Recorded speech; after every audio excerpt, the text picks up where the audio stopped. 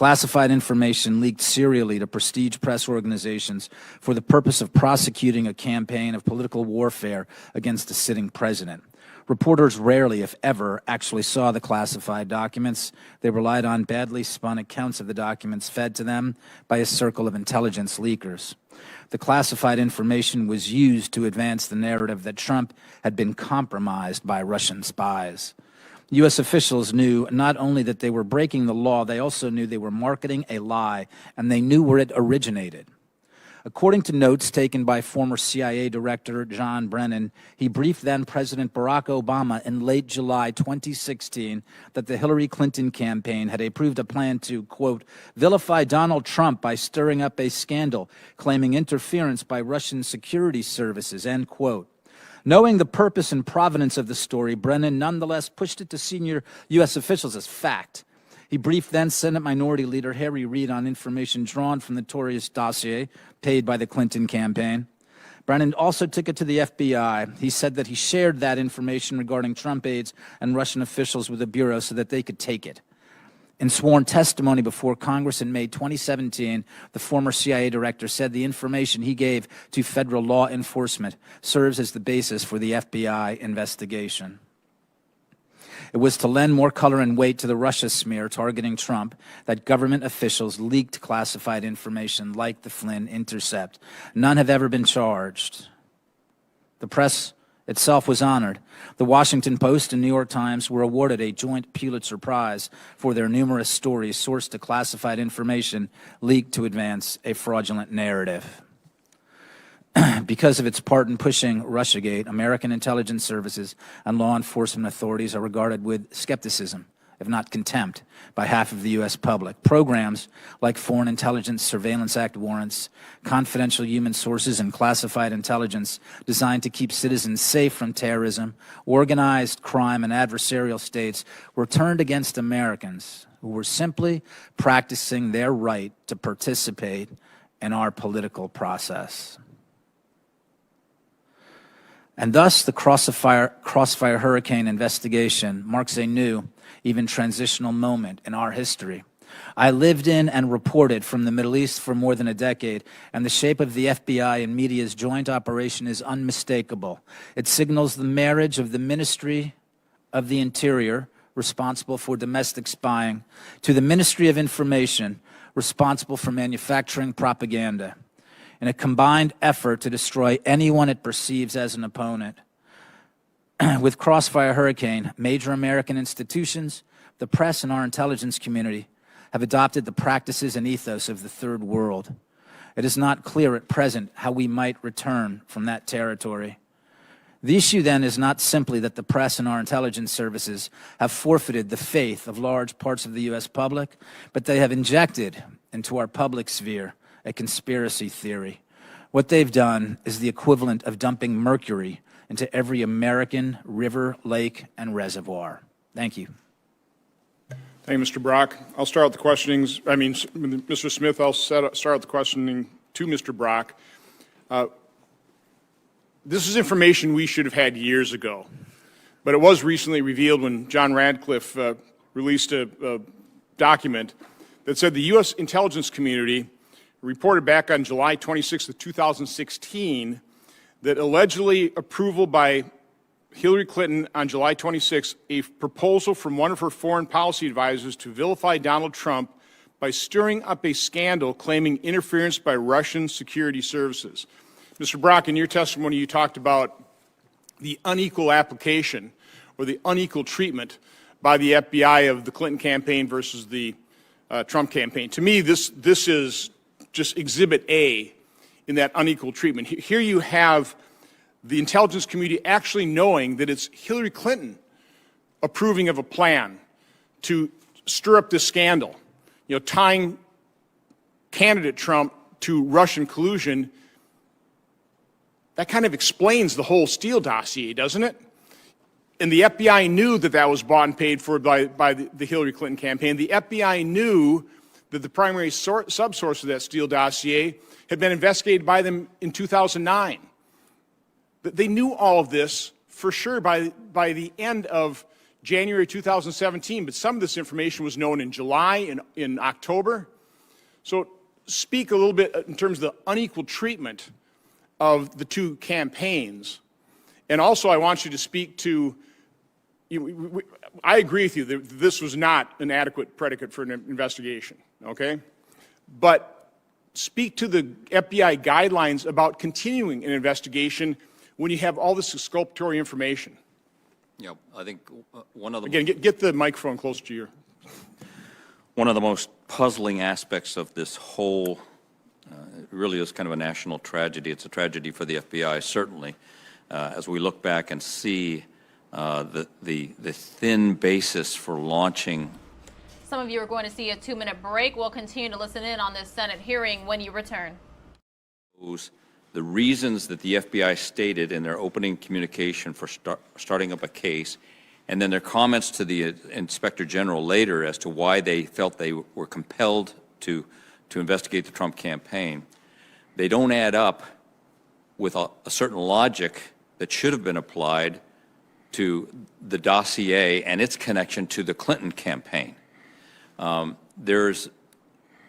If they applied the same logic to the dossier and the fact that the Clinton campaign arranged for and paid for that and received Russian disinformation, then they would have had to open up a separate counterintelligence investigation, and yet they didn't. And quite honestly, close down the Trump investigation.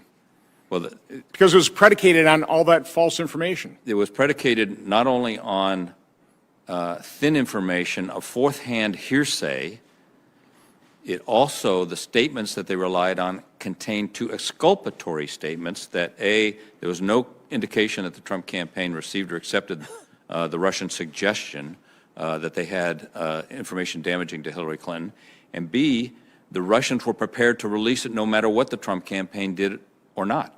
That is in their own opening EC. That right there for an experienced counterintelligence leader in the FBI should have been enough to say, we don't have enough to open up a case. So I want to address my next question to the two journalists. There really has been, and there is, an unholy alliance between liberals, Democrats, and the media. There is completely unequal treatment by the media, most of the media, Democrat versus Republican. Again, Exhibit A in this bias is how they treated the whole Russian hoax. And as our report showed, 125 leaks in the first 126 days that just drove this, sustained it, fueled this false narrative. I'll start with Ms. Atkinson. What duty do reporters have to reveal their sources when the sources give them false information? It's a case-by-case thing. There is no standard across our profession. In fact, one of the things I've criticized is that at the beginning of the Trump administration, many news organizations announced that they were suspending their normal ethics and standards that dictate how their news organization typically deals with things such as use of anonymous sources, that they were suspending these because they said they needed to suspend their standards to cover a uniquely dangerous president. And I've argued, and I think you've observed, that I actually think there's no more important time for us to keep our standards and ethics than when we're covering somebody that maybe we don't like or we have strong feelings about. That's what standards are for. And instead, we saw this lifting starting in the 2016 time period and this changing of everything, the way we used to cover things. And at CBS News, there were very strict rules we went by to use anonymous sources as a last resort, and only with very certain and specific caveats and disclosures. All that has changed. And even, the news organizations people used to consider the top ones in the country, if not the world. And there is no overarching body that dictates how this stuff has to be handled.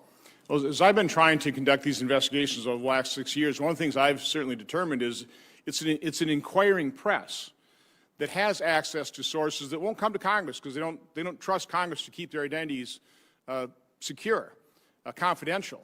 So they go to the press. So the press finds out about this stuff a lot sooner than Congress does, or quite honestly, Department of Justice officials. So I fully understand and fully support a free press, and any member of the press protecting the confidentiality of the sources, but that's when they're giving them true information. Mr. Smith, is there an obligation to protect a source that has given you false information? Yeah, but I don't think it's Turn on your mic and get it close to you. Yeah, I see it. I see it a little differently. I think that what we've seen, as I tried to describe in the opening statement, is an actual partnership between the press and people who are providing false information to prosecute a campaign against the Trump administration. I'm very familiar with the left-wing bias in the media. My family, father, grandfather, great-grandfather, all worked in the press. I was the literary editor at the Village Voice, which was the first alternative weekly in America, co-founded by Norman Mailer. I come from the left. I'm familiar with left-wing bias. What we've seen the last several years has nothing to do with left-wing bias. This is not about partisanship. What we've seen is something very destructive and very dangerous. And how this started was, in part because of the financial collapse of the prestige press, which began with the advent of the internet. We've seen as a consequence the moral and professional collapse of the press. What we're talking about now is not a normal media. It is a platform for information operations. It's not just about partisanship. Okay, Senator Peters.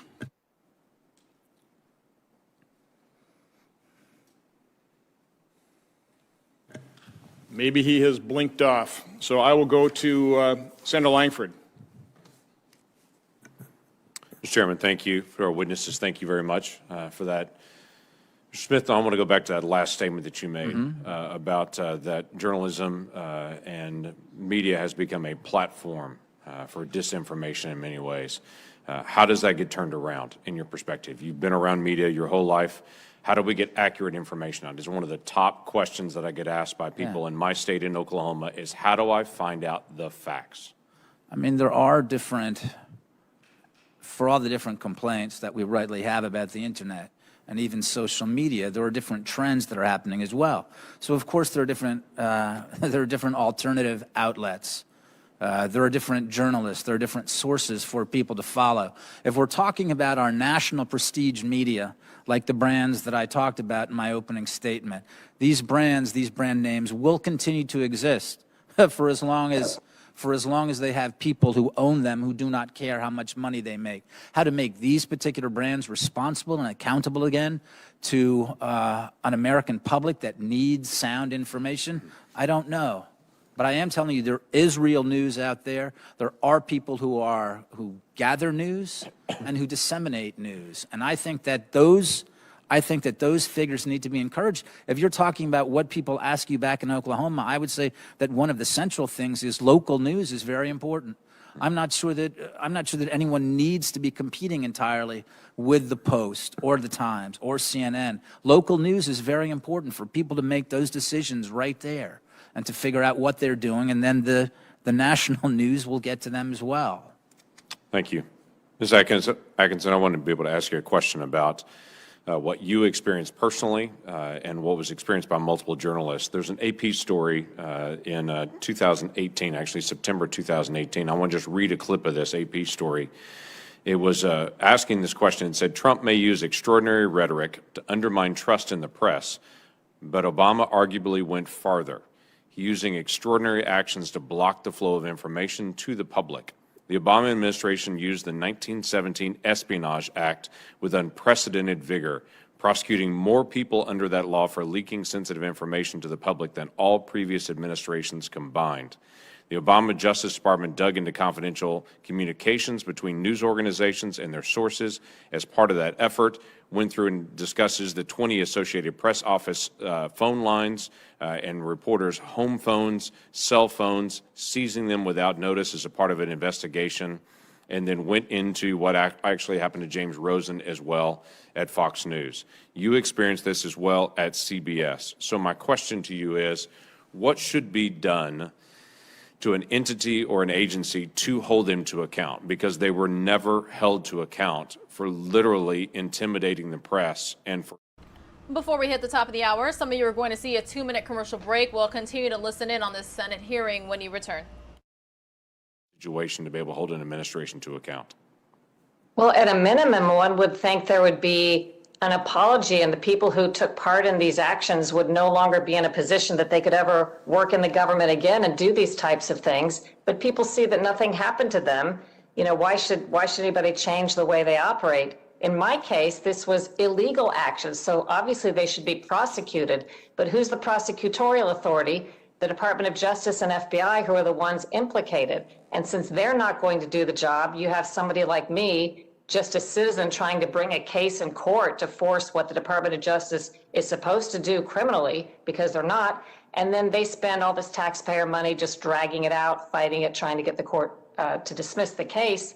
I think because there's no accountability time and time again, then they may say, oh, people need more training, we'll reiterate our policies. This has happened over and over again, and they know, again, from administration to administration, some of the same people, nothing ever happens to them, so the behavior doesn't change. Mr. Brock, let me ask you a question as a follow-up to that. You've been around the FBI, been in the FBI, now retired from it. You still know a lot of agents, you know the process. What should and could be done to an agency or leadership or individuals when they have an abuse of power? How should the investigation be handled? What is missing, and why can't we seem to close the loop on these investigations?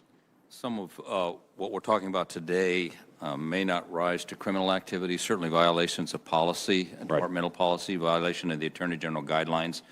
The executives involved were all fired, and with good reason, with cause.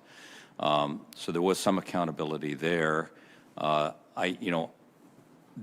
this committee is doing, shedding light on the abuses that took place by this small kind of rogue band of executives at FBI headquarters is vitally important. This is not the FBI I knew or worked in. This is not the FBI agents who work tirelessly, and analysts and other support personnel who work tirelessly every day for the good reasons that the FBI exists. This was a hijacking of the FBI, given respect to the Inspector General's conclusion of no bias.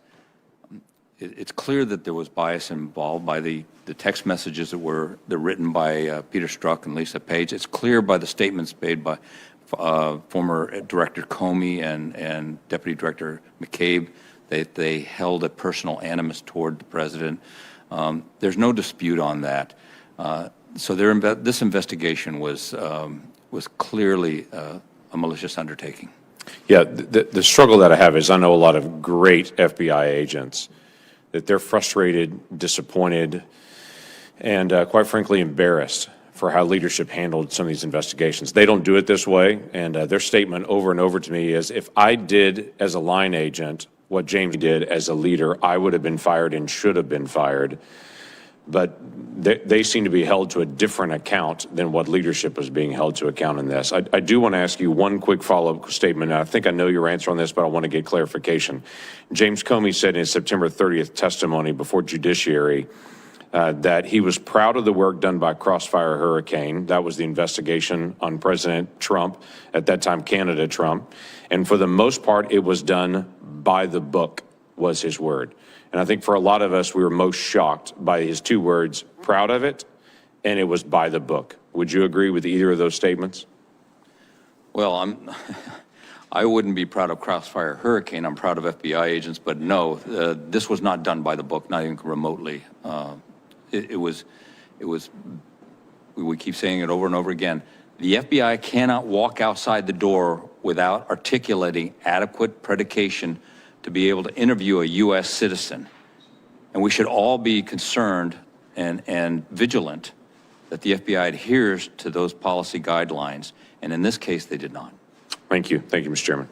Well, I want to thank you, Senator Langford, Senator Scott. I think Senator Hawley's on by remote for attending this. I think this is part of the problem.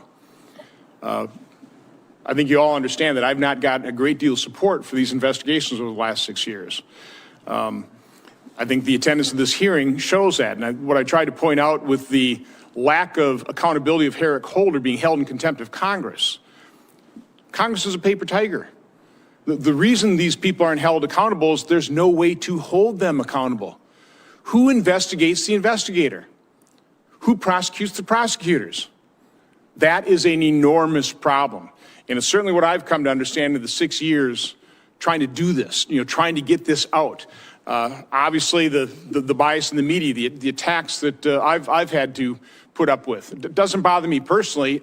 It bothers me in terms of the reflection and the impact on our democracy and on our freedoms. This is serious. And yet, we've got a couple senators attending this hearing. And I've got my ranking member saying this isn't even an appropriate hearing for this committee to have. There's the problem. Senator Scott. Thank you, Chairman Johnson. First, I really do believe that Americans care about corruption, and they want to make sure that their president's not involved in corruption. I believe all along that we need to have a full investigation of Hunter Biden and his relationship in Ukraine. I think the public deserves to know how a Vice President of the United States was able to force a foreign government to stop investigating a company that was paying his son $83,000 a month. So, Ms. Atkinson, can you talk a little bit about what you've uncovered with regard to Hunter Biden and the Ukraine? And then after that, you talk about that, talk about... All right, while they figure their audio issues out, we're going to take a quick 2-minute break right here on News Now from Fox. The next President of the United States.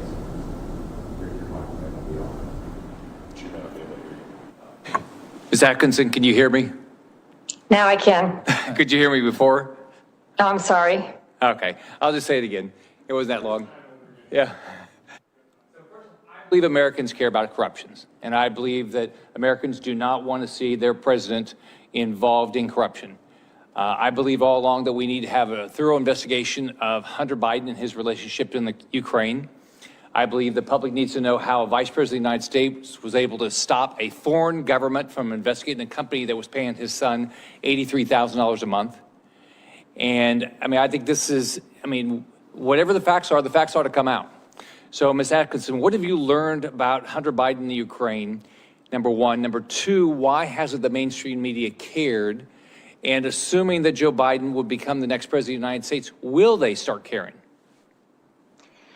I have not done as deep a dive into the Hunter Biden question as other journalists who have written really good pieces, including left-leaning publications starting about a year ago this time. We're doing some great investigations, and I think that can be attributed to the fact that at the time there must have been people putting out the narrative, as I say in the news, that did not want Joe Biden to be the nominee or wanted somebody else. So therefore, even among left-leaning political figures and so on, this was debated. But then once Joe Biden became the nominee, it evaporated, at least as a discussion among the liberal press and left-leaning figures, and it became supposedly a conspiracy theory by conservatives at that point, although it was quite well documented and covered previously. I learned that there are, at the very least, some very legitimate questions to ask about conflict of interest and potential conflict of interest. I learned that if you substituted the name Biden and Trump, or Trump's children and Biden's children, I think you would undoubtedly have a very different kind of media coverage than the lack of interest and the advocacy that comes from some of the media that are trying to squelch the story and the discussion of it, aided by social media and powerful interests who don't want it talked about. And do I think it will change under a Biden presidency? I don't think so. I think there will be some criticism in the popular press of Joe Biden when he comes under criticism by others in the left-leaning, again, press or political figures. Maybe he's not doing the right things, but he's certainly not going to come under the same sort of scrutiny or attacks or the one-sided coverage that President Trump got. And I've written books about this, showing that the false coverage, not just the biased coverage, but the media mistakes made all the way from the New York Times to the Washington Post and to CNN over and over again, just false reporting and false information. I don't think we're going to see that. I think in the campaign, that was demonstrated that we will see a whole different kind of news coverage with Biden for reasons that I've explained. With news organizations, I agree with Lee, now largely taken over by narratives and propaganda. We've invited these special political and corporate interests to use us for their talking points and their distribution of narratives and storylines. And by and large, that's what many of us have become. So Ms. Atkinson, how can somebody who believes they're a legitimate journalist like Wolf Blitzer or Jake Tapper not care about this? They've portrayed themselves to be legitimate journalists that want to get to the facts, hold people accountable. They're very clear they want to hold both sides accountable. How can they continue then to not care about something like Hunter Biden? Well, I worked at CNN back when it was a news organization back in 1990-93, and we wouldn't have dreamed of covering stories. I spoke to many former CNN insiders in the book that I just wrote. They're all horrified at the turn that this once very prestigious and fairly straight down the middle news organization has taken. And you have to understand, if you realize that the media landscape has now been successfully co-opted and we've invited them in, I say we've been infiltrated by these interests that want to turn us into these mouthpieces, then you understand that when you do that job, you put forth a narrative, even if it proves not to be true, that you are given promotions and attention, and your views are then amplified by the like-minded media and social media, and it feels like you're doing everything right. Your colleagues are patting you on the back, and it just sort of feeds upon itself. But it's evolved into a situation where it's not journalism as certainly as I knew it, and as I think many Americans, if you've been around long enough, thought of journalism. I think it's all being redefined right now and changed. So take individuals like Jake Tapper and Wolf Blitzer. Can they actually go back to becoming legitimate journalists again, or is it just the way it's set up with their producers and the way CNN works that it'll never go back to a normal investigative and a fair media outlet? Well, a lot of people weighed in on that when I interviewed them recently, including former people who were executives at CNN and were there part of the discussions about changing the way CNN worked into what it is today. So I'm not an expert on this, but a lot of people think that it is not going to be able to go back to what it once was, even though there is a demand. Even people who want to get their left-leaning news from CNN and maybe their right-leaning news from Fox or somewhere else, they still want a place they can go that they feel is just telling you the story where it leads and more down the middle. But the people I spoke to the extent these are news executives who worked in the industry, they don't feel, if they had to guess, that CNN can go back to what it was, but they also don't think it survives moving forward without Donald Trump, the villain, in the way that it's been doing the last 4 years. Pretty quickly, we've had these hearings recently about Twitter and Facebook and places like that where they censor conservatives. So and then they allow Ayatollah or Maduro, people like that, do whatever they want. What do you think? What do y'all think the impact that has on our democracy when a conservative can't have anything, say much on Twitter or Facebook, but Maduro in Venezuela, who's committing genocide against his own citizens, or the Ayatollah, or the Communist Party of China can do whatever they want? What do y'all think the impact of that is on our democracy and the ability of us actually to do our jobs? You'd like me to ask, Anderson? Sure. It's laughable, of course. I mean, they have, Ayatollah Khamenei who tweets all the time, and he gets away with death to Israel, death to the United States. And the president of the United States, if you look at his Twitter feed now, it's 3/4 is censored. What's not censored is that it's marked with advisories. It's preposterous. People see this. I mean, this is the thing. This is getting through to people outside of Washington, outside of New York, outside of Los Angeles. People see it's a farce. They understand that not just the media. They understand social media. They understand that the game is tilted against them, and people are getting angrier and angrier. Do I care myself personally? I think it's obscene that they let Khamenei and they let the Iranian lunatics, the Islamic Republic, post whatever they want, and American conservatives are thrown off there for something ridiculous. It's laughable, right? But the serious thing is happening in the real world, off of Twitter. Americans are seeing what's happening, which is it's a blessing. That's a great thing. May I say one thing? Sure. I feel like I've looked at this issue quite a bit, and there's danger in the notion that sometimes we say, those of us who don't like the censorship that social media is the heavy hand that they're now using, we say, why aren't you censoring this because you're censoring that?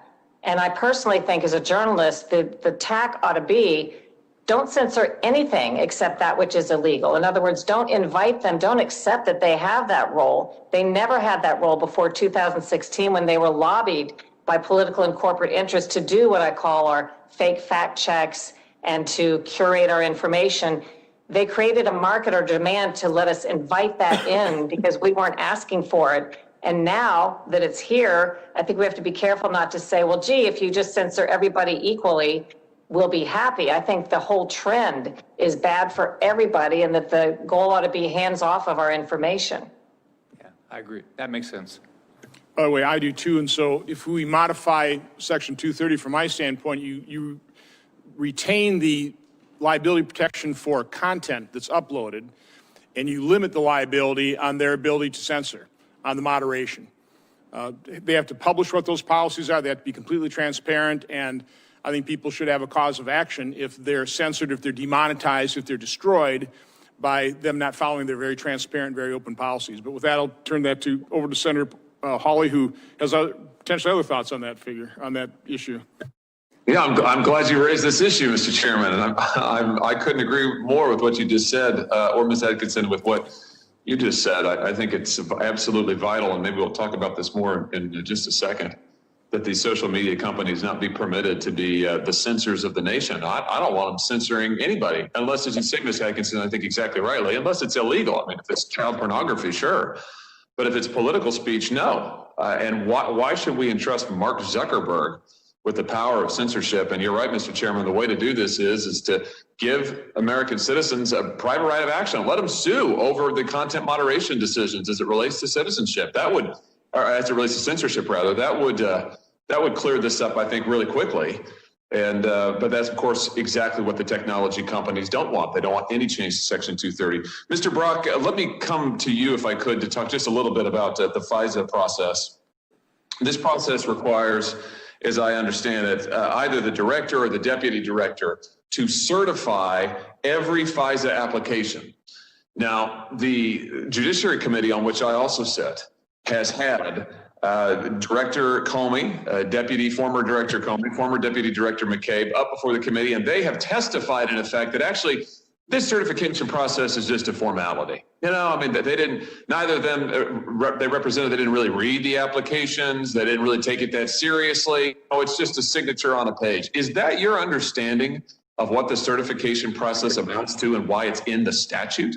Not for this type of case, Senator. It would be startling to me that an FBI director and deputy director would treat a FISA application against a presidential campaign in a nonchalant way. I would assume that they, or at least their chief of staff, the chief counsel, would read it word by word and inform them to the deepest degree possible as to the nature and applicability of the FISA. If it was a normal FISA on a suspected intelligence officer of the FSB, that's one thing, fairly routine, fairly pro forma.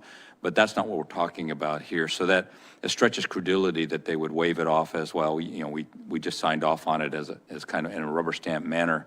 That just is hard to fathom. You know, as a former leader at the Bureau, Mr. Brock, just tell me what you think about what the FISA court said when they rebuked the FBI directly and said that because of the misinformation and in one case at least outright falsehood that the Bureau submitted to that court, to the FISA court, as part of the FISA application process, because of those falsehoods and misinformation, the court can't trust the FBI's submissions in other cases that have nothing to do with Crossfire Hurricane. I mean, have you ever heard of something like this happening? I mean, what does this say about the credibility of the FBI and what they have done in the Crossfire Hurricane case? This is part of the wake of damage that's been left by these executives, because you're exactly right, Senator. It calls into question every other FBI FISA application for vitally important cases, counterterrorism cases, life and death type of investigations. So it's tremendous damage. I don't think the court was strong enough, frankly, in its condemnation of this activity. The director's own words, Director Comey's own words, that the dossier was salacious and unverified. And then 2 times after uttering those words, he signed off on a FISA application that was, by the FBI's own admission, by their own admission, dependent on that dossier for the probable cause. So it's difficult to square what their thinking was and why they went forward like this, other than there was an ulterior motive there somewhere. Well, let me ask you about your testimony, your written testimony, which you said that you're firmly of the view that there was insufficient evidence to justify opening the Crossfire Hurricane investigation. Tell us a little bit more about that. Yes, thank you. And I want to be clear here because obviously I'm taking a different position than what the Inspector General wrote in his report. But if you read that carefully, he interviewed Crossfire Hurricane team members, and all of them spoke about the necessity of investigating Russian interference with the election. Nobody disputes that. That is clearly an FBI responsibility. Russia always tries to interfere with elections and other parts of our government activities. Nobody is disputing that. Crossfire Hurricane was a case that was opened against U.S. citizens and members of a presidential campaign. Unprecedented, never been done before. You would think it would be handled with care, marked all over that decision-making process, but it doesn't appear that way. So they literally took fourth-hand information. The FBI received information from a friendly foreign government, which we now know to be Australia, who in turn had a conversation with George Papadopoulos, who in turn received information now known through Joseph Mifsud that the Russians had suggested they had information damaging to the Clinton campaign. I'm not sure how you rally all of that together to make sufficient predication for opening even a preliminary investigation, a limited investigation. They went ahead and opened a full investigation, which gave them the ability to use all of the FBI's investigative powers against U.S. citizens. And as I pointed out earlier, not only were they relying on fourth-hand hearsay, embedded in those statements by the Australian diplomat were 2 exculpatory statements that should have stopped the show right then, but didn't. Right, and we now know that the source, the Steele dossier, which was the principal source for the FISA warrants, and we've heard testimony in the Judiciary Committee that the FISA warrants would not have issued had it not have been for the Steele dossier, and we now know that the principal source for that was, in fact, a Russian agent. I mean, subject to a counterintelligence investigation by the FBI at the time they sought the warrants. I mean, it's just, you can't make this stuff up. I mean, if this were a movie, you'd say, oh, it's totally implausible. In fact, it's actually happened. And that's why I continue to believe this is potentially the biggest scandal in the FBI's history. Let me ask you, though, you talked about the care with which this investigation was handled. It seems like it was handled with a lot of care by a small, tight-knit group of people at FBI headquarters, spearheaded by Peter Strzok. You've also got McCabe in there very much driving this. And that's unusual, right? It's unusual for an investigation of this nature to be launched not from a field office, but at FBI headquarters from a very small group of people. I mean, just tell us about that as someone who's been part of this process before.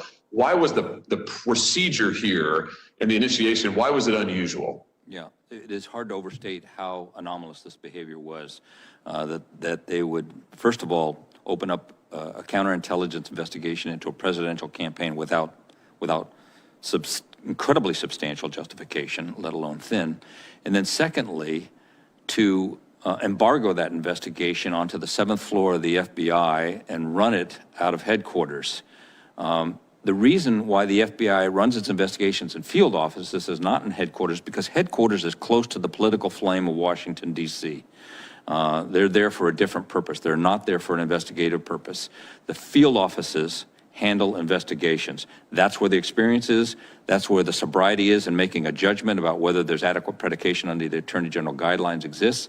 No, they took this into the 7th floor, out of the director's office, and ran this rogue investigation. And I would be willing to, and this is speculation admittedly, but I would be willing to wager that many of those executives involved in that investigation had never read the Attorney General guidelines, didn't understand them.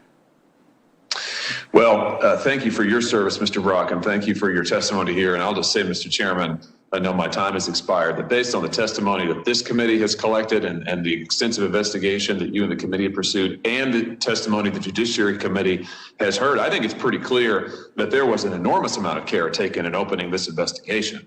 And it was done for political purposes. I think it becomes increasingly clear for all the reasons Mr. Brock has outlined, the violation of procedural norms, the outright lying to the FISA court.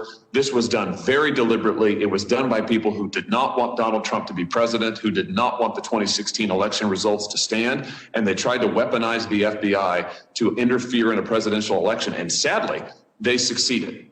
And that is going to go down, I think, as one of the great disgraces in American history. And this committee and this Senate needs to make sure it never happens again. Thank you for your work on this, Mr. Chairman. Well, Senator Hawley, first of all, I agree with you. And if you could stick around, I want to break protocol because I actually want to turn you into a witness.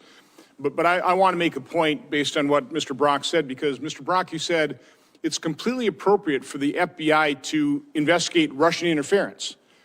They knew there was Russian interference going on in the fact that this Clinton campaign, the DNC paid for the Steele dossier, which they knew was Russian disinformation. And I think this shows the jaw-dropping bias and unequal treatment of justice when they continue to pursue the Trump campaign, where they had no evidence, they had exculpatory evidence, and they didn't lift a finger to investigate what was happening with the Steele dossier and the Clinton campaign. But Senator Hawley, the question I want to ask you, because I want to talk about the difficulty we have here in Congress investigating these things. The resistance I've had to getting documents, even out of the agencies under a Republican administration. You had the ability to interview both Mr. Comey and Mr. McCabe. And by the way, you did an excellent job with Mr. Dorsey, Mr. Zuckerberg, particularly because you had whistleblower information. You had documents, so you could ask them some pretty hard questions, some pretty revealing questions. My big problem in bringing either Mr. Comey, Mr. McCabe, any of these characters, is we haven't had the documents. Can you speak to trying to prepare for your judiciary hearing, interviewing both Mr. Comey and Mr. McCabe? I watched that. There was a couple interesting revelations. But because you didn't have documents, because you couldn't, ask them, well, what did you mean in this email? How much did that hamper your ability to actually question them when they were witnesses before your committee? Well, I think there's no doubt that the stonewalling, and I think that's the only word that you can reasonably use here, the stonewalling by the FBI of both the Judiciary Committee and this committee in the investigation into Crossfire Hurricane and the origins here has absolutely hampered the investigation. Of course, that's been deliberate. I mean, they have withheld information from us. They've withheld documents. We've had to threaten. We've had to cajole. We've had to issue subpoenas in some cases. I mean, this is what you've been doing. So to not be able to have the source material, and I'll tell you also, we've been told over and over the Durham report.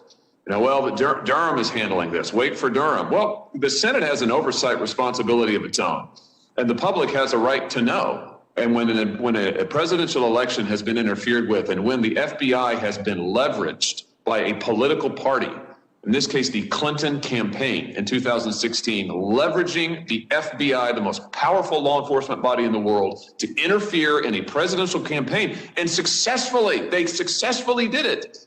That is something that the Senate absolutely must investigate and has a right to know, and the public has a right to be part of that process. And I'm afraid they've been effectively denied by the FBI itself, which to this day is refusing to turn over key documents and stonewalling and slow walking. And that's why I say, Mr. Chairman, it is just confirmed in me the conclusion that the FBI needs pretty fundamental reform. And what Mr. Brock was just describing, a political atmosphere has clearly taken over in the upper echelons of the FBI, which is a great disservice to the field agents and the men and women who are out there on the line every day, enforcing the law, investigating, bringing criminals to justice. But you've got this political group in Washington, D.C., and what they're doing is dangerous.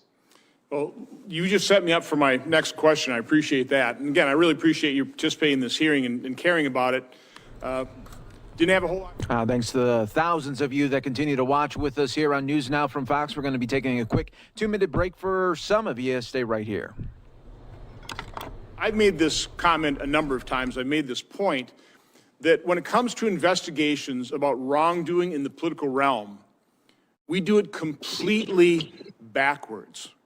I mean, take a look at what happened. Take a look at the corruption that we now know about, but how long it took for us to get this level of knowledge of what happened. And by the way, we are a long way from fully understanding this because of the resistance, because of the obstruction. But I would argue that the order of investigation ought to start, again, this is investigations within the political realm, wrongdoing there. It should start with congressional investigations. Congress ought to have access to all the information. I can't tell you how many times the excuse has been given to me when we've requested things, even under subpoena, that, well, you know, we've got an active criminal investigation, or we've got a special counsel, or we've got John Durham. He doesn't want you interfering with his investigation. The way this should work is, because it's, from my standpoint, is so far more important to expose this so the public understands what happened, to provide that accountability of public awareness as a deterrent, as opposed to a criminal prosecution and putting somebody in jail, because it like rarely happens anyway. So I think Congress needs to first investigate, have all the access to all the information, and then if we see potential criminal activity, we refer those cases to the Justice Department. If there's a conflict there, then you set up a special counsel. So we've done this completely backwards, and here we are 4 years later, and we're only now starting to uncover the extent of the corruption. And the corruption is incredibly troubling. It should have troubled every member of Congress, every U.S. senator, every member of this committee, but it obviously doesn't. Because apparently corruption is partisan. If it's corruption in the side of your party, not worried about it. I'm worried about it regardless. So, Mr. Brock, I want to ask you the question really, how much would it really hamper a criminal investigation if Congress had the same information? Yeah, I appreciate your frustration, Senator. I think all of us are looking for a deep level of cooperation and transparency from the FBI. I'm not here to second guess the decisions they make because there's information I don't have access to that can mitigate certain decisions that are made or color certain decisions that are made. But the nation is craving transparency right now. And I think it's better for the FBI to rip the Band-Aid off, and if there are things that are embarrassing to the FBI that have to be revealed, then let's get it over with. The Bureau has taken a beating over the last 3 or 4 years at the hands of some bad actors. We shouldn't, there's no shame in that. There were some poor decisions made, whether politically biased or not. There were poor decisions that dramatically impacted the American trust in the FBI. So let's restore that. And the best road to that is complete transparency. So I would encourage that. I would also encourage, frankly, and this is a challenge to Congress, I think we have an inadequate description of what corruption means, political corruption means. Right now, federal law is fairly narrow. There are anti-bribery laws, and beyond that, it is hard to really get at corrupt activity. And maybe we need a new definition. If there are family members that are being enriched because of someone being in office, if there are loans being forgiven of political officers, and it is difficult to prosecute that, maybe we need a new definition of corruption and new laws. And it might be difficult for Congress to pass that type of legislation, but right now it's frustrating for the FBI to see a lot of corrupt activity and not really be able to take much action against it. Other criminal violations wound the flesh. Corruption wounds the soul of this nation, and it is eating away at us right now in a very partisan way, as you point out, Senator. So I would encourage opening the aperture and looking at different activity and deciding whether or not we could tolerate that as corrupt activity in our country. So not being an attorney, one thing I was surprised to find out in these investigations, particularly as it relates to the glaring conflict of interest of Hunter Biden being on Burisma's board, is we have no laws, but we have regulations within the State Department against conflict of interest. They just don't apply to the vice president and the president. Maybe you ought to at least change those regulations, if not write a law. But I want to drill down really in terms of potential harm on a criminal investigation prosecution if Congress gets this information. Now, again, I've never investigated anything other than, in my workplace. So I've learned a fair amount of kind of how you go about doing this. And it makes sense that if you really want to go after the kingpin, you start interviewing people lower in the organization. You don't necessarily want the kingpin to know what you're finding out. Correct. So to me, that is the greatest harm that could, occur against a criminal investigation if all this is made public in Congress. But I would argue that is well worth the harm to a potential criminal, because let's face it, information is information. Now, maybe the kingpin is going to learn a little bit more about how he ought to lie to investigators by what he's hearing. But facts are facts, and you can still potentially successfully prosecute somebody and convict them even with just the facts.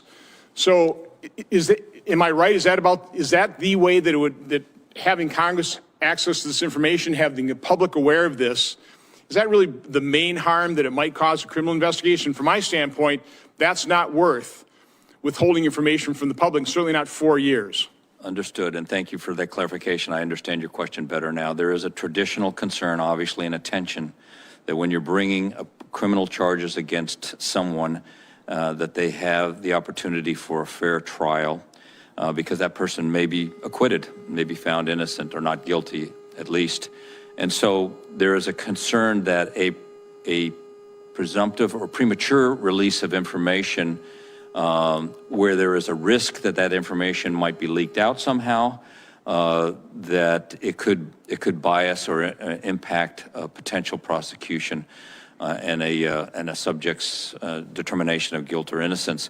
So I would agree with you that I think there are circumstances where information can be securely shared with Congress. That's been proven through the classified committees in this Congress that they can keep secrets. So if there's some mechanism that can be put in place to extend that assurance, then your argument is valid. So the point I'm making is I'm willing to sacrifice the conviction for the public exposure in wrongdoing of the political realm. Because again, you said a lot of this stuff probably doesn't rise to a criminal act, but it's certainly wrongdoing. It's certainly a glaring conflict of interest. It's certainly a problem when it comes to counterterrorism issues, potential extortion. That was the whole reason that the FBI said, well, and political figures, we got to investigate these potential ties to Russia, to Trump, because imagine the blackmail that could be perpetrated against the Trump administration. Well, the same thing's there in terms of a Biden administration as well, and then some. What we found out about connections to CEFC, how that's tied to the Chinese government. This a large company just all of a sudden off the face of the earth. This is troubling, and it just amazes me how the press has just turned a blind eye to it. I want to continue to drill down a little bit on FBI, because I am disappointed. I hate to say this, but I'm very disappointed in Director Wray's inability to restore credibility and integrity of the FBI. I just am. I think the only way that can happen is total transparency, and he hasn't been totally transparent. I don't know whether you ever briefed Congress, but I know when we had the director before our committee in our annual threat hearing, at the tail end of that, I asked him a couple questions. And the question I had for him, because he'd always say, well, this happened before I became director, a lot of this. So, well, here's something that happened under his watch. Again, the predicate being, we found out that the FBI knew the primary subsource was a suspected Russian agent. They knew that Hillary Clinton campaign bought and paid for the Steele dossier. They knew there was Russian disinformation in that. They knew that as of January 2017. They knew all of that. And yet, in March of 2018, I believe it was, members of the FBI, we have the documents of how they were preparing to brief, and they did brief, the Senate Intelligence Committee, and represented that the Steele dossier was reliable. How can that happen? I asked that to the director. I didn't get a very good response. I mean, do you understand how that could happen? This is more than a year later after the FBI knew full well the Steele dossier was far from reliable. And of course, James Comey always said it was salacious and unverified. Yeah, Senator, I'm going to choose my words carefully here. Obviously, my interests are to restore the credibility of the FBI and the American people. Christopher Wray, I think, has done a very good job of advancing a level of trust. I do agree, and I think there's frustration among retired agents and even agents that are currently in the FBI that there should be an urgency to be transparent as nearly as possible. But again, I say, I don't know all the facts. I don't have visibility into some of the sources that may need protecting. There are entirely viable reasons, so I can't second guess that.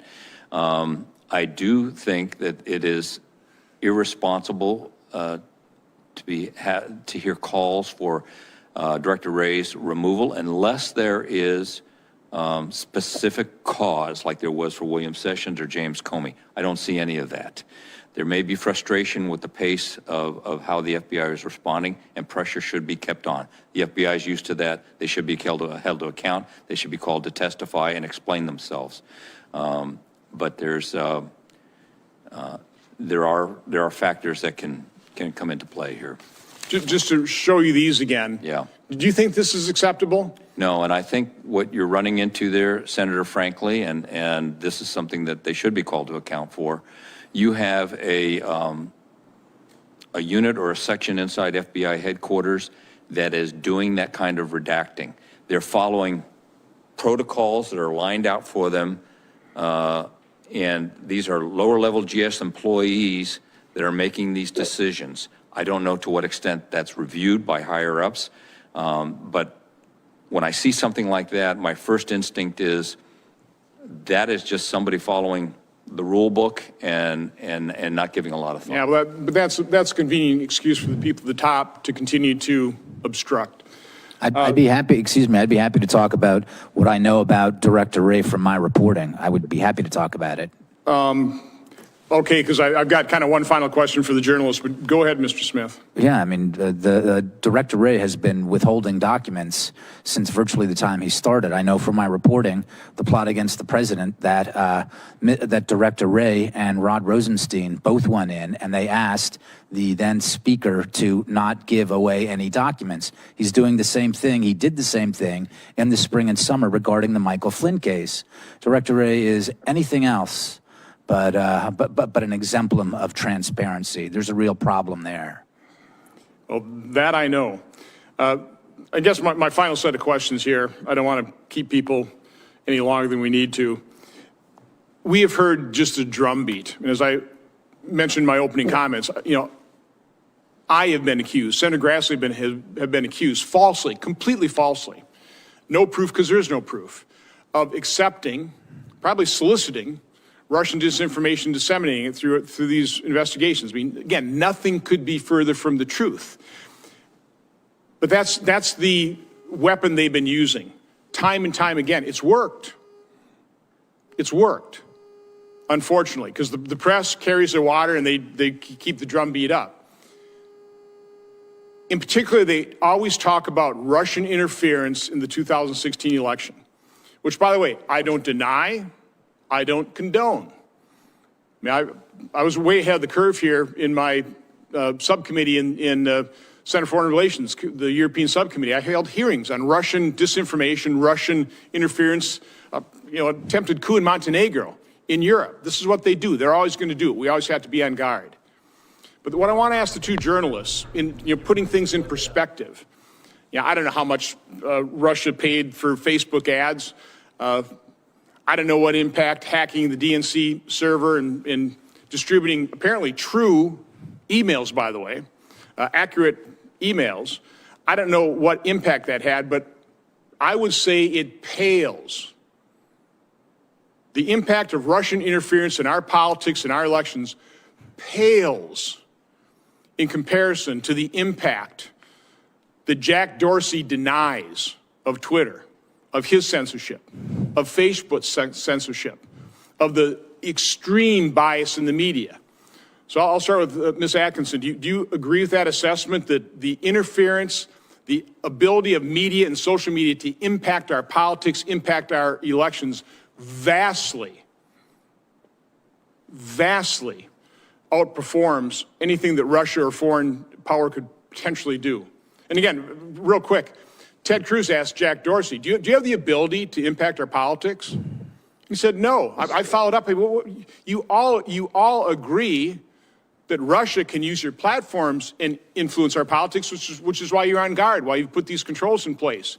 You don't agree that you, in using your own platforms in censorship, in search manipulation, you can't affect our politics, and they just all say no. It's astounding, but Ms. Atkinson, what do you think of that? Well, only from what I've read was the final assessment on what Russia did in terms of purchasing some Facebook ads and so on. Absolutely. I mean, there's no denying that in any way. The difference is one is considered a foreign national security threat, and I assume is illegal, not that we can really yank people out of Russia and prosecute them. But the other is, unless it's viewed through a lens that I don't understand, is a legal way of manipulating public opinion or shaping public opinion and information. And I think that's the hard part about attacking it. The interests that are responsible for convincing big tech in 2016 to start taking this role that they were not interested in prior to that, the political and corporate interests understand how powerful this is and have exploited it in a very dangerous way that tends to potentially impact pretty much everything we see and hear and read and can access. And I will end the answer to the question by saying I do think there are smart people working on solutions to this problem. There are investors and journalists and technical experts who are trying to make it where there will be platforms using perhaps blockchain technology and things I don't fully understand, whereby information can be exchanged in a way that you're not deplatformed if you share the truth or you share a peer-reviewed published study that these powerful interests don't want you to read. And I think some solutions and alternatives we will see in the next 4 years. The question is, in the meantime, we have this very, very managed and controlled news and internet environment that we're trying to grapple with. You brought up an issue. I don't think enough Americans really understand the economic power in terms of like small. Stay right here with us, everyone. More news now from Fox will continue in just 2 minutes. They've shut down their platforms, whether it's on Facebook or Twitter or wherever. I mean, these companies are out there to be used. It's kind of like if AT&T back in the 50s said, we're not going to let you use our phones anymore. That could destroy a business overnight. Now, AT&T didn't do that, but Facebook and these social media companies are.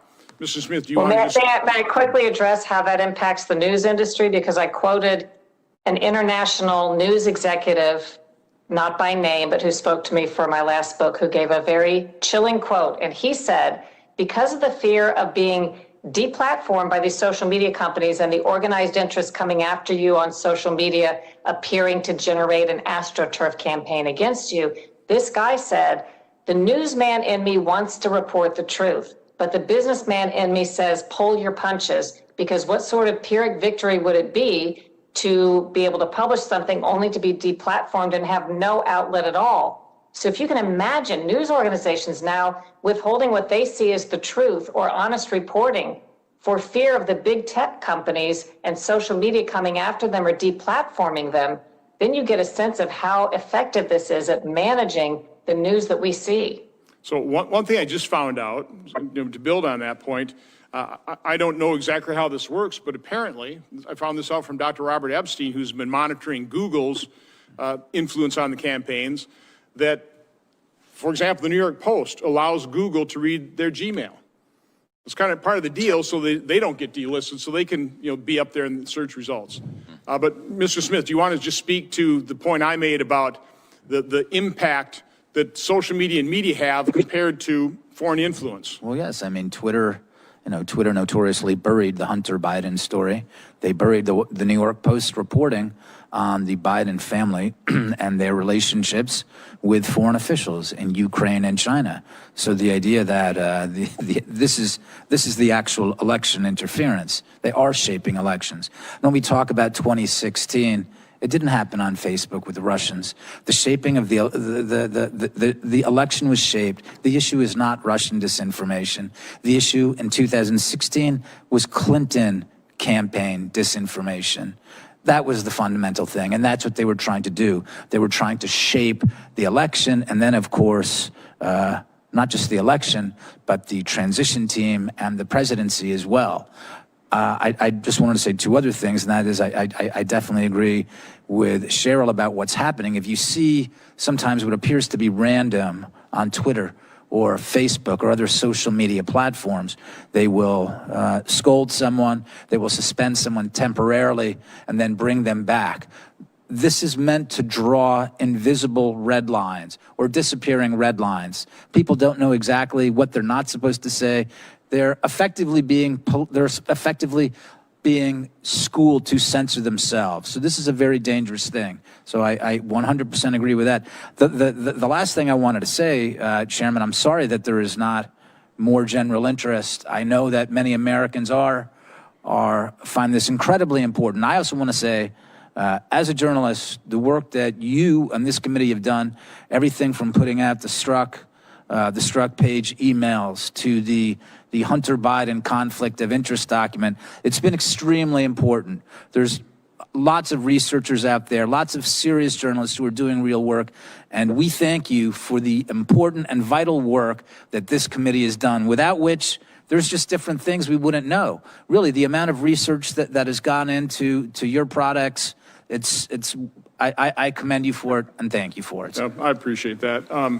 One final point, what I learned from Dr. Epstein after this election, in his monitoring, he found out that Google was only sending reminders to get out to vote to their liberal subscribers until he sent an email to the New York Post knowing that Google would be watching that, saying that he had discovered this. Then all of a sudden they started sending that reminder out to everybody. So apparently they wouldn't get caught. The final point I'll make is, I've gone into Eastern Europe, the former Soviet Union countries, and it is true. One of the main things we emphasize there is anti-corruption. And of course, parts of the corruption is what we always talk about, the oligarch ownership of the media. And, we talk about it. How can we prevent the oligarchs from controlling the media and controlling the political message in for example, Ukraine and other countries. And it wasn't long before I kind of started realizing, maybe we're the pot calling the kettle black here. We just don't call our media moguls oligarchs. We call them billionaires. But isn't that part of the same problem, Ms. Atkinson? Isn't that true? I mean, our media giants, the people control it, these are American oligarchs. They're American billionaires and moguls, and they exert way too much power that we need to figure out how to rein in. Ms. Atkinson. I haven't explored the business aspect. I know that's a common thought. I can't speak authoritatively to that.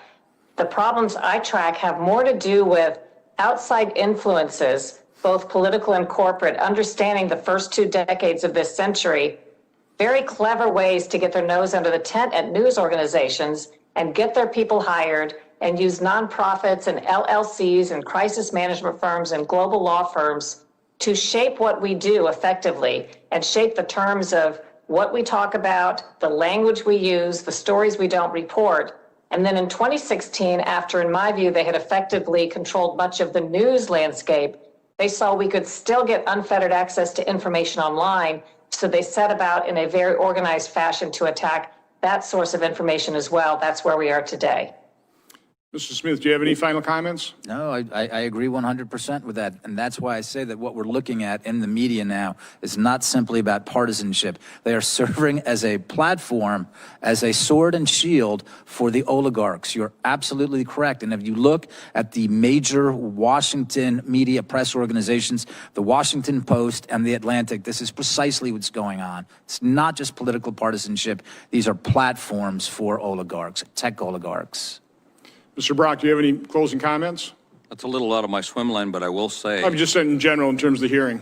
Yeah, well, in general, let me just add on. Information is commerce. I encourage Congress to look at ways to look at control of information like they looked at monopoly and trust busting in the early part of the 20th century. Advocacy journalism, which is what we're stuck with right now, is a moneymaker. And it depends on clicks. It depends on, and so you're going to have people exercising over censorship and so the soft censorship that Ms. Atkinson talked about of deplatforming people and burying things so that they can't go viral. Overall, thank you for the opportunity, Senator.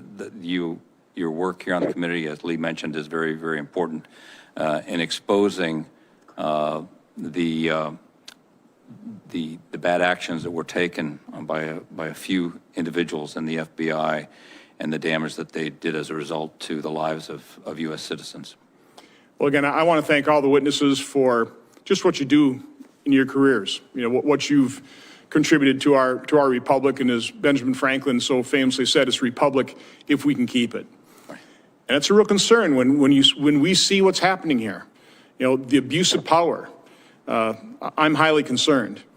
So it's disappointing we didn't have greater attendance. I want to thank all my colleagues who did attend, ask some pretty thoughtful questions. Again, I want to thank you for your thoughtful testimony. I will say what I intend to do is we've got a pretty good editor that will hopefully condense down the best parts and edit this down. Maybe we'll get more eyeballs on this hearing. I think it's extremely important that we do so. We did that with my hearing from November 19th that should have been all about the early treatment of COVID. I mean, what could make more sense? Like Tamiflu. And yet the attacks on that hearing were just jaw-dropping. I mean, to the point where the minority witness wrote an op-ed attacking eminently qualified doctors who are risking their lives treating COVID patients, and wrote an op-ed to the New York Times, which they ran, and then they headlined it, "The Snake Oil Salesman of the Senate." Not just salesman. I mean, that's me. That's that goes to the territory to be attacking me, but to be attacking the vice chair of medicine. And we will continue to bring you this coverage right here on News Now from Fox. Taking a quick 2-minute break. For 50 years and treated over 1,000 high-risk COVID patients, attacking him that way.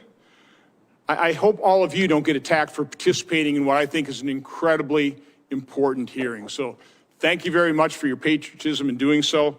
Thank you for your testimony. I am asking that all the documents from a press release that both myself and Senator Grassley released today, that they be entered in the record. And I'll also say that the hearing record will remain open for 15 days until December 18th at 5 p.m. for submission of statements and questions for the record. This hearing is adjourned. Thank you.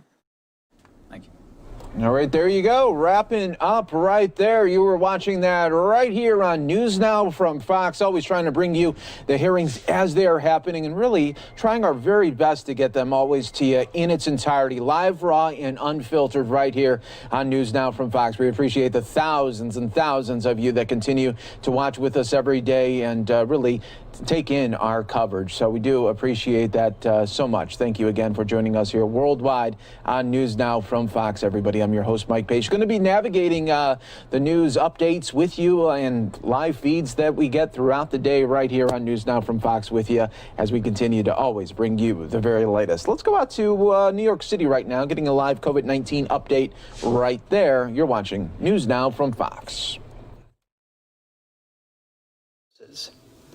This registry is like the air traffic control of vaccine distribution.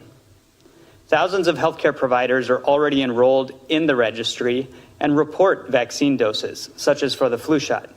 I think of this as the everyday miracle of routine vaccination that prevents so much suffering and already saves lives. But we will build upon this for the COVID-19 vaccine.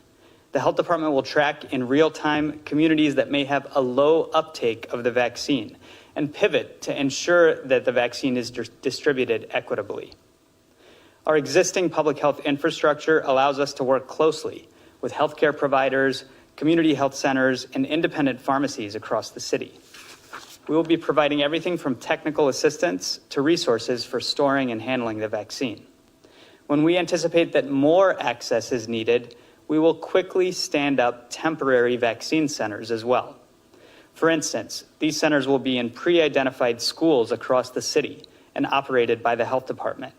They are staffed by trained health department employees, other city employees from other agencies, as well as Medical Reserve Corps volunteers.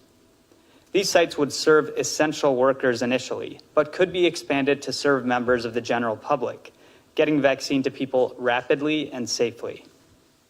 The process is simple. Appointments are scheduled, eligibility is assessed online, and after affirming on the day of their appointment that they are symptom-free, they can show up and receive a vaccination. In 2009, during the H1N1 influenza outbreak, the health department immunized tens of thousands of New Yorkers in temporary vaccine centers just like that one. At one site, almost 6,000 people were vaccinated in just 2 days. But this is a marathon, not a sprint, and there is a long, long road ahead of us. Building trust has to be integral to our preparation, as integral as storage and inventory. So we will also be working closely with our partners, including community organizers, faith leaders, and local clinicians in the coming months.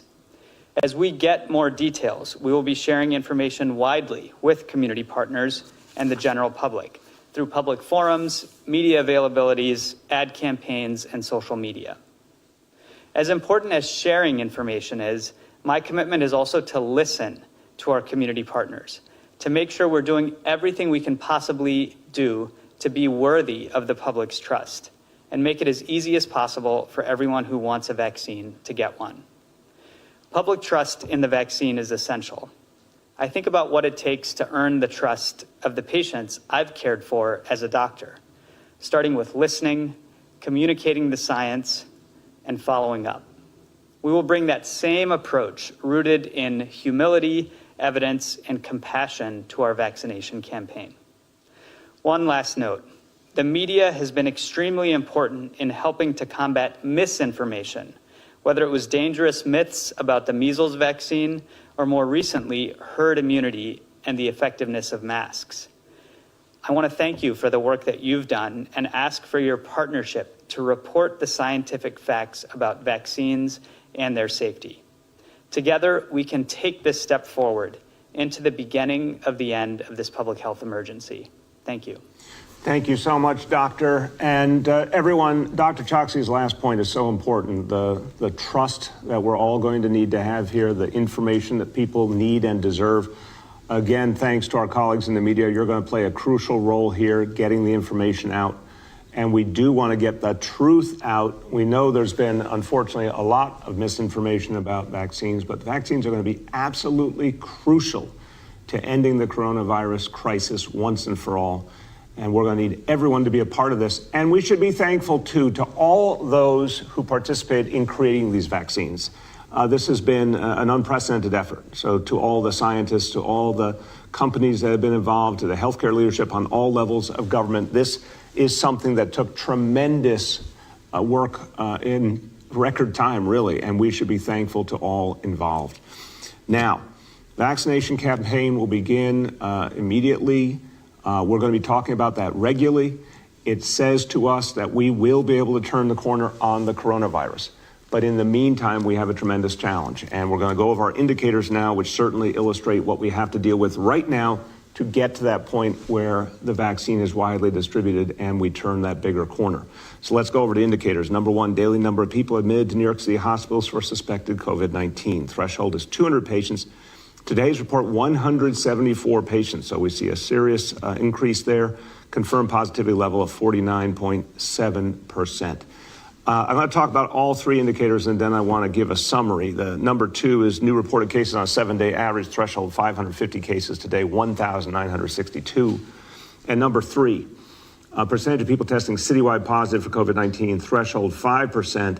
Today's report, the daily 3.9%, but the 7-day rolling average has really increased to 5.19%. So what does this tell us? Well, we have 3 indicators, and we've talked about the importance of looking at all 3. This is something we've had the conversation with the people of the city for months and months, that we use different indicators to tell us different things and to see if they are aligning. What we're now seeing more than we have seen in a long, long time, unfortunately, is these 3 indicators all moving in the wrong direction, or having already, in the case of the daily cases, moved greatly in the wrong direction. So it's quite clear at this point that this second wave, unfortunately, is right upon us.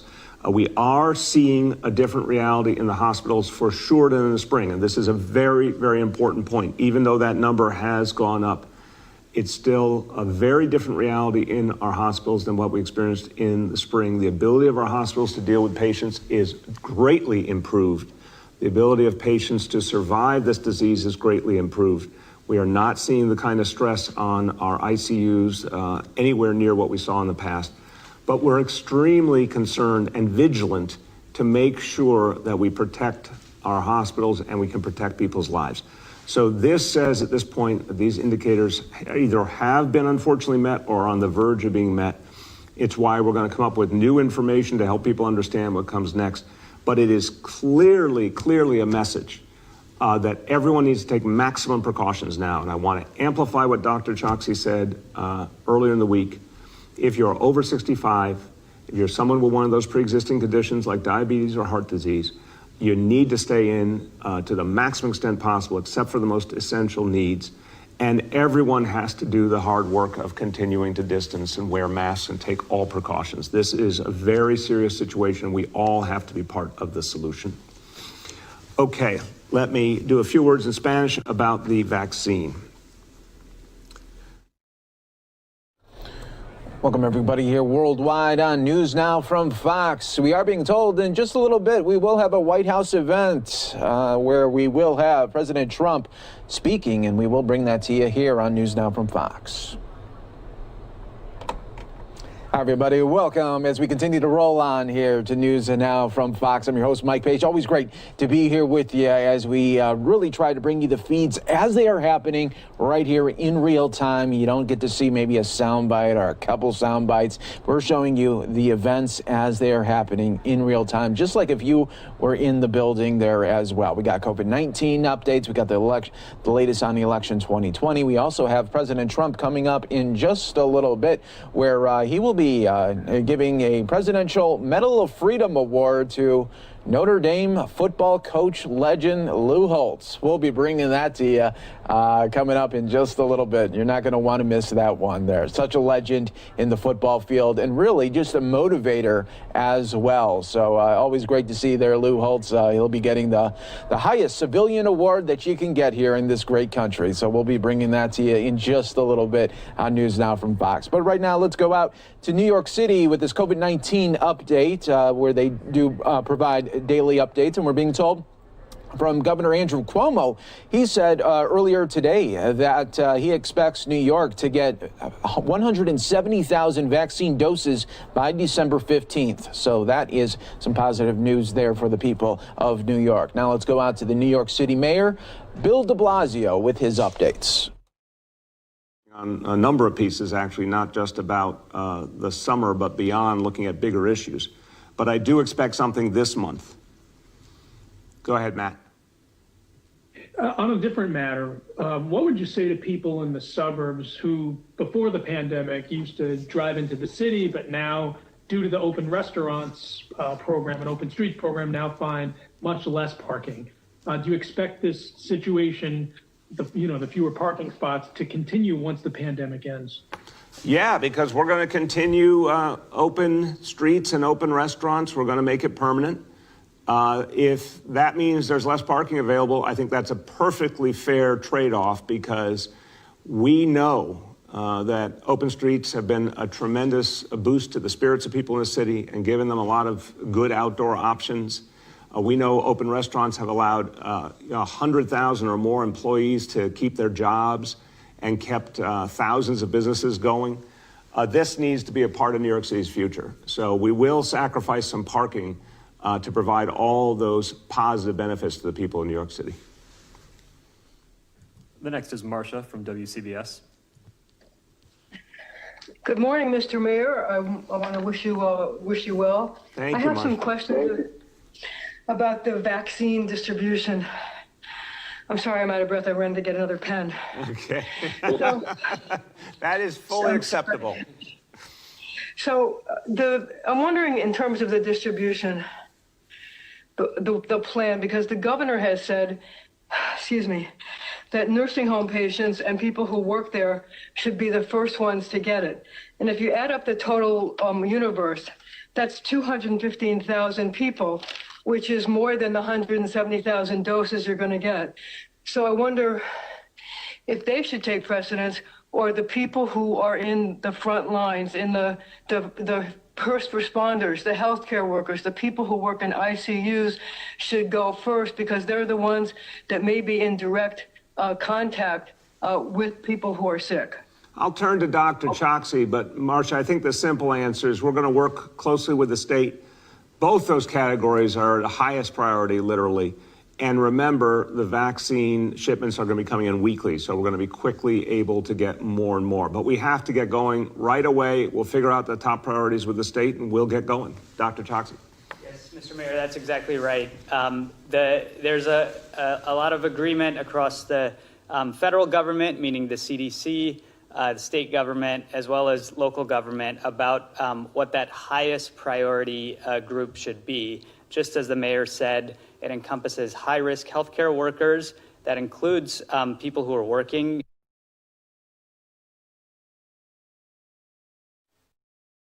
most at risk, including residents and staff of nursing homes. Our goal is to ensure. I think a lot of this is obviously about the train yards. If there's anything we can do to help them secure those yards better, absolutely. That will be something that we'll focus on. Go ahead. The next is Bob Hennelly from the Chief Leader. Yes, I just wanted to circle back on the question of vaccines, because the FDNY has said that they anticipate having a certain number of as yet undetermined doses available for frontline responders, EMTs, FDNY EMTs who've been at a much higher risk, I think 5 times the risk of getting a severe infection than their firefighter colleagues.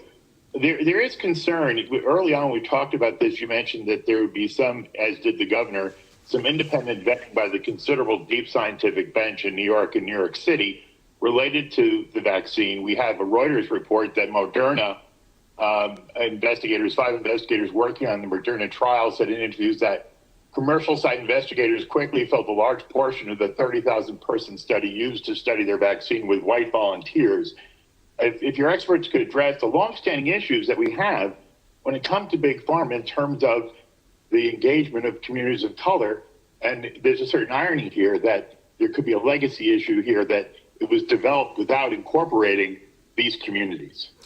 Appreciate very much the question, Bob, because it's important that we look at disparity and bias throughout all aspects of our society, including in our healthcare system. And certainly big pharmaceutical companies need to be examined as well. What it means for the here and now, let's find out from our healthcare leadership, Dr. Choksi and then Dr. Varma.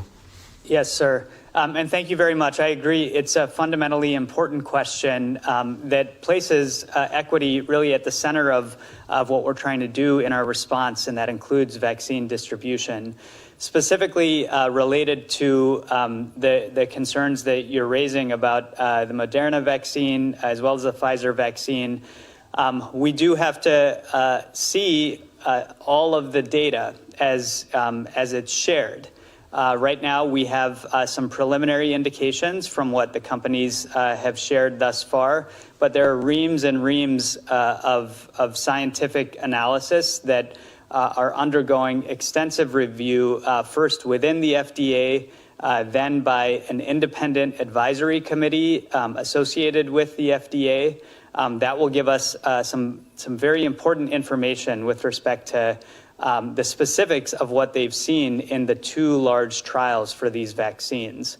One of the things that we will be looking for is exactly what you've pointed out, the racial and ethnic diversity of those trials that have been conducted. I will say one indication, one of the reasons the Moderna vaccine took a bit longer to complete is that the federal government asked them to ensure that there was greater racial and ethnic diversity represented among their trial participants. And so that was something that occurred in August and that Moderna adjusted their trial for. But I think the big picture here, just not to lose it, is that we need to ensure that rigorous, independent scientific review, and we will also be taking a look at all of the data as it emerges publicly. Thank you, Doctor. Dr. Varma, you want to add? Yeah, I would just briefly emphasize, I think a point Dr. Chokshi and others have made all the time, which is that, there are some things we don't know about science and there's some things we know a lot about. And one of those is the fact that race doesn't determine the effectiveness of a vaccine, but racism determines the ability to get vaccines to people and have people accept and use them.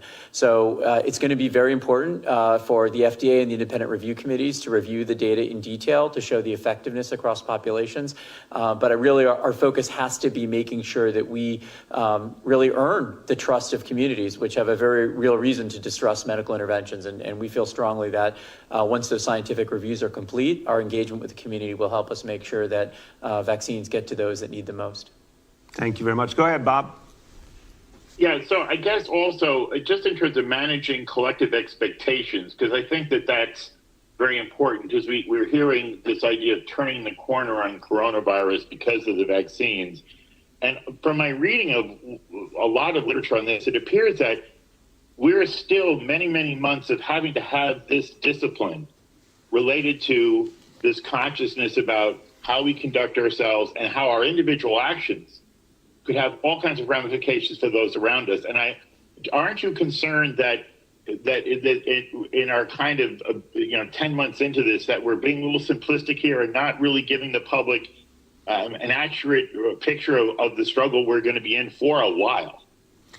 I think it's a great question, Bob, but I'll tell you, am I concerned? I'll tell you why I don't share the concern about what's being portrayed and how people are going to hear it. And I'll start, and my colleagues can add that, first of all, I am someone who firmly believes the way you motivate people to action is by hope. If people are hopeless, Bob, they do not act. If people are hopeless, they give up and they do not have any incentive to do tough and disciplined things. Right now, I'd say I'm very proud of how New Yorkers have handled this crisis, because overwhelmingly people are wearing masks and practicing distancing and following the rules that we put out there. But it's always been in the context of being able to show that there was a real impact. And that's how we went from being the epicenter to being one of the safest places in the country over the summer. We have a new challenge now.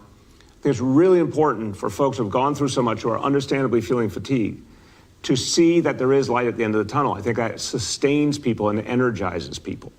But of course it's going to take months before everyone who needs the vaccine gets it, many months. We need people to keep to all those smart precautions in the meantime. One other point, though. Every person who gets successfully vaccinated changes the playing field. As vaccination becomes more and more common, it improves our ability to limit the virus. Remember also, the millions of people obviously have had the disease already, and from what we've seen so far, thank God, are less vulnerable to being infected again or having a negative impact from the disease.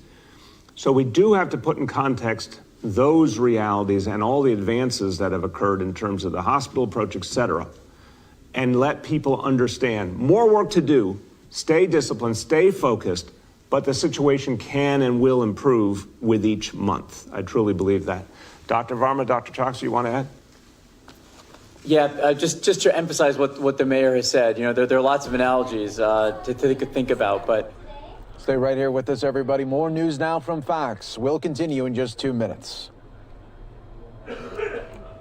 If you're playing baseball and you've got Mariano Rivera coming in the ninth inning, you don't stop batting just because you got a closer coming in. So keep that in mind. It's something that's very important, and that's really the message we're giving people. And this is a season of hope, right? This is the season where people celebrate.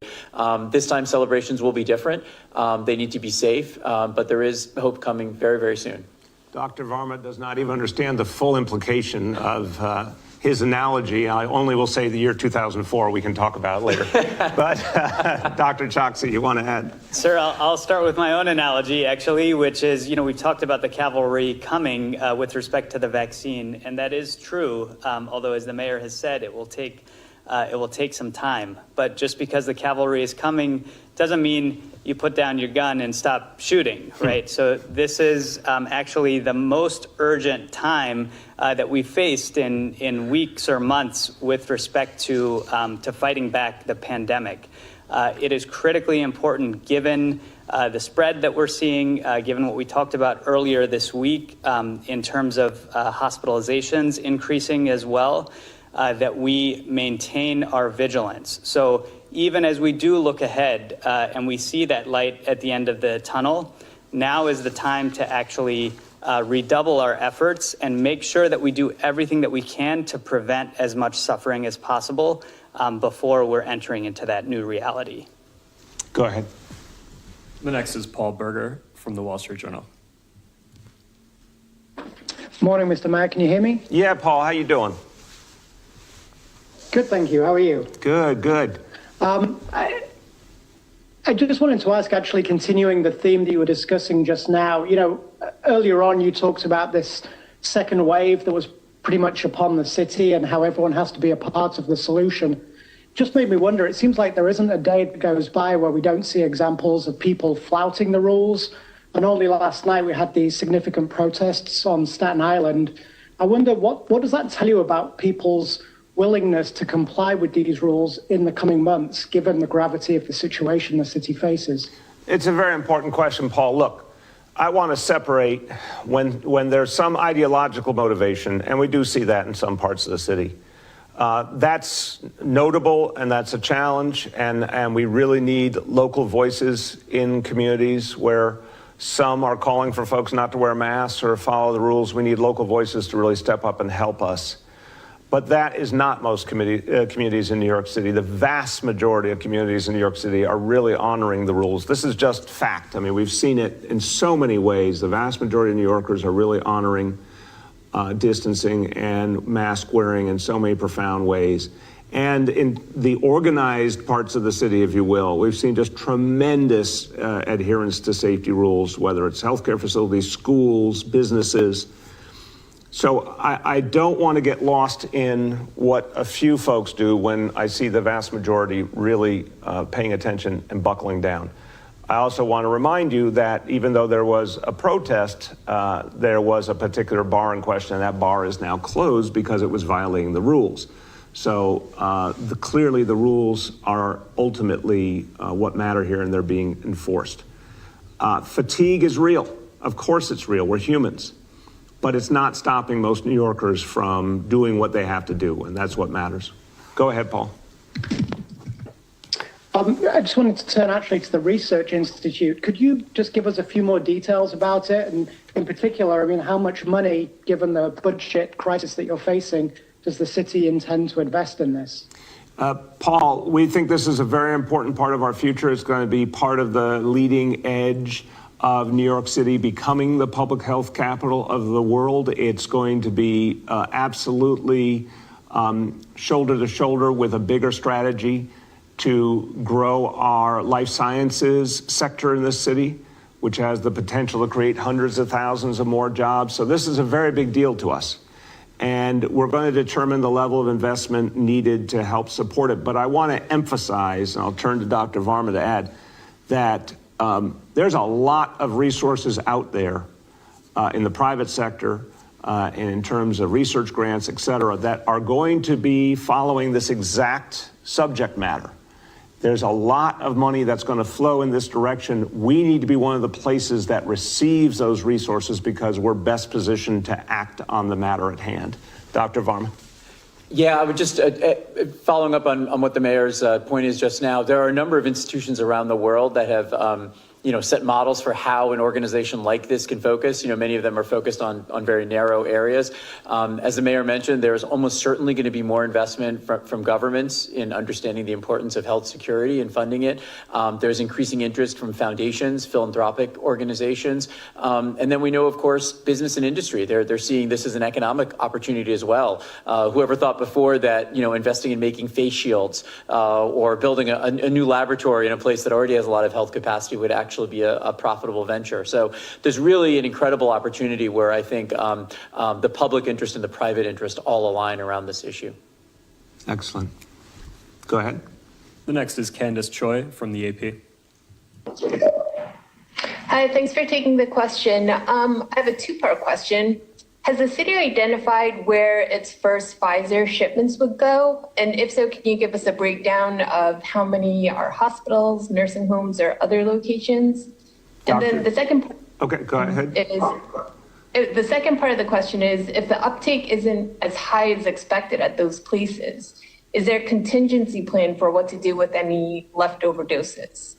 Okay, so we will count that as two questions. And I appreciate both questions. I don't think we're going to have a leftover problem. I think we can say that. I think there's going to be, honestly, tremendous need, tremendous interest, and speed of execution. So I'll let Dr. Choksi speak to it, but I honestly don't think that's going to be a problem, certainly not anytime soon.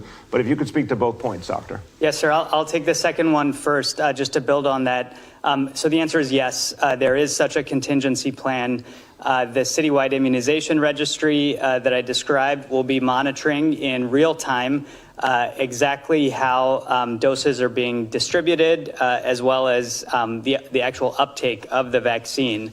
So if we're finding that there are places that are not able to use their initial allotments, we can shift around demand and then also shift around subsequent supply of the vaccine for future weeks. So that is an integral part of our planning for both the initial phases as well as beyond that.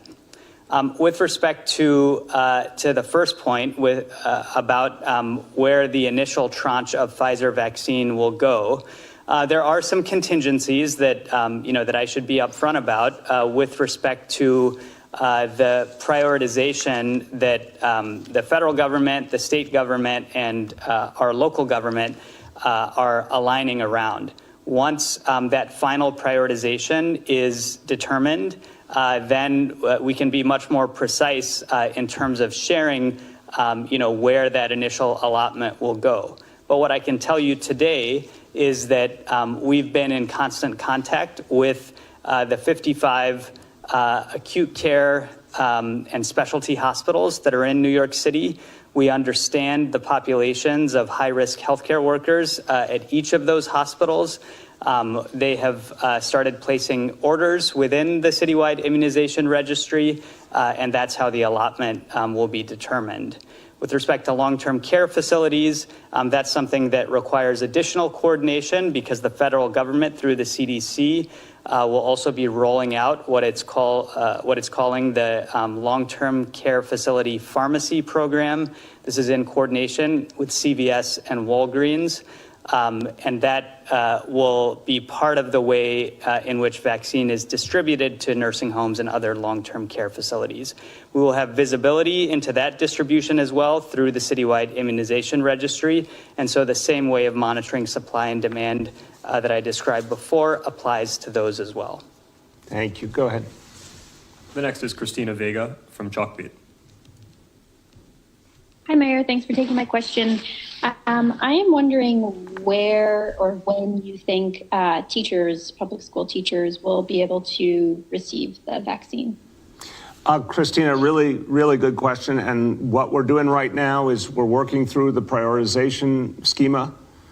And we obviously want to focus, after we deal with the single highest priority groups of folks and the most vulnerable folks, we're certainly going to be focusing on other public servants as well.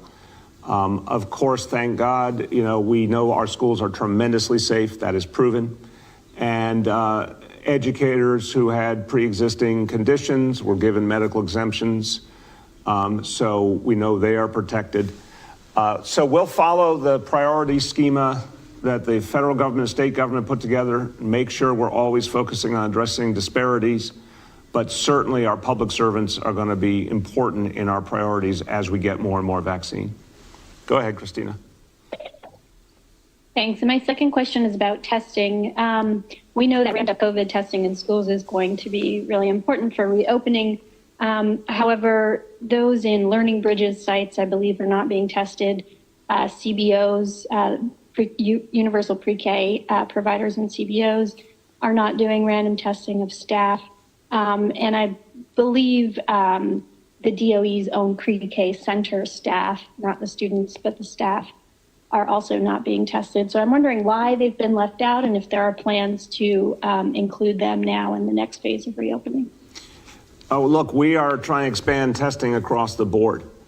And we certainly want to encourage folks to get tested. We now have so many locations in so many communities. We want to do that constantly, and it's free for everyone, obviously. There's different realities with community-based organizations. Scale is something I've talked about a lot. There are much smaller programs where you're talking about Learning Bridges, and when you're talking about the pre-K sites in community-based organizations, they're much smaller. They've been working, of course, to protect everyone in their facilities. But the scale of schools being bigger is where we put the focus. But we're going to keep supporting all of them to get testing to them and to make sure they know where testing is available in their communities. Go ahead. We have time for two more for today. The next is Amanda Eisenberg from Politico. Hi, good morning, Mr. Mayor and everyone on the call. How you doing, Amanda? So I was wondering, I'm good, thank you for asking. So I was hoping that you or one of your health experts could explain why this Pandemic Response Institute isn't housed in the City Health Department and that you're specifically looking at these private-public partnerships instead. I'll start and I'll turn to Dr. Varma. This is about something which I think could be very central to the future of the city and is not going to function as a city agency, but something that really will have national and global reach.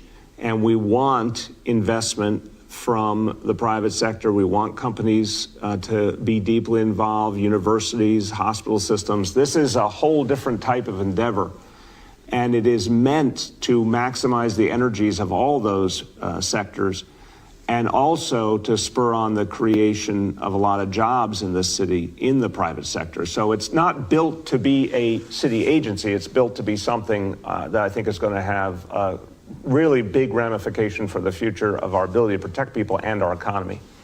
Dr. Varma. Yeah, this isn't a competitor to government services. There's a really strong model throughout the world of entities that have been created for the purpose of pulling together resources from governments, from the private sector, from foundations and philanthropy to promote research, to also promote innovation, which is how you turn research into practice, and to also support training. And so I think, one of the things that we've learned in public health throughout the world is you really need a diverse ecosystem. You absolutely need to be built upon a foundation of a strong government public health service. You need private industry to be able to create and manufacture and innovate. And you need something that sits at the interface of those to do all those things. So I think that's really why this institute is going to be really critical in that regard.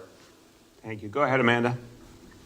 Great, thank you. And then my second question, I know you both touched upon it, specifically Dr. Varma, but in terms of equity and the vaccine, is there anything specific that you could talk about of how you're able to get buy-in from Black and Brown communities where there's been a history of medical abuse and distrust in those communities?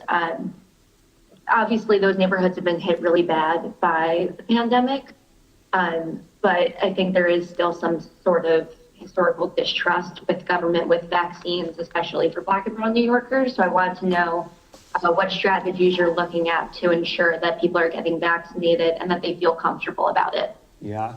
Amanda, it's a very powerful question. Thank you. And let's just talk about this head on. There is tremendous distrust. Black and Brown New Yorkers have every reason to look at the history of American government and institutional racism and be concerned about unfairness and mistreatment. That is something we have to acknowledge, and we have to act on, and we have to change it. Now, I think it's different in New York City in some very important ways, because people of color in this city also have seen a series of changes happen in this city to address disparity. And certainly, even in the context of the coronavirus, the overt acknowledgement of disparity followed by moving resources to communities that have been hardest hit, acknowledging these 27 neighborhoods have been hardest hit and saying they deserve to get priority in terms of vaccine distribution. Folks in public housing deserve priority. These statements say something about making sure that there is fairness, and we're not going to allow the vaccine just to go to the highest bidder, but to actually go to who needs it most. I think that will engender trust. I think working with community leaders, folks in communities of color want to hear from people they trust at the grassroots level. As Dr. Choksi said, that's going to be a big part of what we do, building trust by working with voices who are trusted at the community level. So this is a very real issue. I'm not going to be surprised at all anyone who has hesitated at first, but we've got to prove by our actions that this is an equitable distribution of the vaccine. And we've got to keep addressing people's real medical concerns with trusted healthcare voices, both on the city level and the local level. Dr. Choksi, Dr. Varma, you want to add? Yes, sir. Thank you. And thank you so much, Amanda, for the question, which I agree is core and fundamental to the success of our vaccine distribution program. We are going to make sure that equity, and particularly racial equity, are a key part of how we're addressing disparities that unfortunately we have seen play out in very tragic ways over the last few months. And so to get to some of the specifics and to build on what the mayor has already said about this, first is, I just think about how this plays out in the exam room when I'm taking care of my own patients and confronting the historical legacy of distrust that colors much of the decision making, that happens, particularly in Black and brown communities. And the most effective antidote is a trusted relationship. Those are not things that can be developed out of thin air.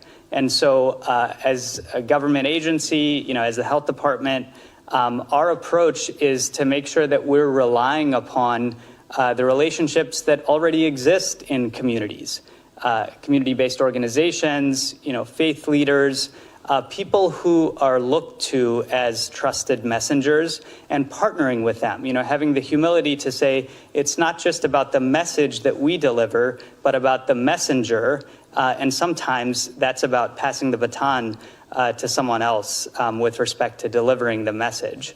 But the other really important piece here that the mayor also mentioned is that we have to think about it in a way that accounts for the places that we're talking about. This is where it gets very concrete. The priority neighborhoods that the mayor has made a fundamental commitment as part of our COVID-19 response, and making sure that we're using our data to track how things are going in those places and to direct more resources there when it is clear that that's what needs to happen. Dr. Varma, anything to add? Nope, nothing more. Okay, great. Go ahead. Last question for today, who we believe is celebrating a birthday today, is Jillian Jonas from WBAI. Happy birthday, Jillian. How did you know that? This team they do their research. Happy birthday to you. Thank you. I didn't even think about it. The Politico reporter and the Wall Street Journal reporter already asked some of my questions, but I would like to know, where will the Pandemic Response Institute be housed after 2021? Because PowerPoint just said 2021. And what is James Patch's specific role in all of this? Well, James Patch is with us, so I'll let him speak to that in a second. But so it'll be housed initially at the Alexandria Center, and then depending on the results that we get back from the RFP process, we'll determine if it's there or someplace else as the permanent home. But again, this is a kind of leading edge. And we were listening to the latest updates in New York City regarding the COVID-19 pandemic, but we want to go to the breaking news that unfortunately has been happening all morning long in California, in Orange County, as mandatory evacuations are issued as this fire continues to rage right now in Silverado Canyon. And right now we have Fox 11's Stu Mundell, the voice there, giving us a live update on what he sees right now. Stu. Mike, thanks for that intro. I'm just telling you guys that we're looking at, this is going to be in the Silverado Canyon area. This is part of the Santiago Canyon mountain range. And what you're looking at right there is the result of a house fire that started around 10 o'clock last night. Now, that house fire clearly got into the brush out here and created what you were talking about. Thousands of people evacuated out here, and then, of course, thousands of acres of brush that are burning. Now, you have the Orange County Fire Authority down there, over 500 firefighters on the ground battling these flames, but now you also have the Forest Service out here as well. You had some Phos-Chek dropping aircraft, Phos-Chek being that flame retardant that you see, that red stuff that comes out of the back of the aircraft. They've been out here dropping these lines, but the big problem this morning, or in the evening as well, was the winds. We had crazy high winds out here, and that was what was causing all this extreme spread rate of the fire. Now, Vinny's our cameraman. He's just showing us that's going to be the head of the fire. That's the farthest point where that fire has made its way up that hillside. As we get a little bit wider and kind of pan over, you can actually see the differences in the winds and the erratic wind behavior. In some spots, winds are blowing pretty hard, keeping it kind of flat, but then in other spots very close by, almost no wind, and that smoke is basically going straight up in the air. Now, firefighters have a difficult task out here to keep these flames in check, but they've been doing amazing work. No structures, besides the one that started this fire, no structures have been lost. So they are down there, they're in that smoke, in those canyon areas. You can't really see it, but there's a lot of homes down there, and they are down there, and they are doing what's called structure protection. We see them down there with their hose lines every now and then. That's one of the firefighting aircraft. That's going to be a C-130. They'll be coming around here shortly doing another line on that head of the fire, but this firefight definitely continuing. Over 3,000 acres have burned, and this fire continues to burn. Mike? Yeah, and Stu, can you just tell our viewers just how horrible of a situation that California has seen this past year with fires? Well, this year is much like any of the other years that we've been having. We have a lot of fires out here almost every year. This year it seems to be in more in areas where it's very, very populated, especially down here in Southern California. This is an Orange County area. This is the second time we had a fire in this general location, and it is very, very close to a major population. A major population right there, as Vinny kind of showed part of it, but he's watching one of those aircraft. And what happens is this smoke basically starts bellowing down into these neighborhoods. In that smoke is embers, and that's what causes the possible problem of spot fires. But it also creates air quality issues. Immense air quality issues. Skyfox landed for fuel just before we went live with you guys, and we were about 15 miles away from the fire, and when we landed at the airport, opening up the door, chunks of ash, literally chunks of ash, were coming inside the aircraft, and you just have to imagine all these folks down there in these neighborhoods, Mission Viejo being one of them, Foothill Ranch, just to name a couple, and Mission Viejo, they're all down there. They're all getting hammered by a lot of this really heavy smoke and poor air quality. Stu, thank you so much for your update there. We appreciate you there from Sky Fox there in Orange County right now. We're going to continue our coverage right here on News Now from Fox, everybody. We're going to go to the ground now, where we do have a Fox 11 reporter there, Sandra Endo, with the very latest that she is seeing on the ground. Sandra, what's it like there? Mike, I could tell you just now, it's just an eerie feel because the smoke billowing in the sky right now has covered the sun. So we're getting moments of darkness in this area of Orange County here on the ground. And we're at one of a number of checkpoints, Mike, because of the fact there are mandatory evacuation orders in place for large swaths of this area because of the fire that broke out at around 10:15 last night Pacific. And obviously fire crews still trying to tamp down the active flames here. But as a precaution, caution. A lot of the canyon areas we're talking about, Williams, Silverado, as well as Majeska, those are canyon areas impacted by this fire, and the mandatory evacuation orders were put in place early for those areas. So what we're seeing is a lot of those homes are kind of ranch style houses, farms, ranch land. So we see large trailers trucking out livestock in terms of horses and other cattle. And so people are trying to take their belongings, make sure their valuables are with them, Mike, to make sure they leave safely and abide by the warnings here. And obviously there are also voluntary evacuation orders in place for the surrounding area. We're talking about places like Lake Forest, Foothill, Portola Hills, and we're seeing a lot of residents flee those areas as well. Now, keep in mind, Mike, we were just here at the Silverado fire in October where a large area was burned. And for a lot of these evacuees we've talked to, they say, here we go again, another evacuation order. So this is something they are unfortunately getting used to and trying to kind of gauge whether or not they should leave or not.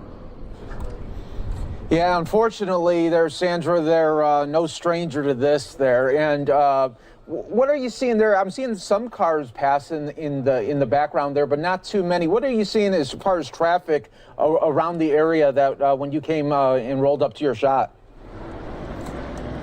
Well, let me show you right now. I can tell you the traffic you are seeing behind me are actual residents leaving this area because it is only one way. And you see this roadblock, again, a checkpoint right here where law enforcement officials are only allowing emergency responders, first responders going up this area. We're at Silverado Canyon Road, and just up the hill about 5 miles or so is where the active flames are going. So clearly they're letting people leave the area, but only allowing first responders back up into the area to make sure they're battling that blaze. But this has really grown from overnight 10:15 at night to now more than 3,600 acres burning. So clearly no containment yet as they're fighting this fire right now.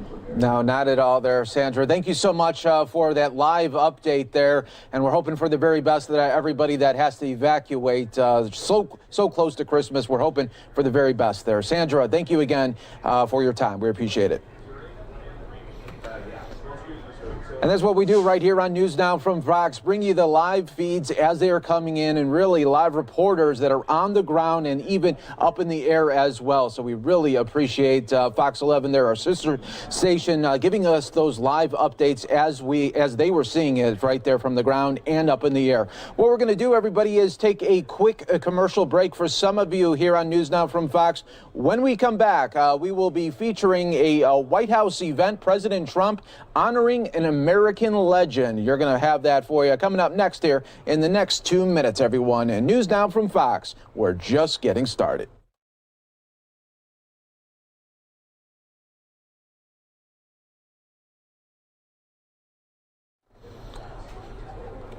Thanks again, everybody, for joining us here worldwide, as always, on News Now from Fox. Live look at the White House here. We're just going to wait a couple of moments, and then we're going to get into the Medal of Freedom Award to Lou Holtz, an American legend there in academics as far as we're talking about college football. Yeah, Notre Dame, yeah, that's a big credentials there that Lou Holtz has. So we're going to be bringing you the very latest there from the White House. And President Trump, at the end of that, also does take some questions. So we will be featuring that for you here as well, all on News Now from Fox, everybody. Lou Holtz receiving that Presidential Medal of Freedom Award there. It's the highest civilian honor there, and Lou Holtz said before receiving the award, saying that it's the highest honor or award you could possibly receive, and I receive it with mixed emotions. First of all, I'm humbled, Holtz said earlier. There are many more people far worthy than me, I can assure you. Nobody is more appreciative than me, so I'm excited to have the opportunity, and at the same time, I'm excited to receive it from President Trump, the president I admire and respect there. Lou Holtz is 83 years old and a member of Kent State University's Army Reserve Officers Training Corps, and served as a field officer in the U.S. Army Reserve before getting into football.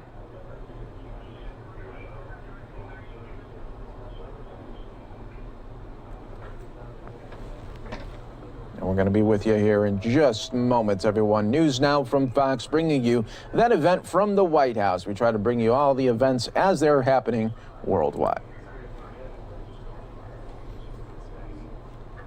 And News Now from Fox does continue, everybody. Live look at the White House here. Hi, everyone. Mike Page here as we continue to bring you the very latest that we are seeing from across the country right here on News Now from Fox. We're going to take you inside the White House. This event just wrapped up where President Trump gave the Presidential Medal of Freedom Award to Lou Holtz.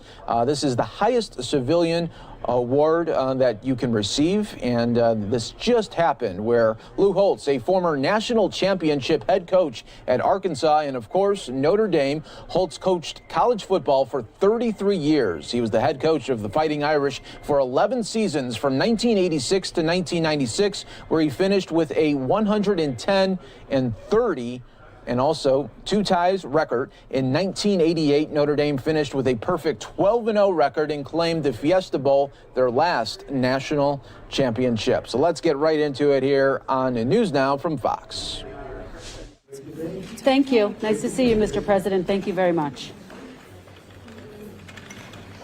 Step up just a bit more.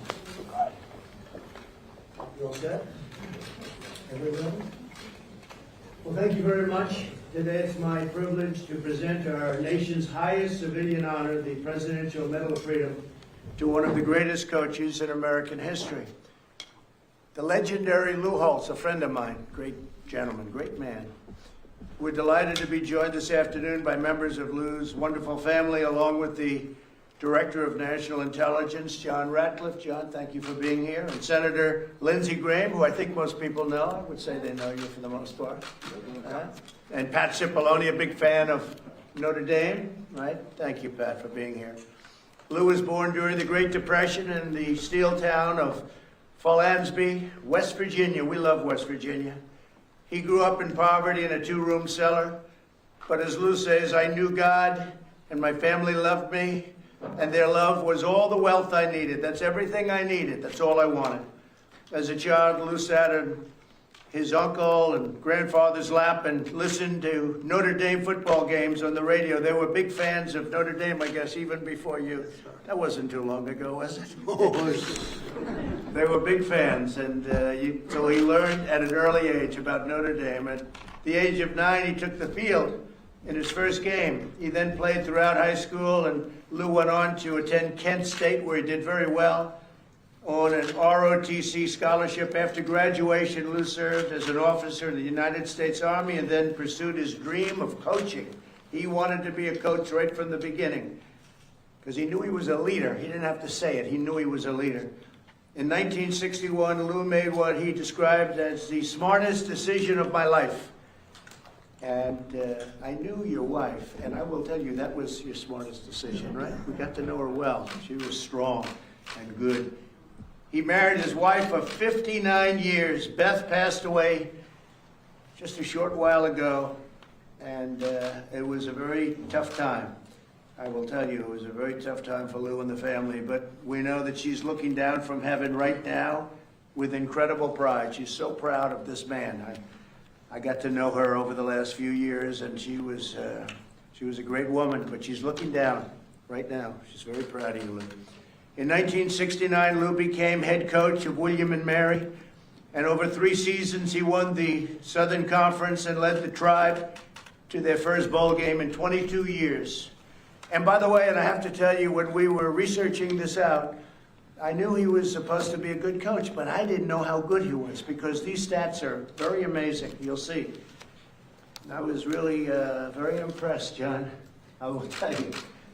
Lou then became head coach of North Carolina State, which had won only 9 games over the previous 3 years. Not too good. He took it over, and under Coach Holtz, they won the ACC title and achieved the highest national ranking in NC State's history.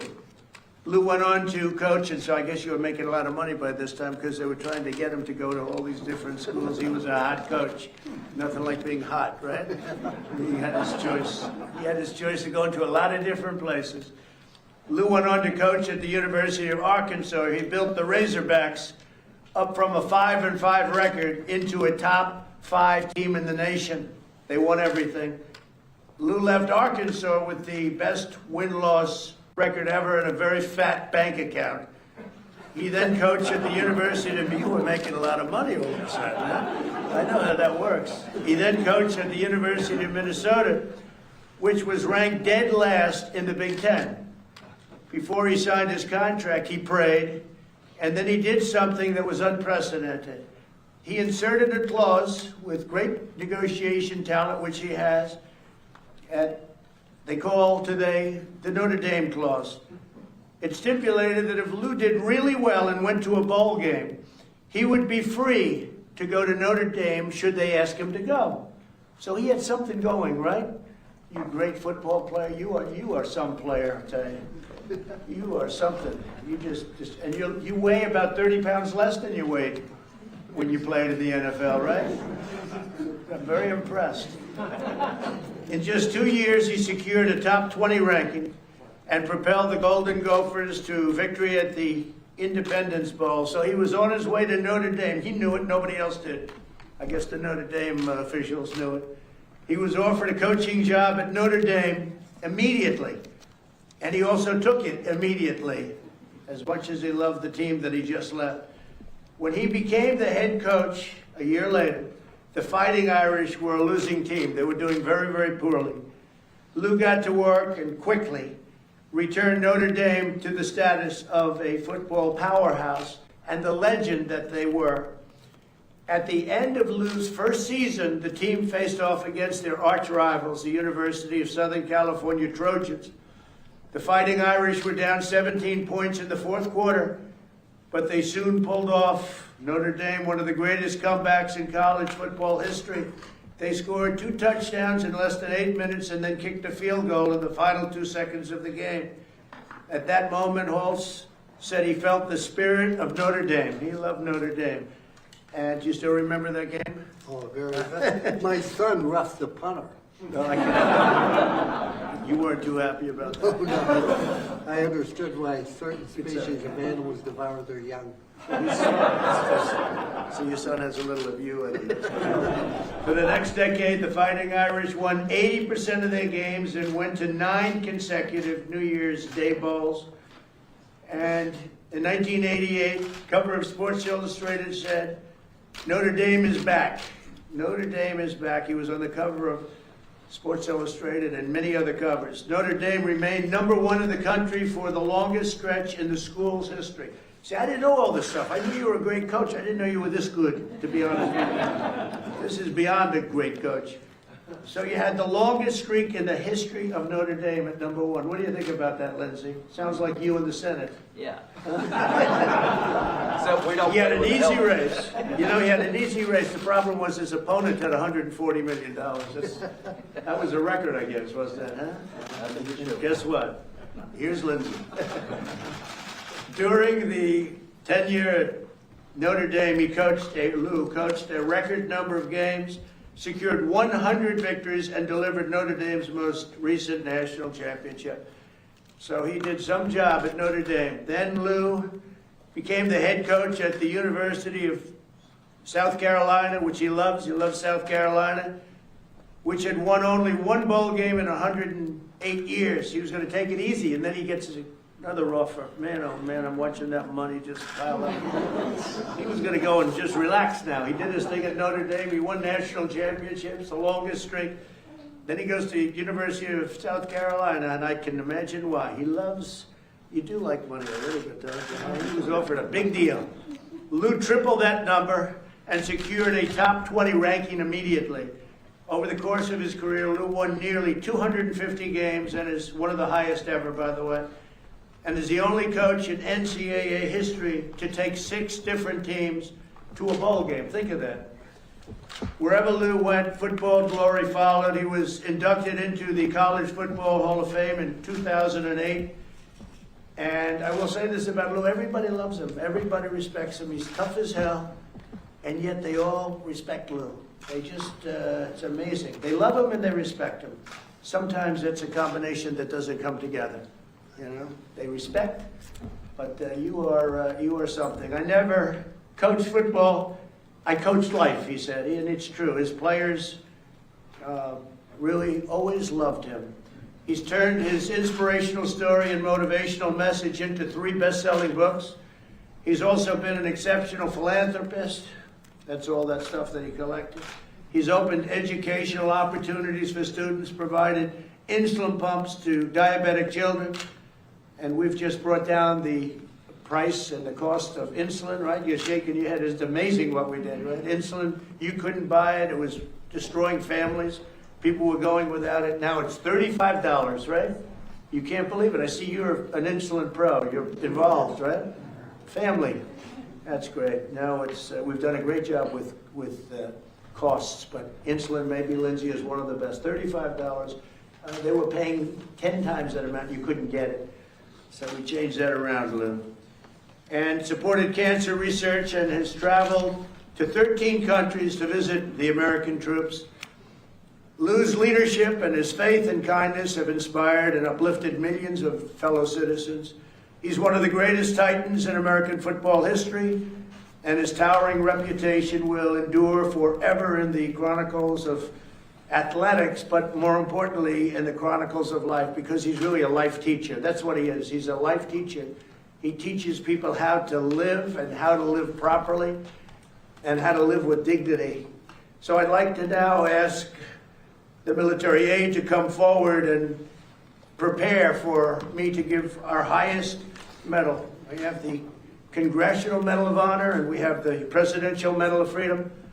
And I will say I give away a lot of Congressional Medal of Honors, and that's a tough one to get, you know? That's a tough one to get because they come in with, when they come in, a lot of times, mostly they can't come in for obvious reasons, but they come in, they're unbelievably brave people, and they have had more bullet holes and bullets shot at them and in them. That's a Congressional Medal of Honor. Your route is a much easier one. As tough as it may have been, it's a much easier one. I always say that about the two. I'll remember that. Your route is a much easier, the Presidential Medal of Freedom. So I'd like to ask first Lou to say a few words, and then we're going to present. Thank you very much.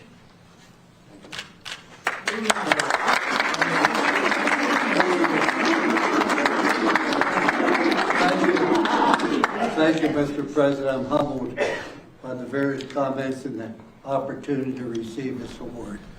But I want to assure you how proud I am, not only to receive the award, I'm even prouder to receive it from President Donald Trump, who I think was the greatest president during my lifetime, and the things you've done for this country, giving people the opportunity. As far as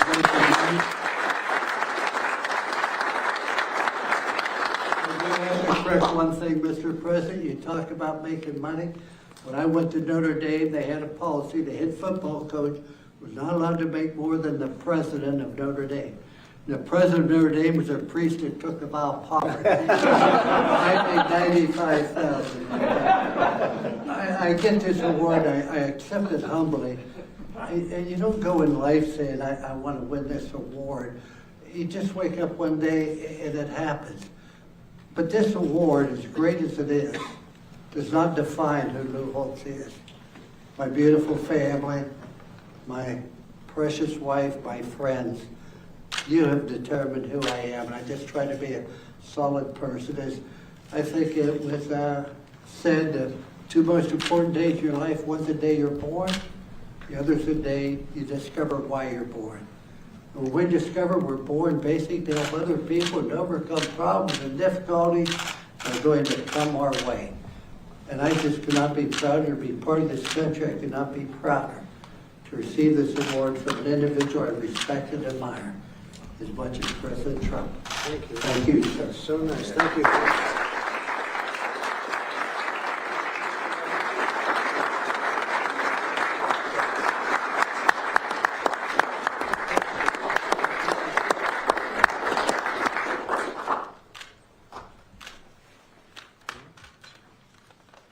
Attention to orders.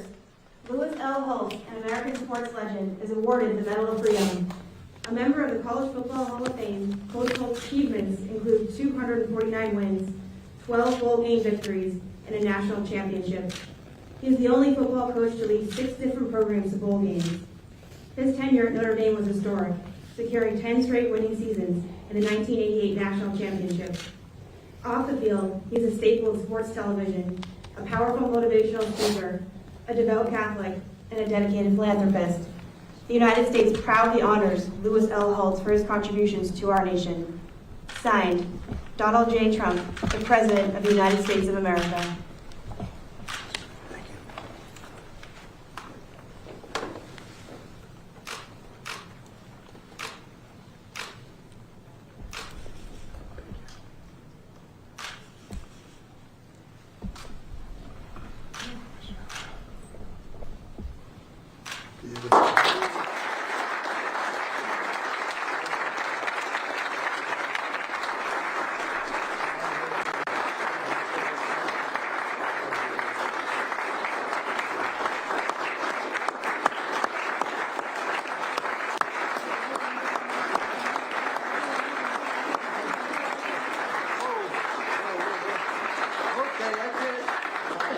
Mr. Holtz, congratulations. How are you feeling?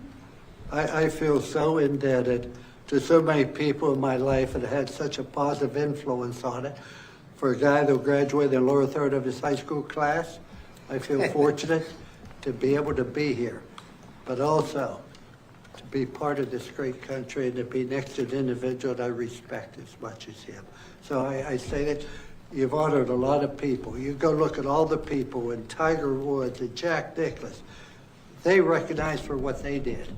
I'm recognized for what other people did. I never made a block or tackle, but I did try to teach people to make good choices. That's all I've ever tried to do, but thank you. Such a great statement. Thank you. Mr. President, Mitch McConnell says COVID relief may be in sight. Will you support this bill? Do you support I will, and I think they're getting very close, and I want it to happen, and I believe that they're getting very close to a deal. Yeah. And you'll support it? I will, absolutely. Yeah. Mr. President, can I ask you to respond to the comments by your Attorney General who indicated he has not seen at this point any evidence of fraud enough to overturn the election results? Given that, why is now not the time to concede? Well, he hasn't done anything, so he hasn't looked.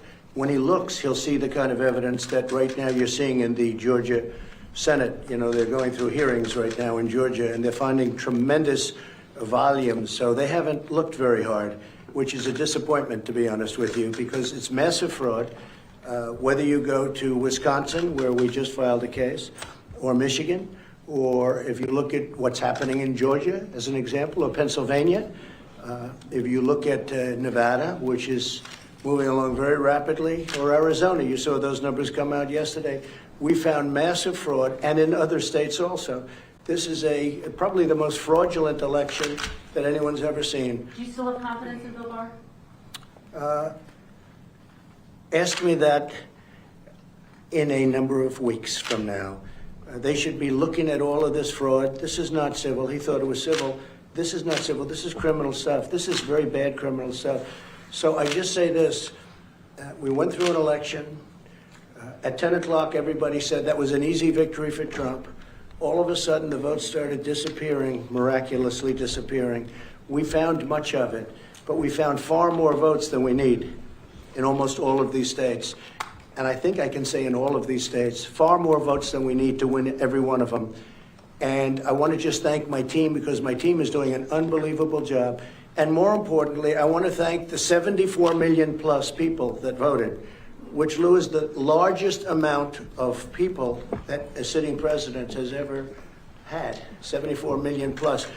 And because the level of loyalty, I've never seen anything like it. All over the country, they know it was a fixed election. It was a rigged election. They know it, and I appreciate their support. Thank you all very much.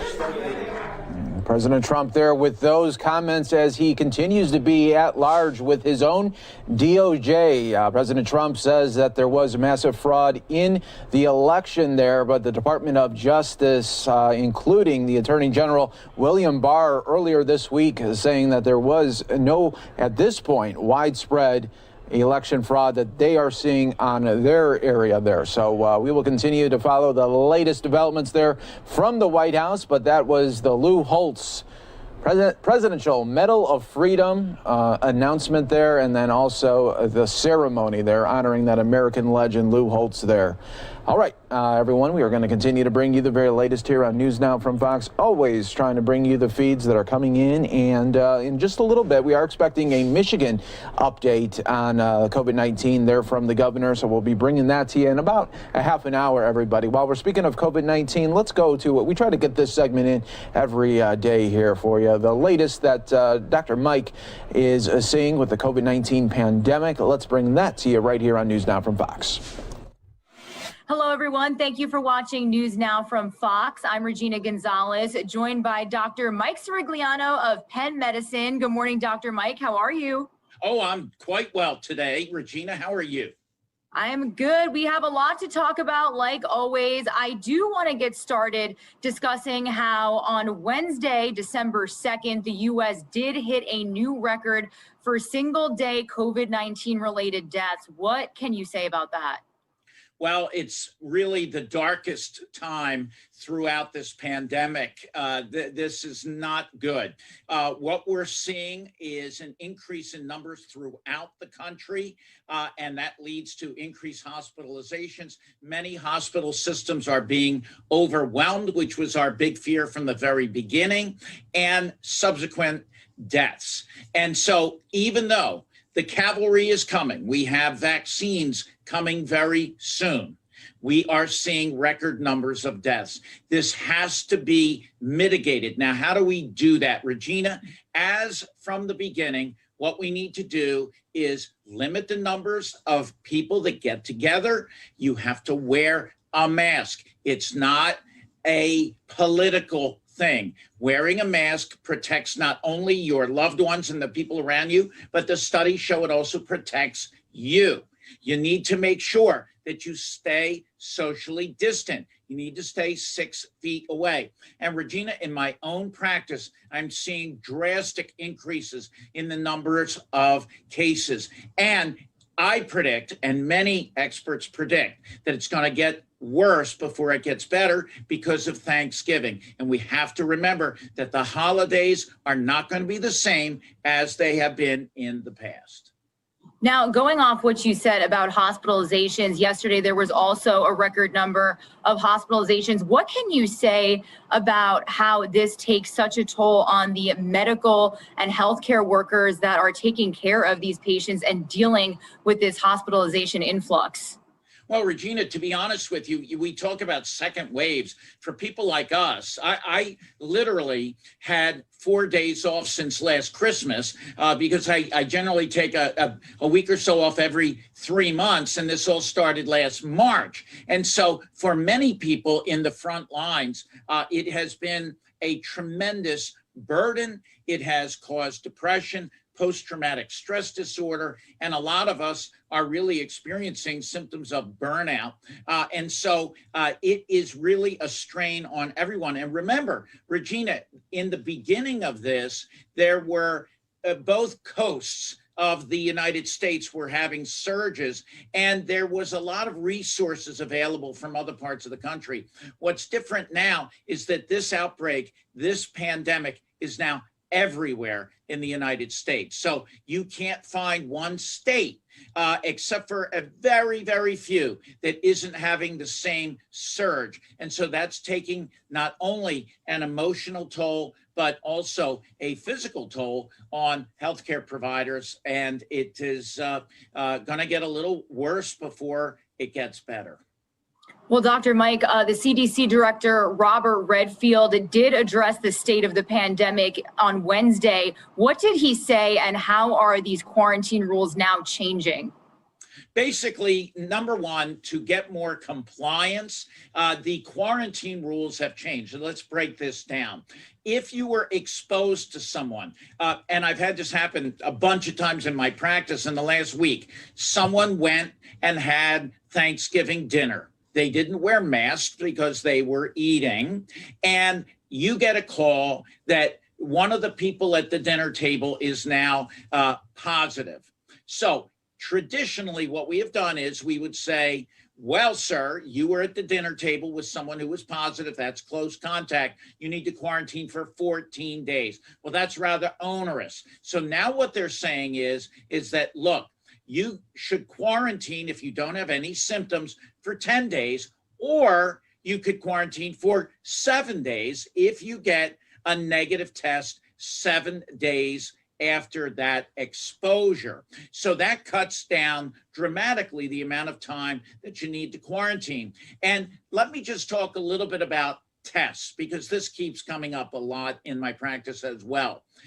The rapid tests, the rapid antigen tests, are very convenient. They get results back very quickly. The problem is the accuracy is not 100%. And I have seen it again in my own practice where there are false positives and false negatives. Really, the gold standard is the PCR swab test. That is polymerase chain reaction test. And that is the most accurate. And if you are going to do that, quarantine for 7 days and get a test, in my humble opinion, you want to do a PCR swab test. And that way you will really have an idea of where you stand. If you're negative, according to the new guidelines, you are free to roam the country. Well, Dr. Mike, switching gears to the coronavirus vaccine, I did see that the UK is expected to get the Pfizer and BioNTech vaccines as soon as the next couple of hours, really. Where does the US stand as far as the vaccine?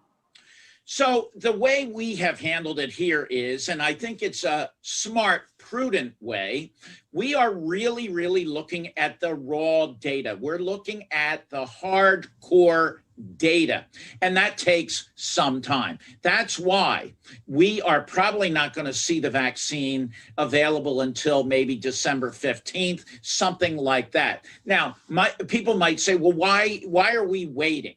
Well, one, we want to make absolutely sure that the data provided to experts from Pfizer has been scrutinized and what we call peer reviewed, looked at and analyzed. If it stands muster, then we are good to go. That does two things. One, it assures us, based on science, that this vaccine is safe and effective. The other thing that it serves is that it reassures the public that we are doing everything we can to make sure that these vaccines are safe and effective, and that they are not being rushed for any kind of political reason or just being rushed to the table for convenience. And I teach medical students here at Penn, there is no room for convenience in medicine. So the bottom line is, I applaud this. If we do the right things, we stay socially distant, wear masks, let's give it another week or two and do it right. Now, Dr. Mike, you mentioned the holidays. We've seen yesterday the Rockefeller Christmas tree was lit up, a lot of tree lightings.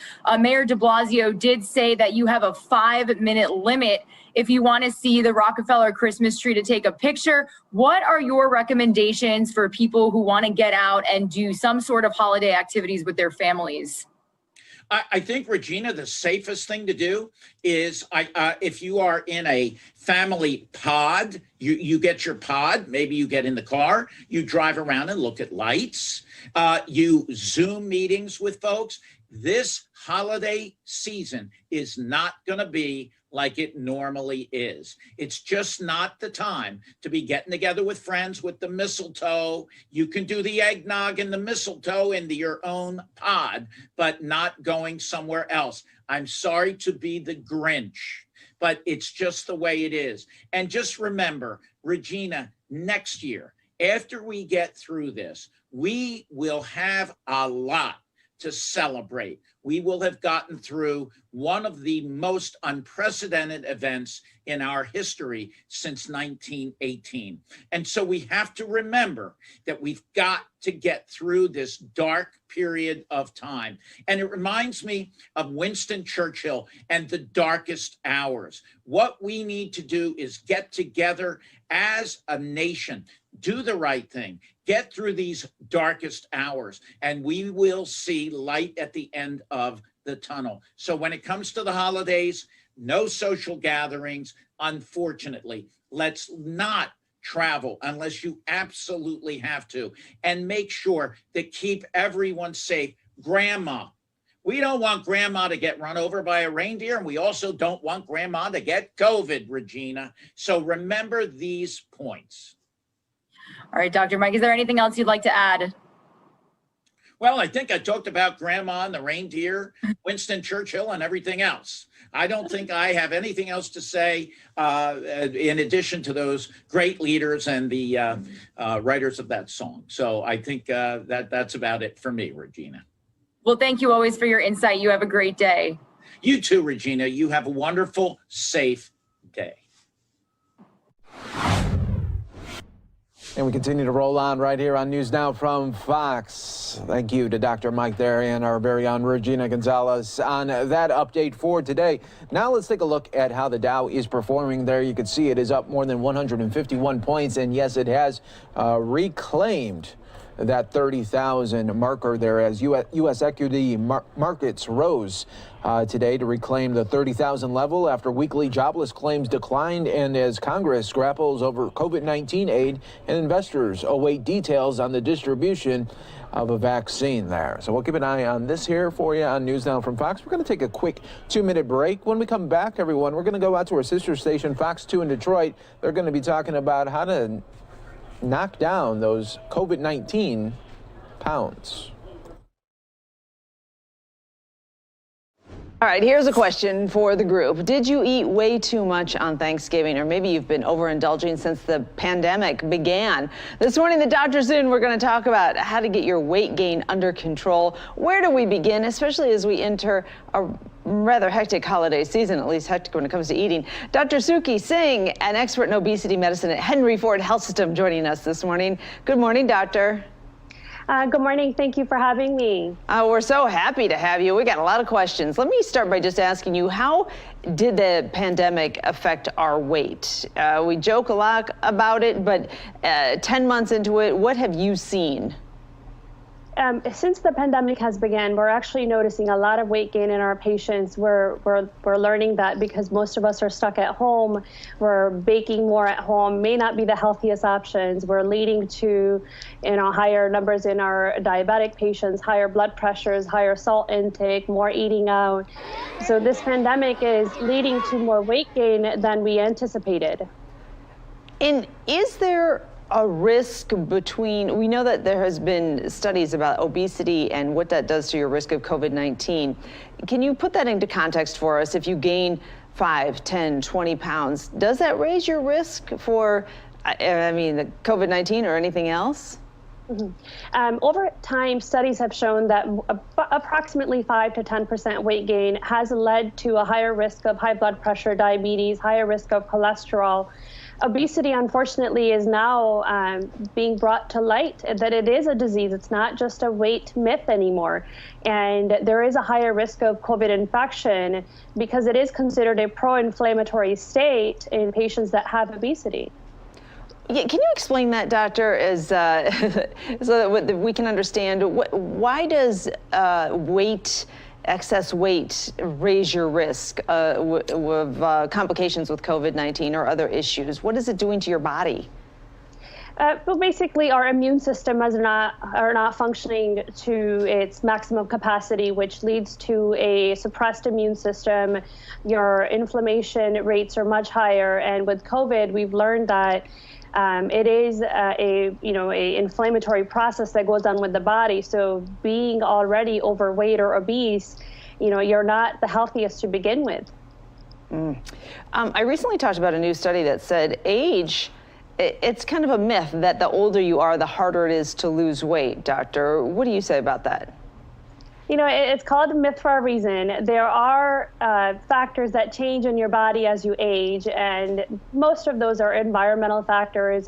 There are metabolic changes that happen in your body as you age as well. But the big thing I think most of us forget that is because we have busier lifestyles, we're busy taking care of our families, we're no longer the focus for ourselves. You know, there's that lack of exercise, lack of physical activity, which just leads to inactivity, faster food access, you know, whether it's eating out or more freezer food and less cooked vegetables. What is, I know it's hard to say, there's not one thing that fits everybody as far as weight loss. What can we start doing today, though? And how important is it that we work on getting our weight in check? Mm-hmm. Very good question. So one of the things I always encourage patients to do is, you know, look for those core values. What's important to you 10 years down the line? Is it the stress that you're dealing with, or is it more of a healthier lifestyle, being on less medications, being more physically active, being able to travel when we can, once the pandemic is over, hopefully. You know, and then start with start with having a meal plan for yourself for the rest of the week. What that means is, you know, look at your daily dinner options, add those non-starchy vegetables, get that physical activity in, even if it's for 15 minutes while you're cooking, you know, start dancing, that's considered exercise. So those are small things that we can start doing, and, you know, sleep plays an important role with weight gain. All right, doctor. And coming up in our next hour, I do want to talk to you about intermittent fasting. Give me just a quick thumbs up or thumbs down on that. What are your thoughts on that? It can be effective if done correctly.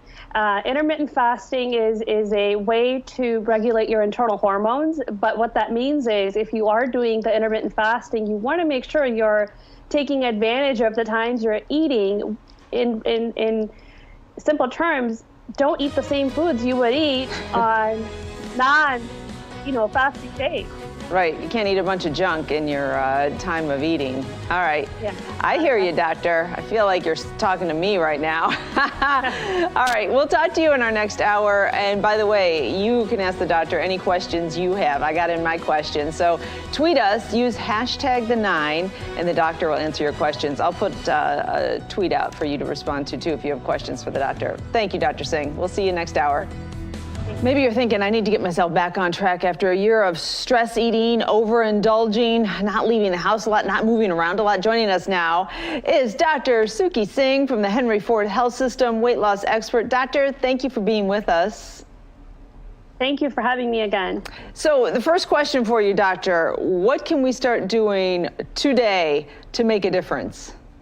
You know, so my biggest tip to most of my patients is let's start with, you know, what is it that we're trying to achieve for the next week, next month, next year? What are your life goals? What are your barriers?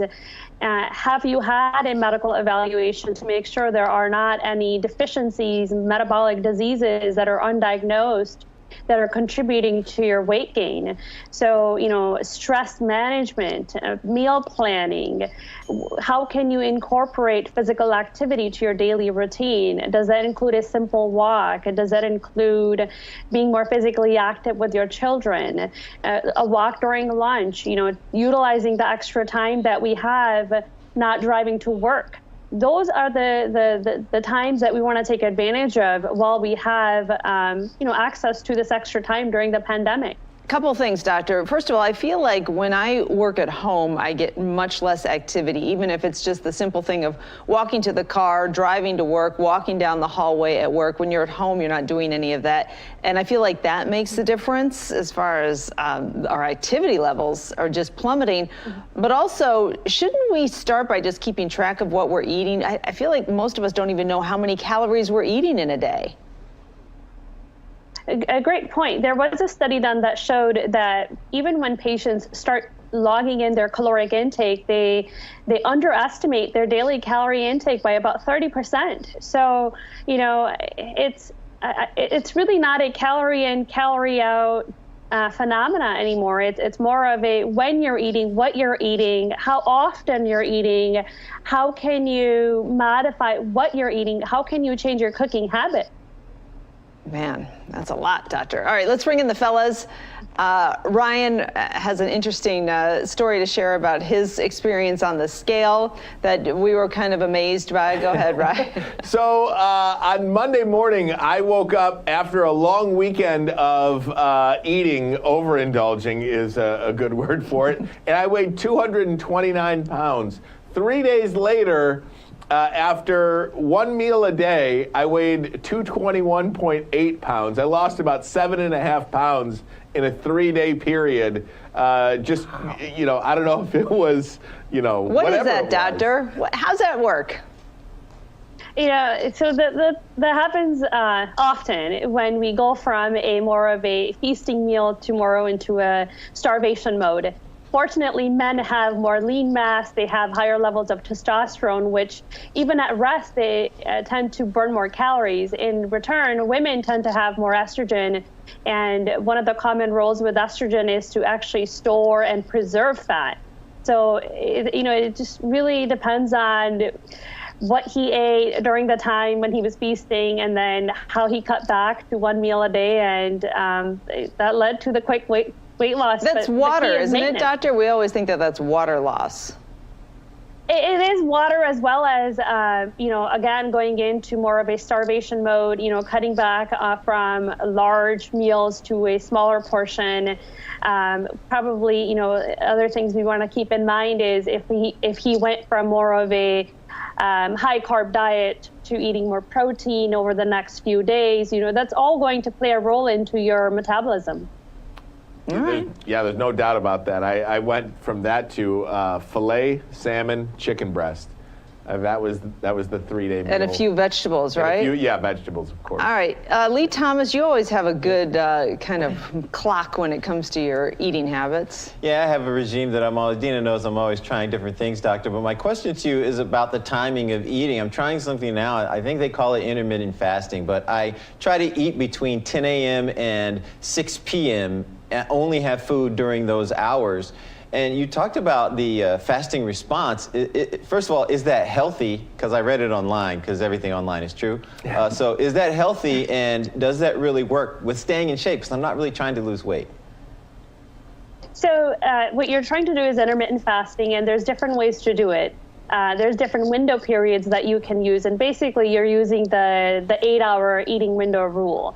And what you're allowing yourself to do is in between your meals, you're allowing your body to utilize the stored fat instead of giving yourself the insulin surge that you would get with snacking. So it is a lifestyle. There are people who can maintain that, and it can help with maintaining that weight loss. Keep in mind when you are eating your meals, you want to make sure you're still making those healthier choices. It's an effective tool if done correctly.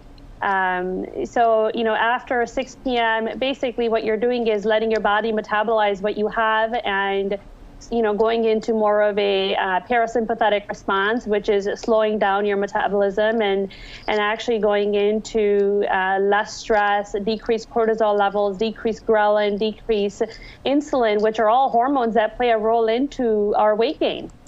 All right, doctor, you have given us a lot of information here. We appreciate it. Bottom line is do your best to at least maintain. If you can't maybe lose a couple pounds, it's a tough time to lose weight, but try and keep an eye on it because it's so much connected to your health. Doctor, thank you. Thank you for having me. Well, that was an informative segment there, no doubt about it. As we continue to roll on here on News Now from Fox, here's what we have coming up for you in about the next 5 minutes or so. We will be getting an update from the Michigan governor on the latest COVID-19 numbers that they are seeing. Just yesterday, they reported just under 7,000 new cases in that state. So we'll see what today's numbers is, and we'll see how they are handling the pandemic there. That is coming up here in just a little bit here on News Now from Fox, everyone. While we do wait for that live feed to hit, let's go House Minority Leader Kevin McCarthy speaking now. People delivered a mandate against socialism and for real solutions. These members will actually help deliver just on that. As many of you have reported, there has been some movement this week towards a relief package for Americans hurting from the coronavirus and lockdowns and restrictions. Now, for months, Speaker Pelosi has done nothing to help Americans who are hurting. For more than 40 times, Republicans have brought on this floor COVID relief votes that the Democrats have voted against. 60% of business closures due to COVID restrictions are now permanent. This week, it was reported that 37% of small businesses in Massachusetts have shut down permanently. 83% of small businesses owners support more relief. While we have more than $100 billion sitting in PPP today that can go to relief for small businesses, and a discharge petition sitting on the floor, and more than 20 Democrats signing a letter back in September who said if Pelosi did nothing, they would sign it, it still has not moved forward. But again, more than 40 times, Democrats have voted against, since summer, any COVID relief that the Republicans have been able to put on the floor. Now, I've been working closely with President Trump, Secretary Mnuchin, and Leader McConnell on the relief package that Senator McConnell introduced this week. It delivers real support for those who need it, small businesses, schools, and Americans who lost their jobs. It will also ensure our vaccines reach every American who wants it, starting with the very most vulnerable individuals. We have to get to work on this. We have to get it done. But working is something that this majority has not a good record on doing. Just look at the floor schedule this week. Democrats have focused on cats and cannabis, but not on COVID. You'd think after a humiliating defeat at the ballot box this year that Democrats didn't defeat one Republican incumbent. Of the 27 most vulnerable races, Republicans won them all. That Democrats would get to the picture that the Americans are demanding some action on these issues. Certainly doesn't appear that in the next Congress anything will change. Yesterday, the Democrats released next year's House schedule. The average number of days working in the first session of the past 4 Congresses have been 134 days. You would think with all the challenges that this country has, that we'd probably maybe even work at least more, or at the very least, that same amount of time. Nope. Democrats think Congress needs a 25% reduction. Yes, you don't even have to show up for work. 60 Democrats yesterday, well, 1/3 of them didn't show up for work, just voted by proxy, and still got paid. And now they find out they don't even have to work as much as they did Congresses before. A 25% reduction, with only scheduled 101 days. All right, folks, we are going to be taking a quick 2-minute break. When we come back here, we do have the Michigan governor live right here on News Now from Fox, the latest COVID-19 numbers in Michigan. Expects to be filing a petition that announced that she will come at least under the congressional, I don't have it right in front of me. She filed with the House administration. It's the wrong place to go. If you have these challenges, you should go to court. Why would she avoid going to court? This has already been through a recount. The recount has finished. The Republican, Marianne Miller Meeks, is the winner, and I expect her to be seated come January. But if the speaker does take it up, and if the committee does take it up, will we see something similar that we saw in 1985, where the Bloody Eight of Indiana, where power corrupts absolutely, where they took away the voice of the American public who voted for an individual, and the Democrats sitting in the House decided who won and lost?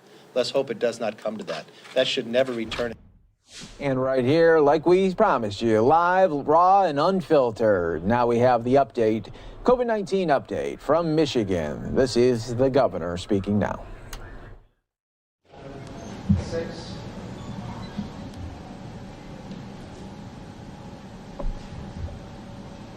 Good afternoon. Today is Thursday, December 3rd. I am joined by, of course, our Lieutenant Governor, Garland Gilchrist, and, of course, our Chief Medical Executive, Dr. Janae Khaldun. In the early weeks of the COVID-19 pandemic, we knew that this virus had a disproportionate impact on Black communities, because here in Michigan, we saw it, and Dr. Khaldun was one of the first people in the nation to identify this. This virus has exposed deep inequities in our state and in our nation. inequities in access to health care, affordable housing, transportation, and good paying jobs. It's attacked everyone from the very young to the very old, especially in the Black community. Lieutenant Governor Garland Gilchrist alone has lost dozens of loved ones to COVID-19. Every day, I think about the lives lost here in Michigan to this virus. And this holiday season especially, think about the empty chairs at dinner tables across the state that should be filled with people we love. Michiganders everywhere are mourning the loss of their friends, families, and neighbors, preparing to start a new year without them. And I know how widespread the pain has been in communities of color and in the Black community in particular. Lieutenant Governor Gilchrist, Dr. Khaldun, and I knew from the beginning we could not eradicate this virus and save lives without putting a direct focus on its impact on Black communities. So we got to work. We listened to the medical experts. And we took a fact-based approach to eradicating this virus. Michigan was one of the first states to release demographic data on COVID-19 because we are committed to leading and living our values, which are rooted in justice and equality and equity. And in April, I created the COVID-19 Task Force on Racial Disparities, chaired by the Lieutenant Governor, to help us protect our most vulnerable communities. Since its inception, the members of the task force have been working around the clock to help protect Black communities from the disparate impacts of COVID-19. And as a result of their efforts, the task force has made a number of recommendations to address immediate gaps in the state's COVID-19 response, to provide vulnerable communities with access to critical health and non-health resources, and to start work to change the structures that have perpetuated the disparities in Michigan. We have emerged as a national leader in reducing these disparities during COVID-19. 15% of Michiganders are African American, but in April, African Americans accounted for over 40% of the COVID-19 cases and deaths. The task force, the Michigan Task Force on Racial Disparities, studied this issue and made quick recommendations about actions we could take to immediately address it and the historic and systemic inequities that underlie them. And now, thanks to their hard work, our state has seen significant progress. From March and April to September and October, the average cases per million per day for African American Michiganders dropped from 176 to 59. In the same period, the number of probable deaths per million among African American Michiganders dropped significantly from 21.7 to 1. Today, we are announcing the findings and goals outlined in the task force's interim report. And I'll let the Lieutenant Governor get into the specifics of the report's findings. But I do want to highlight some of the actions we've taken in the past 9 months to protect communities of color. As of November 16th, more than 24,000 tests have been administered to previously underserved communities across 21 neighborhood testing sites. These state-operated sites provide COVID-19 testing on a consistent schedule several days a week. Stay right here with us, everybody. A 2-minute break right now for some of you. We are going to be listening to this Michigan COVID-19 update. Test. Nor is any form of ID required. I urge people to find their nearest testing site. They need a test. This September, my administration created the Rapid Response Grant Program, which has awarded 31 grants for a total of $20 million of CARES Act funding to local organizations. These grants are used for things like addressing food and housing insecurity, increasing access to testing and flu vaccines, improving contact tracing, and more. The data is clear, and the actions our administration and the Racial Disparities Task Force have taken have saved lives and protected our most vulnerable populations. We've helped reduce the number of COVID-19 infections in communities of high risk of spread with elevated risk of severe outcomes. And as we enter the colder months, the task force will continue to work 24/7 to protect our communities. The progress we have made is promising, but we've got to continue working to protect our most vulnerable populations from the spread of COVID-19. Our number of COVID-related cases and hospitalizations is still dangerously high, and dozens of Michiganders are losing their lives to this virus each day. We must continue to work together to protect each other. As I've said before, we don't need an epidemic order to know what the right thing to do is.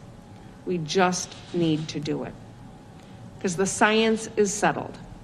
Wearing a face mask and keeping at least 6 feet of distance from others are the greatest tools that we have to combat the spread of this virus. There is great hope on the horizon. We've seen significant progress in vaccine development from Pfizer and even doing some of that work here in Michigan and Moderna, and we anticipate there will be others coming online as well. We'll continue to work to ensure an effective and safe vaccine is distributed safely and in a way that follows CDC guidance. If we want to eradicate this virus once and for all, we've got to work together. We got to keep our numbers down by masking up, by washing our hands frequently, and by maintaining 6 feet of social distance. Please avoid indoor gatherings where COVID-19 can easily spread from person to person. We all have a personal responsibility to protect each other. Even one infection, one unknown infection of an asymptomatic person can cause an outbreak in our communities. We've done this before. We have beat this virus in the spring by listening to medical experts, and we can do it again. With that, I want to hand this over to our Lieutenant Governor, Garland Gilchrist, to talk a little bit more about the Racial Disparities Task Force and the work that they have done. Thank you.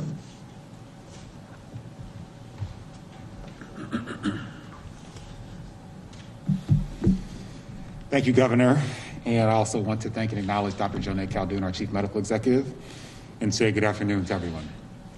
Since the beginning of this global pandemic, the coronavirus has really shined a light on the health, economic, and educational challenges that Black communities, and frankly, most communities of color, face on a daily basis. When we observed these deadly trends presenting themselves due to COVID, we did not wait. We took immediate action. Our state chose not to wait. Black Michiganders could not afford for us to wait.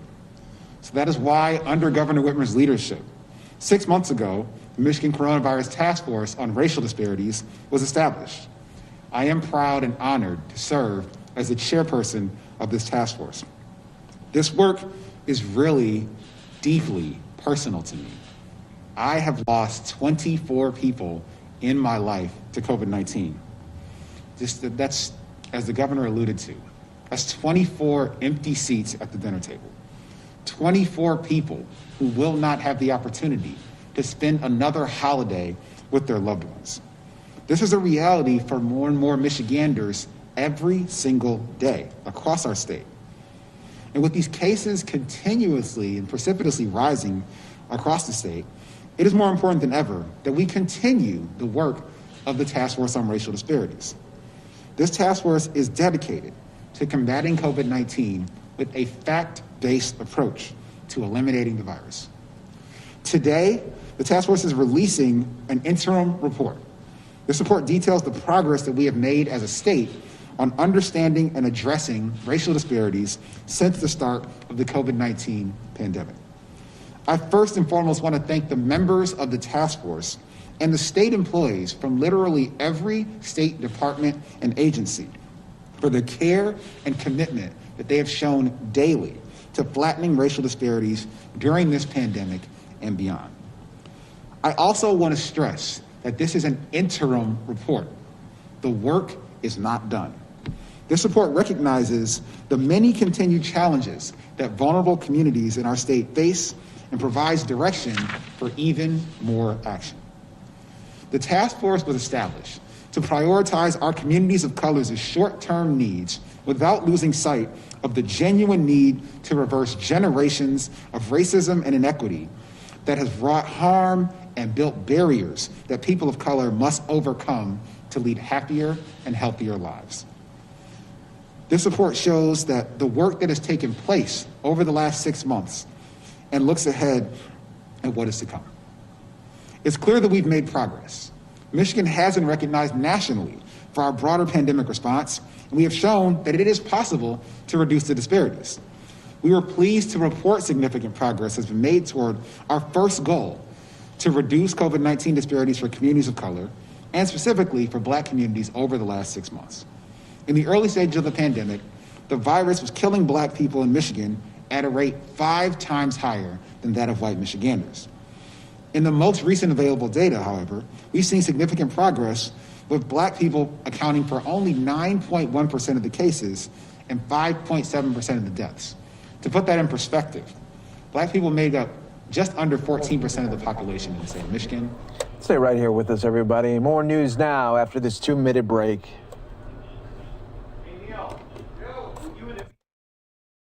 Grants to initiatives that will help ensure that these improvements for Black communities are sustained by addressing things like food and housing insecurity, access to technology and the internet, and flu vaccination. The task force has worked on closing the digital divide to enable telehealth services and remote learning. We launched a Get Covered campaign that makes a coordinated push for every Michigander to sign up for health insurance. We've increased our mobile testing infrastructure, and that infrastructure that is already in place will be able to be extended to offer further health services as well as vaccine distribution. And we've also sent guidance to health professionals on how and what they can do to avoid implicit bias. Now, while we have taken these and a number of other specific actions that are listed in the report, the big takeaway is that more than any particular intervention, it is the prioritized attention that our state has placed on reducing these disparities and on resourcing and protecting these more vulnerable Michiganders that has led to these outcomes. These are real actions that we put into place to help reduce disparities for communities of color, but our work is frankly still just beginning. So going forward, this task force will continue to identify and recommend immediate and long-term solutions to disparities caused by this pandemic. In this sense, I'm reminded of the words of Nelson Mandela when he said that after climbing a great hill, one only finds that there are many more hills to climb. Along with several specific initiatives, we'll be prioritizing the following goals: maintaining and expanding the progress made to flatten racial and ethnic disparities, continuing the targeted encouragement to remain vigilant and following recommended personal behaviors guidelines to limit the spread and exposure. We'll develop and implement programs for equitable management and distribution of approved vaccines and antiviral treatments for COVID-19 and the flu. And we'll propose policy changes that strengthen communities of color's resilience and wherewithal to make it through this pandemic and future public health challenges. While we must continue to fight and combat COVID-19 with tools like wearing a mask, washing our hands, and practicing physical distancing, we know that there is a light at the end of this tunnel. We must think of others during these difficult times. We must take responsibility for protecting ourselves and protecting one another. We beat this virus previously by listening to the medical experts, and we can do it again. And positive news is within reach. Let me be really clear. The vaccine coming is a good thing, but the presence of a vaccine only matters if people get vaccinated. Several vaccines are very close to distribution, but it will be critical that we vaccinate as many people as possible. Task force members are hard at work right now, coming up with ways to address the fears, concerns, questions, and apprehension that exists for many legitimate reasons in communities of color in Michigan. I recognize the historical stain that past large-scale medical interventions and vaccines have left on communities of color and the Black community in particular. I'm also confident that these challenges can be overcome. They must be for our communities to once and for all get past this virus. We are committed to listening to and answering all the questions that people in Black, Brown, Indigenous, and other communities have about vaccine safety and efficacy. We are blessed in Michigan to have, starting with Dr. Khaldun, some of the best minds in the world to make sure that this process is safe, equitable, and trustworthy. We need to get the word out to all communities that when the vaccine is available and safe, we need to utilize it. I'm encouraging everyone to help get that word out. I will get vaccinated publicly at the appropriate time. We need you to tell your friends and family members, your neighbors, that we must all do our part to protect one another when the time comes. When vaccines are approved by the FDA, we will begin to work on distribution, working with hospitals, local health departments, and community partners. Dr. Khaldun and her team at DHHS have already been developing a plan to distribute the vaccine. Rest assured that in time, everyone who wants a vaccine will be able to get one. The COVID-19 vaccine will be similar to the flu shot. And by the way, there is still time to get flu shots this year. I did get one myself, and my family has gotten flu shots as well. It was simple, it is painless, and it is effective. And it only takes a few minutes. So if you haven't gotten your flu shot, I implore you to do so. By getting a flu shot, we're not only protecting ourselves, but we're also protecting those who are working every day to protect and sustain life. The lessons that we've learned on reducing racial disparities can and must inform our state and national response to COVID-19 going forward. We are making these data and learnings public so that leaders everywhere can benefit from and build upon our progress in the weeks and months ahead. So I'd like to close inspired by the words of Alice Walker, who wrote that the most common way people give up their power is by thinking they don't have any. This year has been so hard. People are so tired. Some may even be ready to throw their hands in the air, give up, and give in to the virus. But I'm asking that for your sake, for the sake of your loved ones, for the sake of our state and nation, that you stay vigilant. You have the power today to make the choices that will slow the spread of this virus and that will help us reach the other side of this pandemic and do so together. The battle against COVID-19 continues, but Michigan is making progress. With the continued support and commitment of state leadership, the work of this task force will deliver meaningful progress toward our vision for racial equity across Michigan, both during this pandemic and well after. The work we're doing today in Michigan will have a lasting impact on my children and future generations of Michiganders. And myself, working along with Governor Whitmer and Dr. Khaldun, we are committed to this work. Thank you all. Please continue to stay safe, continue to mask up, continue to stand tall and do your part to connect our communities. And with that, I'd like to turn this over to...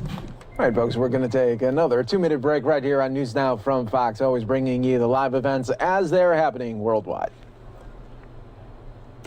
Good afternoon. Thank you, Governor and Lieutenant Governor. I also really want to applaud the leadership of the Lieutenant Governor and the work of the Racial Disparities Task Force to address the disparities that we've seen with COVID-19.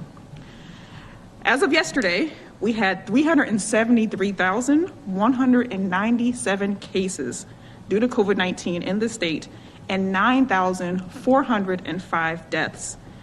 We are still seeing a slight decline in the rate of new cases over the past 13 days, but our case rates remain alarmingly high. Rates in the state are 5 times what we saw in the beginning of October. Every area of the state has a case rate over 450 cases per million, and our case positivity rate ranges from 8.5% in the UP to 15% in the Kalamazoo area. Our hospitals are still working hard to be able to take care of COVID and non-COVID patients, but many are near or at capacity. Currently, 81% of hospital ICU beds are full. We are continuing to work with our hospitals to make sure they have what they need to take care of patients and implement their surge plans. We are also still identifying many outbreaks across the state. The top categories for identified outbreaks continues to be long-term care facilities, followed by K-12 schools, manufacturing, healthcare, office settings, and restaurants and bars. We continue to work with our local health departments on reaching out to positive cases and to identify their contacts and potential outbreaks. But at the current rates, again, our state and local public health workers are just not able to keep up, and that means that our outbreak data is limited. It also means it is so important that people continue to do their part. If you know you've been exposed, make sure you quarantine and stay away from others. And if your medical provider or a lab informs you that your test is positive before your local health department calls you, make sure you are doing the appropriate thing by isolating yourself from others and letting your close contacts know. I also have really important information to share about quarantine. Michigan has continued to follow the latest science and data when it comes to quarantine based on CDC recommendations. Throughout the pandemic, based on analysis of available data, the CDC recommended quarantine period has been 14 days. This week, the CDC released new data based on analysis of hundreds of thousands of cases, indicating that 99% of cases will become infectious within 10 days of exposure or develop symptoms. Based on this new data, the CDC has offered an option for how to potentially shorten the quarantine period in certain circumstances. While 14 days still remains the gold standard for quarantine and is the safest way to know that you will not develop an infection after exposure to COVID-19, local and state public health staff will now have the option to allow people who have not developed symptoms during the 10 days after an exposure to be released from quarantine. With this new quarantine option, people should still remain vigilant by checking for symptoms daily for the entire 14 days after exposure, and they should still continue to do important things like wearing masks, washing hands, and social distancing to prevent the spread of the virus. This is great news. This means that while we all still have to remain careful, people can get back to their daily lives, work, and school more quickly after being exposed. MDHHS will continue to evaluate data and ways to potentially reduce the quarantine period further in the safest way. So it's getting easier. Let's all do our part. If you've been exposed, please do follow public health recommendations and quarantine like you are supposed to. This means no contacts, and for most people, not leaving your house at all, unless you have special permission based on your job. If you're in quarantine and you develop symptoms, please do get a test.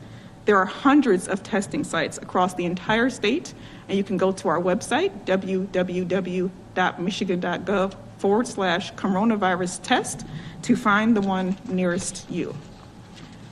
I also want to spend some time talking about some of the work we are doing to support our aging community under the leadership of Dr. Alexis Travis, our MDHHS Senior Deputy for Aging. This pandemic has changed the way we all have to interact with each other, and this may be especially challenging for our older adults. Some may need assistance learning how to use video services to communicate with loved ones, learn how to do things like order groceries or household items online, or even to learn how to access important services like telehealth. MDHHS, with the support of the Michigan Health Endowment Fund, is partnering with Get Set Up, an education technology company dedicated to creating economic and learning opportunities for older adults. The partnership creates a new free resource for Michiganders aged 60 and over. They can now access more than 150 online group classes designed for and led by older adults. Offerings include classes on how to use a smartphone or a tablet, how to use services like video conferencing, email, social media, grocery delivery and telemedicine, as well as virtual social hours. Classes are offered online, and they also have a call-in option. So we are really excited about this partnership, and we want everyone to please take advantage of this new resource. You can visit getsetup.io/Michigan, or you can call 1-888-559-1614 for more information. Let me talk a little more about vaccines, which I spoke about earlier this week as well. We're working daily with our hospitals, local health departments, and other partners to plan for when a COVID vaccine will become available, which we expect to be as early as December 15th. This is really exciting, and I want people to be right now thinking about their plans for getting the vaccine when it becomes available to them. Please know that we will not promote this vaccine in Michigan unless the science is clear that it is safe and effective. The United States has the most respected scientists and experts in vaccines who are reviewing this data, and they will not recommend approval unless the data shows that it is acceptable. You should also know that the process for this vaccine being approved is solid. Tens of thousands of people have been involved in trials already, and while the timeline has been condensed, no steps have been skipped. When this vaccine hopefully becomes available later this month, we want to make sure that those who are most critical to keeping our healthcare system functioning, our essential workers, and those who are most vulnerable to getting severely ill from COVID-19 get this vaccine. And as more supply becomes available, eventually the general public will be able to get the vaccine as well. So if you are an adult over 18, be planning now for how you will get it. You can also visit our website for more information at www.michigan.gov/COVID vaccine. We will keep this page updated regularly. So this month is already very promising. More data is coming out about being able to shorten the quarantine period in certain circumstances. We are seeing signs that the case rate is slowing over the past couple of weeks. And vaccines are coming very soon. Let's all think about how we can be proactive in our lives to fight this pandemic.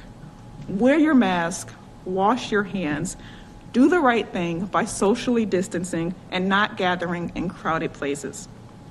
This pandemic will end, and we want to be able to look back and say we did it best in Michigan by coming together, taking care of each other, and doing the right thing. And with that, I will turn it back over to Governor Whitmer.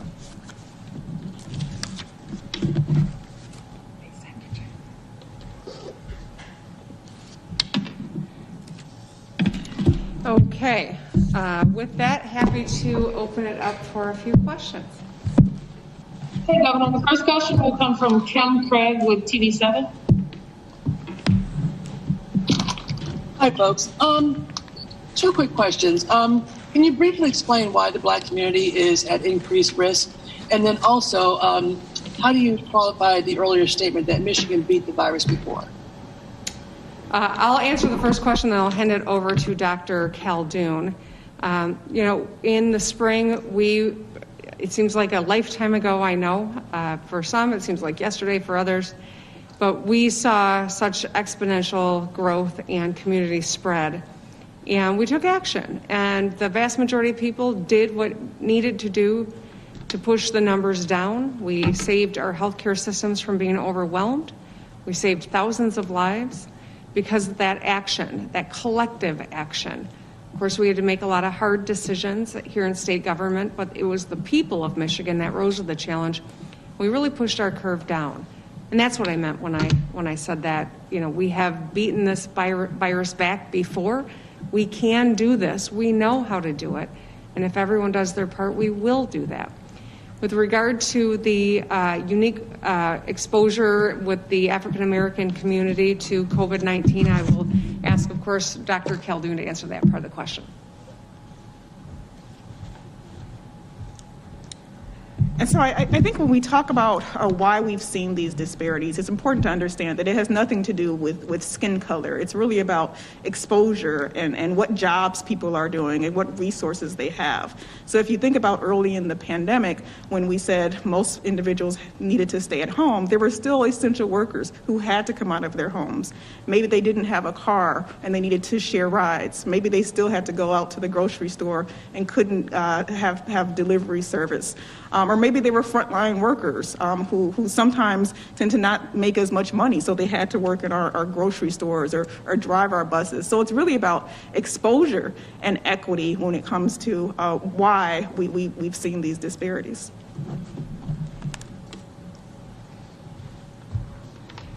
Next question will come from Jonathan with Bridge Magazine. Hey, Governor. As you probably know, 6 state legislators have disclosed COVID diagnosis in the past month, but House Republicans in particular will not publicly say how many legislators or staffers have contracted COVID-19. Are you committed to doing that? Will you do that for your executive office? And, have you had cases? Have you been tested recently? Can you talk about that? Thanks, Jonathan. I appreciate the question. I have not had a recent test. I have taken a total of 4 COVID tests. All of them were negative. If I should take a COVID test that comes back positive, I will absolutely disclose it. And I think all elected officials in particular should make the same exact commitment.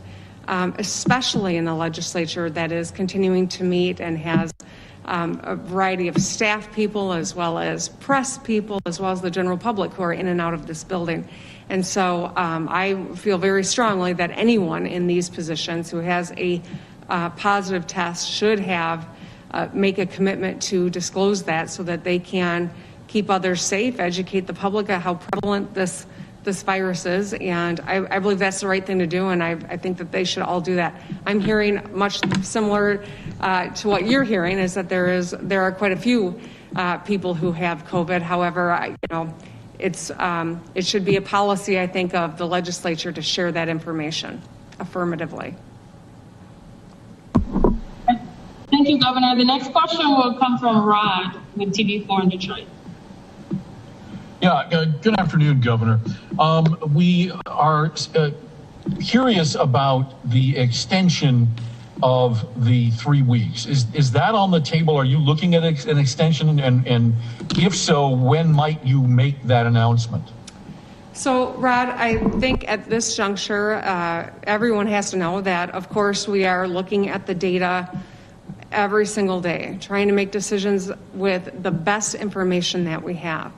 We also know that there's a concerning amount of activity that happened around Thanksgiving that will make this month and possibly next month with the advent of Christmas potentially spreading events, sadly. That's why we're really encouraging people to take this seriously right now. As we look at the data, we're going to continue to look at the percent of tests that come back positive. We're continuing to work very closely with our health systems and the leadership there so that we know really how serious the impact has been on our ability to meet the health needs of people across the state. If you are looking at some of the most recent reporting, every health system in the state has seen growth in their hospitalizations from where we were just a month ago, and that is very concerning for everyone in the community. And so as we get, I think, a few more days of information in our belts, we'll be in a much stronger position to really assess if there are some things that maybe are safer to do, but if we have to make some extensions of the current pause in some realms, and that is sadly possible because of the just sheer volume of COVID. I have to tell you too, we are continuing to pursue ways to help businesses that are a part of this pause because of the nature of them, right? Because indoor, multiple households, activities that require taking a mask off, like eating. It is my hope that we get this federal stimulus. There's also efforts being done here in Lansing in hopes that we can get $100 million to help some of these businesses and unemployed workers, as well as build up our apparatus to distribute vaccines. There are also other things that we are looking to see how we can alleviate the burden on these businesses, including encouraging the public to get takeout, to support your local restaurant, buy gift certificates for people for the holiday if you're looking for gifts and want to also support your local restaurant. We want to keep them afloat while we know that congregating in enclosed spaces with multiple households is inherently dangerous. We're going to do everything we can to help them get through this tough time. Okay, we'll go to Tim Skubic.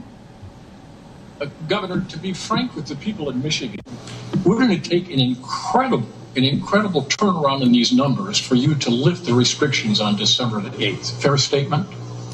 Well, Tim, the early numbers look as though we're seeing a little bit of a leveling. That's a good thing. We're on this very dramatic upward trajectory, and leveling is think about how many beds we're not taking, because if we can level that curve, ultimately we need to bring it down. When you look at what's happening in states all around us, you look at other countries that are a little further ahead in the second wave, you know that actions like these have helped to bring those numbers down, and that's what we're hoping.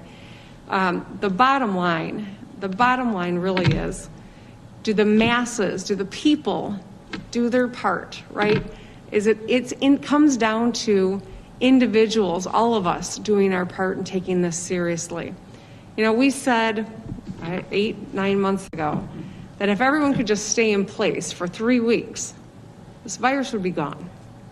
And that's why, here we are 8 months later, over 9,000 people having lost their lives to this virus, having what was equivalent of a September 11th event just yesterday in America, the number of lives lost just yesterday. If we could all do our part right now and take this incredibly seriously, 3 weeks from now, life would look very differently. So we really are encouraging people not to travel for Christmas, to start figuring out how do you Zoom to stay close, how do you drop off meals so you don't combine households in enclosed settings. How can we get through this Christmas season so next year we can do what we love to do and congregate together? And but right now is a really critical time. There is a great deal of hope. I mean, I'm really just so inspired by the work that's happened around vaccines. It's amazing, and it's a reality that we will all benefit from in the coming months. But right now, it's a really dangerous moment. Okay, we'll take just a couple more questions. So the next one will come from Zach with Gongor. Hi, Governor.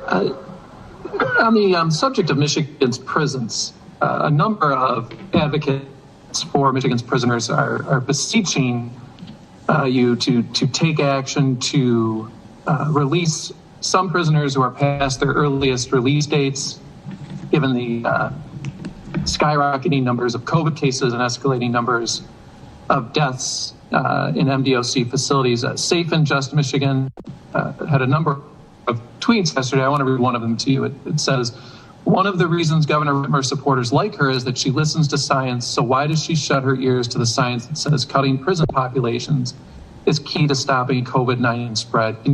Can you respond to that and address where you are at regarding how to deal with COVID in prisons, and if releases are something you'll consider? I appreciate the question.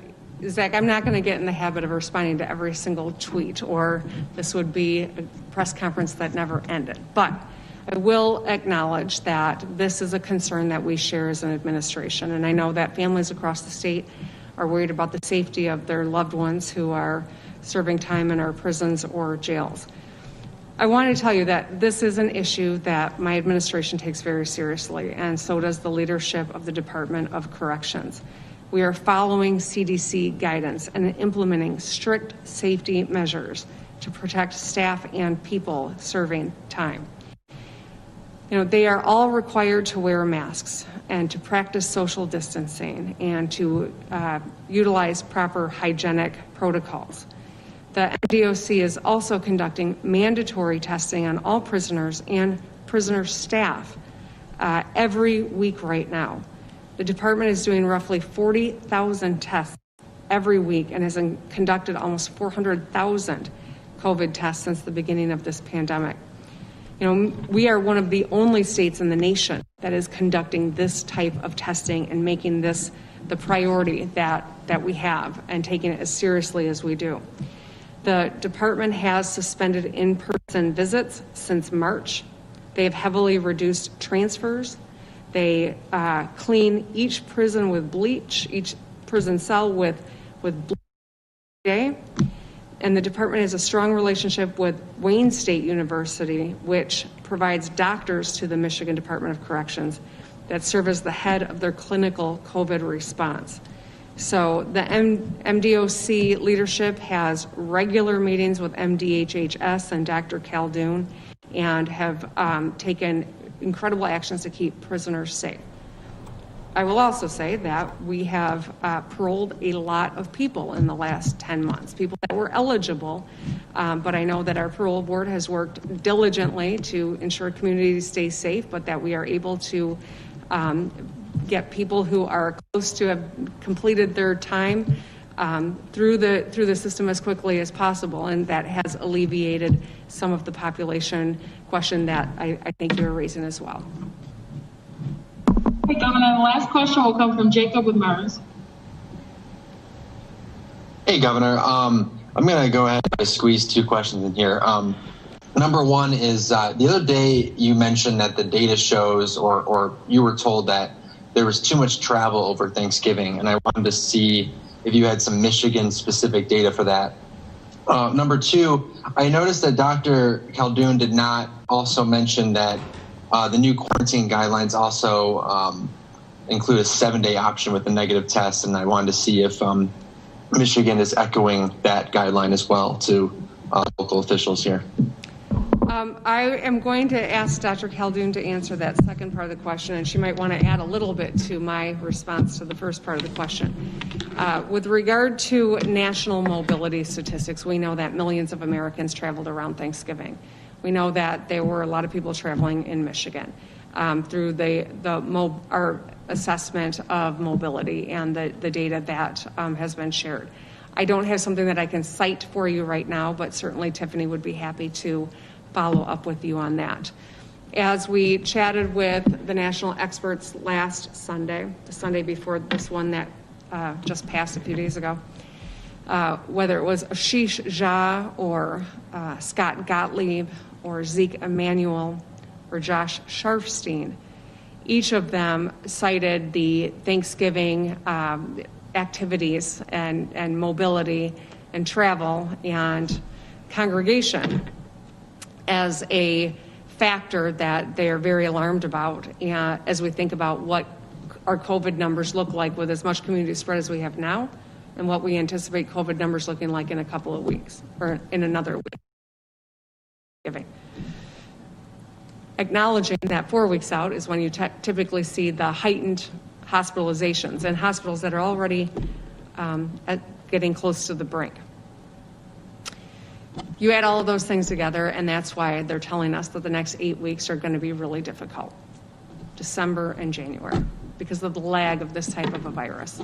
And so that's really, I think, the bigger picture about why mobility, why congregating for the holidays, why it all feeds the growth of this virus and the community spread.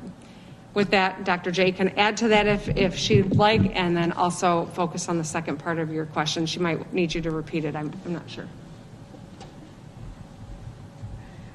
Yes, thank you for the question. Regarding the mobility data, we are working with epidemiologists at the University of Michigan and also doing modeling and comparisons for Michigan and other states when it comes to mobility, not just over the holidays, but also over the past several weeks. And it is clear that Michigan, we've seen a little bit of decreased mobility in the beginning of November, but certainly, again, all national reports are showing that people traveled over the Thanksgiving holiday in ways that they hadn't since before when this pandemic started. So I'll talk about your second question, which I believe was about the other CDC option for shortening the quarantine period.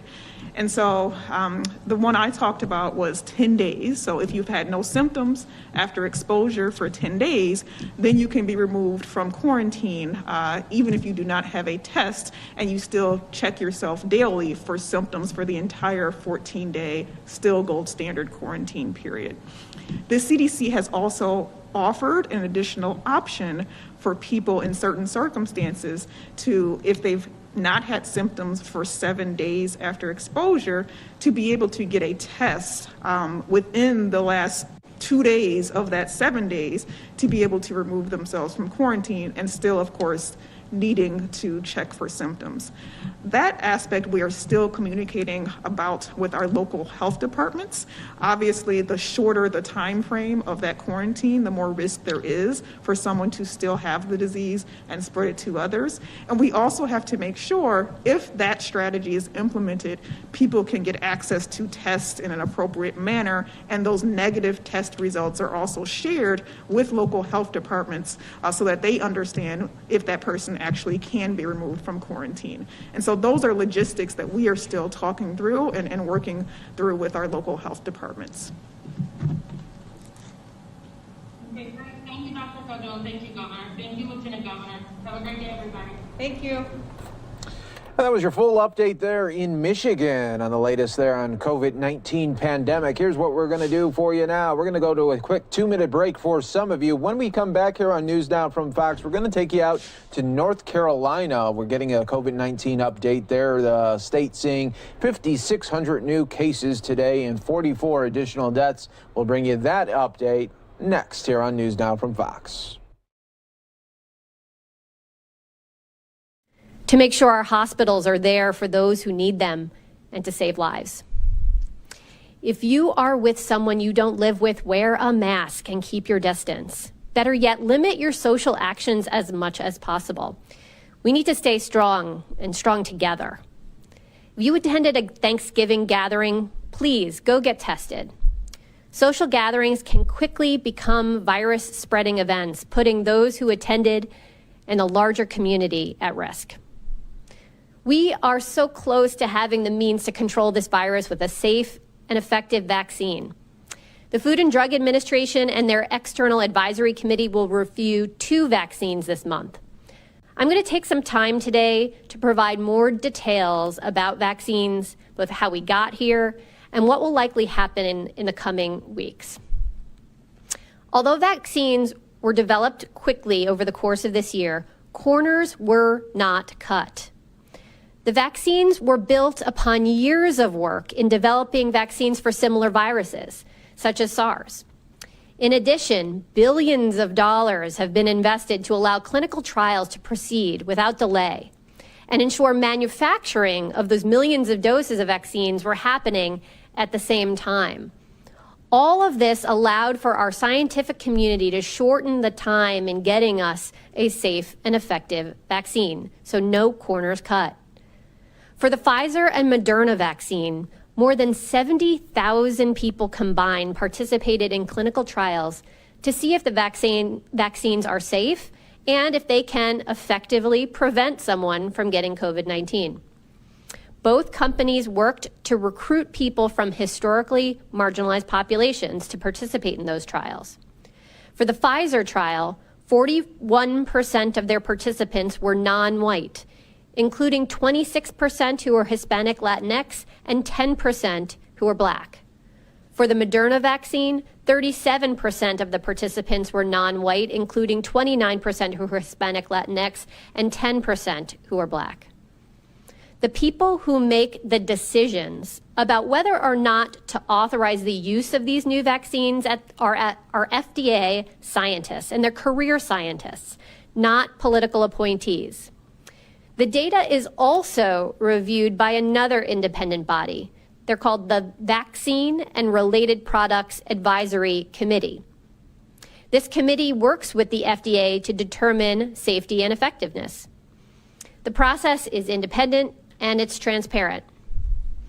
Looking at the vaccines themselves, it's important for people to understand there is no COVID-19 virus in the vaccine itself. The vaccine imitates the infection so that our bodies think a germ like the virus or COVID is attacking. And this creates the antibody defenses we need to fight off COVID if and when the real germ attacks. Once a vaccine is authorized by use by the FDA, supplies will be very limited at first. Independent federal and state groups of experts have determined that the best way to fight COVID is to start vaccinating first those who are at most risk.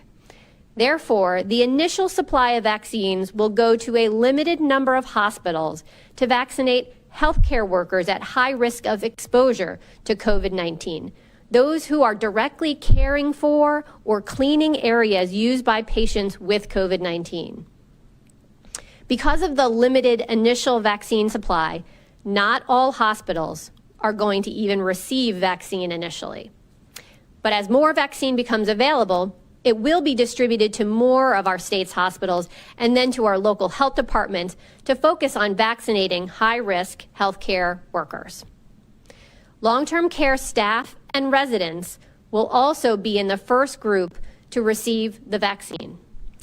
Vaccinations at skilled nursing facilities and adult care homes are being managed by the federal government through a partnership with CVS and Walgreens. Vaccines used in our long-term care will come from the state's allotment of vaccine. The federal government will determine the number of COVID vaccines each state will receive. The amount of vaccine sent to the states will be based on the size of our state's population. The state will then tell the federal government or the CDC where to send the vaccine, and the federal government works with the manufacturer or the distributor to place the order. Then the manufacturer or distributor ships the vaccine directly to the providers. We've been told that if the Pfizer vaccine is authorized this month, we will likely receive a first shipment of about 85,000 doses, possibly as early as mid-December. We expect that more vaccines will then be shipped every single week. We hope that by early 2021, that health departments and community health centers will start vaccinating other adults who are at high risk for complications, meaning they have 2 or more chronic conditions identified by the CDC and who are at higher risk for exposure. While clinical trials are showing safety and effectiveness for adults, children will not initially receive vaccines, as these clinical trials with children are needed to assure the safety and effectiveness. Okay, I know that was a lot of information, so let me recap a bit. First, COVID-19 vaccines must go through and pass clinical trials like any other drug or vaccine. Pfizer and Moderna did recruit people from historically marginalized populations to participate in their clinical trials. The vaccine authorization process is independent and transparent. There is no COVID virus in these vaccines. Supplies of the vaccine will be very limited at first, and these initial supplies will go to long-term care staff and residents and a limited number of hospitals to vaccinate healthcare workers at high risk of exposure to COVID-19. Again, those who are caring for or cleaning the areas used by patients with COVID-19. We at the state have been hard at work preparing for this moment, but this is a big. We know there will be bumps in the road administering a vaccination program of this scale. States will need federal support and federal dollars as they undertake such an unprecedented effort. As I said earlier this week, having a safe vaccine within reach is an extraordinary scientific achievement, but it's not a quick fix. It will take several months to have enough supplies that anyone can readily get a vaccine. Until most people are vaccinated, the 3 W's remain our best tool to protect our loved ones, to make sure our hospitals are there for those who need them, and to save lives. Wear a mask, wait 6 feet apart, and wash your hands. Wear, wait, and wash. Okay, with that, I will turn over to your questions. Our first question today is from Hannah Critchfield with North Carolina Health News. Hi, Dr. Cohen. Thank you for taking my question. I wanted to ask you about the distribution plan after it goes from healthcare first responders and into that phase 1B when prison staff and some high-risk prisoners will start receiving the vaccine. I was wondering if you could talk a little bit about the logic behind the decision to vaccinate all staff and then some high-risk prisoners rather than opting to first prioritize vaccinating all prisoners, just given the rate of spread. And then as a second piece to that, I was wondering if you could talk a little bit about if in that phase 1B, if there are limited doses to the point where you couldn't vaccinate all staff and all high-risk prisoners, how those doses will be prioritized between those two groups. Thank you. Well, thanks for that question. Let me back up and explain the prioritization of how the limited amount of vaccine that we have at first will go. So as I mentioned, we expect that very first week there will be one vaccine available. And that one vaccine we think will likely be the Pfizer vaccine. We think that first week we'll get about 85,000 doses, and we will distribute those 85,000 doses to a number of hospitals. We won't have even enough to get it to every single one of our hospitals. It'll be a limited number of hospitals. So we'll distribute those 85,000 doses, and the hospital will then be vaccinating, again, healthcare workers who are at higher risk of exposure, meaning they're working directly with COVID patients or cleaning the areas for COVID patients. Additionally, we will be allocating, likely starting from our second week of vaccine allocation. So that first week is just healthcare. By the second week, we anticipate we may have vaccine from as many as 2 manufacturers, Moderna and Pfizer. At that point, we anticipate being able to both send to more hospitals as well as start to do the vaccinations in our long-term care settings. We don't have exact numbers of how much vaccine we will have in week 2 and beyond yet, but we are learning more every day and trying to get that information. So we will be starting to vaccinate our long-term care staff and residents as well. And again, we had a number of external advisory bodies who created that prioritization that said we should go with healthcare workers exposed to COVID-19, go with long-term care workers and staff first. Those advisory bodies included the National Academy of Medicine, the advisory board to the Centers for Disease Control, the CDC, that just met this week and created that prioritization. And here in North Carolina, we also had our own vaccine advisory committee that was convened by the Institute of Medicine. So I want to thank all of those experts for weighing in on these priorities. The reason they came up with those priorities is we have a limited number. Where do we want to put those resources first? And we said we want to put it for our healthcare workers who are actually being exposed to COVID, as well as in our long-term care settings. As you know, that has been a place where we have some of our most medically frail folks, as well as difficulty keeping virus out of votes. And that's what we found reviewing these things. Are there any questions?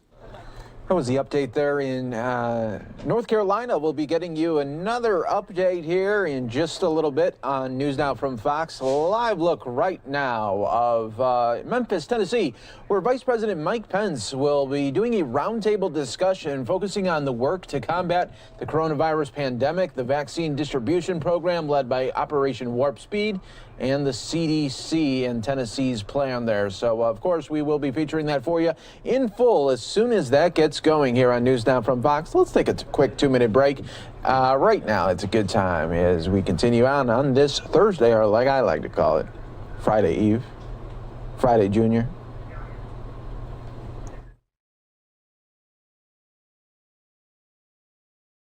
For those of you sticking around here with us, we always appreciate it. Now we're going to go out to the U.S. House. They are having an open debate right now on federal decriminalization efforts of marijuana. Undermine law enforcement, and not to promote drug use, but in essence to bring about justice and to provide for the right kind of roadway for what over a majority of Americans, Republicans and Democrats, want. It's an important legislative initiative. It provides a vehicle of sales tax and a vehicle that allows businesses in the marijuana business to be able to bank legally. It provides for a reinvestment program, an opportunity grant program, and as well an expungement program governed by federal courts. It ensures that there are no sales made to those under 21. It deals with substance abuse. This is a real step forward in bringing America together. And I know that my colleagues tomorrow on the floor of the House will recognize that is what we are doing. As many people know, the states that have decriminalized can continue. Those who have not can continue their laws as well. So I ask my colleagues to support H.R. 3884 when it comes to the floor. Let us do it in unity. I too want to take the opportunity very briefly, Mr. Woodall. I think we've seen each other quite frequently, either on this floor in the Rules Debate or in the Rules Committee. Let me echo the generosity and cordialness of your persistent intellect in challenging each and every one of us who came to make our case. That's all we can do as Americans and representatives, is to make our case. I join you. Let us work together for a COVID-19 relief package and have that as our legacy as we leave this place. But I wanted to make sure you knew that we appreciate, Texans appreciate your great leadership. Georgians and Texans have a good relationship. Congratulations to you. With that, I yield back, thanking you for your service. Gentleman yields back. Gentleman from Massachusetts reserves. Gentleman from Georgia is recognized. Thank you, Mr. Speaker. This time I'd like to yield 4 minutes to a member of the Judiciary Committee and the Rules Committee, the gentlelady from Arizona, Ms. Lesko. Gentlewoman from Arizona is recognized for 4 minutes. Thank you, Mr. Speaker, and thank you, Mr. Woodall.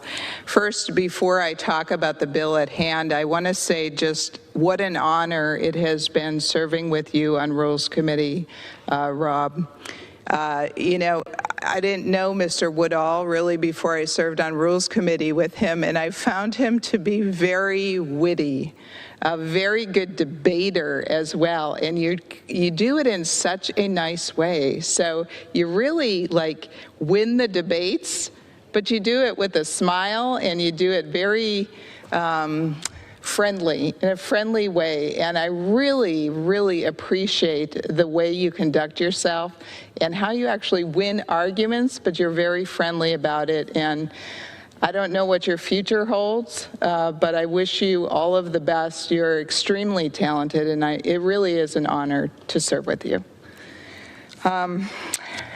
Mr. Speaker, let me talk about the bill. I find it crazy, quite frankly, that the American people and small businesses are hurting because of the COVID crisis, and they need COVID relief.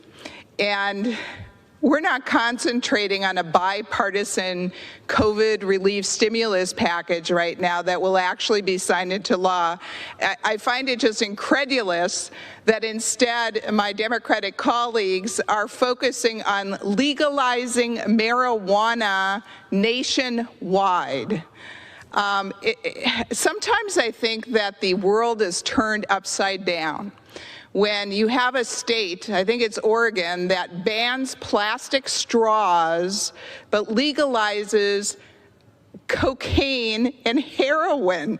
It just is insane to me. And I think to a majority of my constituents, whether they be Republican, Independent, or Democrat, quite frankly.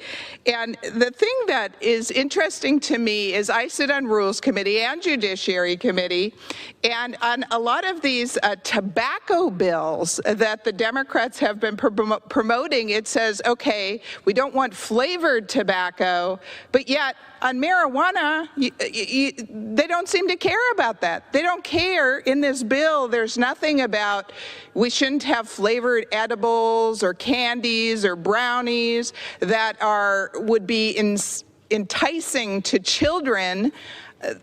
As far as I know, that's not in this bill at all. Yet we want to ban that with tobacco. This makes absolutely no sense to me. and no sense, I think, to the American public. And at a time when parents are trying to get their children back into school with an in-person option because their children are falling so far behind because of the lockdowns of schools, here we are with a bill that will make it easier for these same children to get marijuana. All right, folks, we will go back to that in just a little bit, but I do have some breaking news that I want to get to right here on News Now from Fox, where this is just coming down. The President Trump's administration is now suing Facebook. Let's get into that right here on News Now from Fox. This is according to the Wall Street Journal. Trump administration claims Facebook improperly reserved jobs for H-1B workers. The Trump administration has sued Facebook Incorporated, accusing the social media giant of illegally reserving high-paying jobs for immigrant workers it was sponsoring for permanent residents rather than searching for available U.S. residents who could fill the positions. In a 17-page complaint filed today, the Justice Department's Civil Rights Division said Facebook inadequately advertised at least 2,600 positions between 2018 and 2019 that were filled by immigrants on H-1B high-skill visas when the company was applying to sponsor those workers for permanent residency, known as green cards. Companies sponsoring workers for employment-based green cards are required to show as part of the federal application process that they couldn't find any qualified American workers to fill that job. The suit said Facebook didn't advertise the reserved positions on its website and requires candidates to mail in their applications rather than accepting them online. So we will continue to follow this breaking news story here. We just wanted to bring that to your attention right now. So far, Facebook has no comment on this lawsuit that was just filed there. So bringing you always the latest right here on News Now from Fox. And we will be taking a quick 2-minute break here for some of you. Stay right here with us. To be committed to making sure there is equal justice under our laws. People's lives were ruined because of the color of their skin and how our drug laws were enforced. It is wrong. It is wrong. And the time has long since passed for us to do something, and that's what this is all about. So we will work on the COVID relief bill, and I hope that Mitch McConnell is sincere in what he said to Speaker Pelosi, and I believe we'll come together on an omnibus bill to keep our government running. But we also need to address issues like this. And with that, I'd like to yield 3 minutes to the distinguished gentleman from Oregon, Mr. Blumenauer. Gentleman from Oregon is recognized for 3 minutes. I appreciate the gentleman's comments and his courtesy. Listening to my colleague from Arizona sort of made my head hurt. This legislation does not legalize cannabis across the country. What it does is it stops the federal government from interfering with what states have decided to do. No small amount of irony, her state just approved legalizing cannabis, and this legislation would prevent the federal government from interfering with what her voters decided. I've been waiting for this historic moment for a long time. I was in the Oregon legislature, and we were the first state to decriminalize cannabis. And I've been working from Bangor, Maine to Santa Barbara ever since, trying to end the failed prohibition of cannabis. And it is happening today because it has been demanded by the voters, by facts, by the momentum behind this issue. It is now a $17 billion industry. It employs 250,000 people. It's powerful in terms of economic development. But more important, as my friend from Massachusetts said, this is an opportunity to strike a blow against the failed war on drugs that has literally destroyed hundreds of thousands of young black lives. Black people use cannabis no more frequently than whites, but they are arrested about 4 more times, and in some parts of the country, it's much, much greater. We're still arresting or citing 600,000 people a year for something that the majority of Americans now think should be legal. That's why the voters in this country took it into their own hands. That is why today 99% of the American population have some access to legalized cannabis. But this will help us set up a system moving forward. It'll stop the interference with the federal government for research, for banking, for being able to promote an opportunity to make this work properly and not interfere with what voters and states have decided to do in the best interest of their public. I really appreciate our being to this point. The legislation was carefully crafted over the course of 2 years with the Judiciary Committee, and it comes on the heels of other legislation like the Safe Banking Act. And we are now going to go out live right now to Memphis, Tennessee, where we do have Vice President Mike Pence and others in the administration talking about the vaccine distribution that will be coming up. We're taking you live right there on News Now from Fox. Let me also thank the Tennessee Air National Guard for graciously offering their hangar space for this afternoon's discussion. Of course, I guess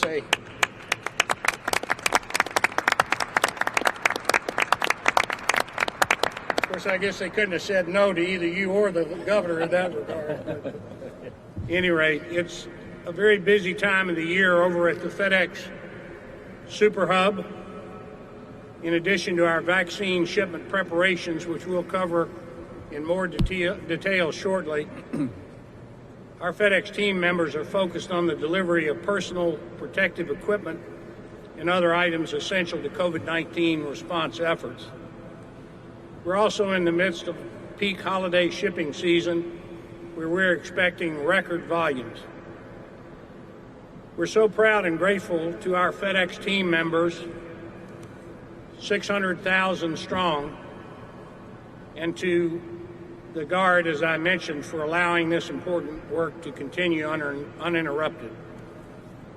We've enjoyed a great relationship with the Tennessee Air Guard through the years, and we're especially proud of our work during the past year in tandem with HHS to accelerate the delivery of PPE right on this ramp, the Guard ramp transferred over to FedEx being moved from Italy, and other medical supplies amid the pandemic.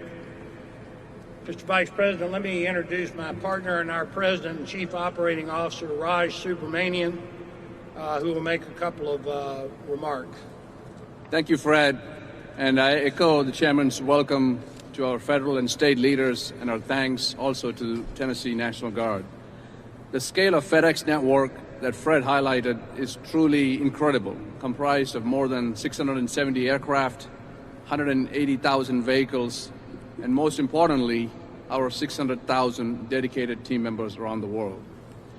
Ever since the founding of this company by Fred nearly 50 years ago, we've worked hard to build networks that span the globe.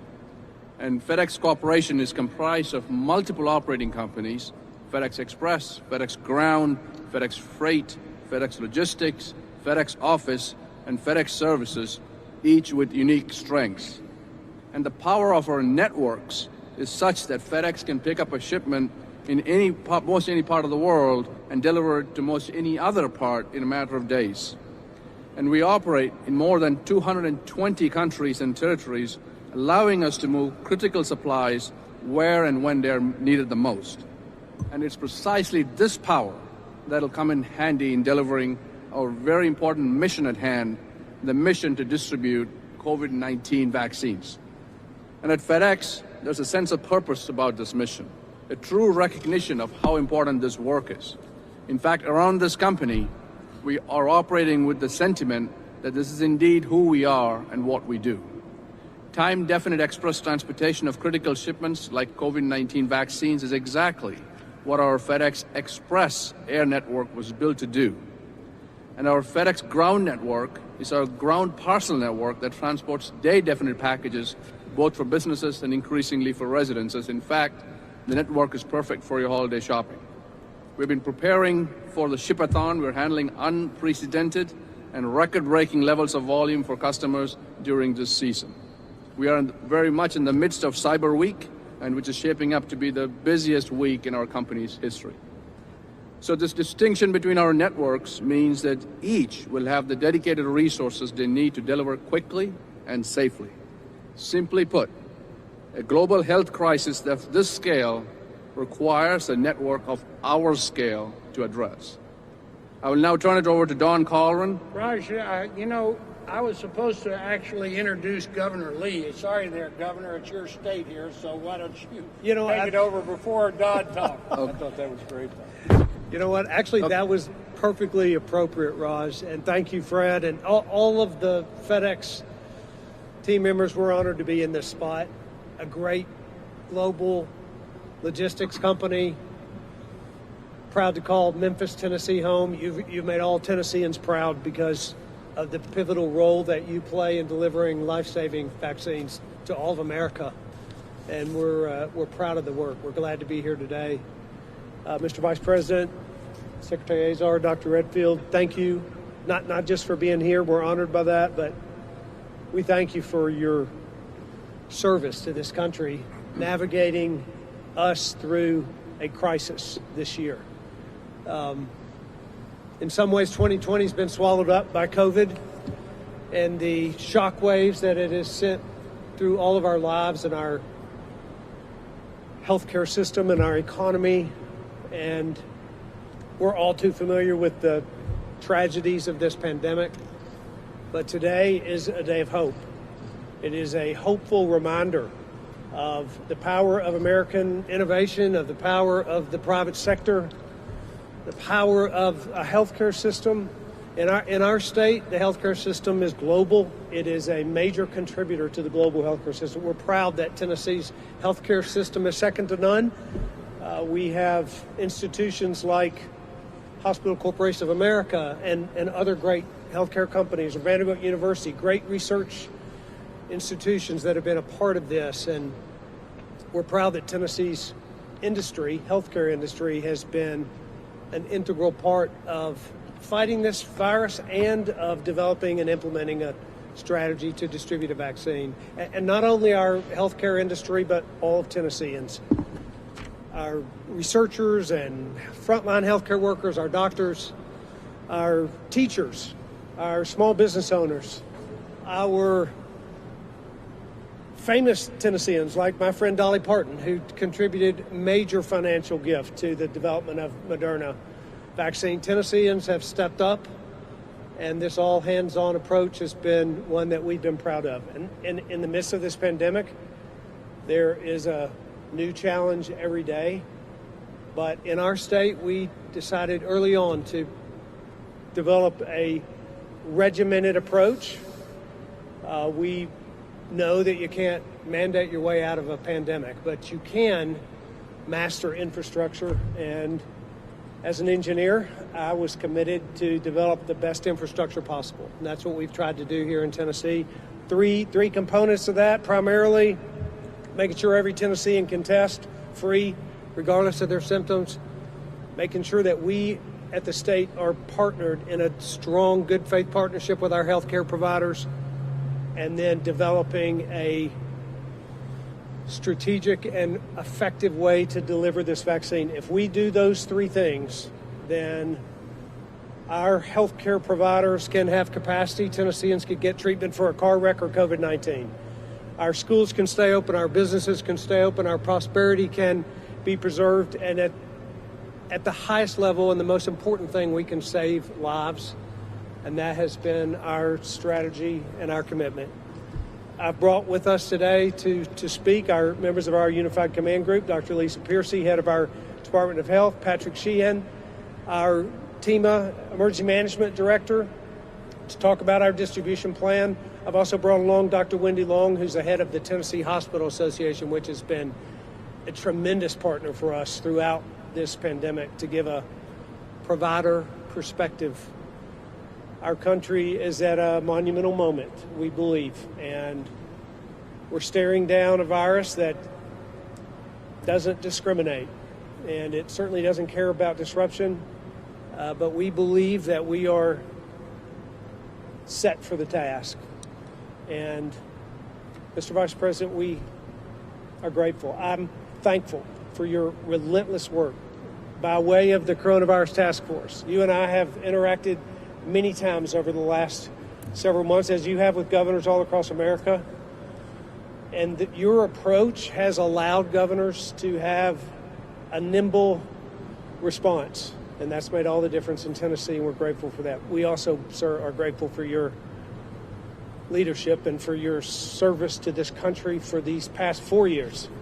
Your faith, not only in God, but in American people, has made this country a better place to live, and we're grateful. Welcome, Mr. Vice President. Well, thank you very much, Governor, and to Fred Smith and Raj. I know I speak on behalf of President Trump and on behalf of the members of our administration who joined me here today when I say, well, thank you. Thank you for your partnership in the course of this pandemic here at FedEx. Governor, I also want to take a moment to thank you and Maria for the way you have led the state of Tennessee through this challenging year with compassion, with professionalism, with ensuring that every family in Tennessee would have the level of care that we would want a member of our family to have. I'm humbled by your kind words for our team, but the people of Tennessee, I think, can be very proud of what Governor Lee, of what your state government, what your local health officials, your state health officials, and your dedicated doctors and nurses have done throughout the course of this pandemic. And so I thank you. I thank you for your leadership. But we're here with enjoying the hospitality of the great Tennessee National Guard, and I thank you all for welcoming us to really put a focus on a great season of hope for the American people. We've gone through a challenging year. With cases rising across the country, we're still going through a challenging time. We all have a role to play. But we're here to say thank you to an extraordinary partner throughout this year in this effort, and to say that because of the efforts at the state and federal level, and because of the great work of our research companies and pharmaceutical companies, and because of a great partnership with FedEx and other companies around the country, that help is on the way. We are just a matter, we believe, of days away from when we will begin to distribute tens of millions of doses of a safe and effective coronavirus vaccine to the American people. But this partnership with FedEx, as Fred Smith knows, and as Raj and Richard and the whole team here knows, is hardly new. When we were confronting, as you remember, Governor, the challenge of meeting the needs of personal protective equipment to healthcare facilities around America, we created what was known as the Air Bridge, literally a global supply chain that would identify and help to transport the gowns and the gloves and the masks that would be necessary to care for the American people. And to Fred and Raj and the whole team here at FedEx, I want to say thank you for being such a central and effective part of the Air Bridge project and the ongoing effort to continue to meet the needs of our healthcare providers all across America. But building on that partnership, we're here today to really put a focus on Operation Warp Speed. It would be literally in the month of January, as Secretary Azar will explain, that we received the genetic coding for the first time for the coronavirus, the sequence for the virus as it's known. We went straight to work in the month of January on developing a vaccine, working with Moderna and other companies, and working through the National Institute of Health. Under the President's leadership, we identified and secured some $10 billion to invest in the development of a vaccine. It's amazing to think that while we were still standing up our national response in the early days of March, we literally, in 6 short weeks, we were in phase 1 of the clinical trials for a vaccine. And as all of the American people know, and as the world has marveled, we now are in phase 3, and the FDA is in the process of reviewing final approval of not 1 but 2 safe and effective vaccines for COVID-19. We anticipate, as the FDA does their work thoroughly and carefully, we continue to hope and anticipate that those approvals will come with an emergency use authorization. Operation Warp Speed is really in 2 pieces. The governor understands this well. The first piece is to develop a vaccine. President Trump would say when he stood up Operation Warp Speed back in May of this year that it was our hope that we would have a vaccine. It was our goal that we'd have a vaccine before the end of the year. In August, the president promised that we would have a vaccine for the American people before the end of 2020. And as we stand here today, it's deeply humbling to me. And I have a heart filled with gratitude for these extraordinary scientists and researchers, for the incredible work of our HHS team and NIH to be able to report to the American people that we have not 1 but 2 safe and effective vaccines that are on the cusp of approval. But that was phase 1 of Operation Warp Speed. Phase 2 is getting the vaccine into tens of millions of Americans. And as Dr. Redfield, the director of CDC, will explain, the CDC is making recommendations about where the first 20 million doses will be distributed before the end of the month once approved. It's recommendations because ultimately, as Governor Lee knows, the state of Tennessee and every state and territory in the country will make those decisions for themselves about who will receive the vaccine in the early going. But making sure that whatever plan that our governors and state health officials determine most appropriate, that we're able to deliver those vaccines literally within a matter of days. In fact, as you will hear today, Operation Warp Speed, working with FedEx and other great companies, is in a position that we expect to be shipping COVID-19 vaccines within 24 hours of approval, and we expect vaccines to begin to be administered to Americans in that first group within 24 hours of that. It's an amazing thing. Only in America could you see the kind of innovation that's resulted in the development of a vaccine in record time, in less than 1 year, but only in America, with this public and private partnership that we forged with FedEx and with other great companies, could you see that vaccine delivered and made available to some of our most vulnerable and to those that are working on the front lines of this pandemic in the country. So I'm really here to make sure that, Governor, that you have... All right, everybody, we do just want to cut in right now and just show you these aerials that we are seeing in California right now. This is in Crestmore, California, and near Los Angeles. This is a vegetation fire right now, 1800 block of Brown Avenue, multiple large piles involved here, and you could see the crews trying their very best to put this out here, but a large fire that we're being told that has also jumped Brown Avenue and extended into a pallet yard that is also threatening multiple structures there. So we are going to keep an eye on this one for you right here on News Now from Fox, always bringing you live feeds that are happening, you know, right now. News and now, that's where we get it, bringing you the latest. We'll be back in just 2 minutes. Days away in this whole of America approach, delivering a safe and effective vaccine to the American people. So I look forward to hearing the details of FedEx's plan for delivery, and I'm going to recognize a couple of members of my team that will catch you up on Operation Warp Speed, our best recommendations, and then, Governor, we look forward to hearing more from your team, from the team here at FedEx, about how we take these vaccines and deliver them at the point of the need. And it's an honor to be with you, and Fred, you and your whole team have our heartfelt thanks for all you've done to date and all you're about to do for the American people. Secretary Azar? Well, thank you very much, Mr. Vice President, and for pulling us together, and thanks to Governor Lee for welcoming us and for your long partnership during the challenges of this year. And I also just want to express our appreciation to FedEx, as the Vice President did. We've had a long relationship with FedEx, whether it's related to our strategic national stockpile or now this next chapter of our partnership in distributing safe and effective vaccines to the American people. We're just so happy to be working with you.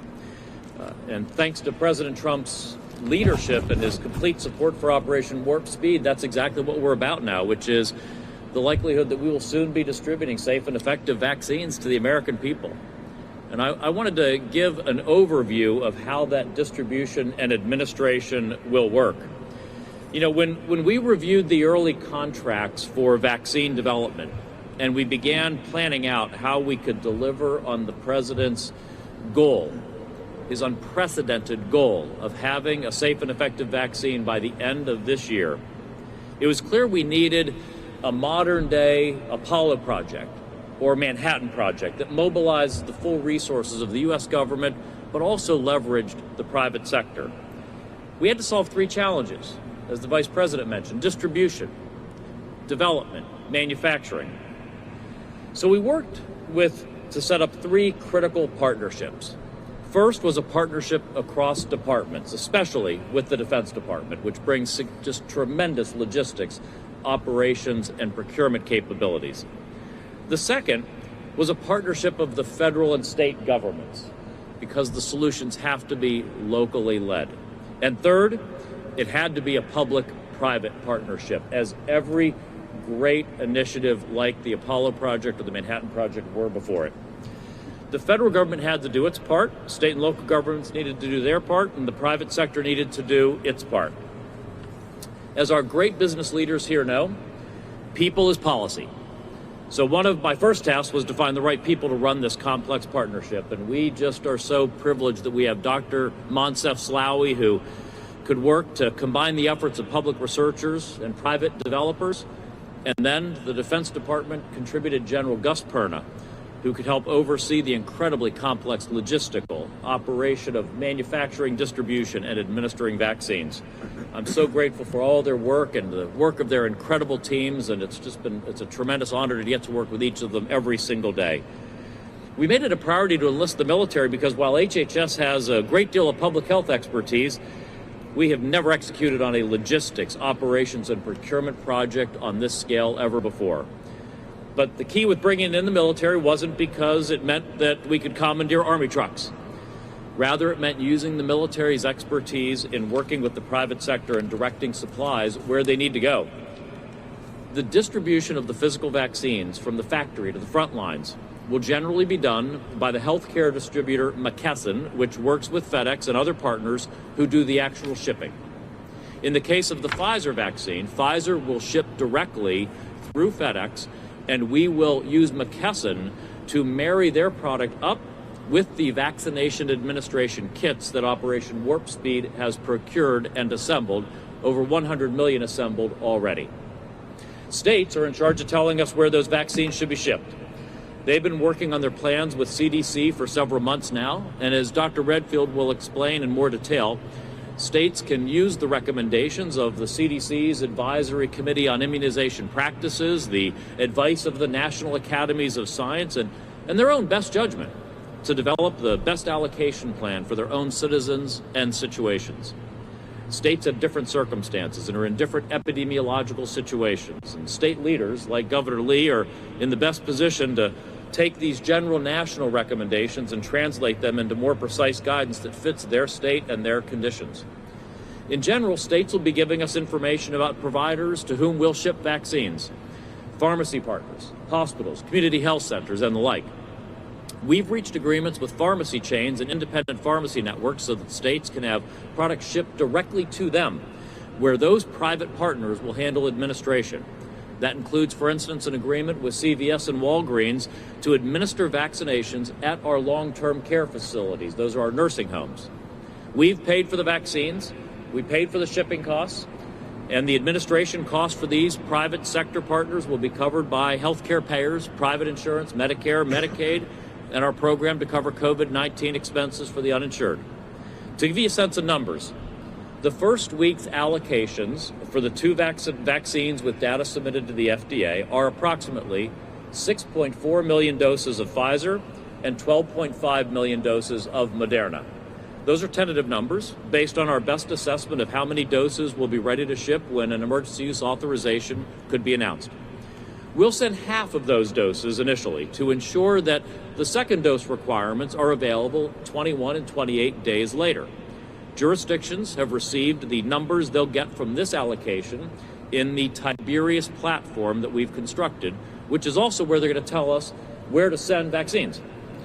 After that initial shipment, we expect to make weekly allocations, and we expect, as the Vice President said, to have 40 million doses to cover 20 million Americans by the end of December. Finally, if I could just give a commercial message here, I want to mention that many Americans can play a role in our fight against COVID-19 by donating convalescent plasma, a promising treatment for the disease. If you are within 3 months of recovering from COVID-19, you have the chance to donate plasma and you can help save a life.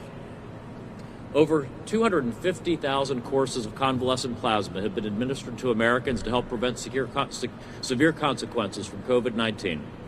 Millions and millions and millions of Americans have recovered from COVID-19 in the last several months, and they could be eligible to donate. Please contact the American Red Cross or your local blood bank, or go to coronavirus.gov for more information about how you can volunteer and give the gift of life. Thanks to the President's leadership and support of Operation Warp Speed, as the Vice President said, we've got such a bright future ahead of us. The end is near, but we need you to hang with us. Stay with us a bit more as we bridge to that bright future. Because of Operation Warp Speed, the President and the Vice President's leadership, hope and help are on the way. Thank you all for joining us for this roundtable today. Mr. Vice President, thank you for convening us, and I look forward to continued work with our partners here today to make that bright future a reality. And now I'll turn it over to Richard Smith, who's the Regional President of the Americas and Executive Vice President of FedEx Express, for a continuation of some of the details of what FedEx is doing for us. Richard, you may want to let Don make a couple of opening remarks. Yeah. Thanks, Secretary Azar.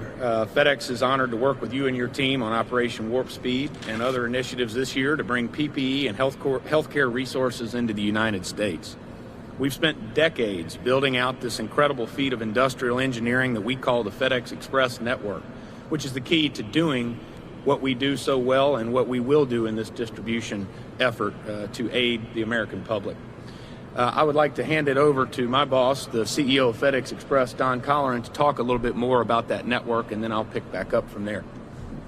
Thank you, Richard. We're honored, sir, to have you, Vice President Pence, Secretary Azar, Governor Lee, Director Redfield, and our friends from the state of Tennessee with us here today in Memphis. You're in our worldwide hub, and as you could see as you arrived here today, this is the heartbeat of our global operation. We have over 250,000 Express team members worldwide, and they're so very proud of the role that they played right from the beginning of this pandemic, and are committed to do right to the very end. And we're so ready to handle the expedient delivery of this COVID-19 vaccine. It goes without saying, it's been one of the most challenging years in our history, but also the most rewarding, as it truly validates our purpose in the recovery of so many families, communities, and even countries. A team of true heroes that I'm proud to serve with, that has stepped up in so many ways to support the communities where they both live and work. Now, as a pioneer of the express delivery system, FedEx Express has a long history of supporting relief efforts whenever a disaster strikes anywhere in the globe. We truly see it as our purpose and responsibility to use the massive resources we have during times of good times and bad times to relieve those efforts. It's truly our culture. We have a unique air and ground network comprised of almost 700 aircraft, the largest all-cargo airline in the world, I might add, almost 80,000 motorized vehicles, 2,000 stations around the globe, and we're in over 220 countries and territories around the world. Now, at Express, we have extensive experience in handling the dedicated services required for shipping sensitive healthcare goods. and we've been diligently planning with our healthcare customers, with federal, state, and local officials to support this vaccine distribution. It's truly teamwork at its best. So, ladies and gentlemen, FedEx Express is ready, and we are grateful for the opportunity to serve in this capacity. As Raj says, it's who we are and what we do. So with that, I'd like to turn it back over to Richard Smith, our President of the Americas and EVP of Global Support, for some details, and he's really at the heartbeat of what we're doing here at FedEx Express to assist in any way we can in the movement of these vaccines. Thank you, Don. First of all, I'd like to echo my boss and my chain of command here in thanking our FedEx team members, both here in the Americas and around the world, for their outstanding work in the midst of the most challenging year for the transportation industry in modern times. They are absolutely positively the best in the business and our heroes. Over the past year, as Raj alluded to, we've adopted a new motto at FedEx. This is who we are and what we do. FedEx has a long-standing relationship with the federal government and is a proud member of the Civil Reserve Air Fleet Volunteer Program. We also deliver relief both here and abroad in communities in need via our FedEx Cares initiative and through partnerships with Heart to Heart, American Red Cross, and many other humanitarian organizations. And recently, we committed an initial $3 million in funding and transportation to help several nonprofits reach underserved communities with the COVID vaccine. FedEx has played a vital role in the fight against this deadly pandemic to date, having globally shipped more than 55 kilotons of personal protective equipment, including more than 2 billion masks, between February 1st and the end of November. This includes some of the first PPE and healthcare equipment going into Wuhan, China at the outset of the pandemic, when there was very little being moved into that area. And we have continued to help keep critical supplies flowing around the globe ever since to aid in this fight. We also helped to stand up and supported shipments from the first COVID-19 testing centers in the United States this spring, and transported more than 4.5 million Tyvek protective suits in collaboration with HHS and DuPont earlier this year, getting them to frontline healthcare workers in the midst of fighting this pandemic. We've done all of this while keeping team member and customer safety our highest priority, and we will continue to do that as vaccine distribution begins. You're watching News Now from Fox. We're following a little bit of breaking news coming out of California. This is Crestmore, California, where there is a vegetation fire. If you're familiar with California, this is the Yurupa Valley area. You can see some of these structures that are really, really close nearby these flames that are obviously picking up in that area. The gusts of wind come really, really quickly. So you can see a lot of those fire trucks trying to tame them before they hit nearby structures. We're going to gather a little bit more information for you on this. They're calling it the Crestmore fire, though. This is just east of Los Angeles in the Inland Empire area. Multiple large mulch piles are involved in this fire right there. You can see just the mounds and mounds of mulch, which is really, really difficult to douse and get control of. There's reports that this fire had jumped Brown Avenue, which is nearby right there, and extended into this pallet yard.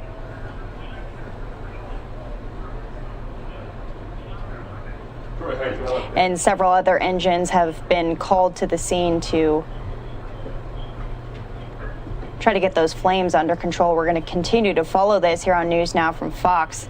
Again, a live picture from our sister station, Fox Los Angeles.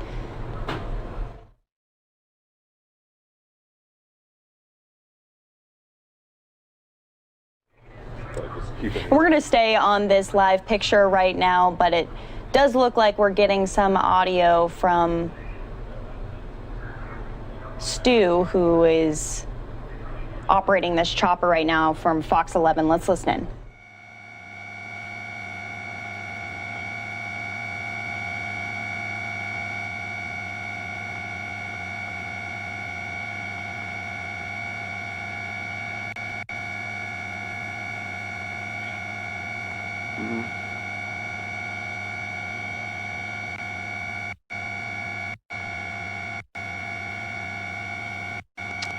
Marla, I'm just telling you guys right off the bat, our IFB is not so great, so we have a difficulty. We can't do kind of talk around. What we're looking at right here is a huge fire. Multiple agencies right now battling these flames. It started as a vegetation fire, but that vegetation fire was actually a lot. They process mulch. But as soon as that mulch caught fire with these winds, it basically blew across the air.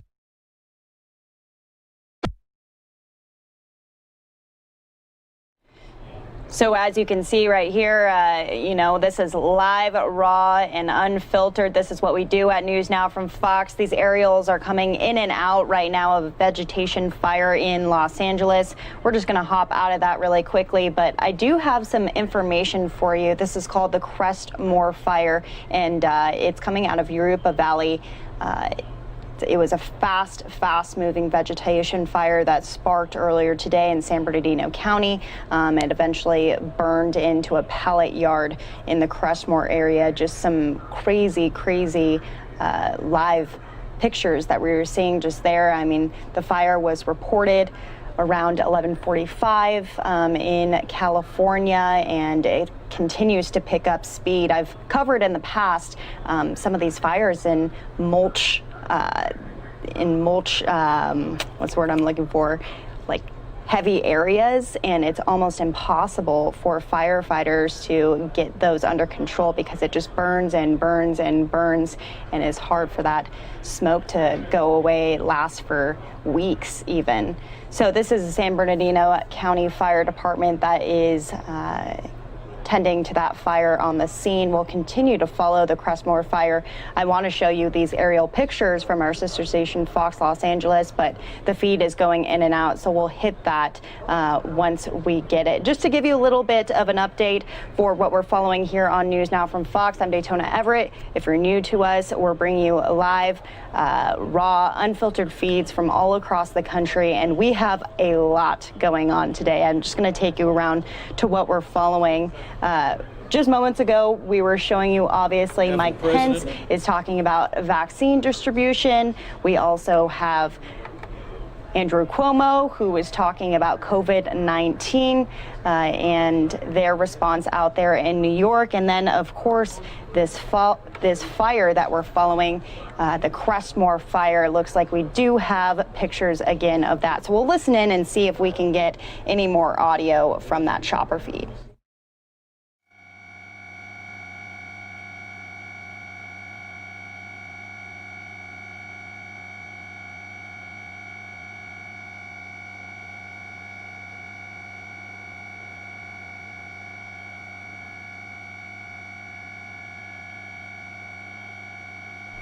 So again, the Crestmore fire right there, you can see firefighters dousing the flames with hoses, and it looks like Stu might be speaking in the next moment or so.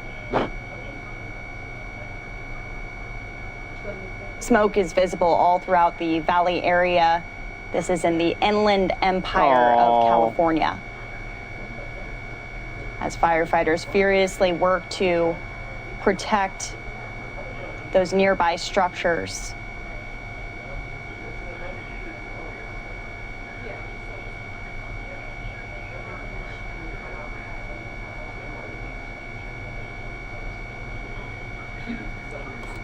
We're going to stay on this shot for just a moment here. We're going to send some of you off to a 2-minute commercial break for those who are staying with us. We've got a lot more to look forward to on NewsNOW from Fox.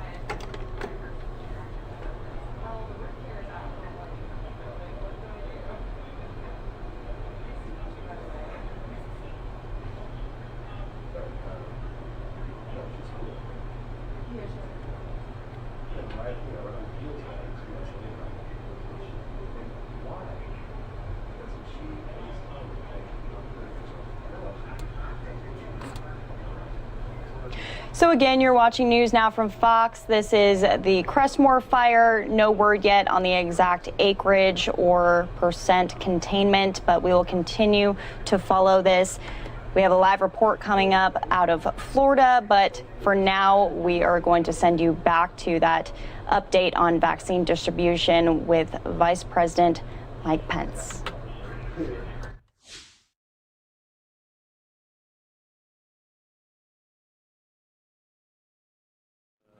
Not just begun to be distributed when this is available in the next couple of weeks, but it's done in an equitable way to the people of Tennessee. So, Lisa, you know I have great respect for what you've done. One of the areas I want to spend a second on, though, that is a challenge for us, now that you've heard from Secretary Azar, really, and the Vice President, how remarkable it was that this vaccine is available within a year of identifying this new pathogen. Normally it takes 4 years, 6 years for this to happen. It is a remarkable accomplishment. But one of the challenges we have is to see if we have an environment in which the American people want to take the vaccine. There's been a great deal of challenge over the years of this growing concern of what I call vaccine hesitancy. And one of the things I can ask all of you to play a key role in, helping us over the weeks ahead, helping us to create a culture in this nation that's grounded in vaccine confidence. And do that by restoring trust in vaccines. And the most important gift from science to modern medicine. And it's really sad as an infectious disease physician to see many people choose to leave vaccination on the shelf for themselves, their family, and their community. Empower healthcare providers to really become promoters of vaccination and finally engage communities to do just the same. You know, in closing, I just want to say it's an exciting time. We are now at the forefront of distributing a COVID vaccine. As you hear, we have a lot to do to actually get this, but I'm confident that the planning that's gone into this since last spring, the planning that we've heard that private partners like FedEx have put into this, that we are going to progressively provide a safe and efficacious vaccine for COVID to the American public in the weeks ahead. I want to just close by just reminding people, though, that this is the greatest public health crisis that this nation has faced in more than 100 years. And while we wait for the vaccine to be distributed, we are not defenseless. We have very, very, very powerful weapons against this vaccine. And that's the mitigation steps that we continue to put out. Wearing a mask. This actually works. It's an exceptional defense against COVID. Social distancing, being smart about crowds, washing your hands, spending time outside rather than inside. So as we get closer to the goal line and we prepare to deliver the vaccine, it's just important to encourage the American public not to let down their guard. Not in the public square and not in the safety of their own home gatherings. To wear a mask, social distance, wash your hands, be smart about crowds.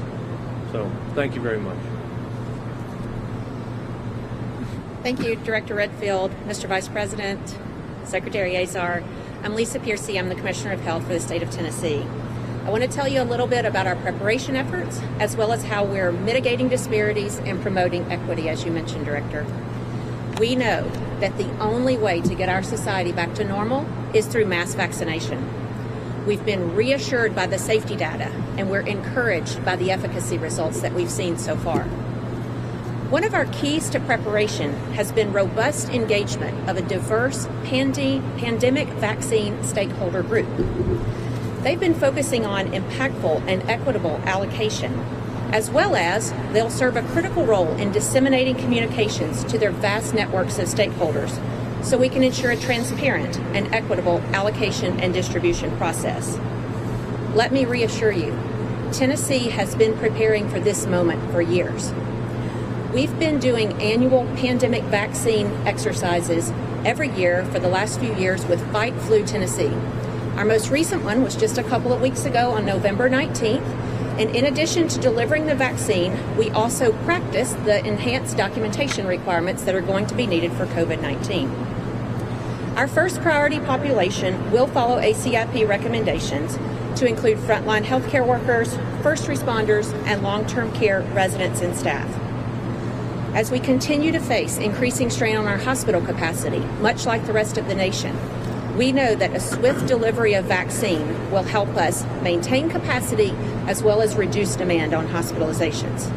So therefore, our goal is to immunize as many in this first phase as quickly as possible and to minimize waste. And we're going to be able to do this through leveraging our partnerships not only with the Hospital Association, but with our long-term care community. Our other priority focus here, as you mentioned, Director Redfield, is building trust and eliminating disparities in minority and vulnerable populations. Tennessee was one of the first states to develop a health disparities task force that was formed to support and create solutions for these vulnerable communities. We know that transparency is significant in building trust. So we've engaged hundreds of faith-based, community, and academic partners to help identify and overcome the barriers and challenges, particularly in the minority population. We're especially grateful for the FQHC partnerships right here in Memphis. We've hosted multiple listening sessions, and we have recognized significant vaccine hesitancy. So we have engaged leaders to help us establish trust and deliver those key messages. We've utilized local experts and leaders from across the state to be trusted messengers. Recently, Dr. James Hildreth, the president of Meharry Medical College, a historically black college and university, addressed these concerns within the community, reassured his constituents about safety, and encouraged participation in clinical trials. We know that patients are more likely to trust healthcare providers who have credibility within their own communities, and so we will continue to have success using this approach. Ultimately, Vice President, we are ready to distribute this vaccine as soon as it is approved. And in the meantime, and even after, we'll continue messaging about safety and efficacy. We're also incredibly grateful to all of our federal partners for your continued partnership and your unprecedented efforts to bring this to market soon. Thank you. Thank you, Dr. Piercy. Let me extend our great respect. I've been serving alongside the director of the CDC now throughout this pandemic. And to you, to your team, to you, Governor, to see the preparation here. It's one of the reasons we're here in Tennessee, because Dr. Redfield, the CDC, and HHS believe, as he said, that Tennessee has one of the most comprehensive distribution plans among all of the states and territories that we're preparing to serve. So we want to commend you for those efforts and that preparation. And I should also mention, as we celebrate a great private sector partner here in FedEx, we want to take this opportunity to also express our gratitude to CVS, Walgreens, that have also signed contracts and agreed to partner with us to implement your plan, your governor. And our expectation is that literally within 48 hours of approval, CVS and Walgreens are poised to assist you in administering that vaccine at nursing homes and long-term care facilities across the state and across the country. It's part of that whole of America approach, but all of it begins with the preparation and the thoughtful planning that you've done here, Governor. So I want to commend you and Dr. Piercy and the team for your efforts. We look forward to continuing to partner with you. Thank you, Mr. Vice President. My name is Patrick Sheen. I'm the director of the Tennessee Emergency Management Agency, and Secretary Azar, Dr. Redfield, thanks very much for being here and highlighting this important effort, Operation Warp Speed, to this collaboration to make sure that we can get vaccines to Americans when they need it. I just want to thank our gracious partners, FedEx, too, for our long-standing partnership and the work that you do in Tennessee and with the emergency management community in Tennessee. And have done for decades. You're tremendous partners. And when the global supply chain ground to a halt earlier this year, we leaned on our partnership with you to help us solve problems and fix gaps. And our nation leaned on you through FEMA's air bridge. And it's just vitally important. And I just want to thank you for that lifeline for PPE when we needed it. Emergency management has served many critical functions throughout this pandemic in Tennessee and throughout our nation, and our system is going to be on display here in the coming weeks and months as we distribute and help distribute this vaccine for COVID-19 to all 95 of Tennessee's counties mostly rural counties in Tennessee. A 2-dose vaccine requiring ultra-cold storage injects some complexities into the processes that we have, so into our planning, into our operations, but we're building on the infrastructure and lessons that we've learned over the last 10 months of this fight in this response. A couple of the lessons involve leveraging the strength of our Tennessee National Guard and the successes that we've had in our PPE distribution. To highlight our Guard, since April, our Guardsmen and Guardswomen have conducted more than 600,000 COVID-19 tests for our fellow Tennesseans. At drive-through testing events and at local health departments. Here in Memphis, the Tennessee National Guard worked with Memphis and Shelby County leaders, community organizations and churches, partners at the Tennessee Department of Health, to prioritize testing availability for communities here, for anyone who wanted it. Months of barrier-free testing have helped us work through a number of logistical challenges for high-demand resources. Our National Guard partners are tremendous, and Mr. Vice President, we are very thankful for the support of this administration in using the National Guard in our fight against COVID-19 and for the continued support that you've granted through this emergency. In addition to trained and dependable manpower, we've built a supply system in Tennessee that supports Tennessee's response to this pandemic, including distributing monthly supplies to all 80,000 classrooms in Tennessee, giving every teacher in the state access to hand sanitizer, face coverings, PPE, and supplies for sanitizing classrooms, an effort that has been central to keeping schools open and teachers supported and safe. We're using all these lessons that we've learned to inform a robust plan for vaccine distribution to all corners of our state. And as Dr. Piercy mentioned, Tennessee has been working to have an effective pandemic vaccine system for years, highlighted by the Fight Flu TN. On the emergency management side, we are preparing most for the issues around making sure that ultra-cold storage vaccines are able to be supported and ensuring as close as possible we have 0 wasted doses of vaccine. TEMA, the Tennessee Department of Health, the Governor's Office, the Tennessee Hospital Association, our partners at General Services, and other partners have worked through many scenarios to evaluate and pressure test our plans and systems. We've conducted exercises and held sessions.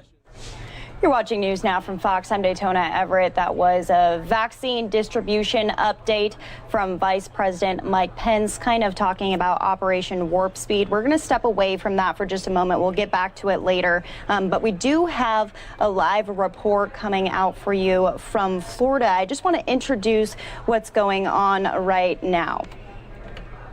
Maybe some of you have seen Tiger King, but a tiger at Big Cat Rescue nearly tore off a volunteer's arm who didn't follow protocol. This is all, of course, according to Carol Baskin, whose name became a household name after the documentary Tiger King hit Netflix earlier this year. Fox 13's Jennifer Holton has been following this story all day. Jennifer, what's the latest and what do we need to keep our eyes on now? Well, this has been the big story of the day down in Tampa, Daytona. Really, everybody has been talking about this. The news first came in this morning around 8:30 a.m. when we learned that Hillsborough Fire Rescue here responded to Big Cat Rescue because a staffer who we now know has worked there as a volunteer for 5 years at Big Cat Rescue. Her name is Candy Kauser. She was taking care of a tiger named Kimball, and she was really going in and feeding the large cat when this all played out. Let me break down for you just exactly how it happened. Carol Baskin put out a statement today and said that Kauser saw Kimba had been locked away in a section that the cat normally wasn't in. She went in to feed it, saw that there was a guillotine door, an extra door that had been closed. What she should have done, according to Baskin, was ask another staffer for help, but she didn't. And she went to open that latch, and that is when the tiger grabbed her arm and proceeded to maul her, almost ripping the arm off from her shoulder. She was taken to the hospital. The rest of the volunteers then meeting with Carol Baskin. We heard from Carol Baskin in a audio recording that she made in talking with the volunteers. All of them were very concerned, but we now know that that woman is in good condition, but that her injuries were very serious. Jennifer, this is also interesting to me. You know, ever since that Netflix documentary came out, all eyes are on Carol Baskin and Joe Exotic. We've heard that name several times. Now, for people who haven't seen the documentary, Carol throughout it is saying how much she cares about these big cats out there. I'm interested in Tampa, Florida. Have there been any other issues like this in the past with her big cat rescue business she's got going on out there? Yeah, well, since this happened this morning, the only other incident that we know of involving big cat rescue that was reported was back in 1998 when another volunteer was mauled, not as severely as this woman was this morning, but she was a volunteer feeding a leopard and ended up went in to pet the paw of the leopard and was then attacked by it. She ended up receiving, I believe, 451 stitches back in the 90s for that. I spoke with her on the phone today. She said, you know, looking back, she realizes that it was human error that caused her to end up in that situation. And obviously, she's very saddened to hear what happened to this woman this morning. And also interesting timing on this as well, as Carol said in her statement that this is coming on the same day that they introduced this federal bill to ban cub handling in the United States. And she says that this is coming to the House floor today. I don't know. Carol Baskin is an interesting woman. If you've seen this, is that timing on purpose, or I don't know? What do you have to say about that?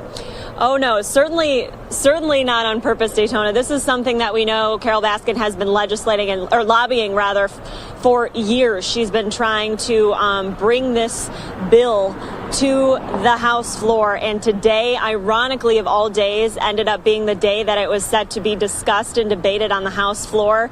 The bill essentially would ban private ownership of these big exotic cats in the United States.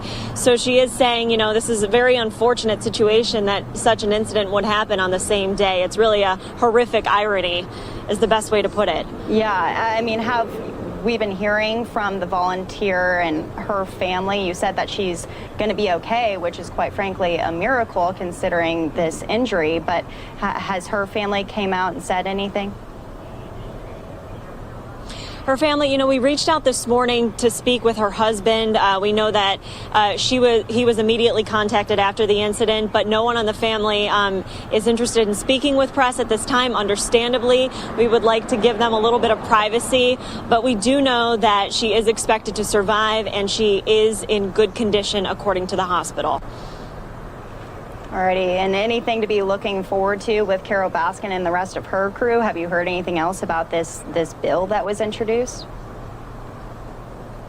So all we know right now is that it is going to be introduced on the House floor this afternoon. It will be discussed. And then, of course, we all know it has to then be discussed in the Senate, the way things usually work on Capitol Hill. But like I said, this is something she has been hoping that would make it just to Capitol Hill for years. So just getting it there discussed in Washington, D.C. was a big achievement on her end. And I know she's looking forward to this. Yeah, definitely. All right, Fox 13's Jennifer Holton out there following all things Carol Baskin. We appreciate you. Thank you. So again, you're watching News Now from Fox. We're following all of these developing stories across the country. This one with Carol Baskin and unfortunately a volunteer at the big cat rescue getting mauled and almost completely tearing her arm off. So an unfortunate situation, but definitely an interesting story if you have ever watched the documentary before. We have a couple of big events going on today. We're really focusing on COVID-19, and we have Governor Gavin Newsom in California. It's sounding like yet another shutdown could be going into place in the state of California. So we're going to play that out for you. We're going to send some of you off to a 2-minute commercial break. More from COVID-19 in California. Out across site and valuable consideration that we put into play, made that determination on retail and restaurants be open, continue to be open for takeout and delivery. And I just want to acknowledge Jacques Conde, I want to acknowledge the California Restaurant Association. As a restaurateur myself, as someone who quite literally started right out of college, opened a small retail business and a restaurant, I deeply empathize and I have deep appreciation for the stress and the struggles our restaurants have had. And I want to just acknowledge the incredible leadership of Jot, his board of directors, and his team. I know how difficult and challenging this is, and I just want to thank them for their insight and for their recognition of this current moment that the state of California is in. We're also establishing a framework where all non-essential travel is as well temporarily restricted statewide. Here's what we want to emphasize. None of us are naive. I certainly am not, of the mental stress that all of us are under, not just the financial distress that many are under, and more still with this stay-at-home order. But we want to encourage activity again that's focused not indoors, not in congregate facilities, not where there's tremendous amount of mixing, but outdoors. We encourage you to take your dog for a walk. We want you to exercise and go on a run with a partner within your household. Go sledding, these outdoor activities in the winter, to the extent a walk on the beach or out in our state parks or your local parks is appropriate. We encourage that. Take a bike ride, go fishing. Those that are learning to meditate more and more, I imagine, in yoga, we encourage those activities. So this is really important, to take care of your physical health, to take care of your mental health, to get the kind of exercise and that is required to get us through this temporary moment. This is not a permanent state. This is what many had projected. We had predicted the final surge in this pandemic. There is light at the end of the tunnel. We are a few months away from truly seeing real progress with the vaccine, real distribution, real accessibility, real availability. We do not anticipate having to do this once again, but we really all need to step up. We need to meet this moment head on, and we need to do everything we can to stem the tide, to bend the curve, and to give us the time necessary by bending that curve to get those vaccines in the hands of all Californians all across the state. We're doing everything in our power as well, not only to message and recognition and importance of mining your mental and physical health, but also to prepare.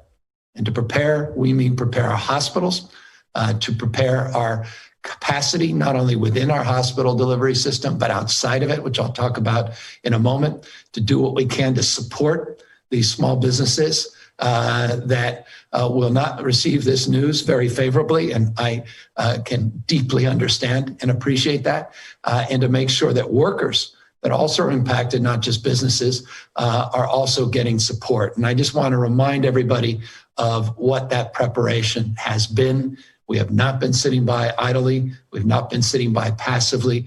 I want to remind everybody of that preparation.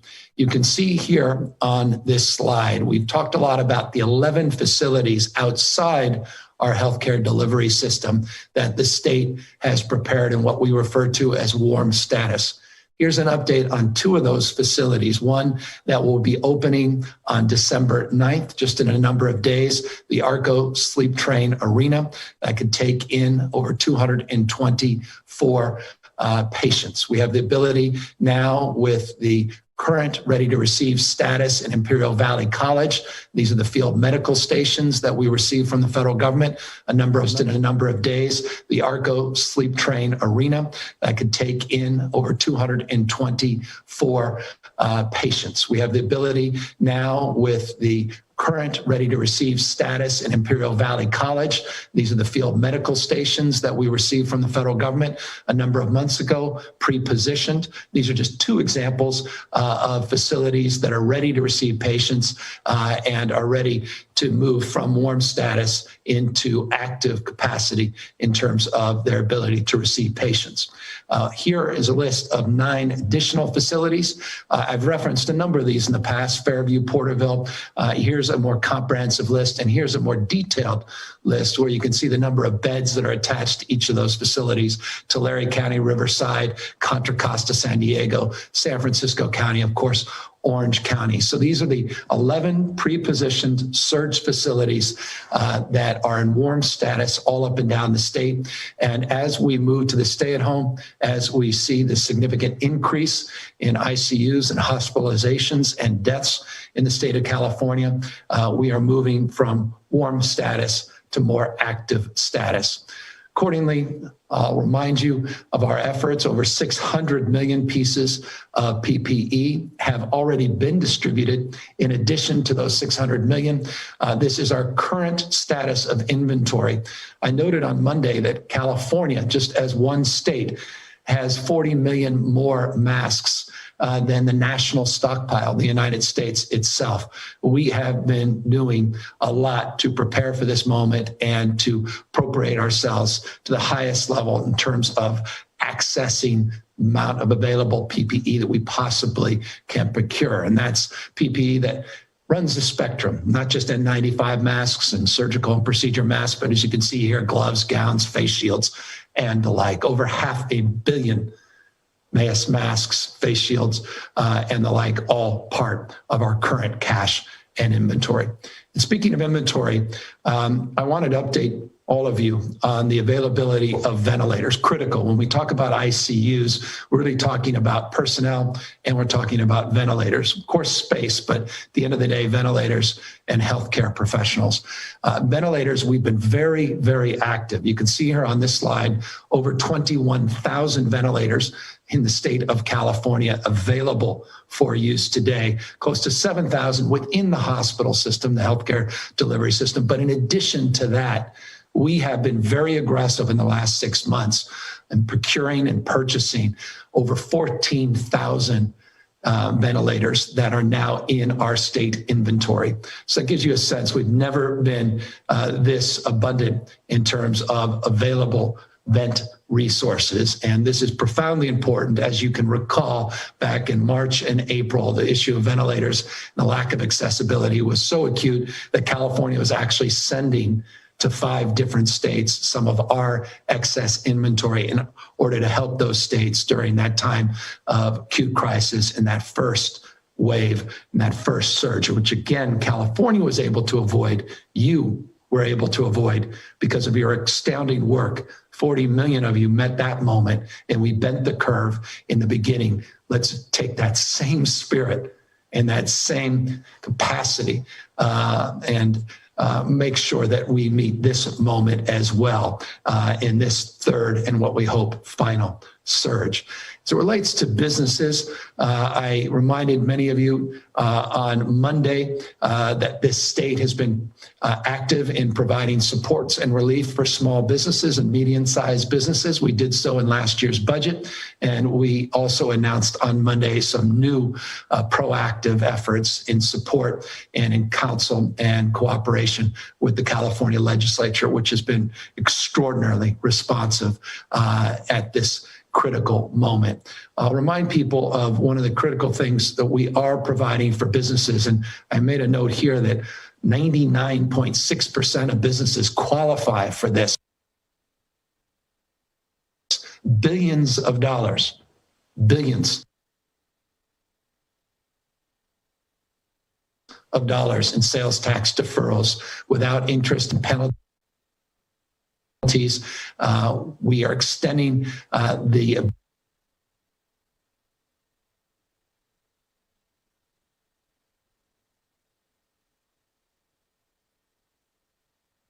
ability to what we refer to as float those dollars that are otherwise due at this moment of this critical capacity to provide resources and allow you to utilize and float those dollars before they're due to the state. We also provided this $100 million Main Street tax credit. I will encourage folks to take advantage of this for one reason alone. that it's $100 million in just in the last 48 hours. You can see on the bottom of this slide. You're watching News Now from Fox. Obviously, just a couple of audio issues here with Governor Gavin Newsom and his feed. So we're going to take this time to send everyone off to a quick 2-minute commercial break. When you come back, more from Governor Gavin Newsom as he implements yet another stay-at-home order and has some non-essential travel restrictions statewide.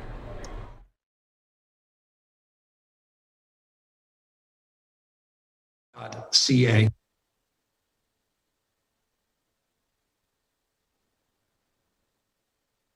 .gov website to learn more about the legislature. These are not just for small businesses. A number of key legislative leaders made the point that we needed to do more for nonprofits and for cultural institutions. And I thank them for that insight and for that support. Our nonprofits are critical. Our cultural institutions are part of what makes life worth living, meaning what makes our quality of life so special here in the state of California. And they need critical support as well. Again, go to the covid19.ca.gov website to learn more about how you can access these emergency grants, which we just made available this week. Accordingly, we are also encouraging you to do the same to learn more about immediate relief that you can receive if you do not have traditional relationships with credit unions or financial institutions. If you've fallen through the cracks in the past and you're a small business person and you're just barely getting by and you really fear that you're not going to get that SBA loan and you weren't able to get those PPP loans, which we hope to get extended when Congress finally acts to extend the PPP loan. Well, that's why we created this California Rebuilding Fund, this First Lost program, this First Lost Fund, which leverages additional private sector money, but we're trying to get that $125 million of low interest loans out to those of you that may fall through the cracks. And these are loans up to $100,000, not insignificant. Again, covid19.ca.gov website to learn more about how to take advantage of that. And I'll just close on the business front to remind everybody that we are just getting started in terms of the business relief and business support. We are looking across sectors, particularly those sectors being disproportionately impacted by this stay-at-home order and by subsequent tiered guidelines and impacts based upon our 4-tiered status, which is well defined in this state. We recognize over the last number of months the limitations and capacity limitations in terms of doing everything that traditionally you were able to do to secure more support, more revenue, and provide for not only your business, but your family and your employees. We need to look at waiving fees and look at impacted industries in a much more comprehensive way. And we've begun that process, working with the legislature, getting their input and ideas, putting together next year's budget in real time. And we will be making decisions, early action in January, working with the legislature to advance more supports. All of this, again, that we announced this week is a bridge to get us into January, and certainly a bridge when we see what the federal government puts together. And I'm more and more encouraged by some of the activity, even since the beginning of this week, in terms of the bipartisan efforts that are occurring in Washington, D.C. They simply cannot happen soon enough, and they're critical in terms of helping support our businesses during this very, very challenging next, not just 3 weeks, but likely next month, month and a half, maybe as much as 2 months. Talk about businesses. We talk about preparing our healthcare delivery system for a surge. We cannot forget our workers. And I just want to remind folks, those of you that are working, that may have been exposed, you may have been quarantined or been requested to isolate. I want to remind you that we put together a very comprehensive package. I dare say that few states in the country did more in terms of sick leave, in terms of workers' compensation, in terms of access to health coverage and expansion. hope it's critical people take advantage of these programs. These programs are only as good as they are available and people are knowledgeable about them. And so these expanded supports for workers have been advanced. They are the law, and we encourage people to take advantage of them, including parents. I've got 4 young children. They are doing distance learning because their school shut down, was shut for some time, opened very briefly, shut back down again. Childcare is very, very challenging for families, particularly for workers, essential workers that have to go to work and yet still have their kids at home that they also have to attend to. And that's why we have the mychildcare.ca.gov website, mychildcare.ca.gov website, where we have created this portal to provide more information and more supports for childcare, particularly for essential workers. Just want to remind people of what's out there and these very, very critical supports. Nothing more important, perhaps, than housing. Remind folks as well that we extended with the leadership of the California legislature. We were able to extend through February of next year eviction protections. We were able to procure unprecedented number of hotel rooms for individuals living in congregate facilities and out in streets and sidewalks and underpasses, individuals that have been homeless, over 22,000 we've gotten off the streets through our Project Room Key. We're looking to extend the Room Key program, not just, forgive me, I confuse folks with this, the Home Key program, which is a permanent program. We provided $835 million to procure units moving forward. Room Key, though, nonetheless continues to operate. It's on a month-to-month basis, getting reimbursements from FEMA. We're working aggressively with the new administration, the Biden administration, to get more clarity so that counties feel more comfortable extending the Room Key model and feeling confident that it will extend beyond the end of this calendar year. We also have been doing a lot to protect and support our farm workers, talk about essential workers, not just in the Central Valley, but also on the Central Coast and other parts of our state, and also taking care of the most important workers, and those are our healthcare workers. And you talk about strife, you talk about stress, you talk about the need to be empathetic. We have asked so much of our frontline healthcare workers, and we're asking them now for more still. And this is profoundly challenging. And that's why we have provided hotel rooms and stipends and debit cards for our hotel workers. And we want to just thank philanthropy for really stepping up in that space and being supportive. And we're looking for more philanthropic support. And we're going to look to build on all of these things in the coming days, weeks, and certainly months. Food resources have also become top of mind issue.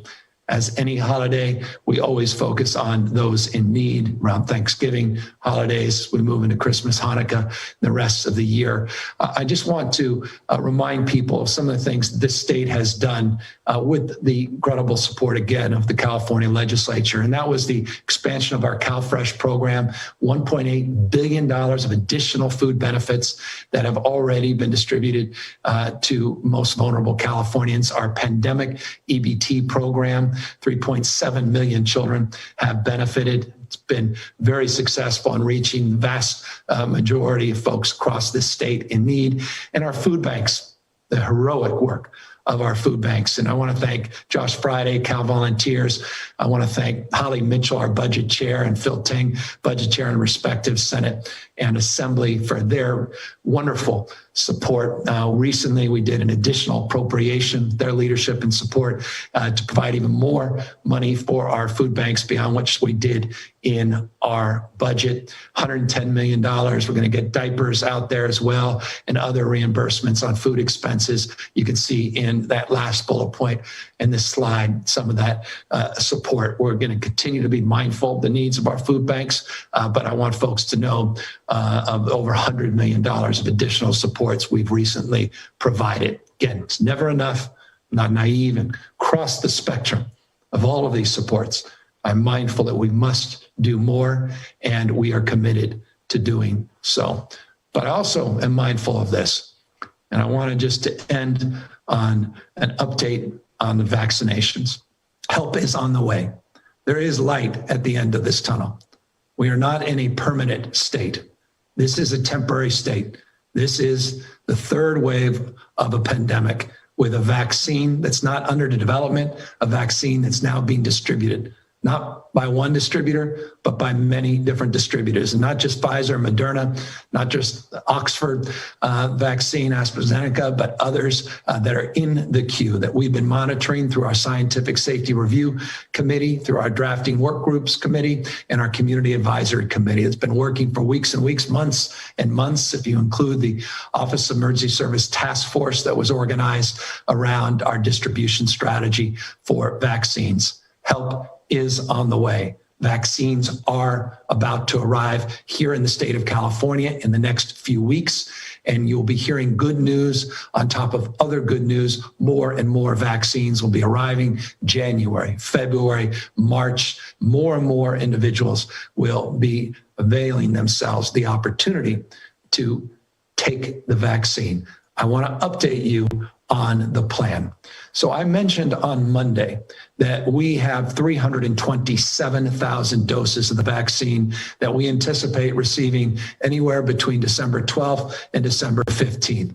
And by the way, December 12th to December 15th, that's roughly a reason we say the second week of December. That those days could change a day or two, but that's the current plan and our current anticipation in terms of the what we refer to as our phase 1A protocols in terms of the vaccine.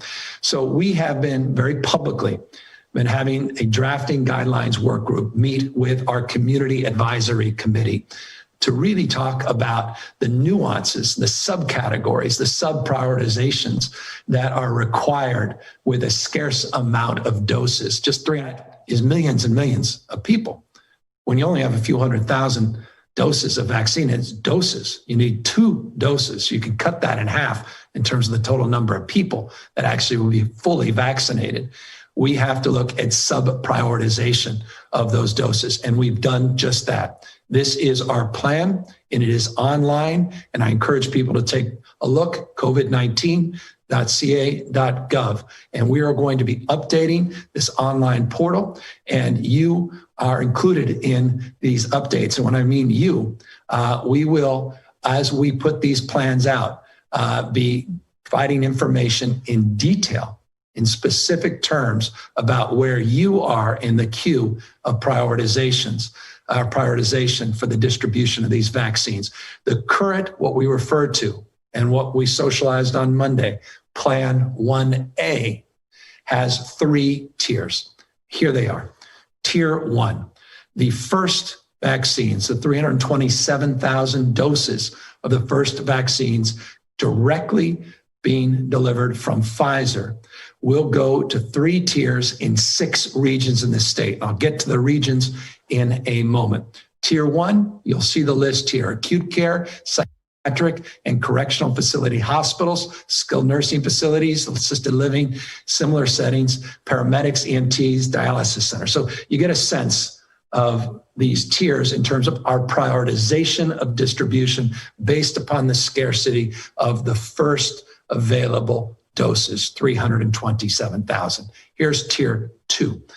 Intermediate care facilities, home health care, in-home supportive services, we refer to as IHSS, our community health workers. You can see others in rural health centers, correctional facilities, urgent care facilities. Tier 3, the 3 tiers in our Plan 1A. I know this could be confusing, but again, all this is available online, covid19.ca.gov. Tier 3 are other healthcare settings, specialty clinics, lab workers, dental, oral health clinics, and pharmacy staffs, particularly working in settings in those higher tiers. So that's the priority. This went through the drafting work group. This went through our community advisory.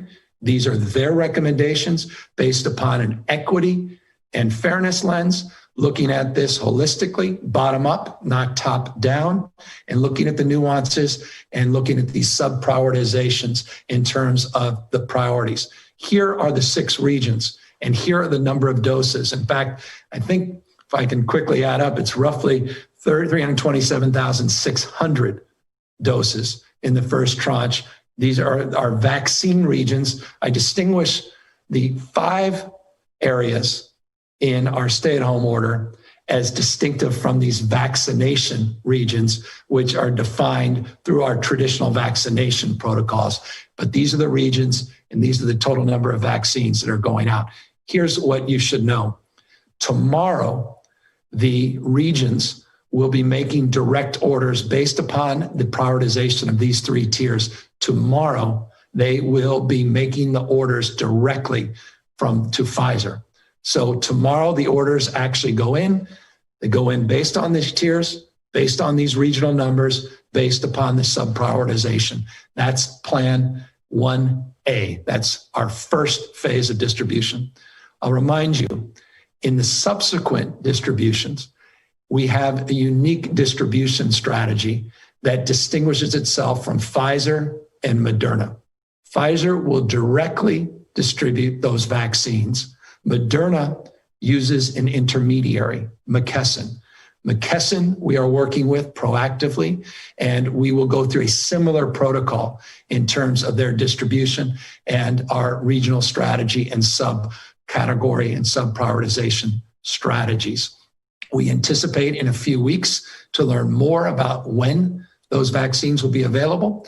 And as you recall, these are not the ultra low storage, or rather ultra cold storage vaccines. These are just cold storage vaccines. And so it's a different distribution strategy. It requires different protocols and procedures because it's a different vaccine, but nonetheless, the efficacy is roughly the same. Again, very encouraged by not only the speed, but the efficacy and availability and, yes, safety of these vaccines. We have reviewed through our scientific safety committee in concert with Washington State and Oregon and with some of the world's leading experts that happen to represent this 11-member body. They have been very active in reviewing the protocols and trials, phase 1 and 2, working with the FDA, and they will quickly assess all the available information when it's made available by the FDA and others for all the subsequent vaccines that are moving forward. So safety and efficacy, not just speed, and making sure that we have an equity lens and we prioritize the most vulnerable. I should just note this. We will be very aggressive in making sure that those with means, those with influence, are not crowding out those that are most deserving of the vaccines. And I mean to say that those that think they can get ahead of the line and those that think because they have resources or they have relationships that will allow them to do it, that are most deserving of the vaccines. And I mean to say that those that think they can get ahead of the line and those that think because they have resources or they have relationships that will allow them to do it, we also will be monitoring that very, very closely. We will prioritize and we will expect that everyone in the healthcare delivery system is held to the same ethical standard of prioritizing truly those that are most in need. And the real heroes in this pandemic are frontline healthcare workers. And those are the folks that we must protect and we must prioritize moving forward. I want to just end, and this is a curious way of ending, in October, November, December, that we once again maintain our vigilance as it relates to active wildfires in the state of California. We've talked in the past about wildfire seasons. I think this is a proof point. We're in December and we now have active wildfires still in our state. These Santa Ana winds in the last few days have been quite intense. They're peaking later this afternoon into the early evening. We have been monitoring a number of fires, one in particular in Orange County, the Bond fire. It's 0% contained, 6,600 acres. We did receive, and I want to bring this up just to remind people of the importance of being vigilant. We had a record dry October. We are now experiencing, again, significantly below average precipitation yet again in this state. And that means this active wildfire season continues. It gets extended if it's a season at all. And we did receive from the federal government, and I'm grateful to the administration, to FEMA, for the FMAG that was obtained. And I'll just close with gratitude, and we'll open this up to questions. Dr. Galley is here, and our Surgeon General is with us as well on the behavioral health issues and some of the other stresses that people are under, and she's available to talk about that as well. But I also want to just express my deep respect and admiration to our firefighters. It is not lost on me. I had the privilege of being in contact with the head of CAL FIRE, and the largest firefighting force of its type in our country.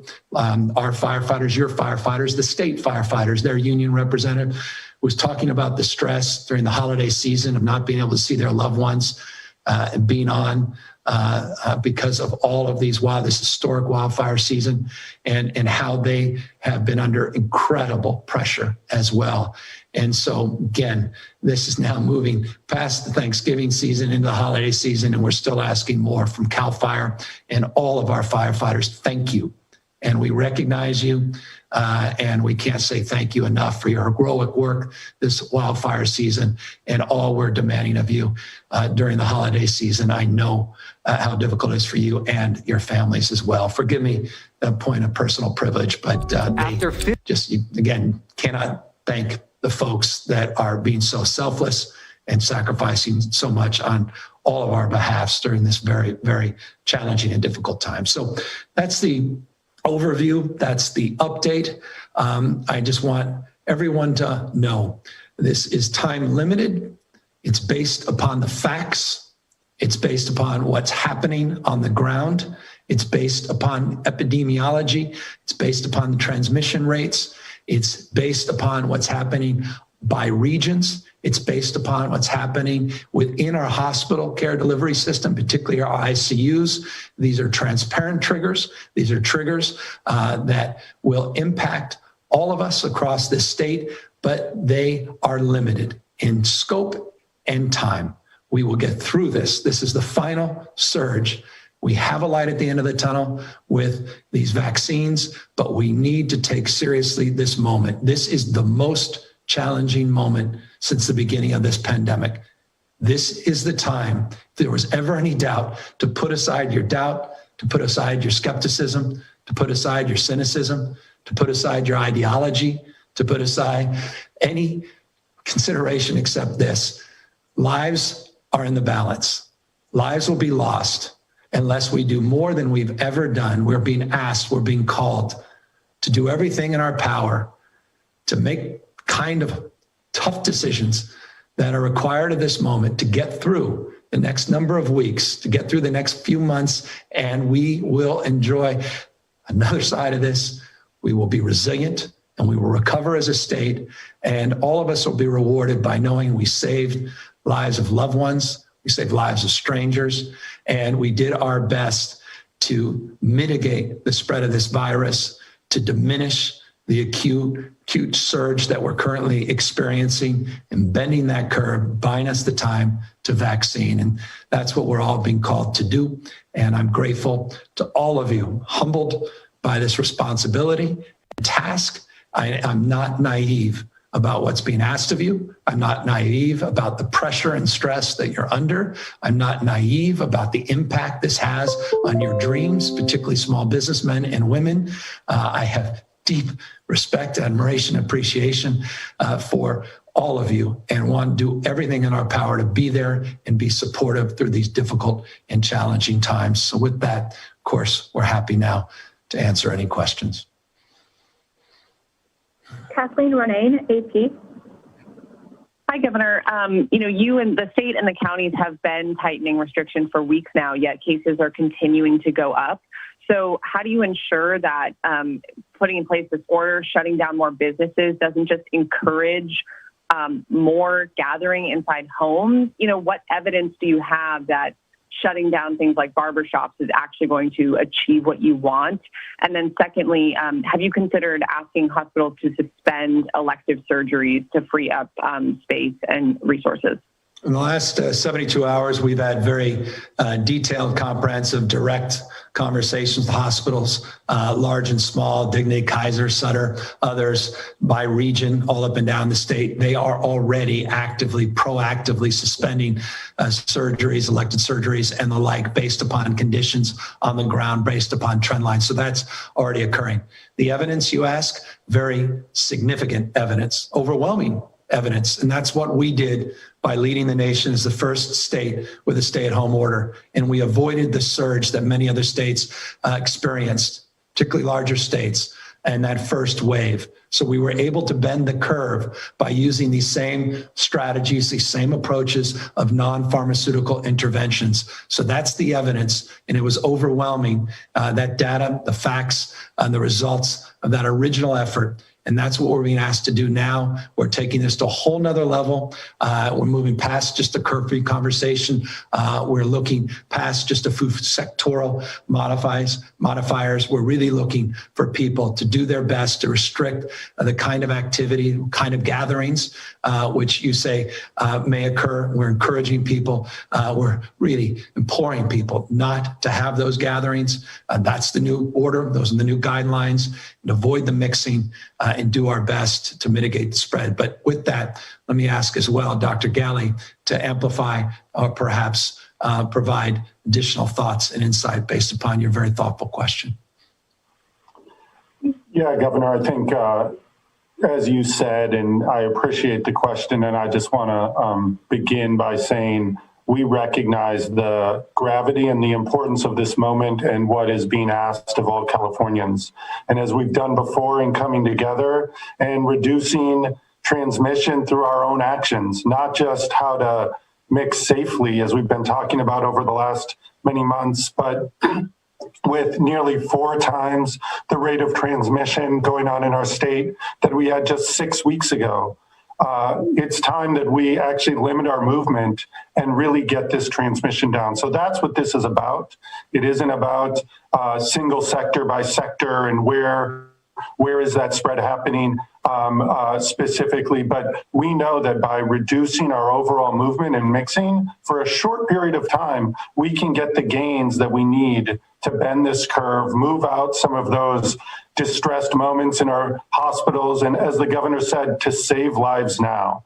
The evidence, we have our own experience with this. We've seen other states achieve similar reductions in transmission. And frankly, we look to Europe. They've always been a couple of weeks, if not a couple months ahead of some of the experiences in the US. And they have had their own experiences of little by little tightening restrictions and then finally moving to something more significant, even if for a short period of time, reducing transmission by 30, 35%, sometimes even more in the most heavily impacted areas because of similar types of interventions. So it is about timing. It's about doing it now, especially when we see an erosion of that ICU capacity, that's those staffed beds. We know that hospitals have built up a tremendous amount of physical space capacity, the ventilators, as the governor mentioned, plus all of the medications and the other tools that allow us to take care of very sick individuals, but it is a staffing issue. We know that those frontline healthcare workers who have carried a tremendous burden throughout, the risk to themselves and their families, but even more, the difficulty of dealing with people in an unknown space with diseases that we are just getting better at treating little by little. And it's really an opportunity, as the governor said, to save a life of a loved one, save a life of a neighbor who you may pass by but not know how vulnerable they are for COVID. And so I think the evidence is there with these much more broad scale interventions and asking it to be triggered only when we know that the hospital system is vulnerable in a way that, frankly, California can do better than that. So that's why we're asking for this today. And certainly the evidence points that this is a tool that can be successful. Marisa Kendall, Mercury News. Hi, thank you. I wanted to ask about vaccines. HHS says it expects 40 million doses of the 2 COVID vaccines will be ready for distribution by the end of December. So then why is California only getting 327,000 doses? Because that's the current available number of doses from the first distributor, and that's first manufacturer, and that's Pfizer. We will be receiving information around second round of doses from Pfizer very, very shortly. The only information we've received to date is that first tranche, 327,000. We will have that number. We'll update you once we receive it in a very transparent way. Moderna still waiting for approval. Once they have approval as well, they will have more clarity in terms of the availability of doses. So you've heard numbers in the past, by the way. We've had working numbers that were provided by the CDC and the DOD that were estimates as well. That 40 million is an estimate, but we will provide you details once we receive that information from the manufacturers through McKesson, through Pfizer, and of course, Johnson. I mean, there's so many others that are in the queue, and we're looking forward to that information being made public as soon as we receive it. Maricela de la Cruz, Univision 19. Hi, Governor. So when you advised for a stay-at-home order a couple of weeks ago, several law enforcement agencies said they wouldn't be enforcing a curfew or responding to gatherings. How do you plan on enforcing a stricter stay-at-home order this time? Is there a new approach to local governments that announce they will defy orders? And also, we're just 3 weeks away from holidays. What does this mean for travelers planning to fly in and out of state? Can we expect any new guidelines to be implemented upon their arrival? Well, we put out guidelines specific to traveling. I'll have Dr. Galley talk a little bit more about that in a moment. Let me specifically talk about enforcement. We're seeing overwhelming support for enforcement. We're seeing a few exceptions, a few folks that just, don't, I mean, some just don't necessarily believe this is a serious pandemic still, which is remarkable. Some that have expressed that actually tragically have come down with COVID themselves and are experiencing their own health effects, which is unfortunate. As it relates to enforcement, though, I should note that we have worked with CSAC and our League of Cities, and forgive me if you don't know CSAC, it's our county partners. And we put together a protocol and a process. We worked collaboratively with them because we didn't want to be punitive, but we also wanted to be firm. And that is, we have pandemic relief dollars, CARES Act dollars. We have dollars that were set aside specifically to address this pandemic. And we made the point, if you're unwilling to enforce the rules, if you're unwilling to adopt the protocols to support the mitigation and the reduction of the spread of this disease, we're happy to redirect those dollars to counties that feel differently. And that's exactly what we've done. We've not been shy. We have sent letters to counties that have defied the orders, and we have withheld dollars on that basis as well. It's not something we look forward to. It's not a threatening point. It's just a point of additional consideration as it relates to addressing this pandemic. But as I say, very small number of people now are in total denial. And I'm really pleased. I saw down in Orange County, Santa Ana and others, some really remarkable local leadership, sheriffs included, that get it and are putting out warnings that are really taking seriously the enforcement. As well, by the way, our state agencies, the alcohol beverage control, they went out almost 3,500 visits right before Thanksgiving. And they were compliance visits. They're not to be punitive. They're not just to hit businesses, whack them and fine them. They're really about getting people into compliance. And they're doing their part as well. So both from a sector perspective and industry perspective, both on the ground from a masking perspective at the local level, some wonderful leaders doing extraordinary things, and a few where we are just encouraging some different behavior. And we have some tools that we've been exercising in terms of encouraging that behavior and incentivizing more enlightened local leadership. With that, let me go back to Dr. Galley, because it's a very important question you asked about the travel advisory we put out and about our recommendations for quarantine that will be updated as well based upon the new quarantine guidelines by the CDC. And I think Dr. Galley, this is an opportunity to perhaps socialize what the state is looking to do to perhaps mirror and codify the new quarantine guidelines and how they would impact travel, as well as just general isolation strategies in the state. Yes, thank you, Governor, and thanks for the important question. We have had a travel advisory since really a little bit before the Thanksgiving holiday, leading up to these important weeks when people expect to move around and travel, either by air or by car. And we're asking people then to consider canceling their travel plans now as part of the regional stay-at-home order. When a region does cross the threshold and the order is in place, we're actually asking you to restrict that travel, cancel plans, make sure that you stay at home. And that's what we're asking you to do. We're asking people to be at home and not mix and move. We know that part of what has happened in California is that a number of people who have traveled outside of our state, visited our state, come, not beknownst to them, infected, able to transmit COVID to others. And that is a common way that viruses, respiratory viruses in particular, transmit. So this is one important tool to keep transmission low and make sure that our travel restriction makes sense. It's part of the regional stay-at-home order as well.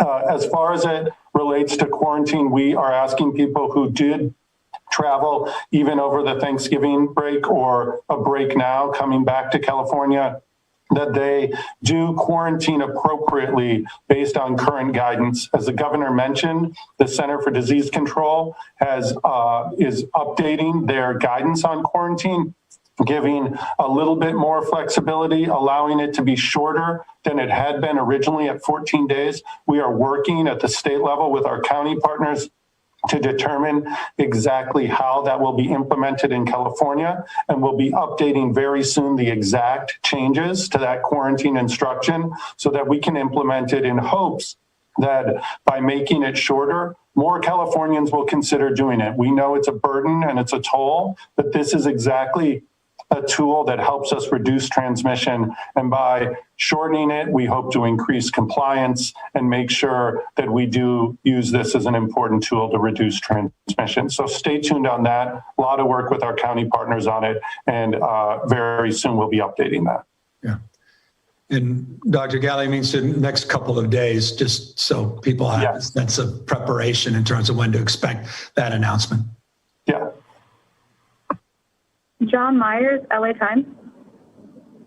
Yeah, thank you. Governor, I know you may want Dr. Galley to take a crack at this as well, but first from your perspective, there is a continuing criticism, I'm sure you're aware of, that people don't seem to understand some of the data, some of the science behind why you might close my local neighborhood hair salon, which has great distancing procedures, but you would leave a lot of these other stores open, where we're closing, where we're not. I know you have said that some of it's based on transmission, but there's this sense that there's not enough data, there's not enough transparency of the data by your administration. Is there anything else you can do to provide more information to address these criticisms that people don't understand what sectors are closed, what ones are left open? No, that's a fair question. I appreciate it. And you're right. I do want Dr. Galley to speak more to that because it's fundamental in terms of the work we've been doing with local health officers, with our advisory committees, with some of our national partners and advisors as well, not just the conversations we're having internally. But the bottom line, John, is we want to mitigate mixing, period, full stop.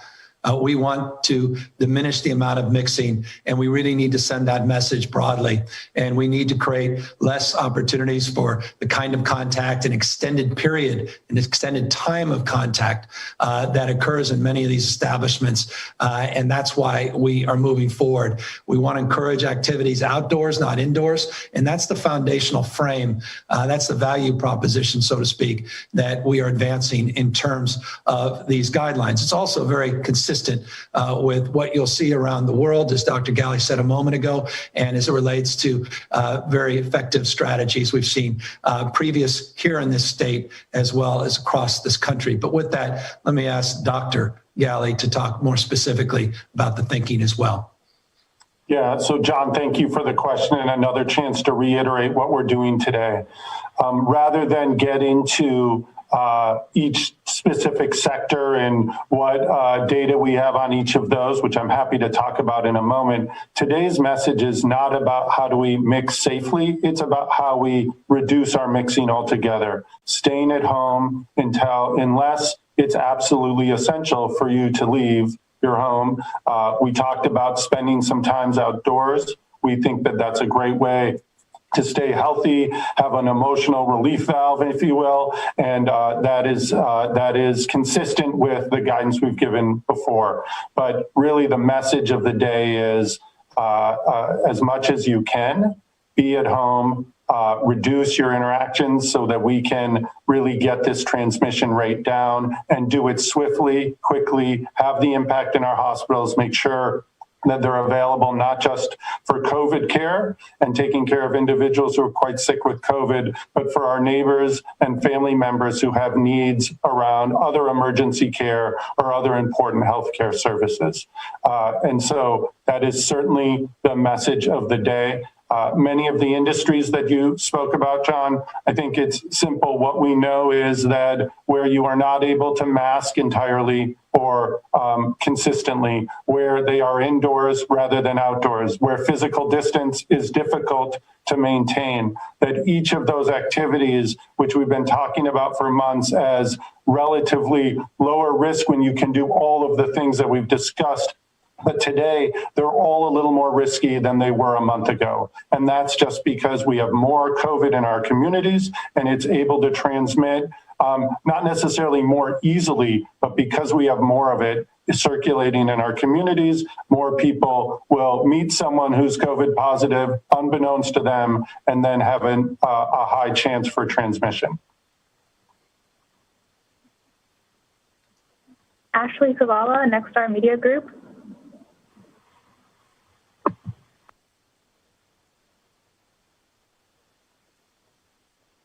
There, Ashley? Ashley Zavala, Nexstar Media Group.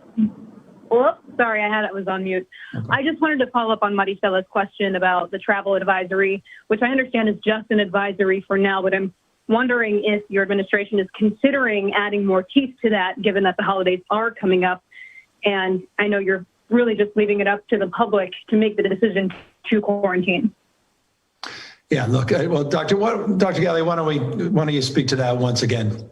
Yeah, sure. You're right. The advisory is really us telling our communities and asking our communities to consider canceling their plans and not traveling. We think it made a difference around Thanksgiving. We anticipate that we'll still see a number of cases as a result of gatherings and travel around the Thanksgiving holiday. And we know, though, that many people did modify their plans, decide not to travel far because of the advisory. And just really a deep thanks to all of the Californians who made that decision, helped us do better than we would have otherwise done with COVID transmission. Now, as we move into the regional stay-at-home order, this advisory moves to not just an advisory, but something that we're really requiring people to do. I know people will say, well, how can you enforce that? Your ground troops are spread thin. That's indeed true, but we believe that really emphasizing that this is what we hope our citizens will do because their communities are at particular high risk. Their hospitals are having difficulty keeping available ICU beds open, that people will restrict their travel statewide. And Dr. Galley, I'm putting up a slide here that I presented a moment ago just to reinforce this. All non-essential travel, we are ordering to be temporarily restricted, and accordingly, based on our sectoral guidelines that we put out. And I'll remind everybody, if you want to look at the details of all of this, covid19.ca.gov. covid19.ca.gov. As it relates to the hospitality industry, particularly lodging and hotels, the restrictions are for just essential workers, essential guests. And so this travel advisory is rather firm. The spirit, though, of your question, I certainly respect. And Dr. Galley, thank you for your response.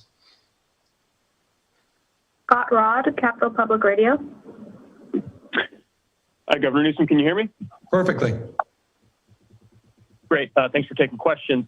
First, I have a question about clarity. In a release that was sent from your office, it says regions will remain on the stay-at-home order list, for 3 weeks once it's triggered, but that counties are eligible to come off after those 3 weeks if their ICU capacity reaches 15%. So, do I have this right that the regions go onto the list, but coming off the list is based on counties? And if so, why is it structured that way? Why does it make sense to have counties come off individually? And just one follow-up to that is, if ICU capacity dips below 15% again, can regions go back onto the list afterwards? Yeah, no, I appreciate it. Thank you for the opportunity to clarify this. And it's very easily clarified. And this is an opportunity. Dr. Galley will speak very specifically. So we talk about this 3-week period. We also will be talking, and you'll hear from Dr. Galley in a moment ago, that he'll also be looking 4 weeks forward and making determinations after 3 weeks of where the trend lines are and what our expectations are. And Dr. Galley, now we'll turn it over to him to talk about how one gets off this stay-at-home order regional list and one ends up back on. Doctor? Yeah, thank you for a chance to clarify this. This is an important point. I hope that all listeners can understand it. We are using a regional approach in part because that is how hospitals and healthcare delivery systems work. When capacity can't be met within a specific county, we lean on neighboring counties and their hospital delivery systems to care for a number of individuals. So going in as a region, looking at the regional capacity as, if you will, the trigger to have the regional stay-at-home order implemented is the way that region enters. The exit, we're looking 3 weeks at the soonest. So we will look 3 weeks from whenever a region passes that initial less than 15% ICU capacity remaining trigger. At 3 weeks, we will look at transmission rates at that moment and the projections for what will be happening in that region's ICU system, hospital system, about 4 weeks after that. And you might ask, why 4 weeks? Because we know that cases today will end up in the hospital 2 weeks from the time that we register those cases at about 12%. And then within about a week and a half, we start to see individuals who are hospitalized go into the intensive care unit. So we want to be able to use transmission rates at the time 3 weeks from now to look at projections of ICU capacity down the road. We know that by seeing that transmission rate come down 3 weeks after putting the order in place, that we should see projections of our ICU capacity increase above 15%, which allows us to lift that regional stay-at-home order effectively. Why do we say it's by counties? Because each county will then go back to the appropriate tier based on their independent data, individual data, not regional data, but their county data, into a tier within our blueprint. So as we said, the governor explained it, this is part of our emergency brake. It's being done regionally, but the intention is upon lifting the order, they will enter into their tier appropriate to their data within the blueprint. Hope that made sense, and I hope it. And when you follow it through, it does make sense. But I appreciate the opportunity. Thank you, Dr. Galley, for clarifying that. But it was a very helpful question. Thank you. Ana Ibarra, CalMatters. Hi, Governor. I'm wondering, how will this bi-region system for the new stay-at-home order affect the transfer of patients?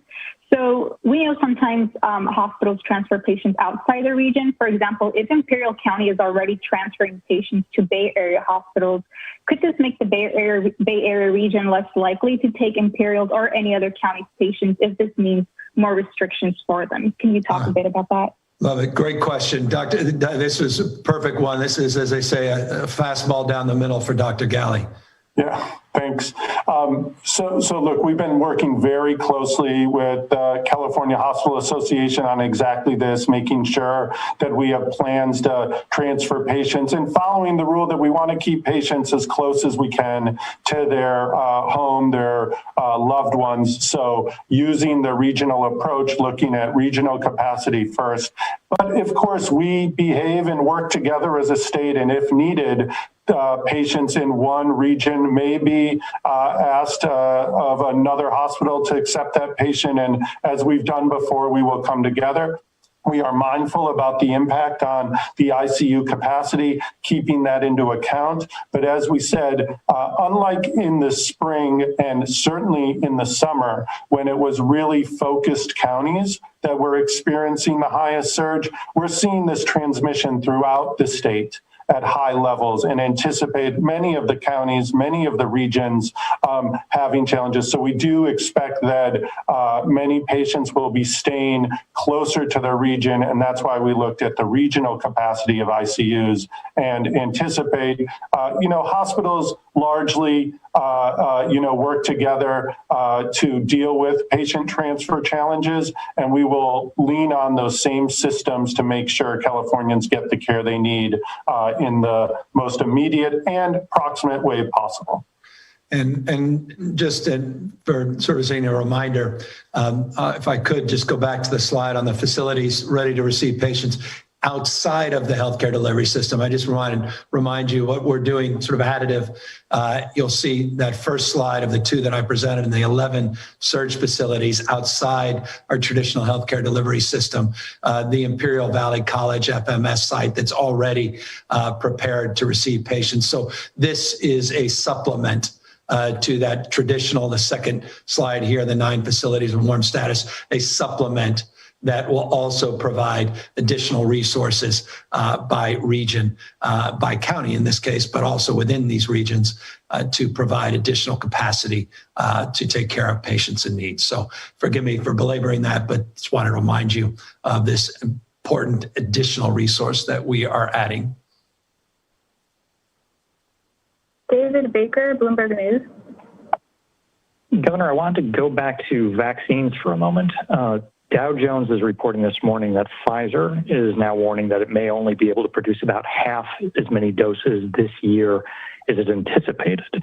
So when we talk about the 327,000 doses that are due to be coming to California in the next 2 weeks, first of all, is that information coming directly from Pfizer or from, say, the White House task force? Has Pfizer warned you that they may not be able to fill that entire order? And finally, if they are able to meet that, do we have all the freezer units already stationed where we need them in order to receive these? Yeah, we're prepared to receive, and that's where those orders will go out tomorrow directly to Pfizer. And we have all the confidence the 727,600 doses will be made available. You're absolutely right, and shouldn't surprise you to hear this from me. I think I implied it a moment ago, and thank you for this opportunity to be even more clear, so it's not just an implication. We have never gone under the presumption that what we hear nationally and what we hear from others will actually will materialize. We have been part of this vaccine conversation as long or longer than almost any other state in America. You'll recall we were one of the 5 jurisdictions working with the CDC and working with the Department of Defense doing micro planning. And as a consequence, we were working off many assumptions that have not materialized. Rather than belaboring that, rather than being critical of that, it's just something we've come to expect. And so we've always had approximate numbers, approximate dates for our planning purposes. However, that said, I have absolute confidence in the 327,000 specific doses, and we are working off that number as an actual number, and we are organizing these 3 tiers and are ordering on that basis directly with the assurance from Pfizer. That said, I want to extend opportunity for Dr. Galley to amplify his confidence or perhaps a different point of view as it relates to the first tranche of doses and maybe reflect upon, Doctor, this 40 million figure that we've been hearing bandied about and whether or not we're just assuming that number or whether or not we are being cautious in terms of how we plan around that number. Yeah, thanks for the question, Governor. I think you're exactly right. The 327, we've heard directly working on that number, sharing that with our regional county partners, anticipating ordering that almost immediately and getting those doses sometime in the middle of the month. We believe that those are going to be available. Seems like most of it is ready and produced already. Down the road, there may be some limitations. As the governor said, we're prepared for that. Frankly, expect some of that the estimates would shift and transition throughout the weeks to come. But we expect to be hearing from our Operation Warp Speed partners at the federal government, working with the various manufacturers to ensure that we get all the vaccine as soon as it's available, whether it's 40 million doses by the end of the year or 25 and 15 more come early in January. We're not exactly sure, but we're in constant communication trying to build up confidence like we do have in that 327 number so that we can anticipate and build all of the strategies that we need. To your question about how prepared are we for this first 327 with the freezer capacity at the local level, we have confidence at that volume that we have plenty of capacity to store it. And that's part of the conversation that we have today with those regional partners, those county partners, and the counties having with their own health facilities that will ultimately administer the vaccine. And I remind you, David, in two points. One is you may recall the days where there was a lot of promotion that vaccines were going to magically become available before the national election. Again, one learns to be sober about what is often announced from national prism. That said, we do have confidence in not just Pfizer and the veracity of this first available tranche of doses, but the conversations, the advanced conversation with Moderna, we are putting together plans that would have more realistic numbers in the short term. Look, the issue of storage extends certainly in the immediate. And in the immediate, Dr. Galley is absolutely right in terms of the available capacity for ultra-cold storage and our ability to administer and distribute this vaccine. There are limitations. There are issues once these cold storage boxes are open, how quickly you have to administer and distribute the vaccine and how quickly you can lose available doses of vaccine. That is going to be a challenge. That is a struggle with these ultra-low vaccines in terms of the storage requirements. Easier with Moderna, and we hope easier still with some of the vaccines that are on the horizon. But we have ordered, and I mentioned this maybe a week or so ago, we have already procured ultra low storage and cold storage, distinguish the two units, and many of them will be arriving at the end of the month, many more in January in preparation of the broader distribution. So we have existing capacity with our existing providers in the network that's well established. Remember, we provide over 19 million flu shots typically on an annual basis, well-established vaccine network. We're not reinventing the wheel. They do have remarkable capacity within that system, but we look to supplement that capacity, and that's what we're doing as a state, and we have already procured. We're just waiting for the actual delivery of those additional units. Again, expecting them within the month and a half or so. Doug Sovereign, KCBS Radio. Hi, Governor. Since you instituted the overnight curfew 2 weeks ago, obviously the numbers have gotten a lot worse. Is there any evidence that that order had any positive effect? And then second, I know you've acknowledged that you've lost some moral authority because of the French laundry situation. Do you believe that the damage done to your credibility is fatal? And I'm not just speaking figuratively because, as you know, that erosion of trust could literally cost lives if people don't follow directives and get sick and spread this virus. What do you have to do to win back those people who just aren't listening to you anymore, or is it too late? Doing my job. I'll continue to do my job. That's what I have to do. As it relates to the first part of your question, Dr. Galley, as it relates to the curfew, what has we been able to assess based upon any specific data, the efficacy? Obviously, we're moving with this announcement today because we recognize we need to do much more. But based upon what you have received back from the health officers, what data have you received in that basis? Yeah, we actually track. There is some ability, it's rudimentary, but we depend on it nonetheless, of seeing how movement's actually happening. You can tell just based on the streets and how busy they are sometimes, and we can track that. And we've seen slight reductions, but nothing too significant. We, of course, had hoped and wanted to see more from that already, but we haven't. And I think that's in part why we need to make sure that we take all the actions we can to make sure that reduced mixing is what we achieve. We know that it's not going to be easy, even with this new regional stay-at-home order, but they are the tools that we've seen be effective, and we trust, especially given the state of hospitals and where we are, that Californians will take this new order, this regional stay-at-home order, to heart and follow it as well as they can so that we can actually get through the next many weeks and months, as the governor said, to the hope of vaccine and the partnership we have with those providers of the vaccination in our counties and getting that job done and done well. Andrea Borba, KPIX. Final question. Hi, Governor Newsom.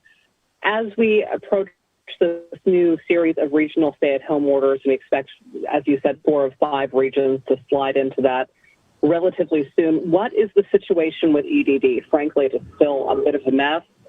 More stay-at-home orders likely mean more layoffs. We already have frozen payments. There are people still waiting for money. Claims are going up. What are you going to do to make sure that these people who may lose their jobs once again get some relief?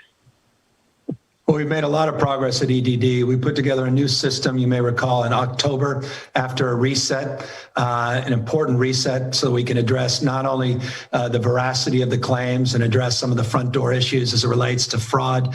That ID.me system is in place. It's been very, very effective at addressing some of the fraud issues, again, on the front door. We also were able to substantially address the backlog through that reset, and we've made tremendous progress on the backlog. You may recall, and I encourage you to reflect back on multiple presentations where we actually put a timeline in terms of our own internal expectations to clear out that backlog. We have 5 new people working in the department. We worked with other departments to improve not just the IT protocols and processes, but also the business processes.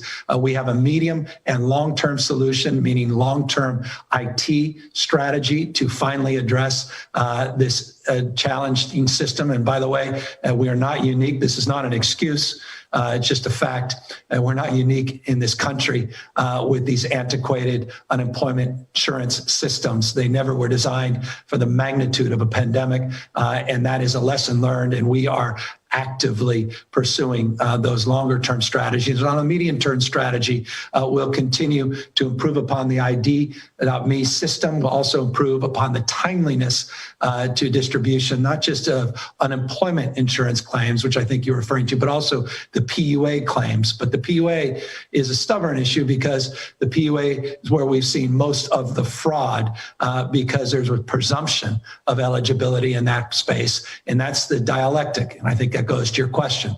People want things in a timely manner, but they also want the veracity in terms of the distribution of those funds. As taxpayers, we should expect nothing less against the malfeasance of some and the fraud that those individuals are intent on perpetuating. So that's the constant balancing act, and we are, I think, moving in a much more enlightened direction than those difficult months in the midsummer than we certainly were during that period of time. So with that, I think our time with you has come to an end for this session. Look forward to subsequent sessions. As I said, preview, or rather you heard from Dr. Galley and myself, a preview on some updates from quarantine, previews and updates on issues related to schools. We look forward to advancing. We will be active in providing information in real time, updating based upon not just the epidemiology and the transmission rates, case rates and positivity rates relates to this disease, but also now monitoring very closely the ICU numbers in our healthcare delivery system by region, posting that data on a consistent basis. Encourage you to go to covid19.ca.gov website to get constant updates, that information, learn more about what we put out here today. And again, deep respect, deep empathy for all Californians, this very challenging and critical moment. We have light at the end of the tunnel. This is not a marathon any longer. This is a sprint. We are not asking for any of what we are proposing today to be permanent. We are asking for everyone's indulgence to minimize the mixing, to continue to focus our outdoor activities in a safe and thoughtful way, and encourage you to get the exercise, to have the mindfulness that is needed at this moment. Encourage you to spend time outdoors safely. But again, do what we can to avoid congregate mixing, indoor mixing, and abide by these new regional stay-at-home orders. Get us through the next month, maybe month and a half to 2 months, and we will get to that vaccine, and we will get back to not only normalcy, but the resiliency and vibrancy that we come to expect and what we were enjoying before this pandemic for many, many years prior to 2020. Take care, everybody, and thank you for the privilege of your time. All right, you're watching News Now from Fox. I'm Daytona Everett. Obviously, that was Governor Gavin Newsom with a very long update on COVID-19 restrictions. Just to break down a few of those for you here, the biggest things that we're hearing is that regions where ICU capacity falls below 15% will be under a mandated stay-at-home order. The region of Los Angeles is expected to imminently reach that any day now, along with other regions across California as well. Hair salons, personal services, they're all going to be closed. Schools remain open. There's also a non-essential travel advisory as well. We heard from Dr. Galley saying that ICUs are really in crunch time right now. We also heard from Governor Newsom talk about vaccine distribution, what that's going to look like. All of the above. We'll, of course, have this on News Now from Fox all throughout the day, giving you updates constantly. We'll go ahead and clip that, and you can see it in full on our YouTube page as well. But again, Governor Gavin Newsom implementing yet another set of restrictions as cases surge in the state of California. Switching now to election 2020 news, we do have some updates from Nevada. It looks like there is a hearing that's going on right now. We're going to bring that to you live here on News Now from Fox in just a moment here. But to give you a little briefing of what it is, a Nevada judge issued an order to allow some Republicans to inspect the inside of the election headquarters in Clark County. We heard President Trump tweet about this. He said, quote, "A judge in Nevada has ordered Clark County officials to allow an inspection of the election's equipment and sealed containers used in the 2020 election by 1 p.m. tomorrow." So this is just a hearing that's going on in Nevada right now. So we'll listen into it here on News Now for Fox. There were other reasons for his decision, but because since we would be looking, well, regardless if we'd be looking at issue preclusion or claim preclusion, the lack of standing would be dispositive on that particular issue. You also do have the fact that the parties are different between the two contests, and so for race judicata purposes, that would have an effect. And one of the reason that standing was so important and why you wouldn't have a race judicata or collateral estoppel issue come up here is because essentially the argument was it wasn't right yet. We didn't know at that point if it was going to be a problem. And so you can't really say on one hand, well, we don't know if this is a problem yet because it happened pre-election, and so the election actually comes, we see it is a problem. And then say, well, it's already decided when it was said it wasn't right. That kind of reasoning doesn't really work for a preclusion narrative. So the primary issue that we're going to see with the use of the Agilis machine here is one that's purely statutory. As far as the legal problem. And then what flows from that is going to be the evidentiary problems, which there's not going to be the preclusive issues on the evidentiary problems, because even if the Agilis machine had already been determined to be legal by Judge Wilson's previous ruling, the issues at play is whether the authenticated signatures, whether they were authenticated by a human or by a machine, whether they were properly authenticated, whether they let through fraudulent votes. And we do have evidence that we've submitted to the court that says that the answer that we've been able to determine without really any use of civil discovery, and certainly not what you would normally get in a fraud investigation of this sort, is that yes, the signature verification system, machine, human, whatever, let through bad votes. So the statutory issue is going to break down, and I don't want to, well, we're there, so I'm just going to address it if it is easier for the court. The statutory issue is that even in AB 4, which is, of course, just passed this past summer by the legislature, it decided, it required that signatures be verified by the clerk or the clerk's employee.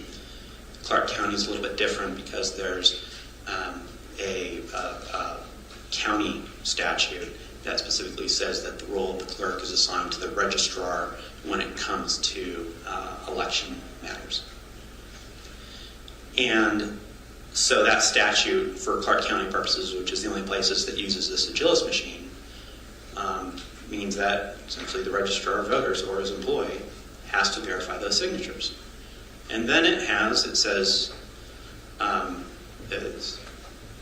there is another statute that says, and I think it's section 25, that says that, I might be wrong in that, that computers can be used except as otherwise provided for. So this is one of those specific versus general and expressio unius. I'll try to remember my Latin on that, but when you name one thing of the similar category, things of a different category are necessarily excluded. So using our statutory construction canons, we see that the legislature for signature verification specifically wanted to exclude computers being able to do that work by requiring it be the registrar / clerk or an employee. This makes sense.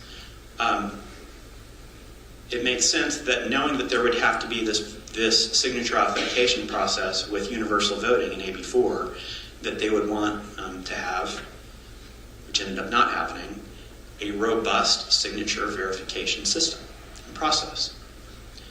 So that's why, if you look at the statute, it's very clear that this cannot be done by computer. It had to be done by people. So aside from any of the other factual issues with the machine, just the very nature of the statute means that it was improper to use it to authenticate signatures, especially for the fact that you had universal voting without really cleaning the voter rolls sufficiently beforehand. The preclusion issue there, since the decision before wasn't right, there was no standing, the parties are different, there is no preclusion here, and that is still proper for the court to consider. Hope I've answered the court's question on that. All right, thank you. Thank you.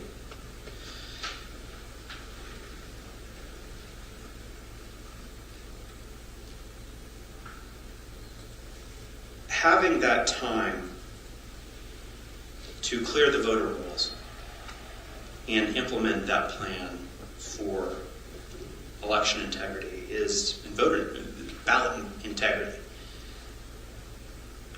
it became a real problem in this election. And it was not an unforeseeable problem.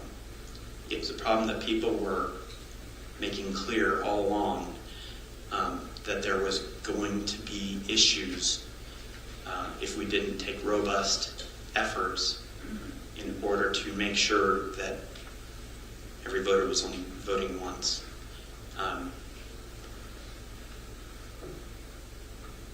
As a result, there was a system that was ripe for the picking when it came to fraud. And the fraud came. I need to address the elephant in the room. There's a narrative that everybody here has heard. It's a narrative that's been repeated in the media time and time again, traditional media, electronic media, social media. It's this beating of the drum saying that there's no voter fraud, there's no widespread voter fraud. It seems that if people think they say it often enough, it will make it so. They just say it simply doesn't exist. And they chalk eyewitness testimony up to one-offs. Sometimes they just ignore evidence completely. They also ignore the fact that fraud cases usually are prosecuted when it comes to something like voter fraud. Oftentimes, it might be a federal prosecution, state prosecution. It's investigated by law enforcement for months, years. Prosecutors go in with grand jury subpoenas, the FBI subpoenas for documents.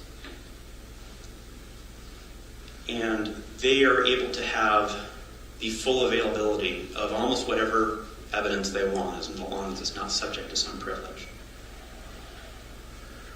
And over a long amount of time of doing that, they can actually bring in a case for voter fraud or for any other type of mail fraud, white fraud, fraud for getting people into colleges, whatever it might be. In this case, what the contestants have done is 1 month ago was the election today.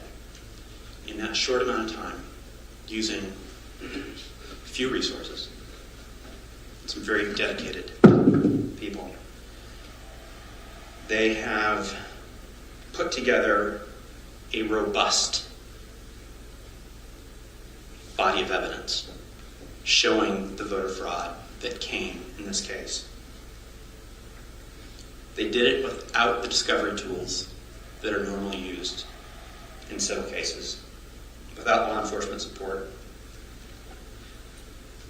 and unfortunately with a great amount of obstruction and stonewalling from people who should have known better.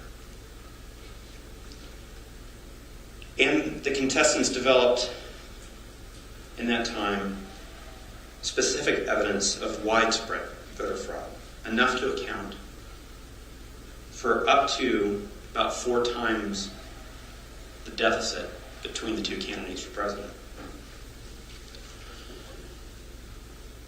And when we look at fraud and what needs to be proved, and we can call, I mean, some of this is just outright fraud. Dead people aren't voting of their own volition. It just doesn't happen.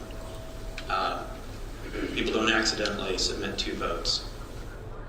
All right, we will continue to follow some of the developments there in Nevada as that hearing continues to go on. Right now, we're going to take just a quick 2-minute break here for you on News Now from Fox. When we come back, we'll give you this COVID-19 update in Illinois.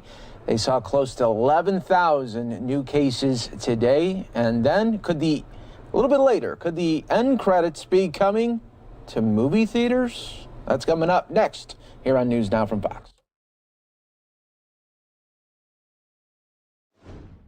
685 soldiers of the 2nd Battalion, 130th Infantry Regiment of the Illinois National Guard, who have spent the better part of the last year serving in the Middle East. They, along with their counterparts who returned in November, together 400 troops strong, have lived apart from their loved ones since January, with the added stress of being an ocean apart during a pandemic. On behalf of the state of Illinois, I wish them a safe and happy reunion during this holiday season. We are very, very glad to have you home. Yesterday, as the nation reached 100,000 hospitalizations from COVID-19, thousands higher than either our spring or summer national peaks, the director of the CDC, Robert Redfield, warned that as we wait for mass distribution of a vaccine, the months ahead could amount to the most difficult in the public health history of this nation. That makes our collective action in the coming weeks all the more important. What can we do to support our healthcare systems? How do we make sure that they're able to care for all the patients who come through their doors? Not just the current surge of COVID-19 patients, but also severe flu cases, car crash survivors, those suffering from heart attacks or strokes. Everyone knows the basics, of course. Wash your hands, keep your distance, wear your mask around others to protect yourself and to protect your family. And right now that includes working extra hard to stay home as much as we can to bring down rates of transmission in our communities. Getting your flu shot will also help more people out of the hospital, easing the burden on our healthcare workers. One very important thing that you can do to help others right now is to donate blood.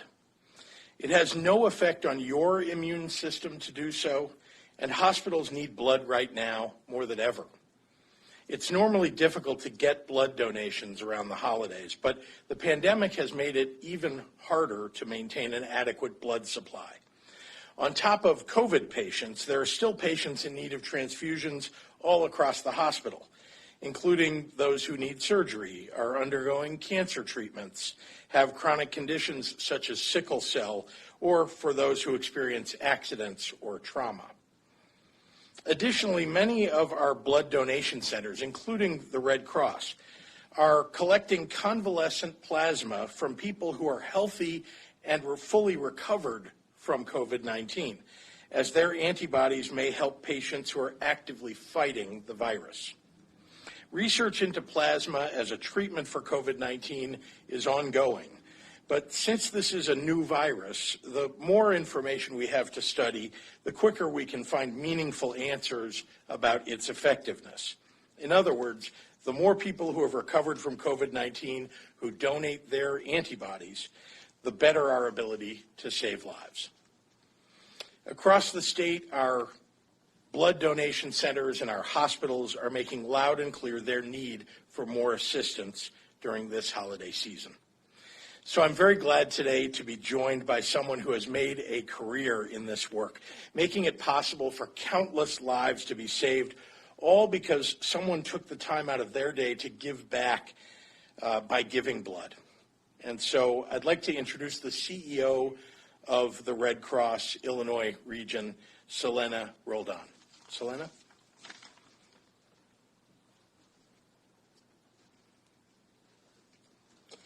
Thank you, Governor Pritzker, and thank you, Dr. Ezike, for your steadfast leadership at this time. At the Red Cross, we are grateful for the medical professionals, first responders, and those providing essential services. This includes the dedicated phlebotomists and individuals who collect life-saving blood each day. Every 2 seconds, someone in the United States needs blood. The COVID-19 pandemic does not change the Red Cross mission. During this holiday season, as the weather gets colder and people shelter in place, the Red Cross must continue to hold blood drives across Illinois and supply hospital partners with life-saving blood. Blood collection is an essential service and is critical for surgery patients, those undergoing cancer treatment, people with conditions such as sickle cell, and those who experience trauma. The Red Cross staff trained staff follows thorough safety protocols and guidance from the CDC and public health authorities and have in place safety precautions such as social distancing, temperature checks, wearing masks, and enhanced cleaning guidelines. Healthy individuals are needed to schedule an appointment to donate life-saving blood, and organizations and businesses are still needed to host blood drives. If you are fully recovered from COVID-19, your donation is also needed. You are needed to donate your plasma to help patients currently battling the virus. Convalescent plasma is a type of blood donation collected from those who have recovered from COVID-19 and has antibodies that may help patients actively fighting the virus. As part of this effort, the Red Cross is also testing every blood donation for the presence of COVID-19 antibodies, and those donations may also now be processed into a convalescent plasma product to help patients battling this virus. We are asking everyone that is feeling healthy and well to please make an appointment to donate. Appointments ensure social distancing and limit walk-in donors. Blood donations will be needed in the days, weeks, and months to come. You can make an appointment to donate by visiting redcross.org or by calling 1-800-RED-CROSS. Two of the most important ways that you can help at this time is by rolling up a sleeve to donate blood or by becoming a Red Cross volunteer. Thank you to everyone who answers the call. I now have a brief statement in Spanish. Cada 2 segundos, alguien en el país necesita sangre. We'll be taking a quick 2-minute break right here on News Now from Fox. Stay right here with us. With COVID-19. In the last 24 hours, we have received reported IDPH of 192 additional lives lost for a total of 12,830 lives lost here in Illinois. Overnight, 5,653 individuals were in the hospital with COVID-19, and of those, 1,170 were in the intensive care unit, and 693 were on ventilators. In the last 24 hours, 106,778 tests were reported for a total of 10.8 million tests since the beginning of this pandemic. I would like to remind people that our path forward starts today with what we choose to do and our actions for today. I want to thank everyone who is making the sacrifices, who is wearing their mask, who is foregoing group activities. With continued actions like yours and others following your lead, we can turn this around. Let's choose to protect and not infect those around us by avoiding the gatherings and wearing our mask and washing our hands. Let's continue to keep our distance, again, at least 6 feet between each other. And if you haven't obtained your flu shot, please do that as well. Thank you. Buenas tardes. Quiero volver a hablar 150. Have people who are in a concentrated fashion have the ability now to go spread it to everywhere that they return to. So I'm deeply worried for them and for the communities that they've returned to, for their families and so on. I hope that each of them will isolate and get a test. Now, as far as what should happen, what we've done, we contacted the Cook County Health Department and other authorities in Cook County, as well as the city of Chicago. And, we've made sure that they're following up on this. It is their local enforcement that is very important to us, and they are indeed doing just that. I saw in the latest news story that Cook County is now following up with potential legal action, law enforcement action. So we'll have to see what follows here, but I certainly want to encourage them to do that. We've put in place the rules and regulations for them to follow up on this. But this has got the fact that we were told that this wedding was planned long before Tier 3, and then even when you put Tier 3 in, they decided to go forward with right. it. The fact that they're flaunting it like this, I mean, it's got to be... It's very irresponsible, and it's also irresponsible of the hotel to host an event like that. They, too, have breached the rules, and they should be held responsible. Ohio, Massachusetts, California, Illinois all stopped indoor dining. When we're done with Tier 3 mitigation, maybe going back to Tier 2, which will happen hopefully someday, Have you thought about reopening the schools first rather than the restaurants and bars? Amy, I know that you keep reporting that somehow we've closed schools. I have not closed schools. So that's just that's a fallacy. I know it's up to superintendents. It is, and all across the state, parents, teachers, local school councils have made decisions for themselves based in part upon how rampant the virus is in their county, in their area, based in part on how rampant it is among the people who attend that school or their families. And I think for the most part, school superintendents, the school councils, parents, faculty, et cetera, have been responsible about that. We have many people who are learning from home because that's what their communities felt was right to do. We also have many people who are in hybrid situations, which for some works very well. And then there's a smaller portion that are going to school every single day, because that's what they've deemed to be safe. But we're not keeping people from having school. Last 2 days in Illinois have been the two deadliest days during this pandemic. Across the country, more than 3,000 dead, also the deadliest day for the U.S. Yes. How long do you think we should be prepared for these kinds of numbers? Look, Eric, I don't know, but I can tell you that it is devastating. It's just devastating for the country. It's devastating for the state of Illinois, for all of us who are very focused on trying to save people's lives. I can tell you that we're trying to do everything that we can at the front end of the process. Remember, by the time you hear of somebody having died, they got infected weeks earlier. Some of those, of the people who passed away, they probably went to the hospital at some point. Then they became an ICU patient. Some of them went on ventilators. It's just, I look at it and I say, how can people not follow the mitigations, watching the number of people who are passing away, not just in the state of Illinois, but the thousands now a day across the United States. I just hope that people are heeding the mitigations that we're asking them to follow. Because that ultimately is going to bring that death count down. You saw it. Just go back to the numbers back in April when the numbers were increasing. We hit a peak in about the 6th of May, roughly that. And then you saw the case numbers coming down. Then you saw the hospitalizations coming down. Then the ICUs, and then deaths. Deaths are the last thing to come down. Unfortunately, just they lag all the other statistics. So, look, I don't know if there's any other thing that should be more powerful in people's minds about why they ought to follow the mitigations and stay home right now than the number of people who are passing away. An age group on the numbers that have died, I mean, those are huge numbers, 216 yesterday, 192, which Eric said. Yeah. Are these mostly nursing home patients? Is there an age group breakdown? Do you have they're all in the press releases that are posted every day. Yeah, every day's press release shows you the age, whether they're in their 60s, 70s, or 40s, and so on, and what county they came from. I don't happen to know that right here, but we'll be happy to provide you that press release so you can. We'll do one more in the room and then go online. Eric?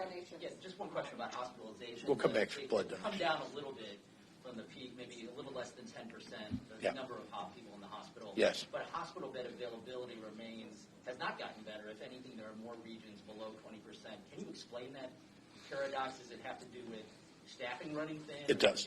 Remember that the way that we report the number of available beds is the number of available beds that can be staffed.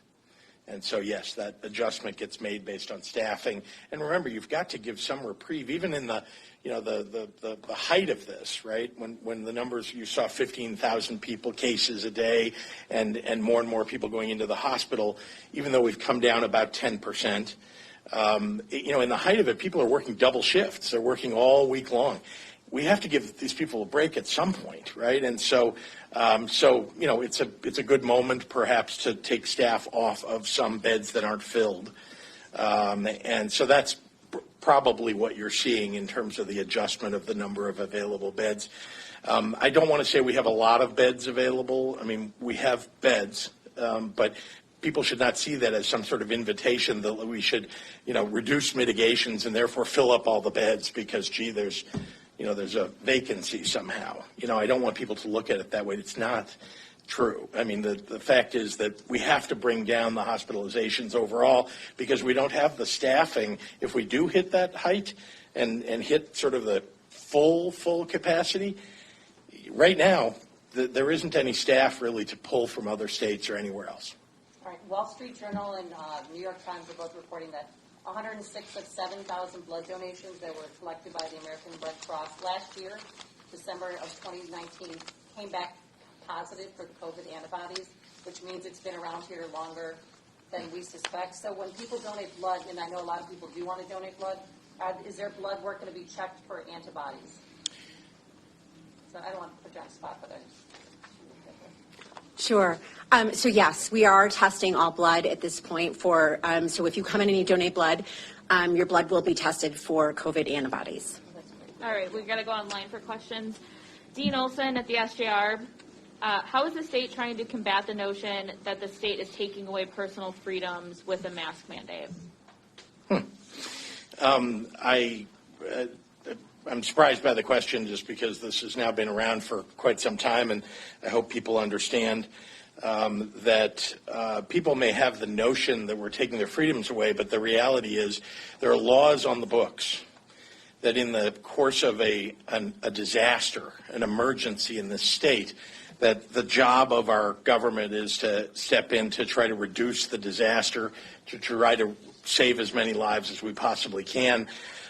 We've limited the kinds of mitigations that we've put in to the things that will actually have an effect on the virus, or at least on the number of people who will get sick from the virus.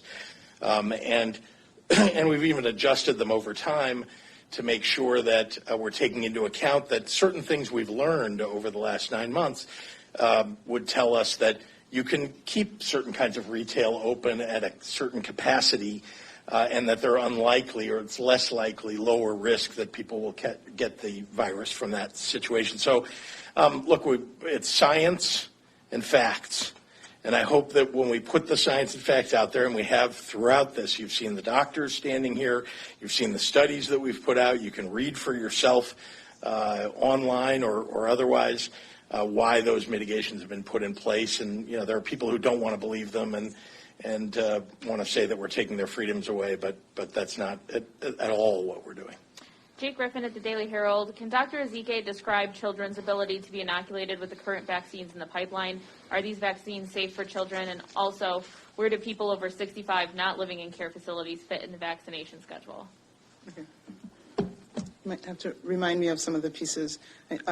Regarding children, as of this time, we don't know that this will be approved for people under the age of 18. I think the majority of the people in the trials were over 18. There are special rules in terms of medical studies and enrolling kids. That's a special protected class, if you will. I did remember in trying to absorb all of the information, I did recall that after they had gotten the requisite number of individuals over 18, I did remember, and I don't know if it's Pfizer for sure. I remember someone being able to go and get some older teenagers that may have been enrolled. So I don't know if there was enough information from those participants that, of course, would have had to have an adult, a guardian consent. I don't know if there's enough information from that for them to lower the age at which this can be given to under 18. We will find out as the FDA rolls out their recommendations. We will get to know more about who it can be given to, from the lower age limit to is there an upper age limit. So those are pieces of information still yet to be finalized. Where do people over 65 not living in care facilities fit into the vaccination schedule? So you could probably explain ASIP. Yeah. So in terms of the guidance, in terms of the prioritization scheme, for sure the top priority, and again, everyone needs to get vaccinated. So if we have only 10% of the population vaccinated, we are not going to get where we need to go. But in terms of who should get it first, you know, there have been careful thought, including, as the governor has mentioned, you know, ethicists, scientists looking at the data, modeling, trying to see what happens when you immunize this group versus that group.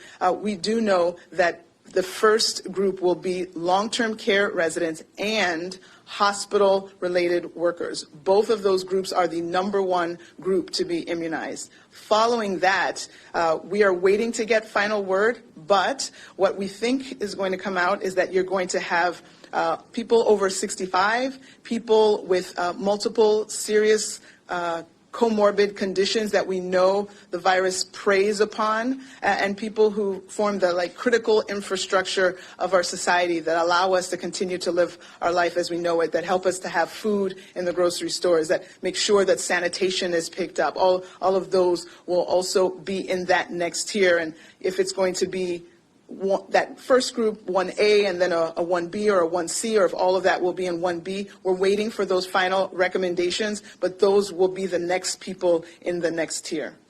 Brian Boyles at Health News Illinois. Have we started to see any impact from the antibody treatments received from the federal government for hospitals strained by the high volume of COVID-19 patients? Do you know how many treatments the state has received so far? Great. So we have had weekly shipments, and so this is another great thing, and I thank you for asking this question because it's really important that we get this word out.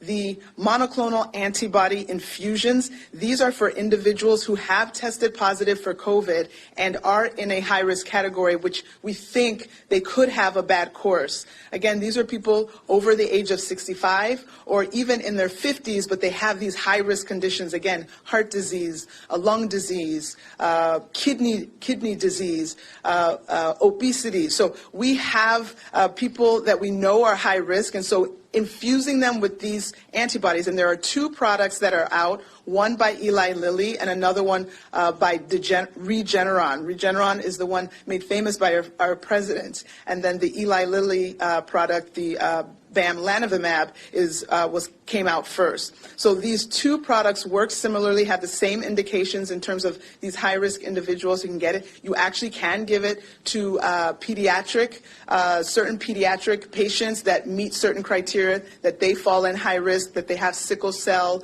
that they have certain diseases that, again, portend a potentially bad risk, and they have to be at least 40 kg, about 80 pounds, 40 kilograms. So that this is available to people of, a wider from 14 on up, and people need to know about it. We have not received a lot of doses. In our first shipment, we got about 6,000 doses. Remember that in a day. All right, so we've been listening to the update there in Illinois from just a little bit ago. The latest, the COVID-19 numbers, Illinois, just once again, getting close to 11,000 cases here today there in that state. We will continue to bring you the very latest there on NewsNOW from Fox. But we do have another story that is getting a lot of attention today, and it has to do about a major Hollywood shakeup regarding the movies, because today Warner Brothers announcing that all of its films scheduled to come out next year will be released on HBO Max at the same time they're available in theaters. So we just had that Illinois update. We're going to keep you in Illinois and now go out to Chicago. Fox 32's Jake Hamilton with the very latest there. Jake, how you doing today? Well, Mike, how are you, man? Hey, we're doing good. We are doing good. But tell me about this one, Jake. It's like they're saying it's currently for a one-year plan. Do we really think that's going to be? That's one of the big questions hanging over this thing. I mean, as you know, Warner Brothers, I mean, they're not some little independent studio. We're talking about one of the most legendary film studios in the history of Hollywood, dropping 17 of their films that were slated to come out next year over the course of 2021 to their new streaming platform, HBO Max. And also not just small films. We're talking Dune, The Matrix 4, King Kong versus Godzilla, The Suicide Squad. We're talking films that really would have brought in people to the theaters that are now going to have a 31-day window available on their streaming platform on HBO Max on the same day that it opens in theaters, which means your neighbor might go to the theater to see The Matrix 4, but you can sit in your couch in your pajamas and press play on the same day that he goes to see it on opening day in theaters. Now, what's really interesting about this, Mike, is that just a couple of months ago, Warner Brothers was kind of the champion of the theatrical experience. You remember how hard they pushed to get Christopher Nolan's Tenet into theaters and make sure people knew that the theatrical experience was back, and they really wanted people to go back out to the theaters, and they were kind of pushing this narrative that Christopher Nolan was saving cinema. So it's really interesting now. At first we thought it was just going to be Wonder Woman 1984, which is coming to HBO Max in a few weeks, but now, as we know, it is their entire slate of movies coming out over the course of their next year. The big questions remaining are the other studios going to follow suit? It's going to be very interesting. I guarantee you a lot of big meetings are being had in Hollywood right now throughout all the other studios. Just how permanent is this? To your point, they say it's just next year, but if it does well, is it? And then, of course, the impact that this has on theaters. I'll be very curious to see what NATO, the National Association of Theater Owners, has to say about this. I cannot imagine that they're too happy about it. Yeah, not at all. And Jake, do you think this is the beginning of something where, maybe in 5 years, movie theaters could potentially be like the old video stores that, I still wish we had the video stores, but we definitely don't. And do you think this is the beginning of that moment here? First of all, I'm with you because I miss roaming the aisles of Blockbuster on a Friday night with my parents. That was the absolute best. I got to be honest with you, I don't think that this is, I know a lot of people are screaming that the sky is falling. You have to remember that movie theaters have survived a lot. And they, about every 20 years or so, something comes along that makes people say that movie theaters are done. Remember in the 80s when VHS came along, and then when cable came along, and then DVDs, and then streaming services. About every 10 years or so, something comes along, makes people think, that's it, movie theaters are done, they're packing it up. They just have to evolve.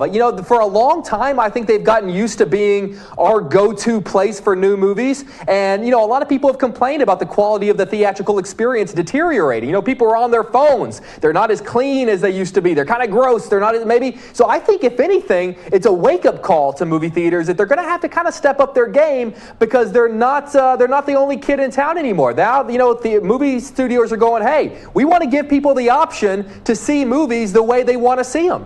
Yeah, definitely. This is totally a game changer, no doubt. Now, what about for actors? Do you think they're going to be seeing the same sort of paychecks if it goes this route? But you got to think about it. Actors have been kind of moving toward streaming services and television long before this was happening. They're looking at different outlets. The whole age of the movie star is kind of deteriorating. You think about, in the 90s, people went to go see a movie because Tom Hanks was in it, because Arnold Schwarzenegger was in it, because Tom Cruise was in it. The idea of people going to see movies because a certain actor is in it isn't really a thing. How many, maybe Denzel, maybe The Rock, Tyler Perry, DiCaprio. They're a very small group of actors who actually draw audiences simply because they're in a movie. I think you look at, one of the biggest things on television right now, The Undoing on HBO Max, stars an Oscar winner, Nicole Kidman and Hugh Grant. So I think, in a way, I don't want to say actors were already jumping ship, but I think that they have already kind of started testing the waters for ulterior places to do the best work. And unfortunately, the best work just really hasn't been theaters lately. Yeah, there you go. They're going to either have to, like you said, they're going to have to step up or see what the future holds for them, and it could not look that good there. So, Jake, thank you. Well, Jake, before we go, I got two things to mention to you here. One, you got the best background in a pandemic. Yeah. This is the way to do it. That is Dude, the way. I got a comfortable fold-out couch, man. You're welcome to come over and crash. Yeah, there you go. Well, I'm from Chicago, so you might see me now. And then you better come on, man. Then I want you to say hi to my buddy Elizabeth Matthews there, your coworker there. We went to college. I love Elizabeth Matthews. Yeah. We all pale in comparison to her. She is one of the most genuinely. She exists at the crossroads of talent and kindness, and it's so great and so annoying at the same time. Yeah, it really is. In this industry, you don't get that combo too often, but when you do, it's a gem. Very true. Very Thanks true. so much, Jake, for breaking it down for us. We really do appreciate you. Thanks, Have a buddy. good day and a great Christmas. And we continue to roll on right here on News Now from Fox. Some of you are going to be taking a 2-minute break. Stay here right with us.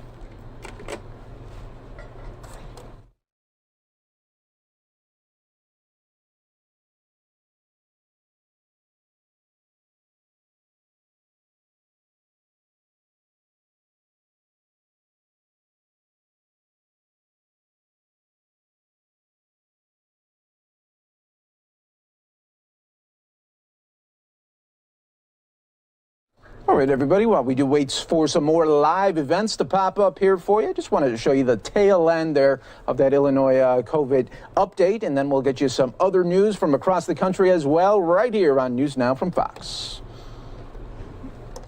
Related workers. Both of those groups are the #1 group to be immunized. Following that, we are waiting to get final word, but what we think is going to come out is that you're going to have people over 65, people with multiple serious comorbid conditions that we know the virus preys upon, and people who form the critical infrastructure of our society that allow us to continue to live our life as we know it, that help us to have food in the grocery stores, that make sure that sanitation is picked up. All of those will also be in that next tier, and if it's going to be that first group, 1A, and then a 1B or a 1C, or if all of that will be in 1B. We're waiting for those final recommendations, but those will be the next people in the next tier. Brian Boyles at Health News Illinois. Have we started to see any impact from the antibody treatments received from the federal government for hospitals strained by the high volume of COVID-19 patients? Do you know how many treatments the state has received so far? Great. So we have had weekly shipments, and so this is another great thing, and I thank you for asking this question because it's really important that we get this word out. The monoclonal antibody infusions, these are for individuals who have tested positive for COVID and are in a high-risk category, which we think they could have a bad course. Again, these are people over the age of 65 or even in their 50s, but they have these high-risk conditions. Again, heart disease, lung disease, kidney disease, obesity. So we have people that we know are high risk, and so infusing them with these antibodies, and there are 2 products that are out, one by Eli Lilly and another one by Regeneron. Regeneron is the one made famous by our president, and then the Eli Lilly product, the bamlanivimab, came out first. So these 2 products work similarly, have the same indications in terms of these high-risk individuals who can get it. You actually can give it to certain pediatric patients that meet certain criteria, that they fall in high risk, that they have sickle cell, that they have certain diseases that, again, portend a potentially bad risk, and they have to be at least 40 kg, about 80 pounds, 40 kilograms. So that this is available to people of, a wider, from 14 on up, and people need to know about it. We have not received a lot of doses. In our first shipment, we got about 6,000 doses. Remember that in a day, we report 12,000, 10,000 people, and we got 6,000 doses 1 week. Again, remember, we're identifying 10,000 people in a day. So if we're identifying 70,000 cases, but we got 6,000 in 1 week, this is not available to everyone at this point. But now with another product that's coming on board, we are having shipments of both the Eli Lilly product and the Regeneron product so that there's more. And so we're working with hospitals and infusion centers and even home health agencies to be able to get this product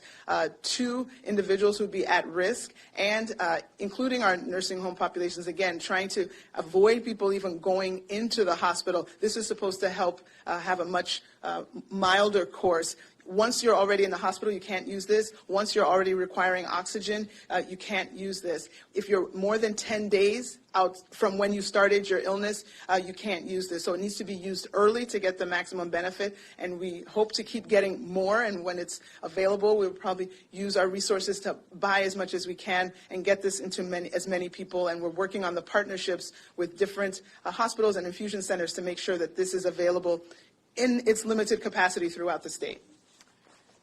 Dean Olson at the SJR, I messed up his question and forgot the second half of it. How is the state altering its messaging campaign on masks, social distancing, travel, and gatherings as end-of-the-year holidays approach in light of the fact that so many people disregarded this advice in the days before, during, and after Thanksgiving? Well, we're making sure that we're getting, particularly as we approach the rest of the holidays of December, trying to get it out even kind of wider and deeper. It's not that people necessarily saw it and specifically ignored it. I think there are people who, who may not have realized what what it is that they were portending for the state and for themselves when they went to a Thanksgiving gathering that they had been hoping to go to. I do think that people are making different plans for their Christmas holiday or for Hanukkah or other celebratory holidays. And so I'm very hopeful anyway that we can divert people from having large family gatherings so that we don't have yet a third surge on top of this potential second surge. Jamie Monks at the Tribune. How will the state prioritize incarcerated people in the vaccine distribution, and how will Illinois secure its vaccine to make sure it goes to the people on the priority list without being diverted? What was that second part of it? Sorry. How will Illinois secure its vaccine to make sure it goes to the people on the priority list without being diverted?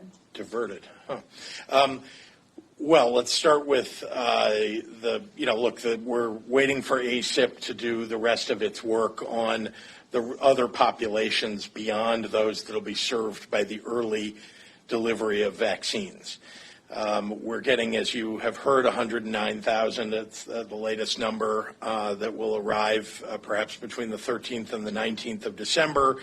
And then there will be hundreds of thousands of others that might come, assuming that there is approval of both of those vaccines, Pfizer and Moderna, before the end of the year. And that still won't cover all of the people who are in phase 1A, as it's been referred to and as Dr. Ezike referred to it. We obviously, at some point, we want to make sure that the congregate settings, even people who are in prison, who are actually held in very close quarters, we want to make sure that they get vaccinated too, and of course the folks who work at our prisons as well. But we're going to listen to the CDC and ACIP as we make decisions about that. We got a lot of different vaccine ones, so I'm just going to put Andy and the Tribune had another question together. Sources are telling Peoria will serve as a distribution hub. Can you confirm this? And why was Peoria chosen as that site? And what are you doing to protect the vaccine and make sure that it's secure? And I know that was the other part of the question before. Let's start with the SNS. We're simply bringing the vials of the vaccine that get delivered to Illinois to our strategic national stockpile in Illinois. That's just what you do when you receive, whether it's PPE for distribution across the state or any other item. This is obviously a very important one, as PPE was early on in this and as it still is. And so that's what the strategic national stockpile is intended to be for.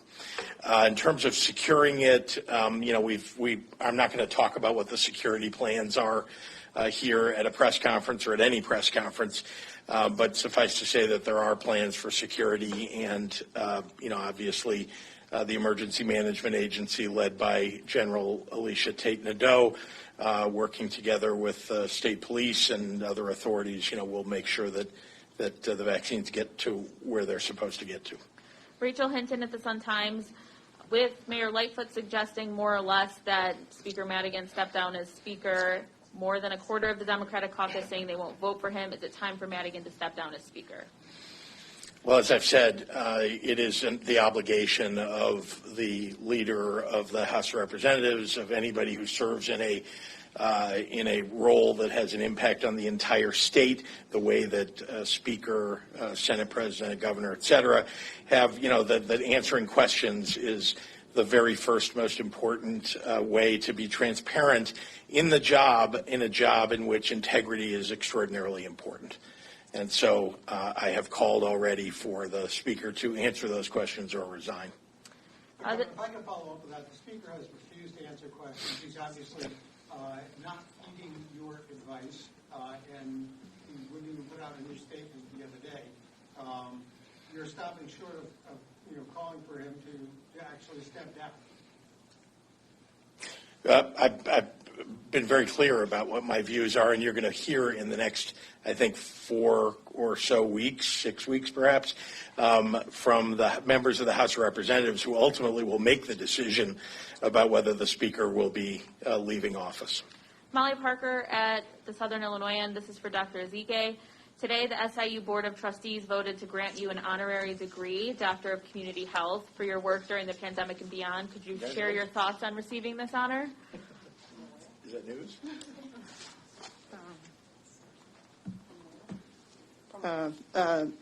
thank you to. I am grateful for this, and I receive it in the name of the incredible people at IDPH who work so hard to make IDPH and put our state in such good stead under the leadership of Governor Pritzker. So thank you so much for that honor. Thank you. Mike Militich has a question. Missouri County bordering Illinois tracks reinfection rates and started sharing that information with the public. Is Illinois tracking the reinfection rate as well? And if so, where can people find that information? We don't have a case yet here of documented reinfection.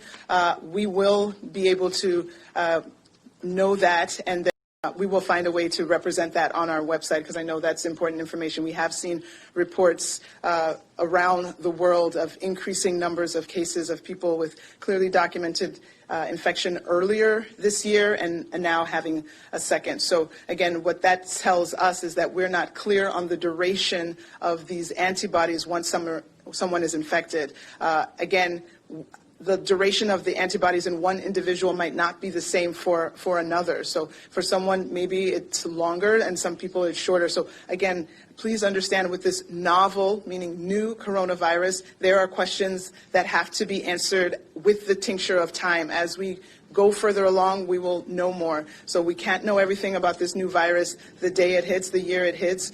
With time, we will learn more, and we'll share as we learn.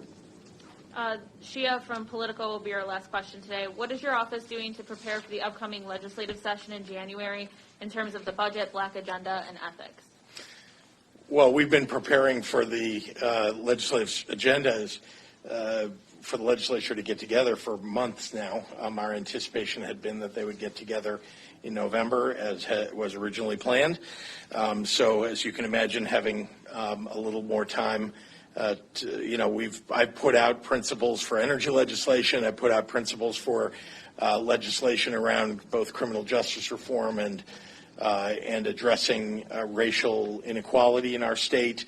I've been very clear about ethics legislation. I started, with very clear principles back when I gave my State of the State address at the beginning of 2020. And I have reiterated not just those points, but others. It is time for us to rid this state of the unethical characters that hold office. And we need to have laws on the books that address the things that we have learned that have been taking place in our state.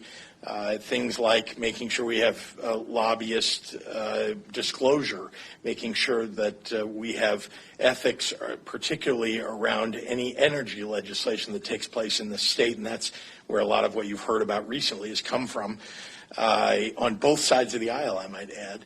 And I also would say that it's ridiculous to me that somebody can serve in the legislature and turn around and become a lobbyist the next day, a consultant, a lobbyist, to get legislation passed. And so we need to have, we need to make sure that we have legislation that addresses that kind of thing. There's a lot to do. And so, I hope that we'll be able to work together with the legislature beginning right away in January. All right. Thanks, everyone.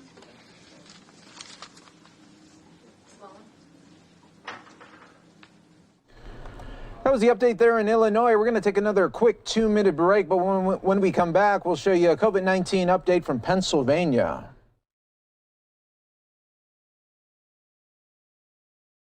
Valley Medical Center. Thank you so much for joining us today, Dr. Stroney. Can you tell us how things are at Geisinger? Thanks, Dr. Levine. Yes, absolutely. I can tell you that just as you described across the state, we're facing the same challenges that everyone is.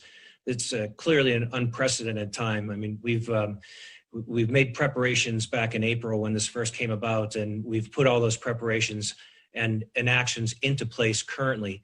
But even by doing that, our capacity and our challenges are still under such significant constraints that it's difficult to be able to manage the entire population. The good news is, though, that we are still able to do that. We are still able to stay safe, maintain the population of patients that still need general medical care as well.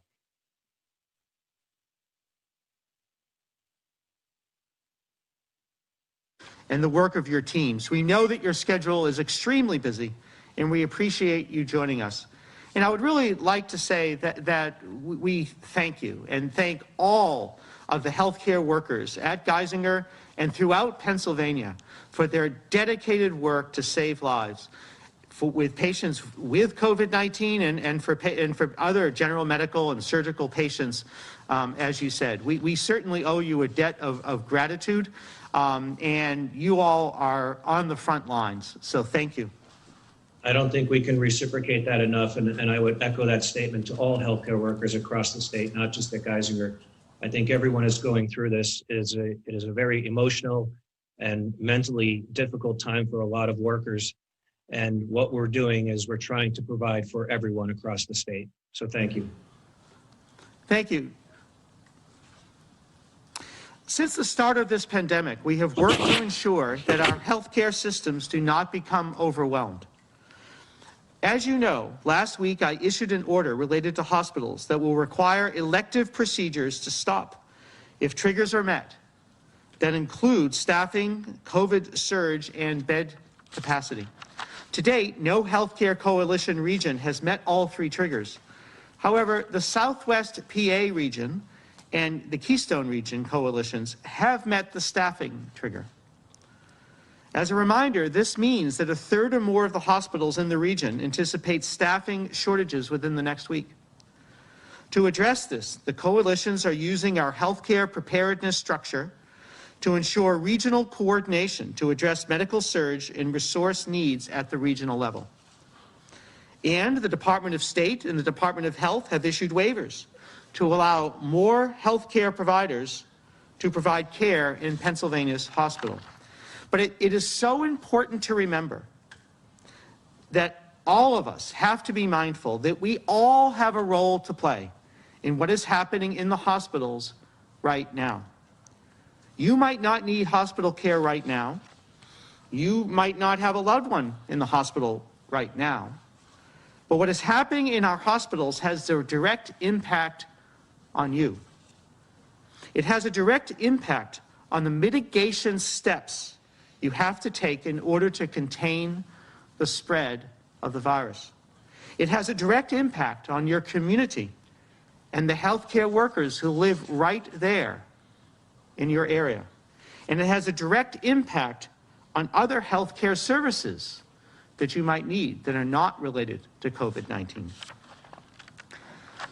We are certainly not through this yet, and we cannot return to life as normal right now.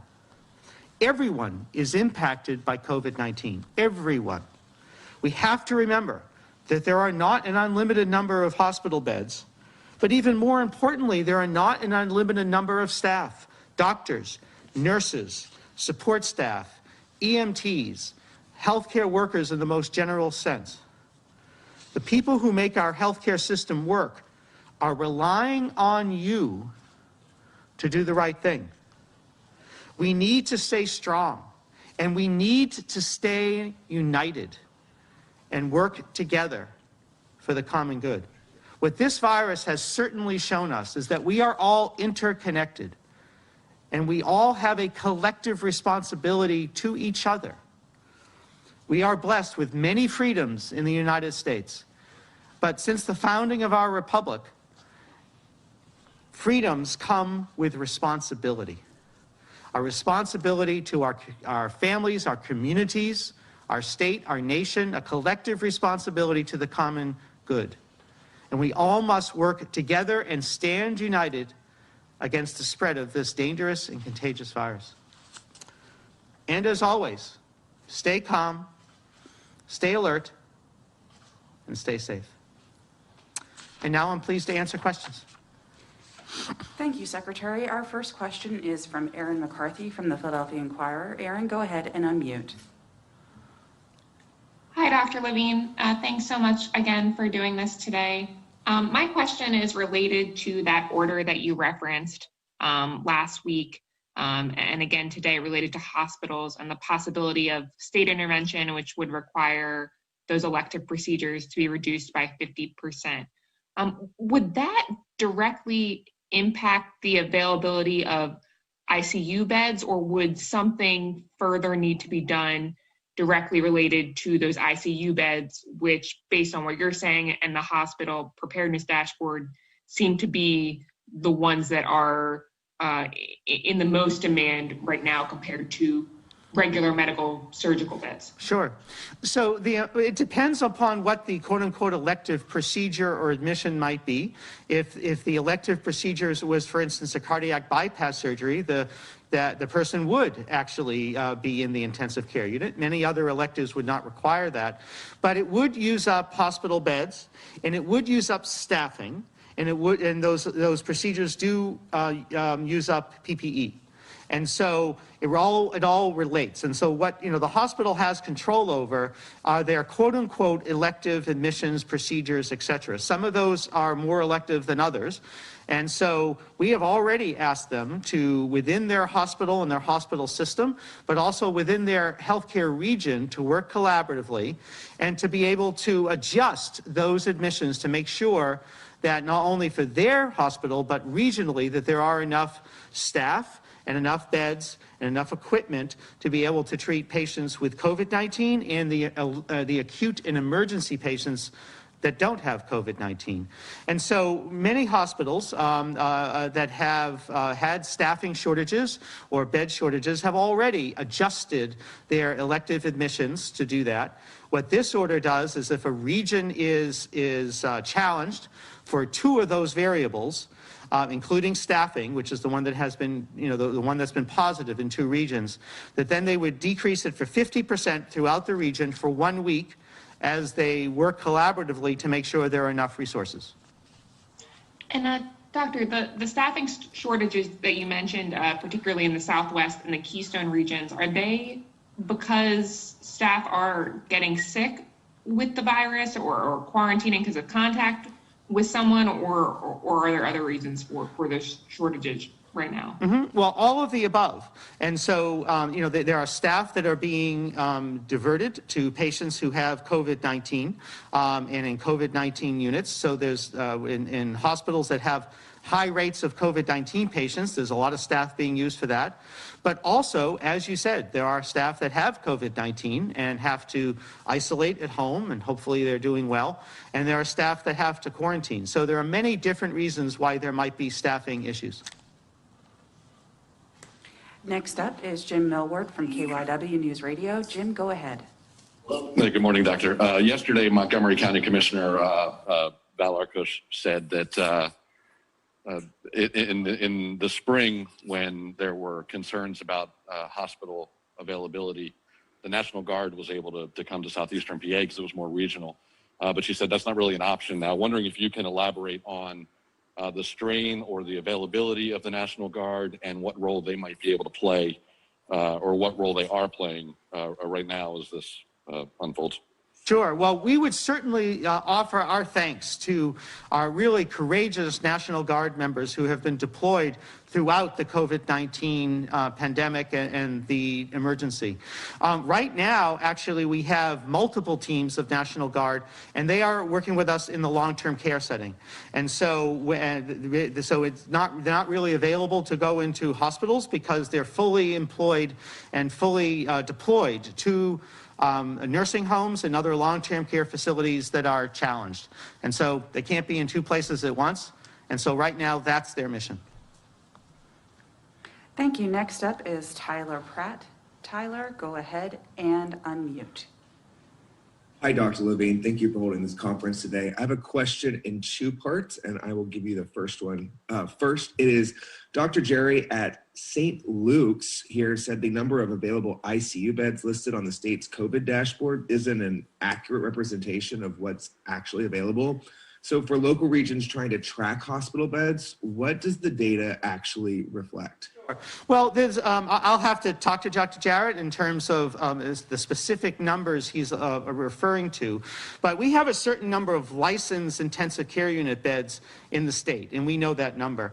But actually, hospitals have been converting general medical surgical beds and other units as intensive care units, adding the equipment and the staff to do that because they have to take care of COVID-19 patients and then other intensive care unit patients. And so there are times where there are actually more beds than our quote-unquote licensed beds. We know that, and we've approved that. So that might account for that discrepancy. Hospitals have been diverting other beds to intensive care unit beds to take care of the load. Thank you. And just as a follow-up, thinking about a vaccine, he says that we could begin distributing the vaccine around December 15th. So how does the state rule who gets the vaccine line up with federal guidelines? Sure. Well, you know, all of this is evolving at very quick speed. So in terms of Operation Warp Speed, so I guess that's appropriate.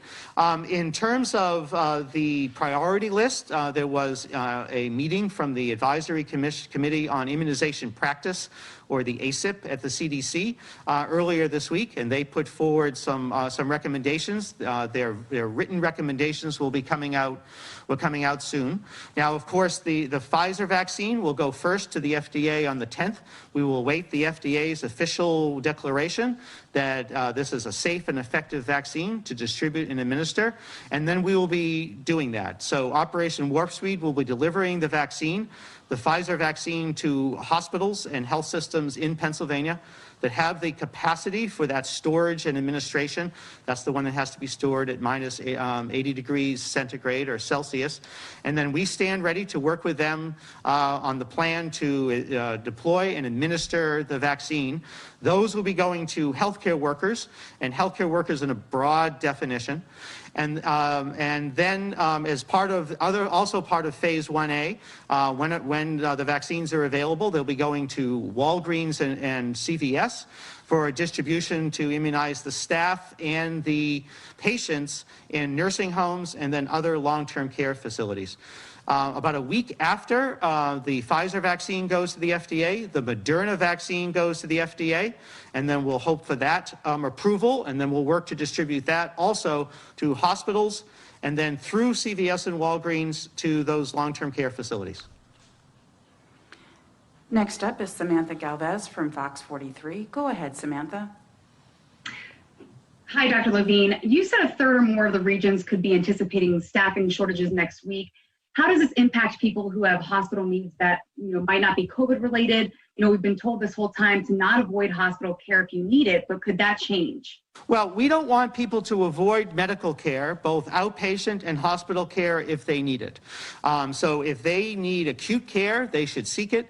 If people have chronic medical problems, they should definitely seek care. What the hospitals are going to have to do is to balance their resources to take care of both the patients with COVID-19 that require hospitalization, as well as the acute patients that don't have COVID-19. To do that, they will need to manage their quote-unquote elective admission list, either for elective medical admissions or elective surgical admissions. Some of those are really not so quote-unquote elective and have to happen for instance, a cancer biopsy or something.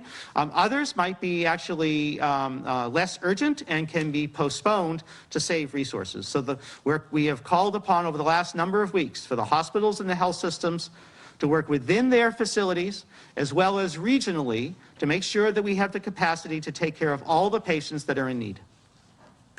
Next up is Brett Schultes from WITF. Go ahead, Brett. Good morning, Dr. Levine. Can you hear me okay? Yes. Okay, thank you. I'm looking at the recent daily numbers, over 10,000 new positive tests, and I wonder what your data modeling going forward shows in terms of, can we expect to see this level off with the current mitigation efforts that we have in place, or is there reason to believe that the exponential growth will continue to increase, and at what point might it level off? Well, as we've said all along, there are three ways to deal with the pandemic. Containment, that involves the testing and contact tracing that Director Huff spoke about yesterday. There are mitigation efforts, and we have increased our mitigation efforts over the last number of weeks. And then there's the distribution and administration of the vaccine, which I just talked about. Those are the tools in the toolbox. So we're going to be watching our numbers very, very closely, and we're going to particularly be watching our numbers in relation to hospital capacity and impact on long-term care facilities. It's hard for me to predict the future in terms of what mitigation measures might be necessary, but right now we're going to be observing the impact of the mitigation measures that we put in place. Modeling done by the IHME, or the Institute for Health Metrics and Evaluation at the University of Washington, as well as modeling done by Dr. David Rubin and his team at the Children's Hospital of Philadelphia, are very concerning about increases in the number of cases, increases in the number of patients in the hospital intensive care units, and then increases in death. So we're going to be working through with all the tools in our toolbox to try to limit the spread of COVID-19. Dr. Levine, if I would just be able to ask a quick follow-up, at what point might any additional mitigation measures be put into place, and are there even any on the table at this point that would be feasible or workable? Well, again, it's hard for me to predict the future, but we're going to be watching our numbers carefully. And I mean, in the end, we'll do whatever is necessary to protect the public health of Pennsylvania. But I certainly don't have any details at this time. Next up is Seth Kaplan from ABC 27. Go ahead, Seth. Thanks for taking the question.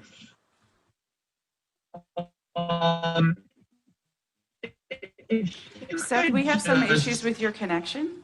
Talk some more about the kinds of things that in normal times, truly not urgent, and the cancer in Pennsylvania right now was something rather important to take care of. If we don't avoid the overwhelming the healthcare system.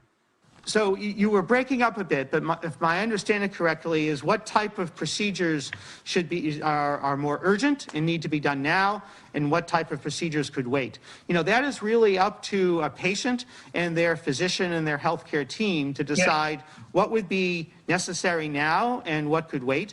But hospitals do have the ability to manage their beds and to manage their capacity and their staffing ratios, and we are calling them to do that, to make sure that we have the capacity to take care of any COVID-19 patient or non-COVID-19 patient in urgent need of hospitalization. Thank you.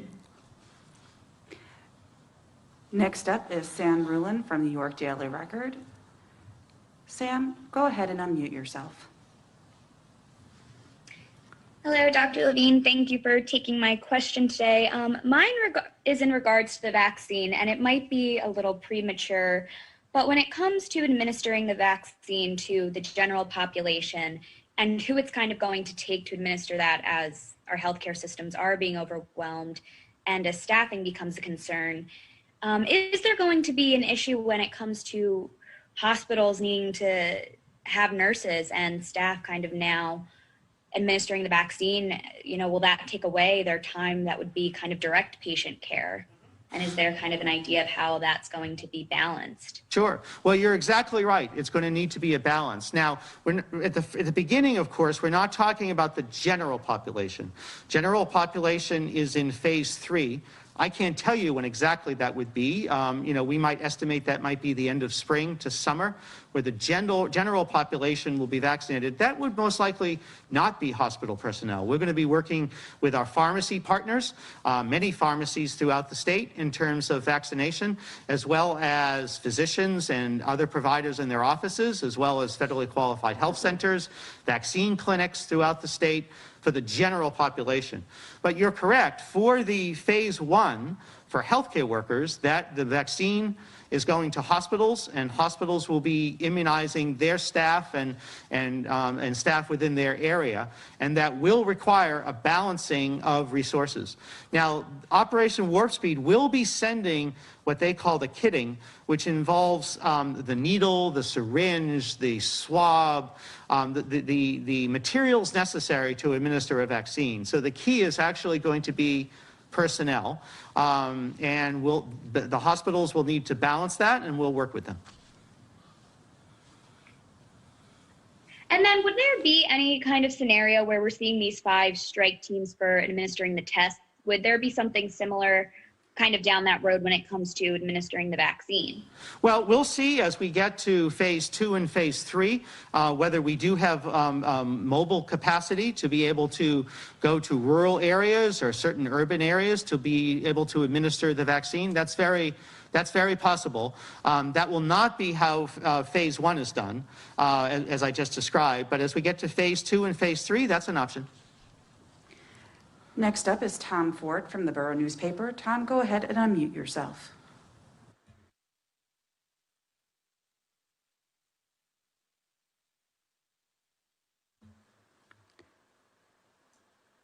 Tom, go ahead and unmute.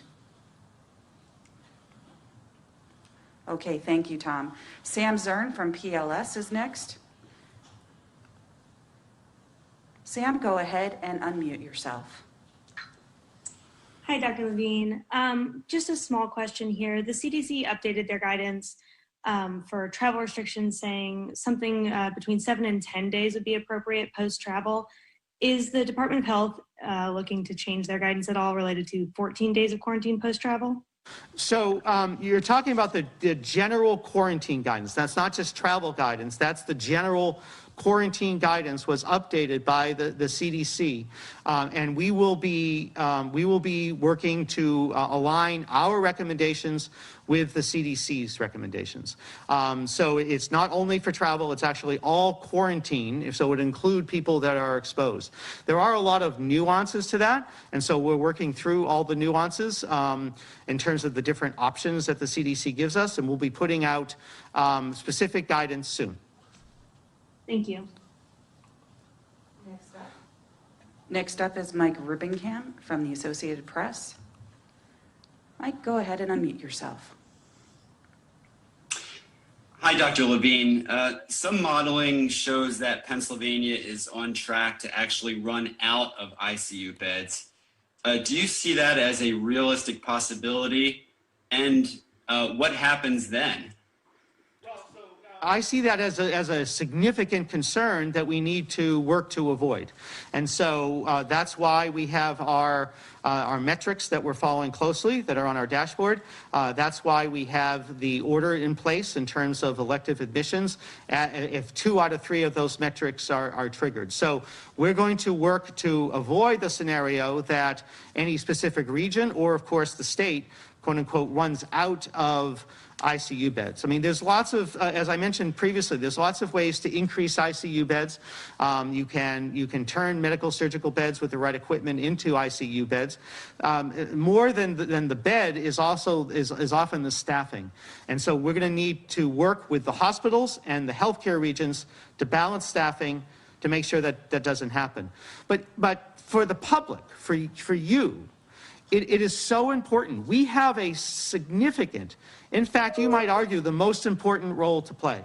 And that is why we are asking you over and over again to follow our basic guidelines. Please wear a mask when you go out.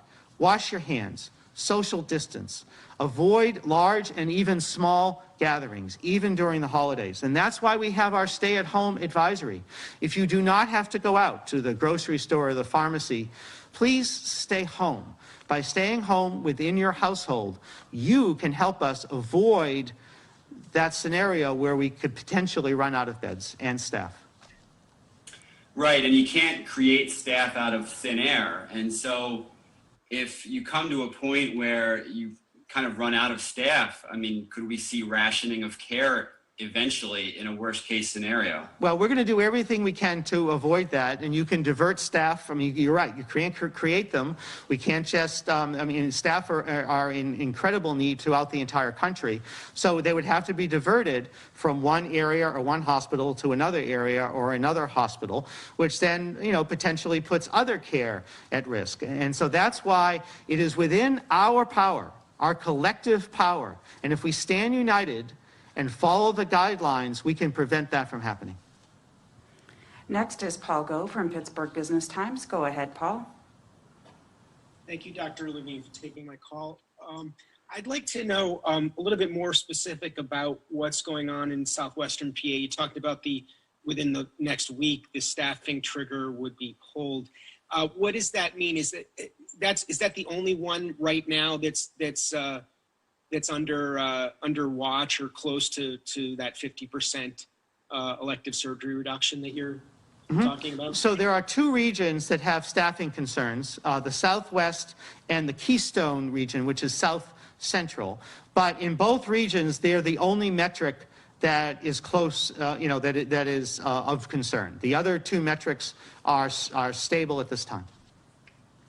And on Mike's question previously too, what is that next step because staffing doesn't come immediately? The staffing is what it is. What can be done? What can you tell the residents of Southwestern PA and the Sure. Keystone region? Well, staff have to be diverted from one area to another area. For example, we know that some hospitals have had to close cardiac rehab units where cardiac patients who go there for nutrition advice, for exercise and things like that are closed. And those staff have been diverted to more med-surg care, and then other nurses and other staff have been diverted to the intensive care unit. So, hospitals have the ability to divert staff from one area to another, and hospitals can share staff, if they absolutely have to as well, within a region. So we really consider the regions as teams, and the hospitals and health systems have to work together.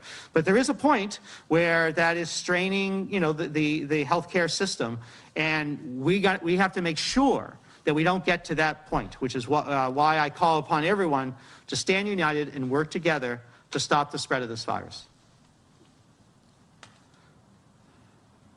Next up is David Winner from Penn Live. Go ahead, David. Thanks, Dr. Levine. This has to do with the trigger for staffing level. How do you actually know what the staffing level is within individual hospitals or systems? I mean, is it pretty much a self-reporting thing? And how much insight or how much knowledge do you have about things such as perhaps excessive overtime going on, or even ratios, staff to patient ratios that aren't what you would like them to be? I mean, how do you really know?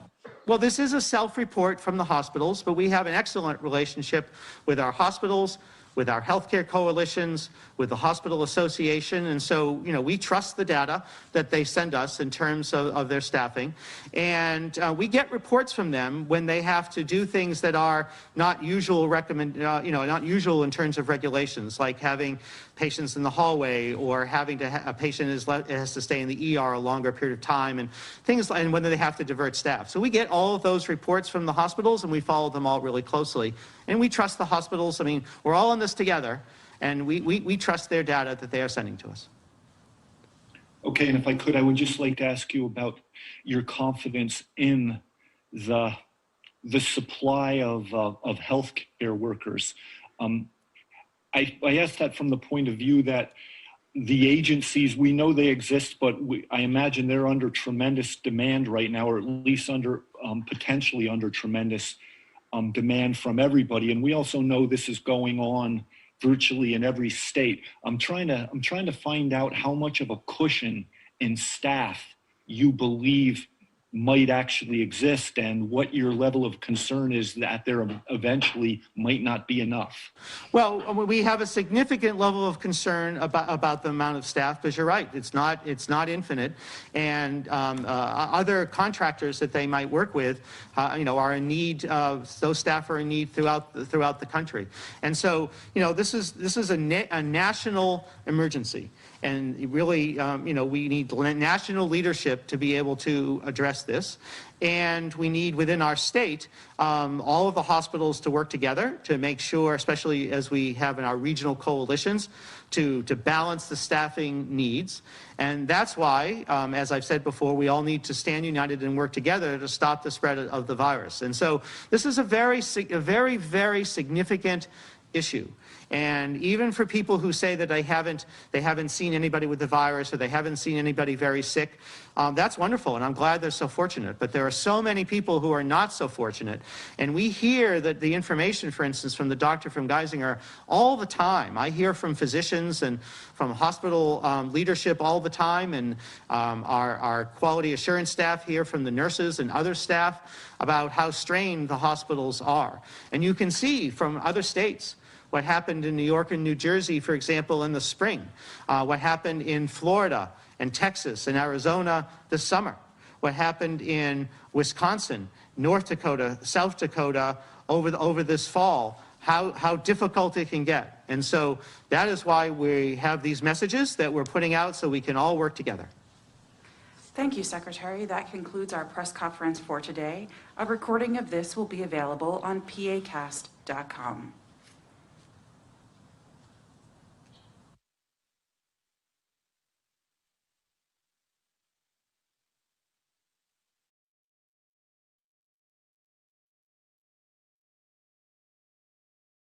So that was the Pennsylvania coronavirus update that we've been showing you for about the last, 30 minutes here on NewsNOW from Fox. We want to thank everyone for watching.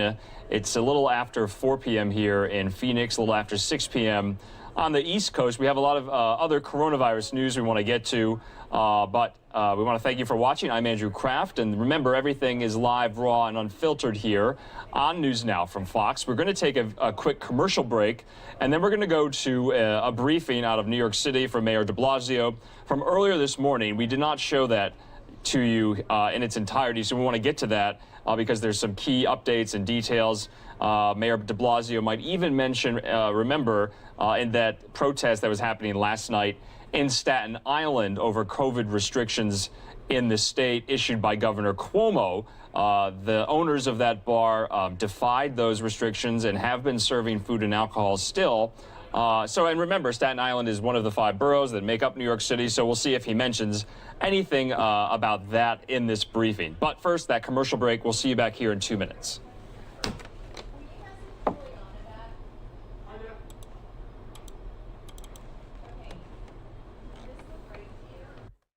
In public health, and the place that people can look to from all over the country, all over the world, to help ensure there won't be the next pandemic, or God forbid we're faced with a challenge, that we handle it a lot better based on the lessons we learned here. So we're going to talk about our plans for that future, and we're going to frame it, of course, with the reality that we're fighting an intense fight against the coronavirus right now. We'll talk about that, but that, thank God, the cavalry is coming. The vaccine is coming starting this month of December. In fact, just 12 days from now, we expect the first dosages to arrive, and we'll talk about that and how we're going to be distributing the vaccine here in this city quickly and effectively. But let's be clear, this whole crisis has taught us so much. It's taught us so much about the need to create, to do things that haven't been done before, to be willing to try new things and figure out what will work, to recognize truths that were too often swept under the rug, including profound disparities that must be addressed head on. All of that has made us stronger, even though none of us wishes we went through any of this pain, any of these challenges. It has made us stronger, and it's made us clearer about what we have to do for the future. I had a great example of this yesterday. I toured the Pandemic Response Lab. This is a brand new facility that was set up during the coronavirus crisis to help New York City respond to the challenge we faced. And it is absolutely extraordinary. This was created from scratch, using new approaches, new technology, taking some of the best minds in this city, in the business sector, universities, hospitals, bringing them together at the Alexandria Center to focus on solutions we need right now. And we all know one of the biggest challenges was getting all those tests processed quickly. Remember from the very beginning, I remember the first press conference we ever had about the coronavirus, the key point was testing. And today, the key is still testing. But what we found in this crisis is testing is only as good as your ability to process the results and process them quickly. And that's what the Pandemic Response Lab has been doing brilliantly. 20,000 individual tests a day being processed right now, the ability to get up to 30,000 soon, and then we're going to build beyond. And it's remarkable to see how effective this process is, considering it was something only thrown together in the last few months. I really want to thank everyone at the Pandemic Response Lab for their amazing effort. And this video will give you a sense of the work they are doing to protect all of us. Welcome to Pandemic Response Labs, based here at the Alexandria Center. So that was Mayor Bill de Blasio there from earlier this morning. We just want to apologize. We have played that out in its entirety for you. What we meant to play out was the press conference from Governor Andrew Cuomo of New York State. So we're going to play that for you instead, and then we're going to see if Governor Cuomo talks about the street protests happening in Staten Island that were happening last night, about patrons there and owners defying the COVID restrictions as it comes to bars and restaurants. So we're going to look for that, but here's Governor Andrew Cuomo on News Now from Fox.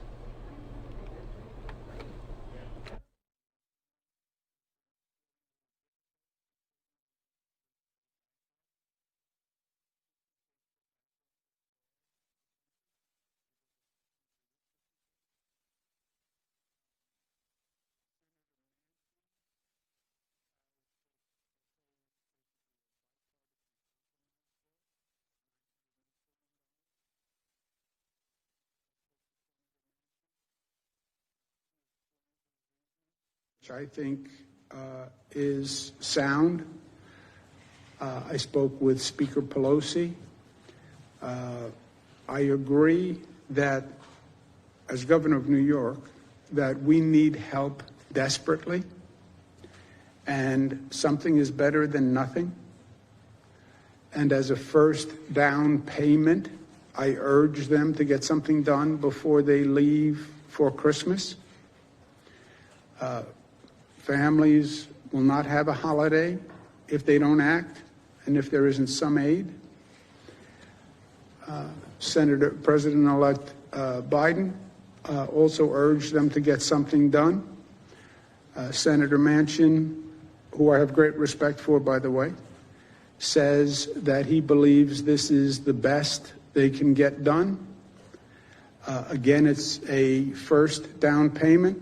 It doesn't come near to the need. It would be a short-term bill until March, and I would urge them to get this first down payment bill passed before they leave, just so families have funding for the holiday season, and it takes some pressure off state and local government next year. I'm sorry. Also, as chairman of the National Governors Association, we asked for $500 billion in state and local funding. National Governors Association, that's Democrats and Republicans. We sent a letter supporting a $500 billion state and local package. This bill has $160 billion in state and local funding. So it's not nearly what the governors asked for of this country. But again, something is better than nothing, and we would support a first down payment bill.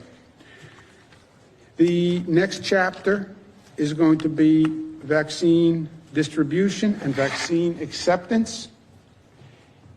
This is the weapon that wins the COVID war. And we have to get serious about this. The distribution is a massive undertaking by government. I've said a number of times, it has to be fair, it has to be equitable. The state has to have funding to do it. We have to be able to get the black and brown communities and poor communities. Blacks died at twice the rate that whites died. Browns died at 1.5 times the rate that whites died.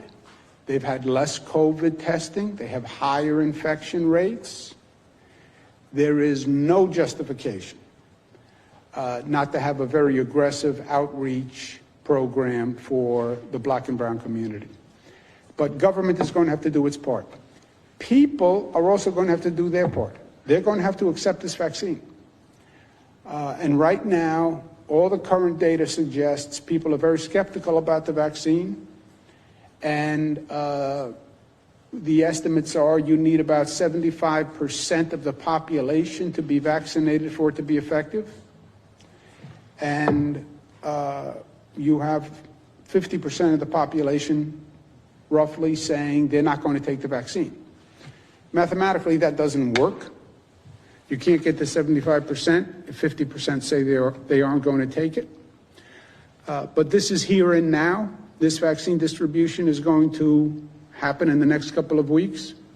New York State is going to be very aggressive about the distribution. I believe there's a great advantage to the state that most effectively vaccinates all people, and we'll be reaching out and educating people in the state. I would never ask anyone in the state to take a vaccine that I was unwilling to take myself. That's always been my standard. I'm not asking you to send your child to school if I wouldn't send my child to school. I'm not asking you to put yourself in a situation that I wouldn't put myself, and I won't ask New Yorkers to take a vaccine that I wouldn't take myself. But it is real, and we need people to start to focus on it because we want to get it done very quickly, and I want New Yorkers to start to think about it seriously. We're not going to get to the general population for a while, but you will start with not-for nursing home distribution. So you'll have parents asking their family, what do you think? Should I take it or not? You'll have healthcare staff having to decide whether or not they take it. And people should start focusing on it because it's real and it's here. And again, New York wants to do it as quickly as we can. Just to show you how real it is,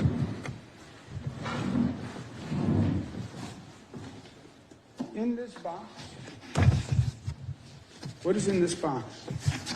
Maybe it's a Christmas present. Who would I give a Christmas present to at this point? Let's not ask. This is a box of vaccines. Pfizer, which is a great New York company, made the vaccine. Pfizer developed the vaccine without any assistance from the federal government. They did it all on their own. And we're very proud to call them a New York company. But the vaccine process is a complicated process. And the distribution is going to take a lot of work and a lot of effort. The package itself comes with a geo-tracker GPS tracking device that can track the program and a thermal monitor so it monitors the temperature of the package. You want to know where the package is, and the package has to stay at the right temperature, because if it doesn't, then the vaccine is destroyed. It comes wrapped in dry ice. The dry ice, because it has to be ultra cold, when you receive the package, you have to replace the dry ice, and then you have to replace the dry ice every 5 days, okay? Under the dry ice is the actual package that has the trays in it. The trays have the actual vials in it. A vial, by the way, the vials are made glass from Corning Glass, another great New York company. A vial contains enough for 5 dosages. The vial comes with a diluting liquid, and the actual vial gets diluted before the vaccination actually happens. One tray, they call this a tray, one tray can hold up to 195 vials. Each vial, this is a vial, can do 5 dosages. The package itself can hold 5 trays. So roughly 5,000 dosages could be in this one box. The storage and handling of the box itself is complicated. You can only open the box 2 times a day for 60 to 90 seconds each time, because keeping it the right temperature is very important. So it's either in ultra cold storage or it has dry ice, but then you can only open it twice a day for 60 seconds to 90 seconds each time. When you actually do the vaccine, you take out the vial is frozen. You have to allow the vial to thaw at room temperature for about 30 minutes. You then dilute the vial and let it stand for 2 hours. And then you have 6 hours to administer the dosage. Okay? So this is a complicated procedure. That's one dosage, and then the person has to come back and receive the second dosage about 21 days later. So the package comes, it either has to be stored in ultra cold storage or the dry ice is replaced and the dry ice can keep it. Up to 5,000 dosages, 5 dosages per vial. And then there's a procedure to de-thaw the vial, dilute the dosage, and then administer the dosage within 6 hours thereafter. And that's one dosage. Second dosage is 21 days later. And the vaccine really isn't effective until after the second dosage. So it's not easy, but it's real, and they're being manufactured and they're going to be shipped. And we're very proud of Pfizer and we're proud of Corning. And we are working very hard to be ready for the distribution and training people on the distribution to make sure it's all done correctly. But this is the weapon that is going to win the war. And that is the light at the end of the tunnel, right? So it's not tomorrow. It's not a short tunnel. But we know the way through this. We just have to get there. And we have to get there with as little loss of life as possible. Questions? Plan for staffing, you talked about how it is a big concern, especially for maybe smaller and medium-sized hospitals who might not be able to tap into staffers at other locations. What sort of, in the spring, obviously, we had the big plan to bring in volunteers from across the country. What sort of, beyond retirees sort of thing, what's sort of the plan to help with that issue? We have the Surge and Flex system, which deals with hospital capacity. Hospital capacity has several elements within it. Number of beds, availability of equipment, availability of staff. They're all in the capacity constellation. When you run into a problem with capacity, then you have the ability to actually flex from different hospital systems. So if one hospital system is in trouble because they're running out of capacity for any of the 3 elements, beds, equipment, staffing, then you can shift to another hospital system. Yes? Quick things. Is this a mock-up, presumably? Nope. Or is this, so this is actual vaccine that you have up there? I will give you the first one. If you come here, I will be the first one to administer under doctor supervision. I'm going to also put some of this New York Clean in the vaccine, which will have the added benefit of cleaning your arteries while you're being treated by the vaccine. We can do it all at the same time. Real quick, on the... There is no vaccine in this vial. It is a vial, but it is without vaccine. So Going back to the focus areas, the hot spots. But I didn't want to tell him that. I was going to put this in the vial and inject it into his own. Clean up his act. So going back to the focus zones, at this point, I've lost count. I believe there's 22 or so that are above 5%. Do you feel that the state has moved from kind of a containment strategy at this point to a mitigation strategy as part of this second wave? I don't know that really containment and mitigation are applicable anymore, Jesse. Those were sort of terms they used early on. We are trying to contain. We are trying to mitigate. We've been doing both, right? Reduce the spread, flatten the curve, but also contain it.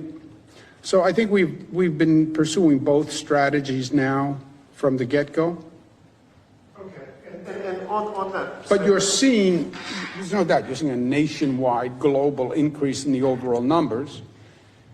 And then it depends on how you want to argue it. New York is seeing much less of an increase than other states, but we're still seeing an increase. Do you feel that the hotspot strategy, the microclusters, has worked? Has that been a success considering the kind of spread of it? Oh, yeah. Oh, yes. Look, you're not going to, do I think we're going to defy human nature and global dynamics? No. You're into the holiday season. You're seeing the same thing all across the world. Now, defy is a funny word. Has New York defied the dynamic more than other states? Yes. Has it defied it in total? No. You know it has defied it because that's the Johns Hopkins. Can you put up Johns Hopkins again? This is, the Johns Hopkins chart shows New York has defied the national surge, right? Otherwise, New York would have to be up there with Idaho and Kansas and South Dakota. Hasn't defied it absolutely, but it has largely, that's why we're all the way at the bottom. The microclusters is because we have so much data, much more data than any other state because we have so many tests. We know exactly where people live. So from a medical point of view, you can target much more closely and you can target the medical resources so you're not chasing all over the state. You know it's this community. And to the extent you have to do economic restrictions, it's just this community. You don't have to close a restaurant in Queens because you have a problem in Brooklyn. You don't have to close a restaurant in Utica because you have a problem in Albany. By the same token, though, when you talk about the using hospitalization rates as a new metric, right, to establish these zones, are you at all concerned about waiting this kind of 7 to 10 days after Thanksgiving? Once again, this is a virus that has shown itself to be very effective in spreading. A couple of days can make a difference.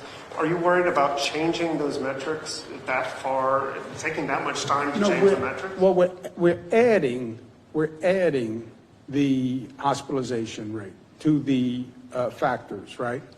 But where we are now, the hospitalization is most important. Are you going to see the infection rate increase? Yes. You're going to see it continue to increase, I believe, all through the hospital season. You talk to people like Dr. Fauci, the CDC experts, they all say the same thing.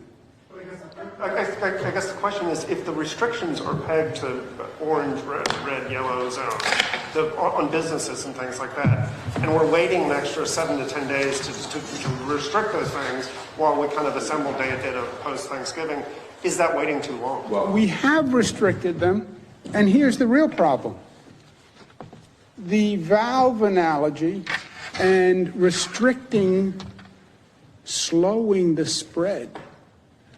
At one time, you controlled, to a large extent, activity that was causing the spread. At this point, you don't control the overwhelming majority of the activity causing the spread, because over 70% of the spread is beyond your control. It's in small gatherings. It's in household parties. It was at the Thanksgiving table. Government cannot control that. The gyms, salons, the protocols are working. They're a very small percentage of increase. Restaurants, bars. Number for a second. You said 70% of the indoor gatherings, but then when we spoke to Rob yesterday, he said that's only the 70% of the 20% that you've been able to contact trace. So that's actually really verifiable. Only 14% that we know are coming from indoor gatherings.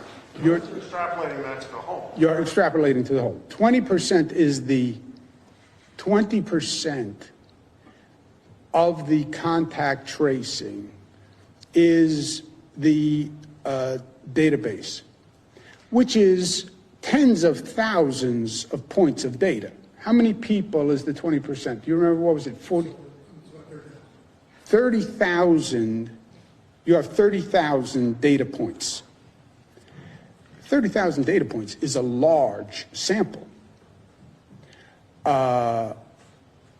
know, you take a statewide sample, you do 500 people, you extrapolate to the state, right? You do 500 people, you're going to extrapolate to the nation. You have 30,000 data points. That's a lot of data to extrapolate from. Let's do someone else first. Can we just, yeah, let's just. How can you say that's a representative sample or not? I said 30,000 is a very large sample. Really, to Jesse's point, you can't really necessarily say that's a representative sample to completely rule out any spread from, you know, any businesses that are still open or indoor dining. Well, 30,000, I think anybody would say, is a very, very large sample to use as a reference point. I mean, 30,000. You know anything else that has a database of 30,000? I do know that when it comes to... Do you have a question? Yes, I have one on vaccines and one on nursing homes. First of all, on the vaccine, you said that you wouldn't ask anyone to take the vaccine, that you would take yourself. Will you take the vaccine? Will you do it like you did with the test? And Yes. Do it in Next front question. of everyone? Yes, I said that. Will you be one of the first? Will you take I it? said that. You I said I will. would not ask anyone to take a vaccine that I wouldn't take myself. I said I wouldn't ask anyone to take a COVID test that I wouldn't take myself. And on the skepticism about vaccines, a lot of folks that we've spoken with, they're concerned that they'll have to take a vaccine to get on a plane, or that the state will be very strict and make people take the vaccine in order to get into a nursing home or eventually to go to school. Do you support measures like that to get on a plane to travel? Should you have to take a vaccine for COVID? We don't control air travel requirements. That's a federal obligation. Governor, I have a question that's actually not in regards to this, but today we found out about 5 big arrests of MTA workers who made hundreds of thousands of dollars in overtime hours that they didn't actually work. Actually, the MTA Inspector General was involved in this. But anyway, the arrests are tied to a federal investigation. What do you think of this, and do you think that this is a sign of corruption or mismanagement in the MTA? I think there are bad apples in every line of work. You have a multiple thousand workforce. You're going to have people who take advantage of the system. I was the Attorney General in this state. There are bad bankers. There are bad brokers, there are bad lawyers, there are bad doctors, there are bad college presidents, and I have no doubt that there are people who will abuse the system. The question is, I also did MTA cases as the Attorney General, by the way, on disability benefits. You have to have a system in place that can catch the person who commits fraud. There's an old saying, before your time, locks keep honest people honest. Locks keep honest people honest. Have a system in place where if somebody defrauds the system, you catch them. I said to the MTA, I went to a facility late at night. I spoke about this gentleman named Jim Dwyer. He's a great columnist, was with the New York Times. Really a beautiful guy who I've known for many, many years. We go to an MTA facility about midnight one night, and people were supposed to be working, and nobody was there. Nobody was there. We went through the whole place, said to the supervisor, where are the employees? And was supposed to be a camera. The camera was not operating, right? So you have to have the systems in place where people know if I leave early, then I can get caught and I will get fired. And if you don't have those systems in place, locks keep honest people honest. Good, last one. As a follow-up though, I mean, a lot of this overtime goes back to even further than 2018. How come this hasn't been rectified prior? I mean, again, not to say you control the MTA, but that has been alleged that you do control. You will never eradicate all bad actors in any system. It's $450,000 is a lot of money in overtime. That's actually double what your salary would be. Yeah, but how many people was it? 5 guys. 5 guys. How many employees of the MTA about? 70,000. So it's 5 guys, you have a 70,000 person workforce, right? You're always going to have bad apples. Go ahead. Just a couple questions for you. You talked about hospital beds, but do you know how many ICU beds are currently available? Also, any comments on the State Board of Elections certifying every race today except for the 22nd Congressional District race? And one more question. Under normal circumstances, the Electoral College would be casting their votes, including yourself here from the Capitol, on December 14th. Is that still going to be happening here, or will that be happening virtually? Those are all very hard questions that I do not know the answers to, but we will try to work them through one at a time. Where do the electors act? I actually don't know. We usually do it in the Assembly chamber. Or Senate chamber. I'll find out and get back to you how we're doing it this year. Nobody knows. You have stumped the panel. You win the first Vile Award. Come on up and get the first. What was your second question? Any comments on the State Board of Elections certifying every race except for the 22nd Congressional District race? And do you know how many ICU beds we have? Any comments on the Board of Elections certifying except the 22nd? I'm sorry? The Washington, D.C. race is still. Yeah. I hope they certify the 22nd race. I know it's a close race, but great. As soon as they can certify all the races, they should. How many ICU beds available? Dr. Zucker is going to answer that question right off the top of his head. I could tell you by some of the regions, but we're running around 20%. What do you have? 6,000 available. We 6,000 total in New York State. About 2,300 are available right now, and there's 377 COVID patients in ICU right now. Is that part of the 53,000 that the governor mentioned before? And when you said 35,000 are currently occupied, does that include the 4,000 that Yes. Yes.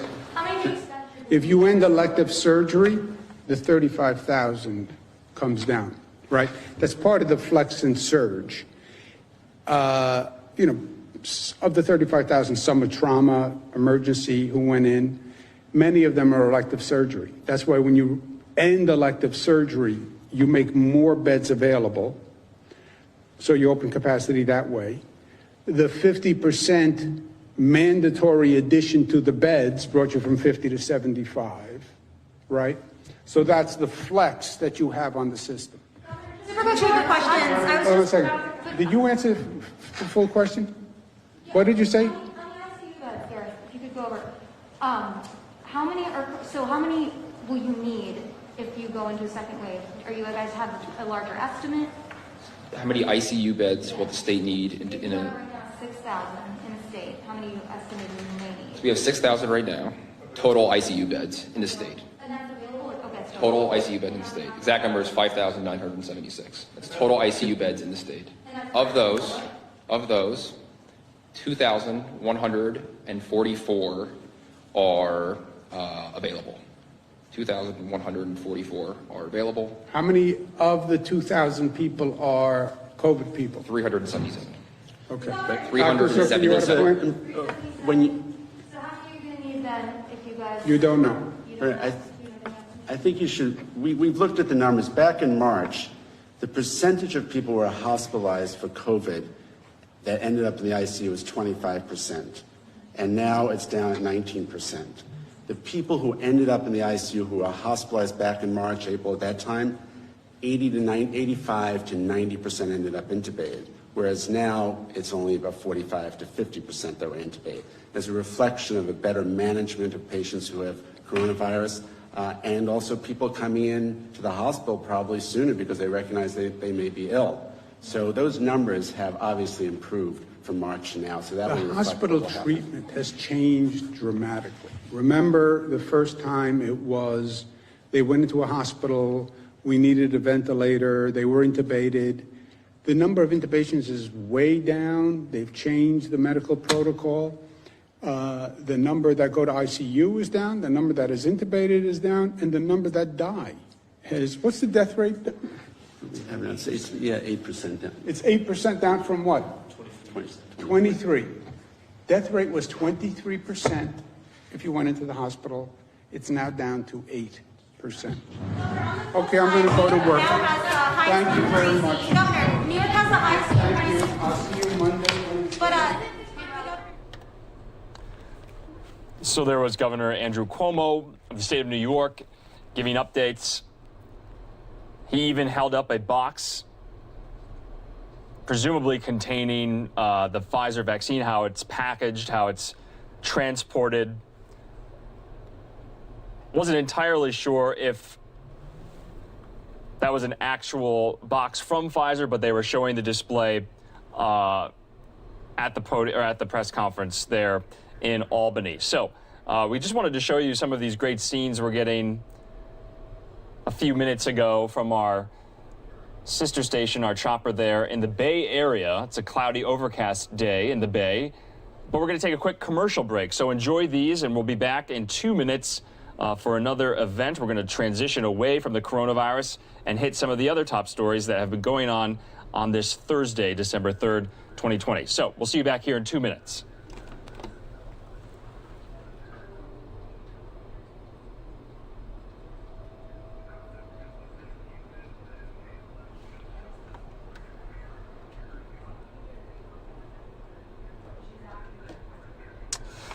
And I'm Andrew Kraft, and we want to thank you for watching News Now from Fox, where we carry events live and raw and unfiltered. We're going to carry something now for you. You might have missed it. We didn't show it earlier, but we want to preview that for you now. Remember that 17-year-old Kyle Rittenhouse, who was charged with killing 2 men and shooting and injuring a third during protests that happened this fall in Kenosha, Wisconsin. He earlier appeared remotely at this preliminary hearing in a Wisconsin hearing. So remember, the violence happened following the shooting of Jacob Blake in August. He appeared today with his attorney via this Zoom call. Remember, he lived in Antioch, Illinois, and traveled to Kenosha, Wisconsin amidst the civil unrest there after the shooting of Jacob Blake. He turned himself into police a day after the shooting on August 26th. He's been free on bail. $2 million bail, that is, since the end of November. So we're going to play that hearing out for you in its entirety. At the end of the hearing, you'll find out that Kyle Rittenhouse will stand trial on all 6 charges he's being accused of. So we're going to play that here for you right now on News Now from Fox.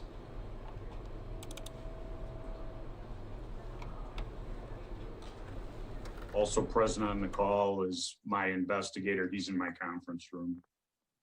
And who is that person? Steve Spignola. All right, thank you very much.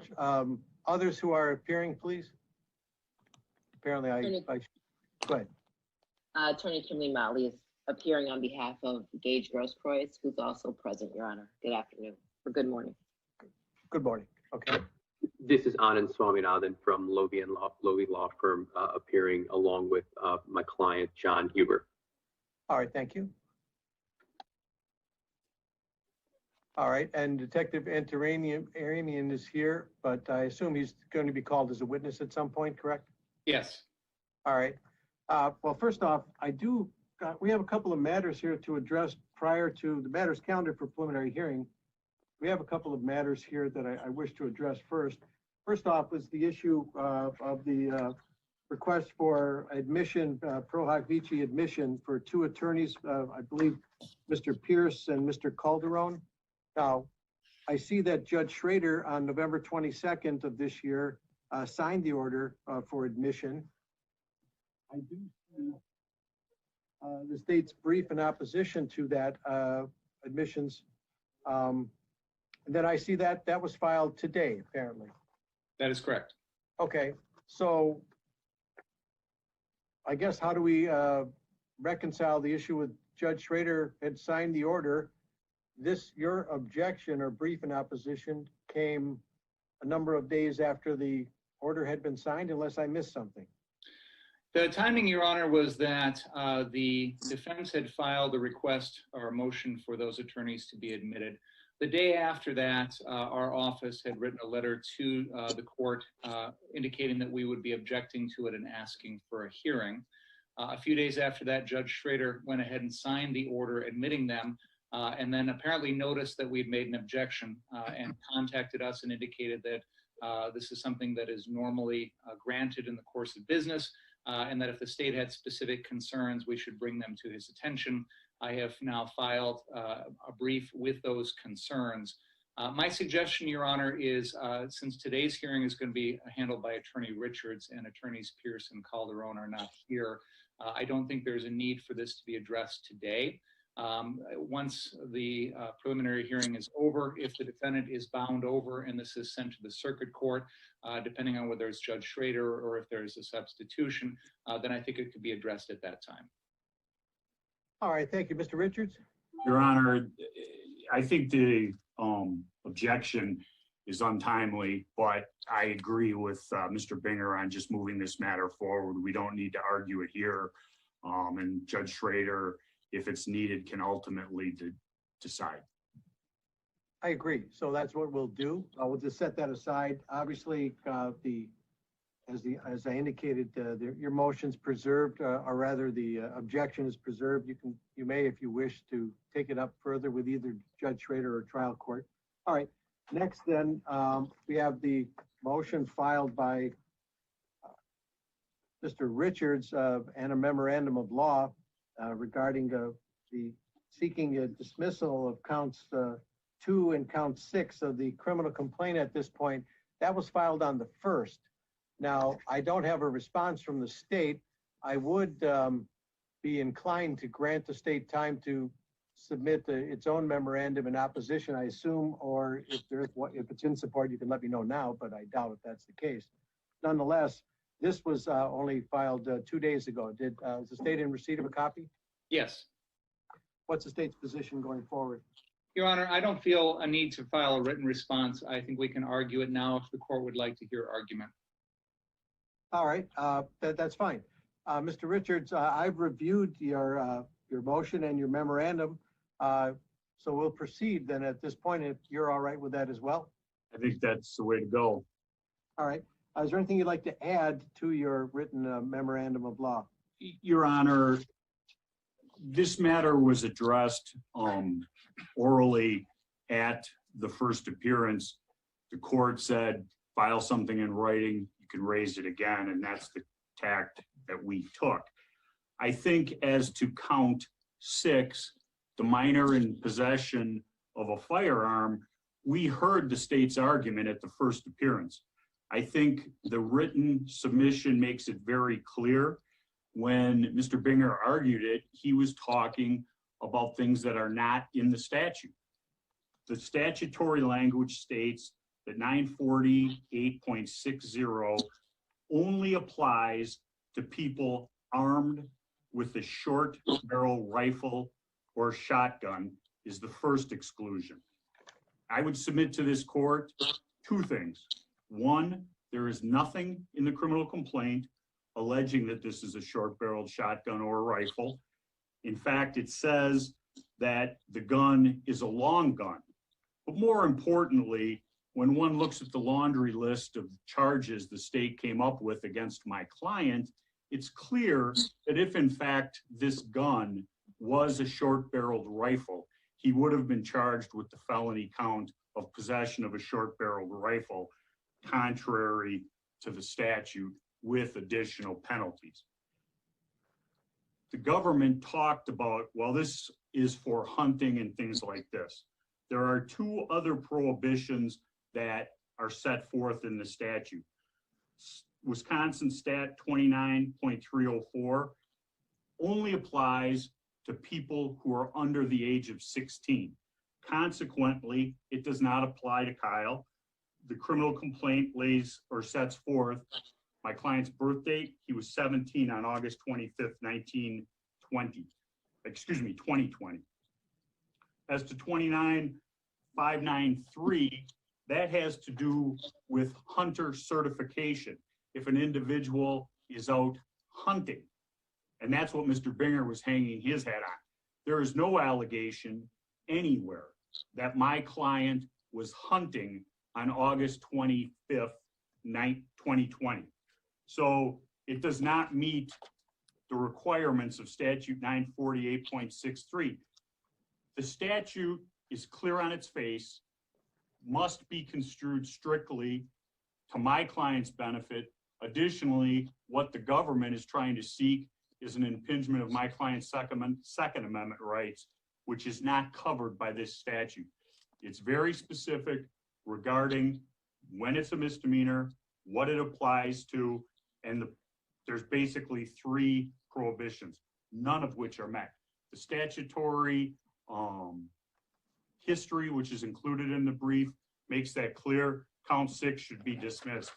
As to count 2, does the court wish me to do both at the same time or one at a time? It's probably easier if we do one at a time. That way it keeps it cleaner for the record and also for everyone involved. So, all right, are you done on as far as count 6 then? I am, Your Honor. All right, thank you very much, Mr. Richards. Mr. Binger, the state's response, please. Your Honor, counsel is correct that this court has already heard these arguments and has already rejected an oral motion to dismiss count 6. So we're rehashing ground that we've already covered in this case and has already been decided by Your Honor. First of all, I would note that I don't think there's going to be any dispute that everything that happened on the night of August 25th is transactionally related. So the defense can file a motion to dismiss a count in the complaint today, but if the defendant is bound over for trial, the state will simply file an information containing all transactionally related counts, and we'll let a jury decide. So this is sort of form over substance here, because if the defendant is bound over, we're going to file an information with a charge that the defendant possessed a dangerous weapon as a minor. And so this is sort of moot at that point. However, there is a substantial legal basis for the count 6, and that is we don't allow teenagers to run around with guns. It's really that simple. The statute is clear. 948.60 says any person under 18 who possesses or goes armed with a dangerous weapon is guilty of a Class A misdemeanor, period. There's no dispute in this case that Kyle Rittenhouse armed himself with an AR-15 on August 25th, 2020 at the age of 17 years old. That's it. It's that simple. Now, if the defense wants to hide behind hunter safety regulations to try and excuse that behavior, then I'll simply quote back what Attorney Richards just said, which is the defendant wasn't hunting. It wasn't hunting season. This wasn't a kid who went up north with his dad and a shotgun and went hunting for deer like last week during hunting season here in Wisconsin. This was a situation in which a teenager went running around the streets of Kenosha after curfew with a very dangerous weapon. And this is exactly why we have this law, because a teenager in this case killed 2 people and shot a 3rd, because teenagers shouldn't be allowed to run around with dangerous weapons because bad things happen. They don't have the judgment, they don't have the experience. We don't trust them with these weapons because of exactly what happened in this case. Now, the defense seems to construe this statute as requiring that we plead their affirmative defense. I don't construe it that way. There is no requirement that we allege that the subsection 3C exception doesn't apply to the defendant. There is no dispute it doesn't apply to him. No one is alleging he's complied with hunter safety regulations or has a certificate or has done the class or that this was hunting in the traditional sense of the word. This was hunting humans, not deer. This was not up north in a rural area where people are wearing safety orange during gun hunting season in Wisconsin and they're shooting at deer with their father or their family. That's not what happened here. So I guess, you know, if the court wants us to put that language in there, we can do that, but I don't see that as a requirement. I see this as sort of an affirmative defense that the defense could raise. They're not going to raise it in this case. They've acknowledged it doesn't apply in this case.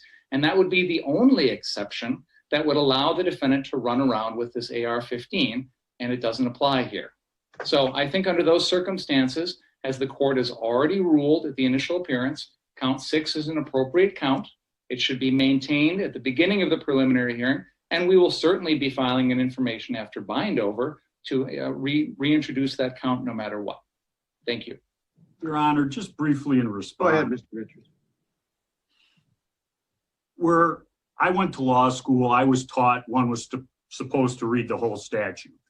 You don't stop after the first sentence like Mr. Binger has. And whether it's transactionally related or not transactionally related, if it's dismissed here, they can't put it on the information. If they do, we'll file the next motion again under the applicable case law. But Mr. Binger seems to be arguing that Wisconsin statute that my client is charged under only applies to people up north or things like that. It's Wisconsin statute. It applies to the whole state. Those aren't affirmative defenses. They're saying it doesn't apply. We're not arguing that he was hunter safety. That's not what it says. He's not hunting, so that subsection doesn't apply. He's over 16. That subsection doesn't apply. And in fact, he is not possessing a short-barreled rifle. Consequently, he is not to be charged with this offense. Thank you. All right, thank you very much. Well, courts reviewed 948.60, the statute in question here, possession of a dangerous weapon by a person under 18, which is the basis of count 6, and specifically sub 2, sub A is set forth. Now here, I'm looking at what a statute means versus what the legislature's intent was. I'm going to look at what the statute, the plain language of the statute, as Mr. Richards pointed out and Mr. Binger alluded to as well. Now, when I look at that statute, it talks about, it defines what a dangerous weapon is. Any firearm loaded or unloaded, any electronic or electric weapon as defined further in the statute, 941.295 sub 1C sub A. And then it goes on to list other additional items which are defined as being weapons. But specifically dangerous weapon, which is quoted, means any firearm loaded or unloaded. Clearly in the case at bar here, it is a loaded firearm. It was possessed by someone 17 years old, which is it's uncontroverted that this defendant was 17 years old and had not attained the age of 18 on the night in question, August 25th of 2020. And if you look at the plain language here, and I understand reading the whole statute, which I have done as well, but I do see here that I think it's a bit of a red herring to discuss barrel length or to discuss whether or not there are any hunting regulations that clouds the issue. And I believe the issue at this point, for purposes of whether or not to grant the motion or not grant the motion and move this matter forward to preliminary hearing, for purposes here, I'm going to deny that motion. And again, I believe it perhaps is a trial issue. Mr. Richards argues it's not an affirmative defense, as Mr. Binger believes it to be. That's for another court or a jury to decide in the future. But for purposes of today, for these reasons, I'm going to deny your motion, Mr. Richards, to dismiss count 6. You may obviously take the matter up further or address that issue at trial, obviously.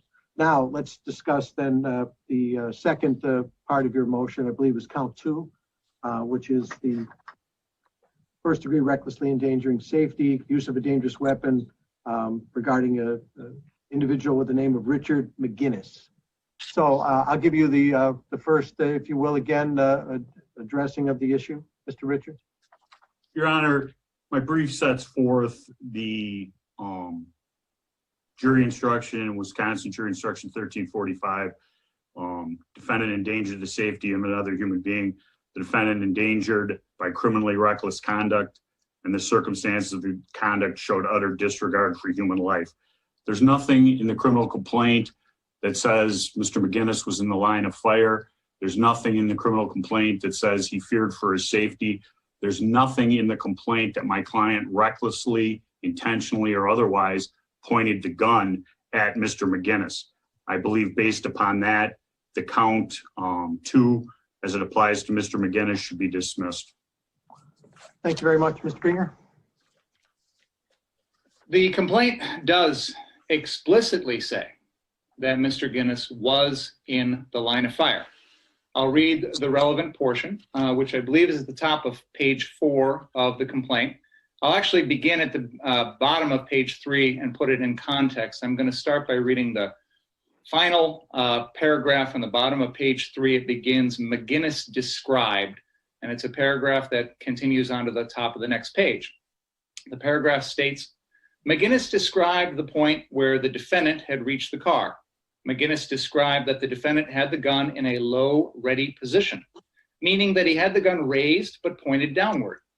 The butt of the gun would have been at an angle downwards from the shoulder. McGinnis stated that the defendant brought the gun up.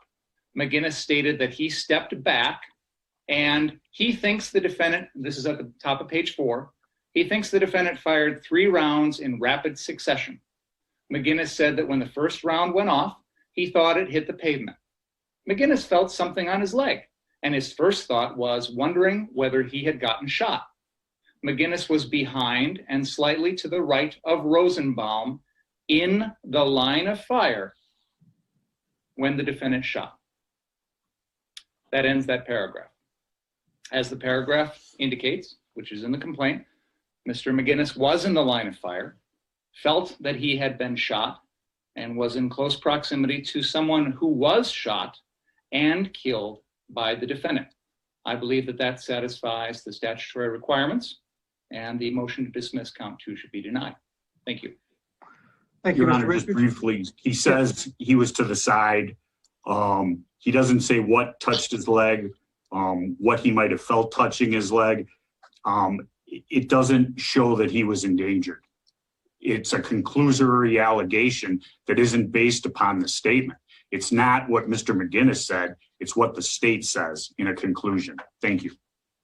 Thank you very much. Well, I've read the complaint as well, obviously, and again, a number of times. And the issue comes down to what's a reasonable inference or not. In this case, when you discharge, or it's alleged that this defendant discharged a firearm in a crowded urban environment, one could argue that's inherently dangerous nonetheless.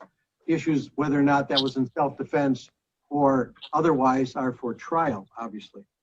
With respect to the issue of whether or not, in this case, Mr. McGinnis was endangered or recklessly endangered, that's, again, an issue for trial.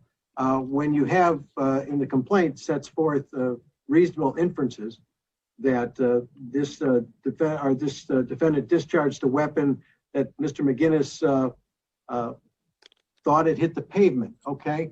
Well, as most people know, when a bullet ricochets, you never know, for the most part, where that bullet's going to ricochet to or what trajectory the bullet takes. I don't know, as I sit here today, whether or not what Mr. McGinnis indicated, according to the complaint, they're feeling something on his leg. I don't know what that was.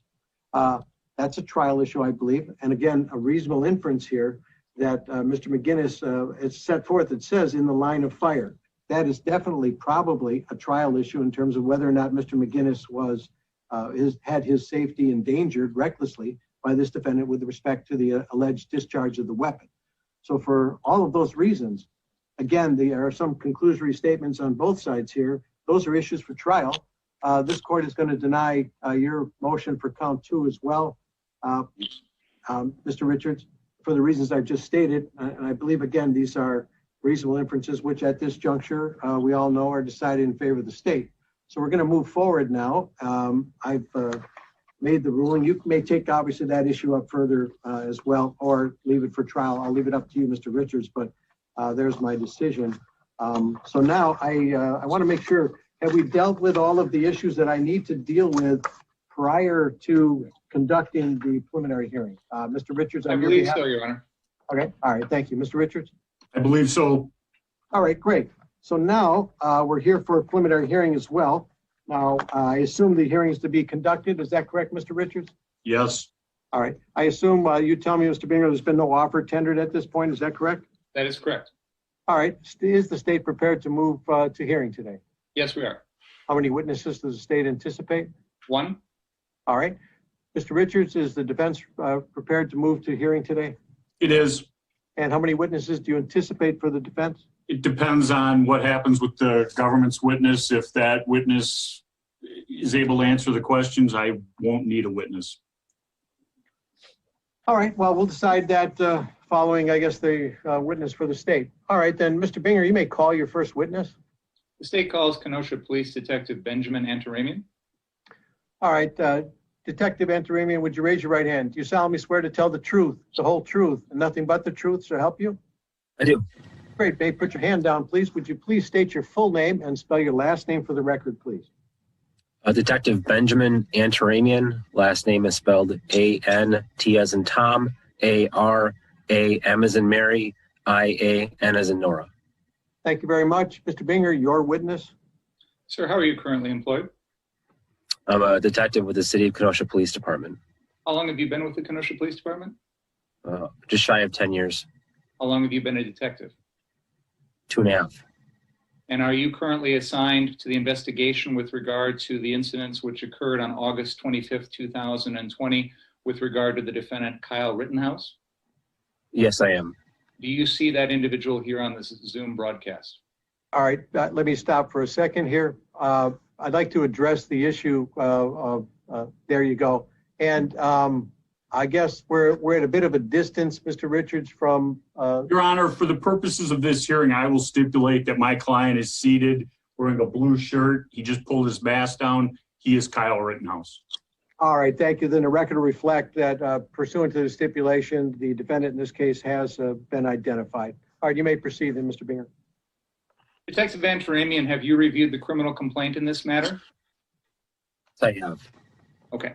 And with regard to those incidents which occurred on August 25th, 2020, can you describe what happened that evening with regard to the defendant? Yeah, there was a call at 6226 Sheridan Road, which is a car source business, where shots were fired. Investigation later determined that Joseph Rosenbaum was shot in that parking lot and later determined to be deceased. Then Kyle Rittenhouse was the shooter in that incident. He then fled that scene northbound on Sheridan Road in the city and county of Kenosha. And just to be clear, the address you've described is 6226 Sheridan Road, and all of the other addresses with regard to this incident, are those all in the city and county of Kenosha, state of Wisconsin?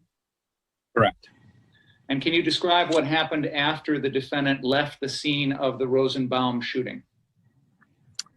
As he was running northbound, there was a crowd chasing after him.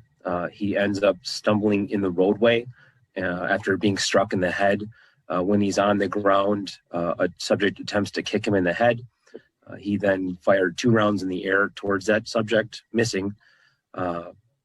Another subject approached him with a skateboard, and another shot was fired. That subject is identified as Anthony Huber.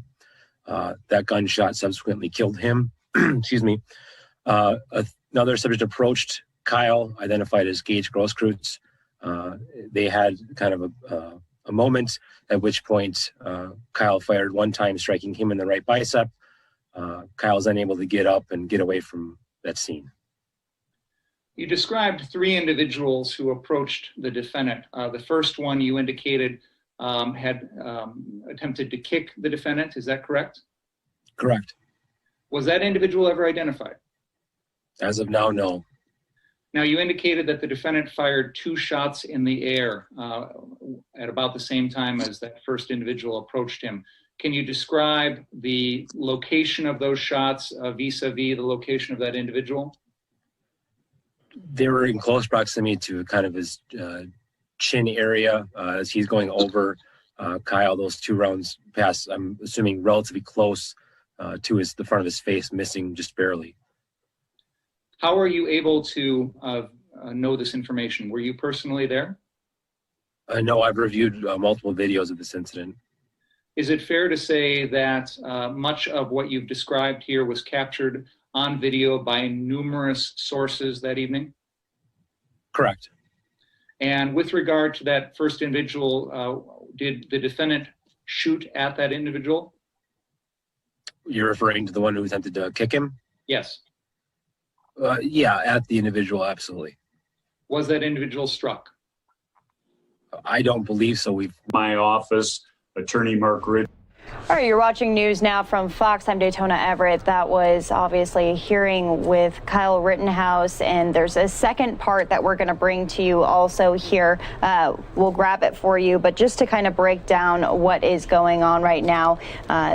This 17-year-old, Kyle Rittenhouse, was charged with killing 2 men and shooting and injuring a 3rd man during protests in Kenosha, Wisconsin. He's appearing remotely at a preliminary hearing. You saw in that video right there. The violence happened following the shooting of Jacob Blake. That was in August. Kyle Rittenhouse appeared with his attorney via Zoom. You could see his attorney pointing out behind him, Rittenhouse in his mask. Rittenhouse is actually from Antioch, Illinois. He turned himself into police in Antioch a day after the shootings on August 26th. He's been free on $2 million bail since the end of November. And in the beginning of that preliminary hearing, we could hear the attorney for Rittenhouse trying to convince the court that, you know, the teen was acting in self-defense and broke no laws despite him possessing a dangerous weapon under the age of 18, which is a misdemeanor. He's scheduled to be arraigned January 5th in Kenosha County Circuit Court. So we're going to bring the rest of that to you in just a moment. We're going to send some of you off to a 2-minute commercial break. When you come back, we've got a lot more news to get to here on News Now from Fox.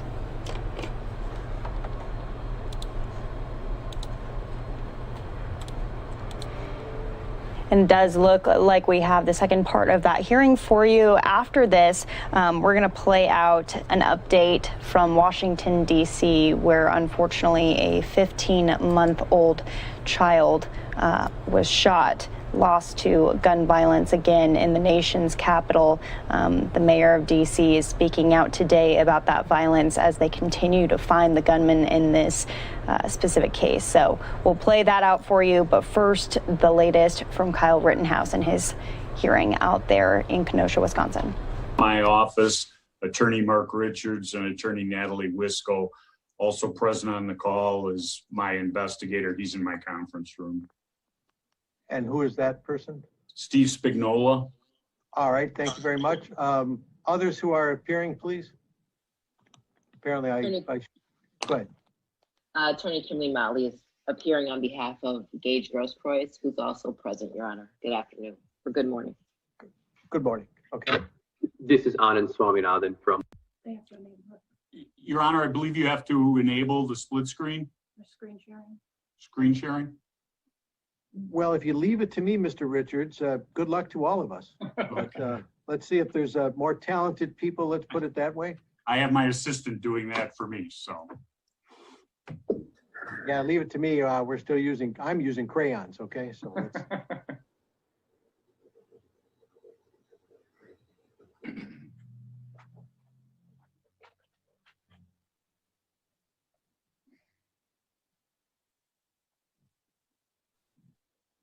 Can the witness see Exhibit 1?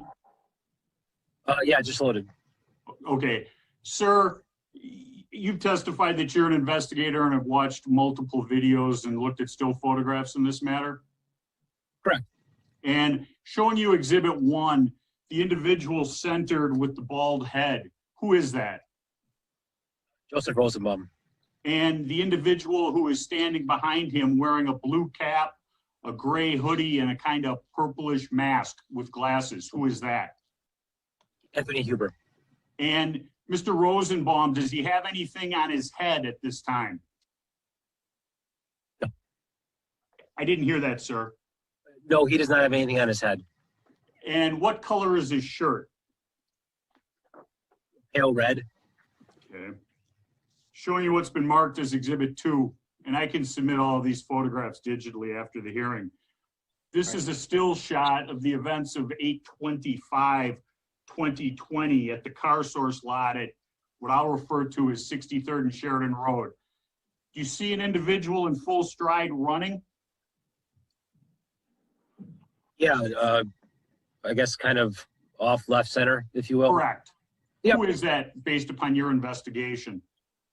That is also Joseph Rosenbaum, as seen earlier in the pictures. And who is he running towards, if you know? That'd be Kyle Rittenhouse running from him. Okay. And this is a still shot of a video you've watched, correct? Correct. And the video begins with an individual by the name of Mr. Zeminski telling Rosenbaum to get or kill my client, Mr. Rittenhouse, correct? I'm going to object to the relevance, Your Honor. Mr. Richards? It goes to my client why he's running and being chased by somebody who's going to be an armed robber. Well, that's a conclusion, but I'm gonna allow give a little latitude here, but we'll take this on a question by question basis. Okay. Understood. You saw that Repeat video. the question, sir. You saw this video, and in the video it starts with Mr. Zeminski saying to Rosenbaum, "Get him or kill him." Correct? Excuse me. I have not heard that line, and I definitely could not say with certainty that I heard Mr. Zeminski saying that. Okay. Did you hear Mr. Zeminski give Mr. Rosenbaum some sort of direction before he began chasing him? Objection, relevance. I'm asking if he heard it. Then we'll know whether it's relevant or not if he did. I'll allow it just the answer at this point. No, I have not. Okay. Showing you what's been marked. We'll strike that. This individual in the far right with his arm raised up. Do you know who that is? The one that your mouse just pointed to? Yes. Yeah, that's Mr. Zeminski. Okay. My client did not fire the first shot at Car Source on August 25th of 2020, correct? Objection, relevance. What's the relevance of that then, Mr. Richards? It goes to my client why he's running and why Mr. Zeminski's shooting at him.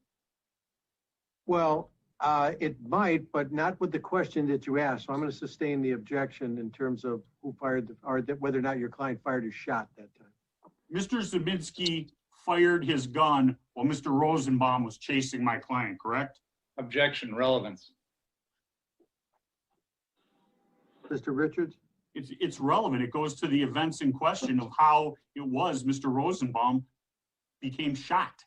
Your Honor, we're getting into what I know the defense wants to do today, which is make this a self-defense case. And as the court has already indicated, that's an issue for trial. What happened before this incident, what happened with regard to Mr. Zeminski is beyond the scope of this prelim. It does not go to the probable cause as to whether or not the defendant committed a felony. And I object to the relevance of this. It does.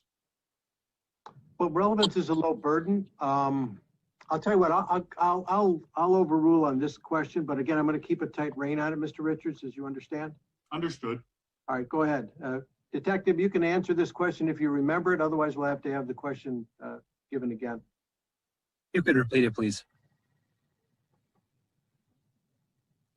My client in Exhibit 2 is running from Mr. Rosenbaum when a shot is fired by Mr. Zeminski, correct? Correct. Showing you what's been marked as Exhibit 3.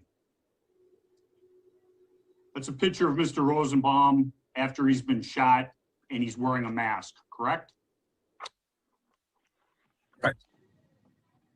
it's a crime in Wisconsin to commit a crime while masked, correct? Relevance. Wait, I hear somebody in the background. Please refrain from saying something if there's somebody commenting in the background or making noises, please. Thank you. Your Honor, I objected to relevance of this question. Yeah, I that one, go ahead, I'll let you respond, Mr. Richards, but. It goes to the events in question. The state is trying to put forth a one-sided, stilted view of what happened, protecting someone who doesn't deserve protection of the state. He's a masked robber. Okay, this is preliminary hearing. I'm going to sustain the objection, and for purposes of preliminary hearing, that's outside the scope. It's not relevant for these purposes. Mr. Richards. Mr. Rosenbaum is not wearing a shirt in Exhibit 3, correct? Not wearing it traditionally. He's wearing it around his face, correct? Correct. Showing you what's been marked as Exhibit 4. The bearded individual in the upper right-hand corner, do you recognize him? Objection. Relevance. All right, what's the relevance of this now, Mr. Mr. Richards? Zeminski holding a firearm, the individual who shot first at Kyle. You can see the firearm clearly. Okay, but that's, at this juncture, your second part of your statement or your comment, shot first, is outside the scope of this examination. For that purpose, I'm gonna sustain that objection. As to Exhibit 4, do you recognize the bearded individual? Objection. It's the same question that I've just objected to. It's not relevant. I'm not asking about the gun. I'm trying to identify the individual for the purposes of this hearing. Your Honor, we're talking about individuals that don't have anything to do with this. They are outside the scope of this preliminary hearing. There were literally hundreds of individuals there that evening, and we're not going to expand this preliminary hearing into identifying a cast of characters that the defense thinks is relevant to their self-defense argument. That is well beyond the scope of probable cause as to whether or not the defendant committed a felony. Mr. Richards, as an offer of proof,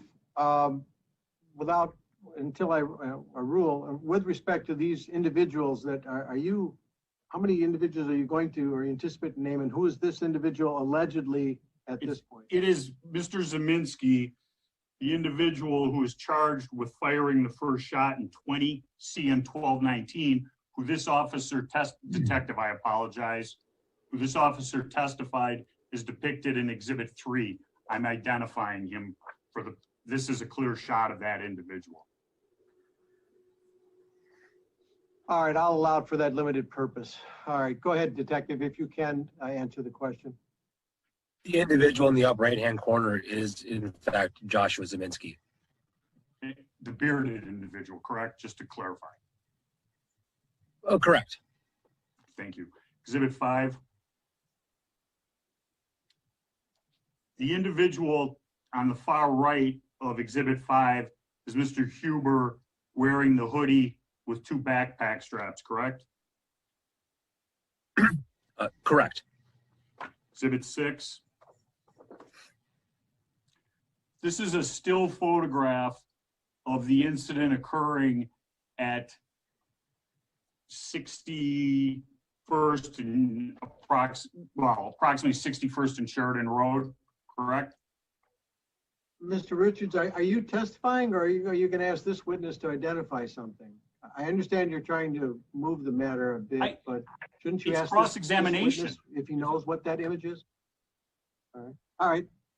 Your Honor, But you're not asking a question. You're testifying. Yes, you do, and I'm giving you that right. Sir, you don't have a right to make us to ask. All right. Go ahead. Put the question in the proper form, Mr. Richards, and you allow it. Okay. Sir, do you recognize Exhibit 6? Yes, I do. Okay. Where that is in the area of 61st and Sheridan Road in the county of Kenosha? Yes, sir. And this is a still photograph from a video you reviewed? Correct. My client is on the ground, correct? Yes, sir. In the center of the picture, for lack of a better location? Yeah. And an individual runs up on my client, correct? Correct. You've watched the video. Does my client shoot that individual when he backs off? say when he backs off. I'm sorry. My client does not shoot that individual or shoot at that individual, correct? Correct. The individual in the white pants running towards my client, that is the individual who jumps up and kicks my client in the head, correct? It appears he attempts to. I don't think contact is made. Showing you what's been marked as Exhibit 7. You've seen this photograph? Correct. And that is an unidentified individual who I will refer as to Jump Kick Man kicking my client, correct? Correct. You can see my client being knocked backwards in this photograph, correct? Correct. So contact was made, correct? Yes, sir. And as Kyle is being knocked backwards, you see an individual with a skateboard approaching my client, correct? Yes, sir. And based upon the clothing and the straps, who is that? That's Anthony Huber, sir. Okay. And he has just retrieved his skateboard from swinging at it, trying to hit Kyle earlier, correct? Correct. Next exhibit. He testified on direct examination that Mr. Huber tries to hit my client in the shoulder neck area, correct? Correct. He hits him in the back of the head. Is that a fair statement based upon Exhibit 8? The picture's a freeze frame. It's hard to see the actual motion of it. I mean, contact's definitely near the back of the head, but I couldn't say there's direct contact. On the early morning hours of August 26th, you took a photograph of a large bump on the back of my client's head where he had turned himself in at the Antioch Police Department, correct? I did not take that photograph. My partner did. Okay, you've seen that photograph, correct? Correct. And that photograph was on my client's head, not his shoulder or neck. Fair statement? Correct. The individual, which you see his hind end, that is the person who's unidentified, who I would refer to as Jump Kick Man, hitting the ground, correct? Yes, sir. Showing you what's been marked as Exhibit number 9. This is a photograph of Mr. Huber with his hand on Kyle Rittenhouse's gun, correct? Yes, sir. And do you know of any reasonable purpose why an individual can attempt to disarm somebody?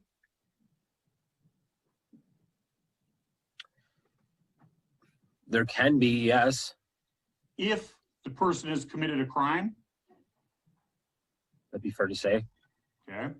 Exhibit 9 shows the individual Jump Kick Man running away from the scene, correct? Yes. He's never identified himself to law enforcement or complained of any injury or any endangerment, correct? Correct. Showing you what's been marked as Exhibit 10. This is Mr. Huber holding his chest, dropping his skateboard on the ground in the fore of the image, correct? Yes, sir. Mr. Grosowitz is surrendering to my client, putting his hands up, correct? His hands are up, correct. Okay, and in his right hand, you can see the butt of a 9mm handgun, correct? I couldn't tell you caliber, sir, but there's a firearm in his hand. Okay, and through your investigation later on, you know that it's a 9mm handgun, correct? I believe it's a .40 caliber, sir, but I'd have to consult my reports. And you would know more than me.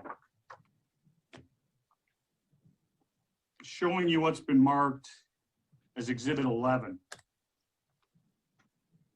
It's Mr. Grosowitz running up on my client after he had his hands in the air. A still photograph of the video, correct? Yes, sir. And once he put his hands in the air, eventually he dropped his hands and went closer, according to the video, correct? Yes, sir. showing you what's been marked as Exhibit 12. Mr. Groskowitz in his right hand, you can clearly see a firearm, correct? Yes, sir. He's pointing it at my client, correct? It appears so on the picture, sir. Okay, and my client fires one shot and you can see that Mr. Groskowitz's arm is hit, correct? Yes, sir. That's the last individual my client shot on August 25th, 2020. Yes, sir. And there are individuals in this video at approximately 9 o'clock, 12 o'clock, and 3 o'clock, which are approaching my client, and he points the firearm at them but does not shoot, correct? Yes, sir. And he gets up and he goes to turn himself into law enforcement with his hands up, correct? Correct. And he's told to get out of the street or he'll be pepper sprayed, correct? Objection, relevance.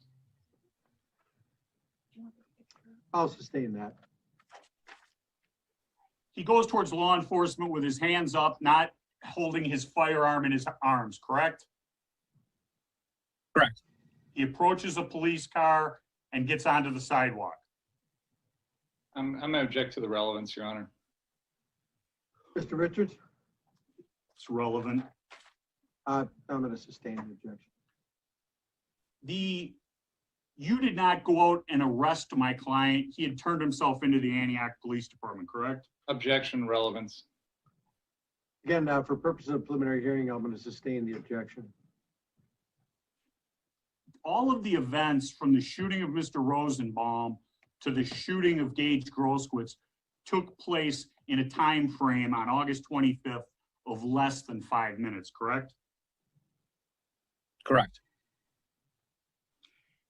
In your investigation and looking at all the hours of videos, did you ever see Kyle act inappropriate towards somebody who was not threatening him with a firearm?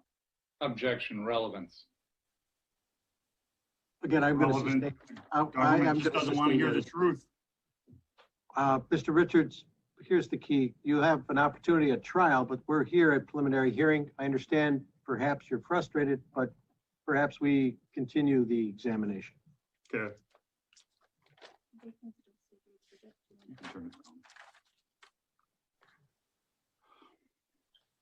Just checking my notes. Okay.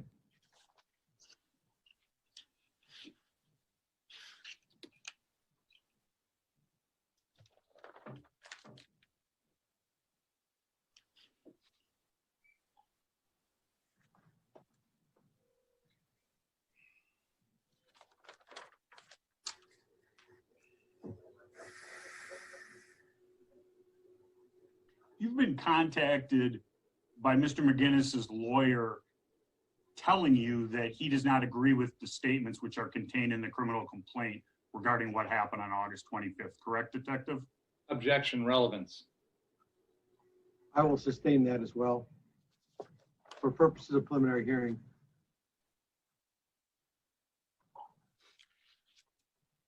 In the video, before my client is knocked to the ground by the strike to the head, you hear numerous individuals yelling, "Kill him, get him, cranium him," correct? Correct. Nothing further. All right, thank you very much, Mr. Richards. Mr. Pinger, any redirect for this witness? No, Your Honor. All right, thank you, Detective. That'll conclude your testimony. Thank you. State has no further witnesses, is that correct? That is correct. State rests? Correct. All right, thank you. Mr. Richards, do you have any witnesses at this point? Your Honor, I don't need to call any. Thank you. All right, thank you. Then the defense rests, correct? Yes. All right, thank you very much. All right. I would move in Mr. Pinger. Oh, Your Honor, I'm sorry to interrupt. okay, go ahead. I would move in the exhibits that were That's right. testified. And I can Well, send all a right, let's- digital. Okay, I'm sorry. I didn't mean to interrupt you. Go ahead. I apologize. And I can send a digital copy, or I can actually have the hard copies of the photographs, whatever the court and the record would prefer. All right, we'll take that up in a minute. Mr. Pinger, I know there was some issues with the, I believe it was Exhibit 3, the photograph, but aside, as to Mr. Richards moving all exhibits in. Any objections to that? No, Your Honor.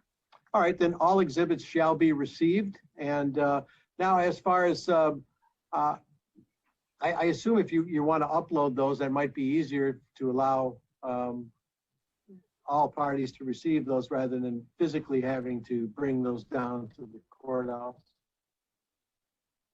That's all right, Mr. Binger? That's fine. That's fine. And, all right, good. Well, then that, there you go. That can be what you do. All right, then, Mr. Binger, as to state's position on bind over. Your Honor, I believe the evidence in this preliminary hearing has established probable cause that the defendant committed a felony on August 25th, 2020. The evidence indicates that the defendant shot and killed 2 individuals and shot and wounded another, which forms the basis for any number of felonies under our laws. All this court needs to find is that a felony was committed and probably committed by the defendant, and I believe this evidence supports that. With regard to the defense claim as to self-defense, that does not defeat probable cause at this stage of the proceeding. That would be an issue for trial. So I would ask that the court bind the defendant over. Thank you. Thank you, Mr. Richards. Your Honor, we would object to bind over, maintaining all objections to the pretrial rulings and the bind over. The government can go off on their chaotic quest, but the evidence is clear. Thank you. All right, thank you very much. First off, the court does find that hearsay testimony is reliable for purpose of determining whether probable cause exists and is allowable pursuant to section 970.038 of the Wisconsin statutes, and further allowable to the case of State v. O'Brien 354 with second 753 2014 case. In addition, all reasonable conflicting inferences at this juncture are resolved in favor of the state. Therefore, based upon the testimony presented today by the detective, I do find the state has demonstrated probable cause that in this case, felonies were committed relating to the counts in the complaint. I bind over as such that probable cause further exists that this defendant committed those felonies, including count 1 and the other felonies here in this file or in the criminal complaint. Therefore, as I do find that probable cause exists that the defendant committed those felonies, the defendant in this case is bound over before the Kenosha County Circuit Court, before the Honorable Bruce E. Schrader at this time.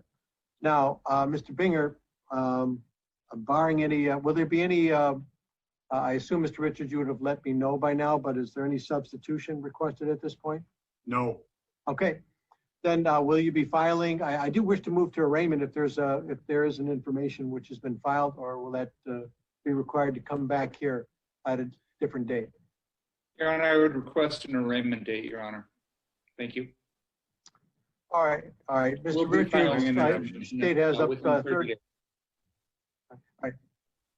Right, state has 30 days. We're going to calendar that though, just so the parties are aware, back here before this court, and then we'll set it on for arraignment. Bond will continue as previously set.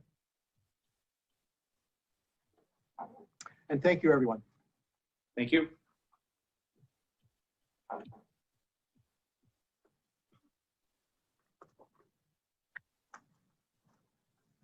Arraignment December 29th at 1 o'clock.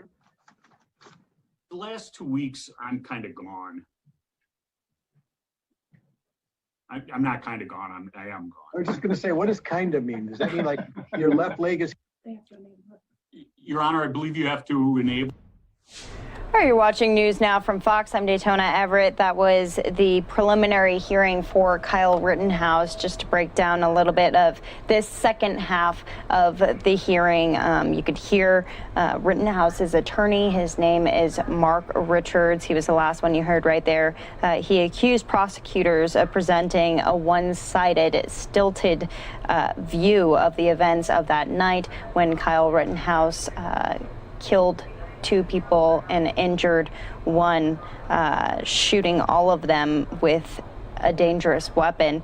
Richards introduced screenshots of surveillance video that he said showed that his client was acting in self-defense while being chased by a protester. In another image, Rittenhouse appeared to be struck with a skateboard while on the ground, and Richards said that the state had embarked on a chaotic quest, but the evidence was clear.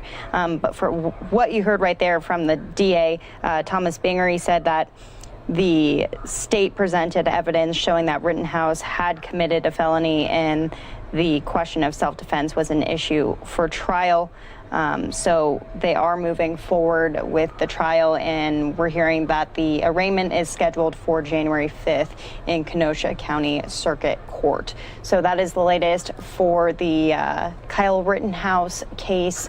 But we do have a lot more to get to here on News Now from Fox. We're following a story out of Washington, D.C., where unfortunately a 15-month-old was shot and killed in Southeast D.C. That gunman is still hasn't been found. There's a search underway right now with a $60,000 reward offered up for any information. So DC Mayor Bowser she held a press conference earlier today. We're going to play that out for you as she kind of dives a little deeper into the actual shooting itself, what happened, and how Washington, D.C. is handling all this. We're going to send everyone off to a 2-minute commercial break. When you come back, more from Washington, D.C. Washington, D.C. I am here to talk about a heinous crime in our community and to ask for the public support in bringing justice to a 15-month-old baby and his family. Before I get there, I want to make a brief announcement of our experience with COVID. I'm joined today by the Chief of Police, Peter Newsham, and members of my public safety team, as well as Ashawn Benedict, who is in charge of the ATF for the Washington region. We reported today 322 new cases of COVID in our community, and those are probably rivals a high in new cases in a single day. We want to remind people to be extra cautious of what they do when they go out and extra cautious of social gatherings in their home. With the vaccine going through the approval process, there is light certainly at the end of the tunnel, but we all need to get there together. And as we learn more about the rollout of a safe and effective vaccine, DC Health continues to plan for an equitable distribution of that vaccine throughout all of the phases of deployment.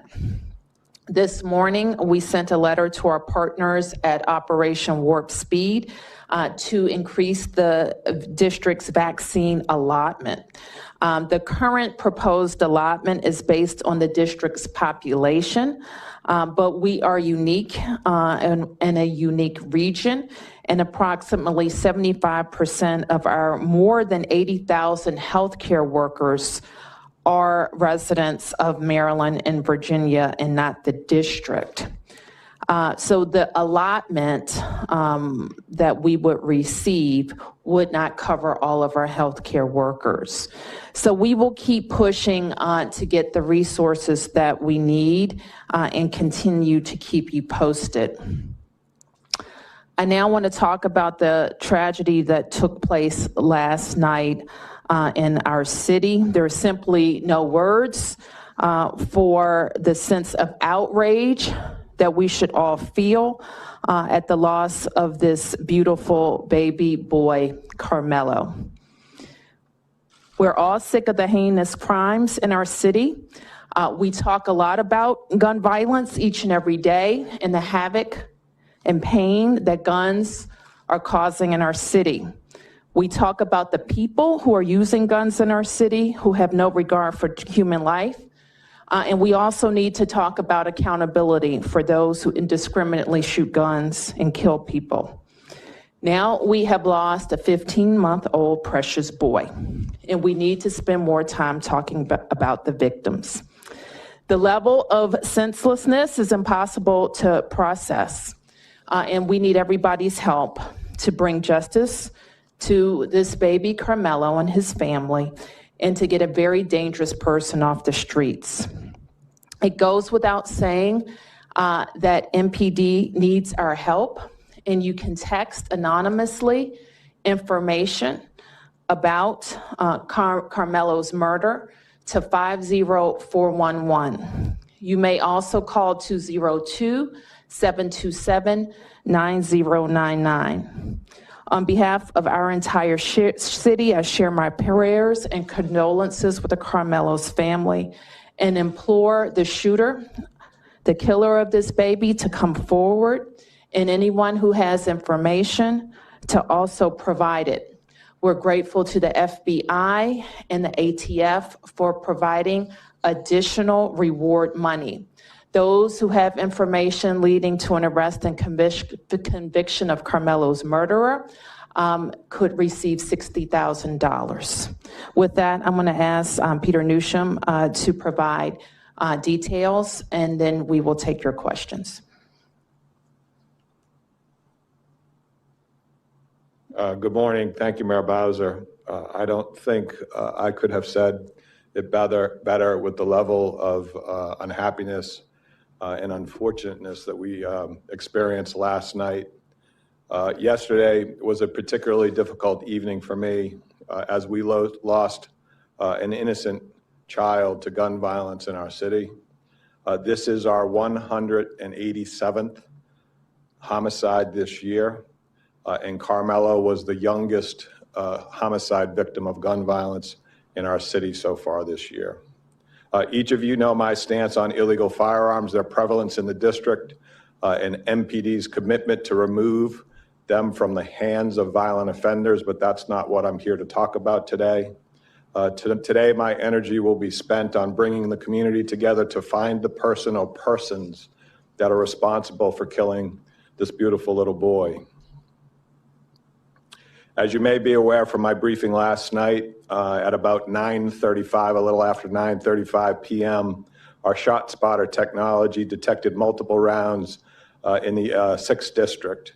The police officers in the 6th District were dispatched to the area of Central and Southern Avenue, Southeast. When they arrived on the scene, they were advised that prior to their arrival, a baby victim had been transported to an area hospital by DC Fire and EMS. I want to pause for a moment and recognize, I talked to Chief Donnelly this morning, the teams on Engine 30 and Ambulance 30 and their heroic efforts to try and save this little boy. Unfortunately, it was learned that the 15-month-old Carmelo Duncan had sustained multiple gunshot wounds and he was pronounced dead at a local hospital. Carmelo lived in Southeast Washington, D.C. As the mayor mentioned, this is an unfathomable tragedy, and my sincere condolences go out to Carmelo's family. Many of the family's friends and other family members gathered at the hospital, and I also want to say to those friends and family members, on behalf of the Metropolitan Police Department, the only thing that we can do to help solve your pain is try and find the person or persons who are responsible, and we will make every effort to do that. What the investigation revealed, that the shooting appeared to have occurred in the 5700 block of Southern Avenue, Southeast. The vehicle that Carmelo was traveling in was struck multiple times, and there's evidence on the scene that indicates that more than one weapon was used. We know that Carmelo was a passenger in the vehicle. The vehicle was driven by his dad, and there was also, we believe, another child in the car. Neither the father or the other child received any injuries. We are obviously going to continue to canvass the community for any possible video. If we do come up with images of significance, we will share them with you. I am convinced that the members of our community will not tolerate this. I will reiterate what the mayor said with regards to the folks that are responsible for this. You need to come and turn yourself in, because we are going to make every effort and spend as much time as we need to find the person or persons who are responsible. The only thing that we have right now in the way of a lookout is a dark gray with heavily tinted dark windows. And anybody that was in the area or who lives in the area that may have seen something like that last night around 9:30, you can either text us or call us on 202-727-9099. You can text us at 50411.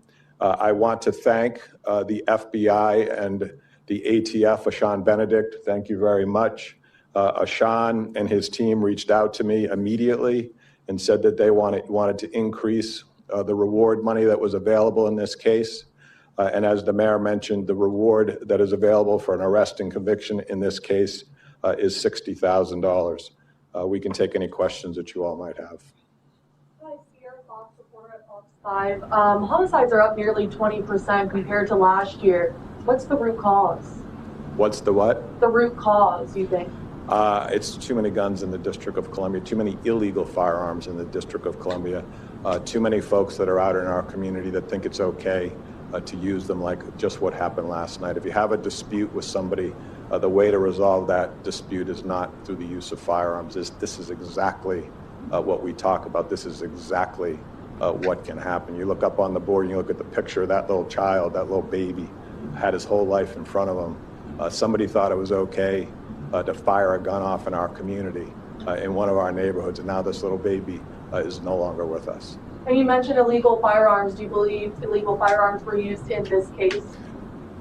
100% they were. And the other thing I can tell you is there's a very strong chance, if you looked at historically, that there's a 50% chance that the people who fired that gun have been arrested with a firearm before, and they probably are under some type of supervision, in the neighborhood of 35% chance of that.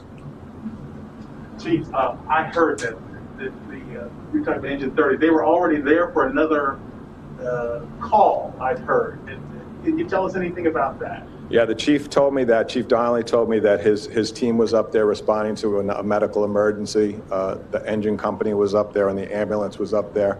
And, you know, I heard reports from the scene and I talked to the chief and you know, DC Fire and EMS doesn't get enough credit for the way that they try to save lives, but they responded heroically. They got that kid to the hospital as quickly as they could. And unfortunately, the result was not one that any of us wanted. The idea got was the father was driving and saw them and just, you know, and just stopped. That's what it sounds like. Yeah, you know, Sam, I don't want to get into that level of detail, but that's what it sounds like occurred from the witness accounts. The father, you know, and I know this is probably silly at this point, but do you have any idea why they were shooting at him, or were they? Well, you know, right car? Here's what you got. Yeah, Sam, you know, you got to think about this. This is a father who just lost his infant child, and the level of, you know, being distraught over something like that, being in the vehicle when something like that occurred. We're going to take our time. We're going to try and help the family as best we can, and try and get as much information as we can, because I'm absolutely sure that Dad and Mom and the rest of the family want to ensure that the persons that were responsible for this are held accountable. You said more than one gun, so anything else you can say there? All I can tell you is we have forensic evidence to suggest that more than one weapon was used. I don't know. We're not to the point yet where we can report on how many different types of rounds hit the vehicle, but there is evidence to suggest that more than one weapon was used in this case. So it's an indication to me that at least the vehicle was targeted, and this was not random. So it was intentional? It very much appears that way. Yes? Was Carmelo in the backseat of the car at the time? It appears that that's the case. I can't say that with certainty. I can tell you there was a baby seat in the back when I was up there last night, and most of the reports from witnesses indicates that he was in the back seat. In the baby seat? I'm sorry? The baby seat? I can, you know, I can only assume that, but I don't have that level of detail. And based on your comments earlier about the father, has he not been cooperating so far? I can tell you this. I can't even begin to imagine what Carmelo's dad is going through. I think he probably is cooperating to the extent that he can. We're going to have to give him time, and I'm absolutely certain that he will assist us with this. You mentioned another person in the car. Is that Carmelo's brother? We don't know. Okay, thank you. We'll take a few more questions. Yes, Bennett? With this issue on Operation Warp Speed and getting vaccines based on place of residence instead of place of work, have you gotten any response from the feds? Like, what are they saying when you're raising these concerns? I think that they take a lot of feedback. Dr. Nesbitt is our primary liaison on all of the committees and groups that are meeting about the distribution of the vaccine. We continue to raise this issue up, and we're going to continue to work it. But like, are you hearing anything back from them? Yes, they're still working on their deployment plan.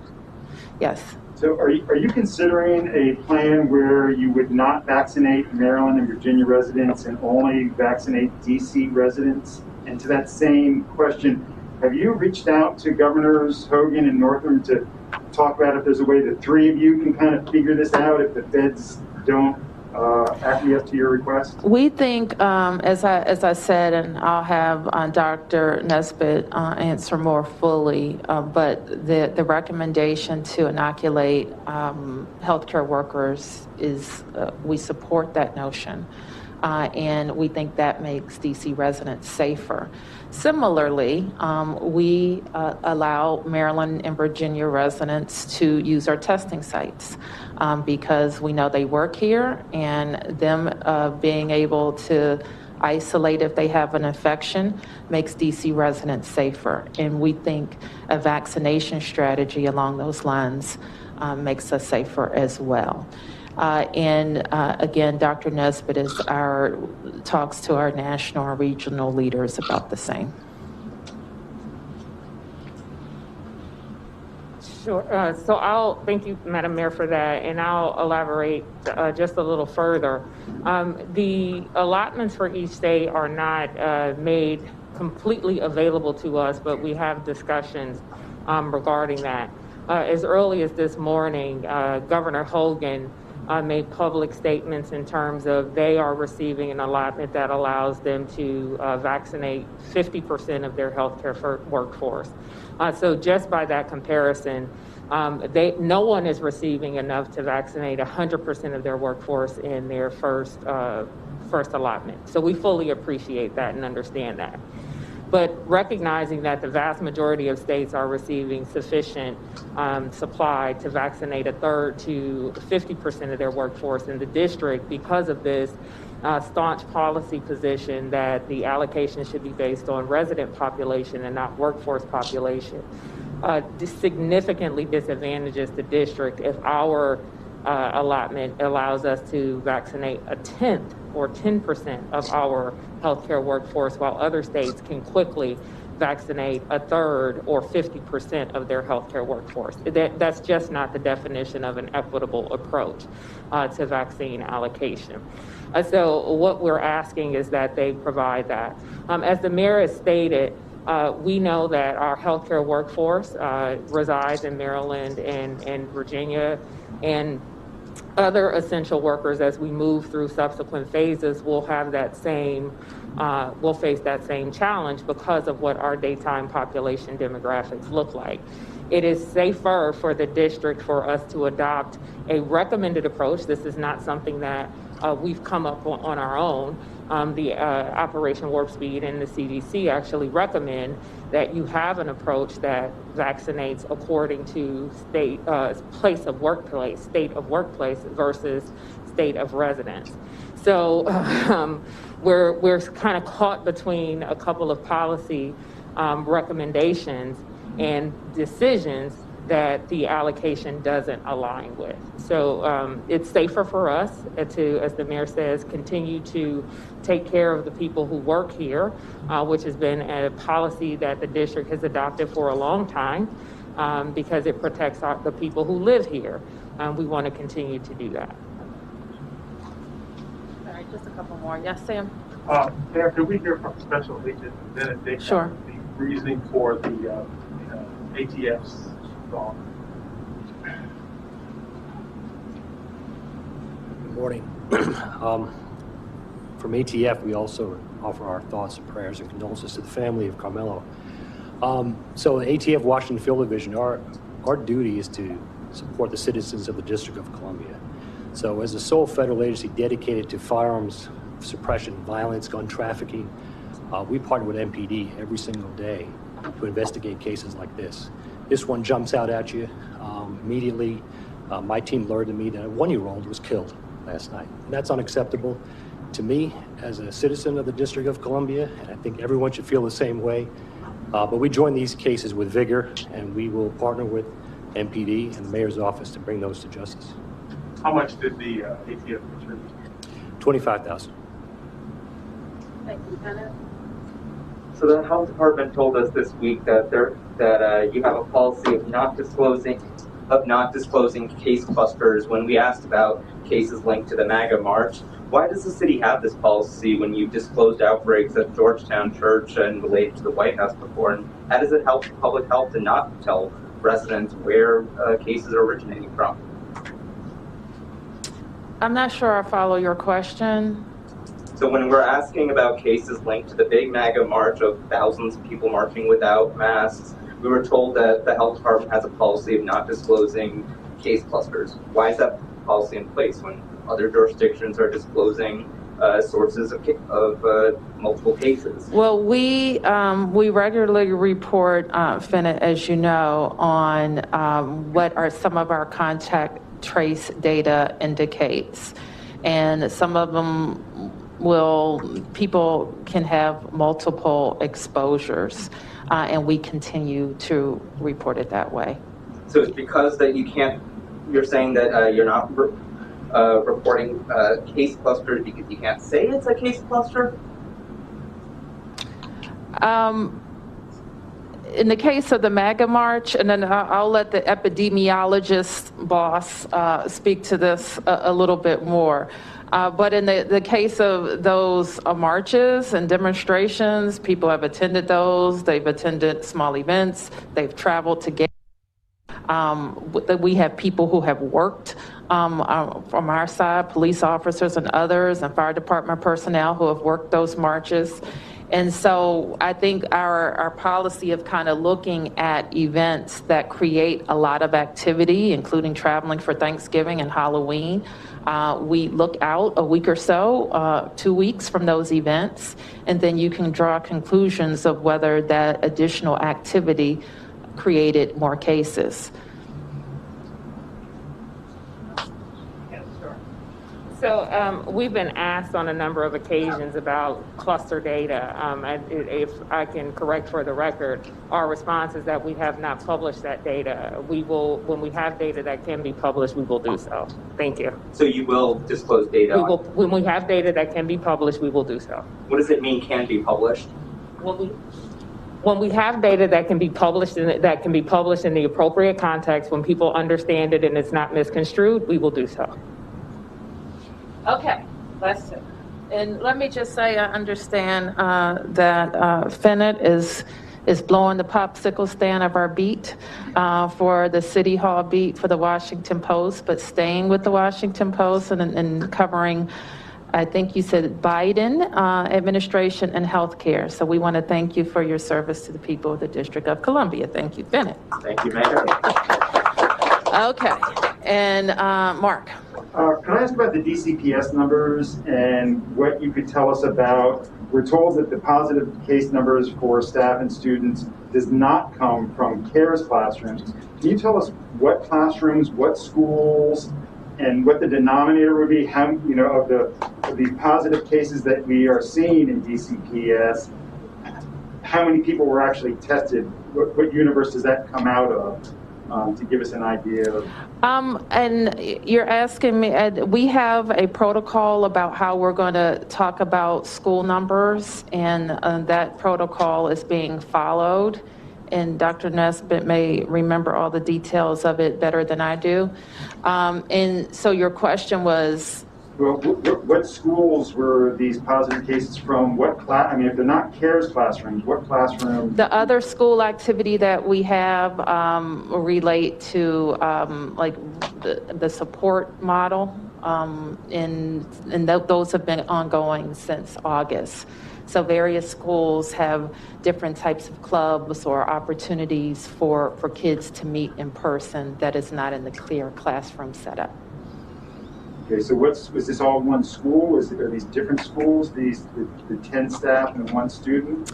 I don't know that, Mark, but the way we're going to report schools data, we have that Any in-person staffer that's at a school is reported. That could be, well, they're not teachers because there are no teachers reporting in person, but it could be one of the support staff in the building, or it could be one of the partners in education that are leading the CARES classrooms. That's not the case in this case, but it could be. Yes. Mayor, I'd just like to hear from Dr. Mitchell what he has to say about this this case overnight. It's your ear.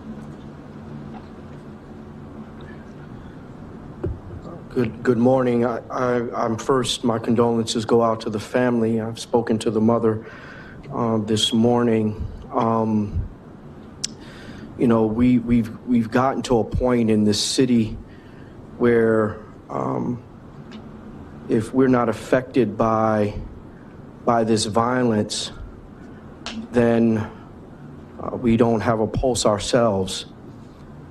I truly believe that there's an opportunity for us to stop the gun violence. I truly believe that there's an opportunity for us to lead this city towards that end. But I believe also there's a responsibility for each and every one of us to be part of the solution. That this solution is not purely a government solution, but it's going to take both community and faith leaders and nonprofits and for-profits and business tables and entrepreneurs. It's going to take all of us if we're going to lead towards a decrease in violence in this city. I must say that the ground is calling out. There's too much blood that has been shed in this city and in this country. And so my heart is aching. My heart is aching, and I believe that we truly have an opportunity. And so just to echo the words of the chief of police, if you know anything about this case, if you know anyone connected to the murderers of Carmelo, then we need to step forward so we can also bring people to justice, but bring closure and bring healing to the family. Is there any comment that you could make regarding your conversation with the mother? Well, again, you know, in my role as the chief medical examiner, I make contact with families. And so just knowing that she knows that the city is here for her, and that my office is here to support her, particularly during this time. And so we will continue to work with the family. Okay, last question. All right, I've got a very confrontational and pointed question for you as my last one. What do you think about the John Wall trade?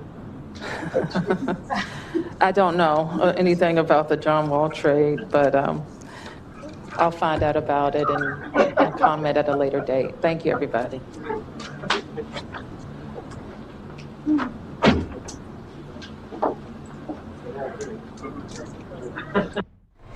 You're watching News Now from Fox. I'm Daytona Everett. That was obviously an update coming out of Washington, D.C. as kind of a combined press conference talking about the death of that 15-month-old boy. The investigation still ongoing, and the gunman or gunmen, I guess, multiple people still not found yet. So we'll continue to follow that story out of there, along with COVID-19 updates in Washington, D.C. as well. We're going to stay in Washington, D.C. actually, and take you out to this morning with President Trump. Lou Holtz is receiving the Presidential Medal of Freedom from President Trump himself. This is a huge, huge honor. If you don't know who Lou Holtz is, he is a very esteemed college football coach and Hall of Famer. So we'll play that out for you real quick. And then coming right after that, we've got our political rundown with me and Andrew Kraft. We're going to break down today's top headlines. And again,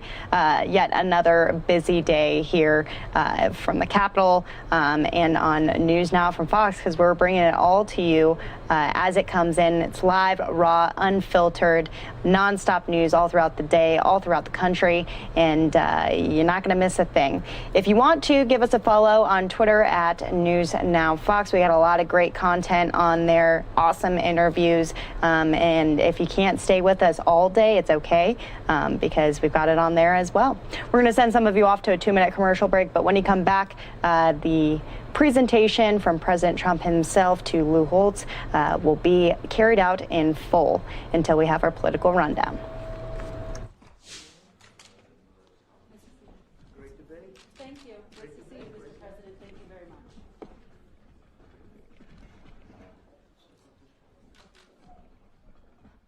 You all set? Everybody? Well, thank you very much.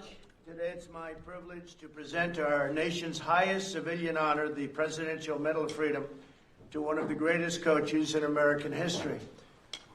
The legendary Lou Holtz, a friend of mine, great gentleman, great man.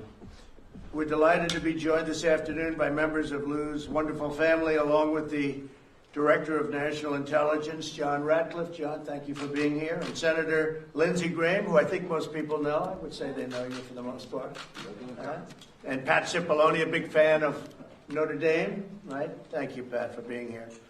Lou was born during the Great Depression in the steel town of Falansby, West Virginia. We love West Virginia. He grew up in poverty in a 2-room cellar. But as Lou says, I knew God and my family loved me, and their love was all the wealth I needed. That's everything I needed. That's all I wanted. As a child, Lou sat in his uncle and grandfather's lap and listened to Notre Dame football games on the radio. They were big fans of Notre Dame, I guess, even before you. That wasn't too long ago, was it? They were big fans, and so he learned at an early age about Notre Dame. At the age of 9, he took the field in his first game. He then played throughout high school, and Lou went on to attend Kent State, where he did very well on an ROTC scholarship. After graduation, Lou served as an officer in the United States Army and then pursued his dream of coaching. He wanted to be a coach right from the beginning because he knew he was a leader. He didn't have to say it. He knew he was a leader. In 1961, Lou made what he described as the smartest decision of my life. And I knew your wife, and I will tell you that was your smartest decision, right? We got to know her well. She was strong and good. He married his wife of 59 years. Beth passed away just a short while ago, and it was a very tough time. I will tell you, it was a very tough time for Lou and the family, but we know that she's looking down from heaven right now with incredible pride. She's so proud of this man. I got to know her over the last few years, and she was a great woman, but she's looking down right now. She's very proud of you, Lou. In 1969, Lou became head coach of William & Mary, and over 3 seasons, he won the Southern Conference and led the Tribe to their first bowl game in 22 years. And by the way, and I have to tell you, when we were researching this out, I knew he was supposed to be a good coach, but I didn't know how good he was because these stats are very amazing. You'll see. I was really very impressed, John. I will tell you. Lou then became head coach of North Carolina State, which had won only 9 games over the previous 3 years. Not too good. He took it over, and under Coach Holtz, they won the ACC title and achieved the highest national ranking in NC State's history. Lou went on to coach, and so I guess you were making a lot of money by this time because they were trying to get him to go to all these different schools. He was a hot coach. Nothing like being hot, right? He had his choice. He had his choice of going to a lot of different places. Lou went on to coach at the University of Arkansas. He built the Razorbacks up from a 5-5 record into a top 5 team in the nation. They won everything. Lou left Arkansas with the best win-loss record ever and a very fat bank account.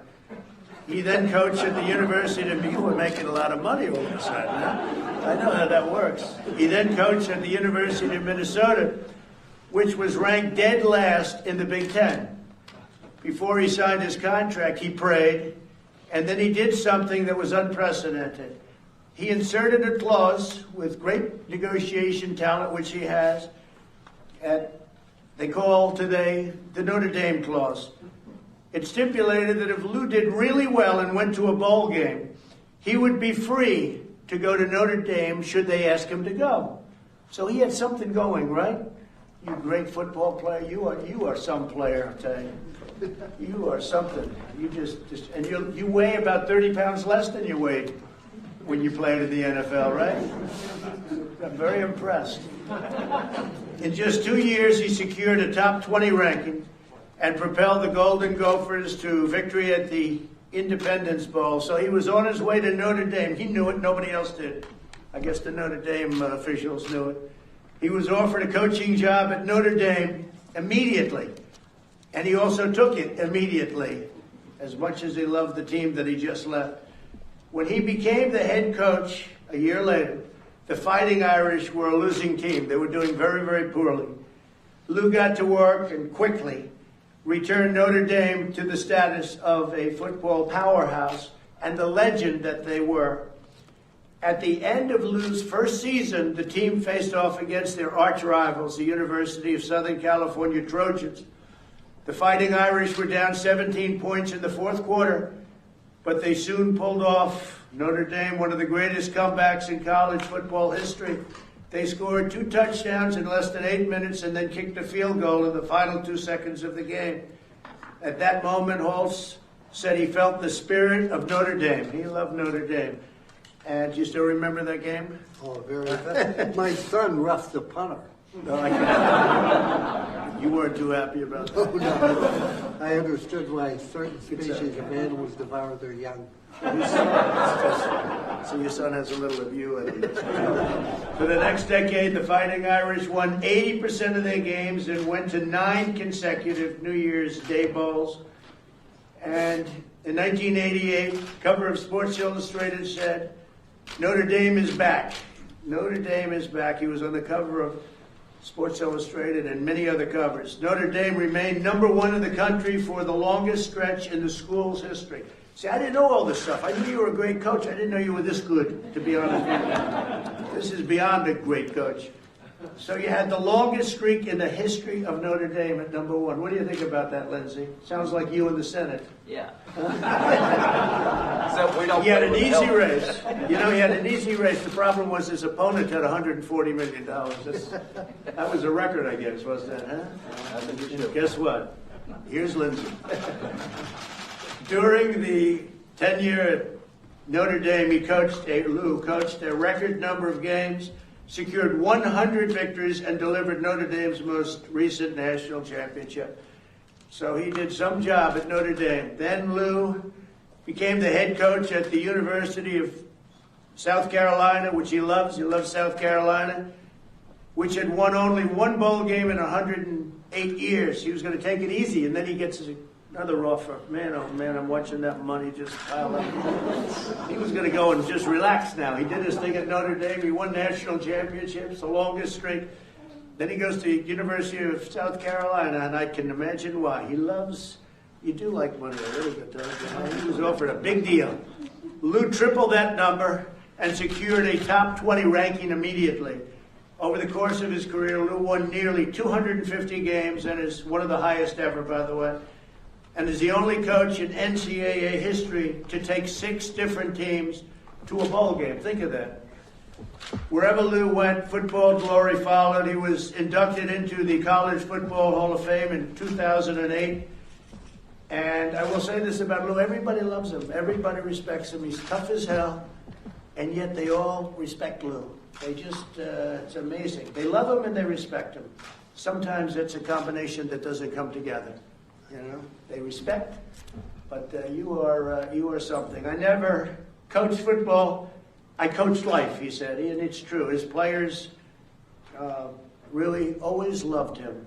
He's turned his inspirational story and motivational message into 3 best-selling books. He's also been an exceptional philanthropist. That's all that stuff that he collected. He's opened educational opportunities for students, provided insulin pumps to diabetic children, and we've just brought down the price and the cost of insulin, right? You're shaking your head. It's amazing what we did, right? Insulin, you couldn't buy it. It was destroying families. People were going without it. Now it's $35, right? You can't believe it. I see you're an insulin pro. You're involved, right? Family. That's great. Now it's we've done a great job with costs, but insulin, maybe Lindsay is one of the best. $35.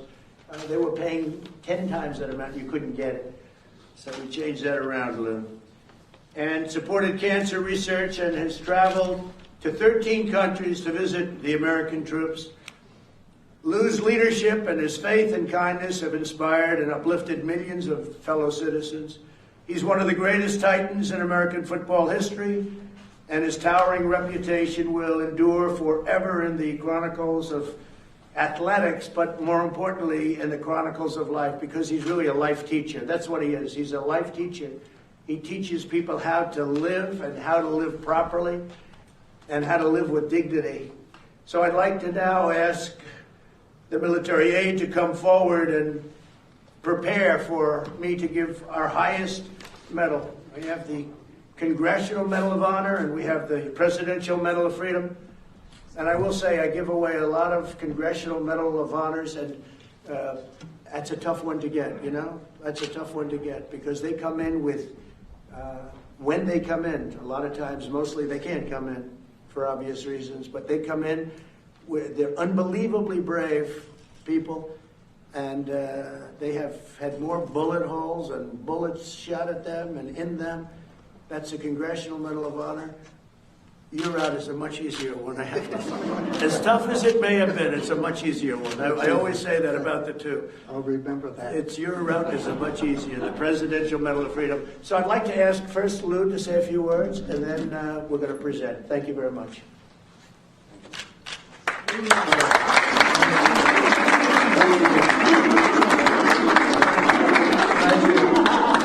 Thank you, Mr. President. I'm humbled by the various comments and the opportunity to receive this award.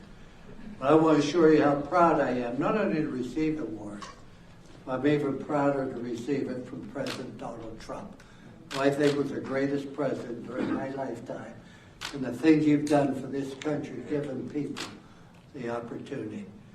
As far as I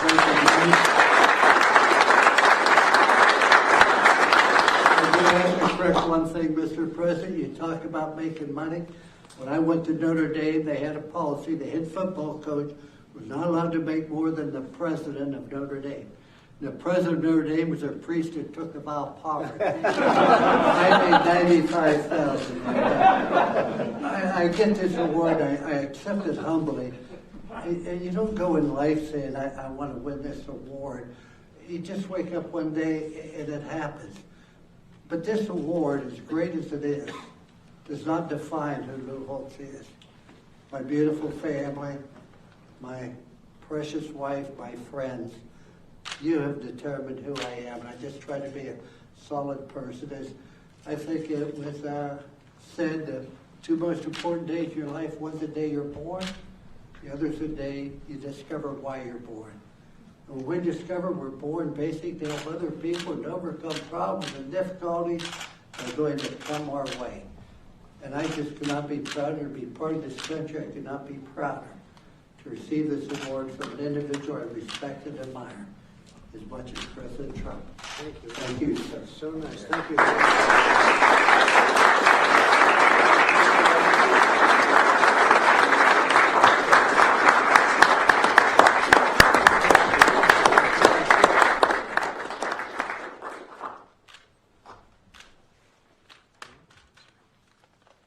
Attention to orders.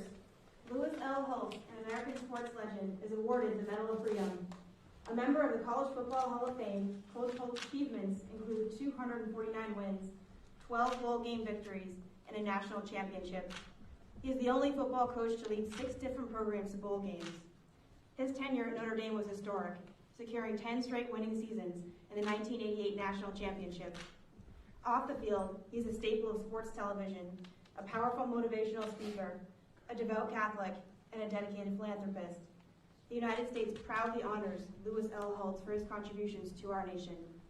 Signed, Donald J. Trump, the President of the United States of America.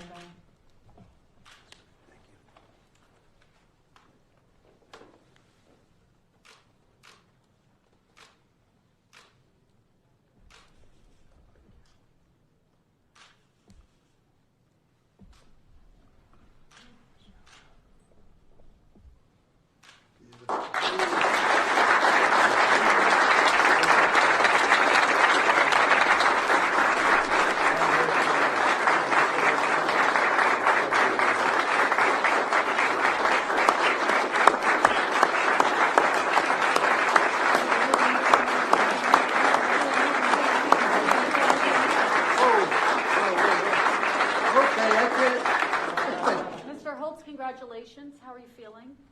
I feel so indebted to so many people in my life and had such a positive influence on it. For a guy that graduated in the lower third of his high school class, I feel fortunate to be able to be here, but also to be part of this great country and to be next to an individual that I respect as much as him. So I say that you've honored a lot of people. You go look at all the people and Tiger Woods and Jack Nicklaus. They recognized for what they did. I'm recognized for what other people did. I never made a block or tackle, but I did try to teach people to make good choices. That's all I've ever tried to do, but thank you. Such a great statement. Thank you. Mr. President, Mitch McConnell says COVID relief may be in sight. All right, you're watching News Now from Fox. We're taking a live look at the White House right here. Just there was President Trump giving Lou Holtz, of course, one of the highest esteemed awards out there. Gotta love that guy. Lou Holtz, met him once in my life, and I think he is fantastic. But we're going to switch gears and stay on politics. We just saw President Trump right there. I have Andrew Kraft joined with me right now. Andrew, how you doing? Doing well. Thanks everyone for watching. We're going to break down the top political stories of the day. There's always so much. And Daytona, can you believe it? December 3rd, it's been 1 month since the election. 1 month. I honestly cannot believe it. Every single month feels like a couple years, and now 2020 is coming to a head. We're almost heading into 2021. Maybe a light at the end of the tunnel with everything that has happened this year. Yes, that's right. And just to go into the top story we have for you, the Trump campaign and the RNC, they have a joint fundraising operation, and they announced these staggering fundraising dollar totals since Election Day. They said they've raised $207.5 million since November 3rd. They said that number since before the election, October 15th, was somewhere in the vicinity of $400 million.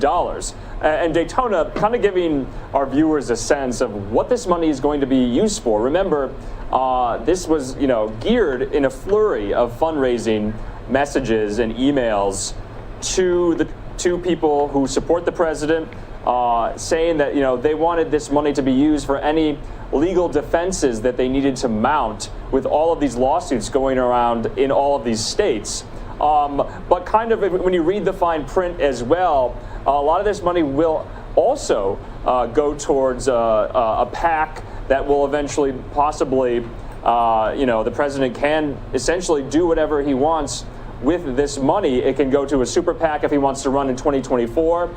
So it remains to be seen how much is going toward that and how much is really going toward the election and the legal defense fund with all of these lawsuits. But it's a staggering number. Remember, he's not in campaign mode at the moment, but this is a large dollar amount. Yeah, honestly, really, really interesting to see. And again, yet another situation where we're just looking at timing of this, of course, with the election kind of coming to a head, but, it's still ongoing right now, which brings us into our next topic right now. Let's talk about the White House. We'll stay on the White House with Communications Director Alyssa Farah today, taking a resignation letter and putting it on the desk, saying she's out. Yeah, that's right. And this is kind of the writing on the wall, if you will, for a lot of these White House staffers. They're trying to, game out their next moves after a Trump White House. There you're seeing just some file video we have of the White House Communications Director, former White House Communications Director Alyssa Farah, resigning her post today in the White House press shop, presumably, looking for the next move in her career. Remember, there's only a few remaining weeks left of the Trump administration, so it'll be interesting to see if a lot of people, a lot of staffers, senior advisors, and the like follow Farah's lead and also resign, because they're going to need new jobs after this administration is over. Now, Farah was also the lead press person for Vice President Mike Pence, and she was also the press secretary at the Department of Defense before taking the lead comms role in the White House press office as White House communications director. Daytona? Yes, definitely an interesting situation right there. We're going to talk a little bit about other people who might be losing their jobs despite wanting to actually resign. But we'll step away from that for just a moment right here, because let's talk about Heidi Stirrup, okay? She is the... I'm sorry, we're having a little trouble on the technical side here, but the official serving as President Trump's eyes and ears at the Justice Department has been banned from the building after trying to pressure staffers to give up sensitive information. Andrew, this is interesting coming after these election fraud allegations. Heidi Stirrup is kind of getting in the middle of it. Can you explain what's going on?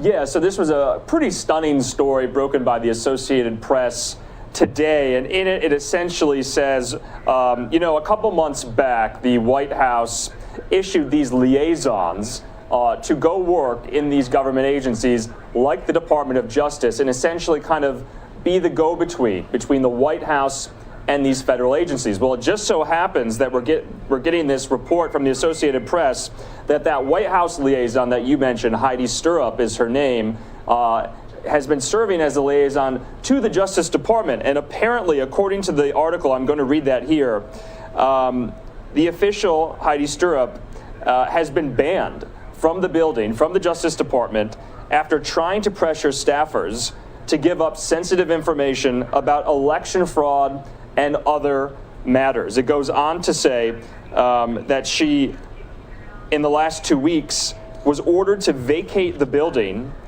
after top Justice Department officials essentially caught wind of what she was doing. She was trying to essentially, interfere in some of these possible, investigations into voter fraud that the Justice Department was undertaking at the time. And the article goes on to say that she wanted to bring evidence of that back to the White House. So pretty stunning, Daytona, if you think about it. And remember, we just heard from Attorney General Bill Barr earlier this week in another interview with the Associated Press saying that of the investigations that they had going on at the Justice Department, none indicated evidence of massive voter fraud to overturn the results of the election as they stand right now. So all these stories really kind of dovetailing and following their way back to the White House. We heard from President Trump there with Lou Holtz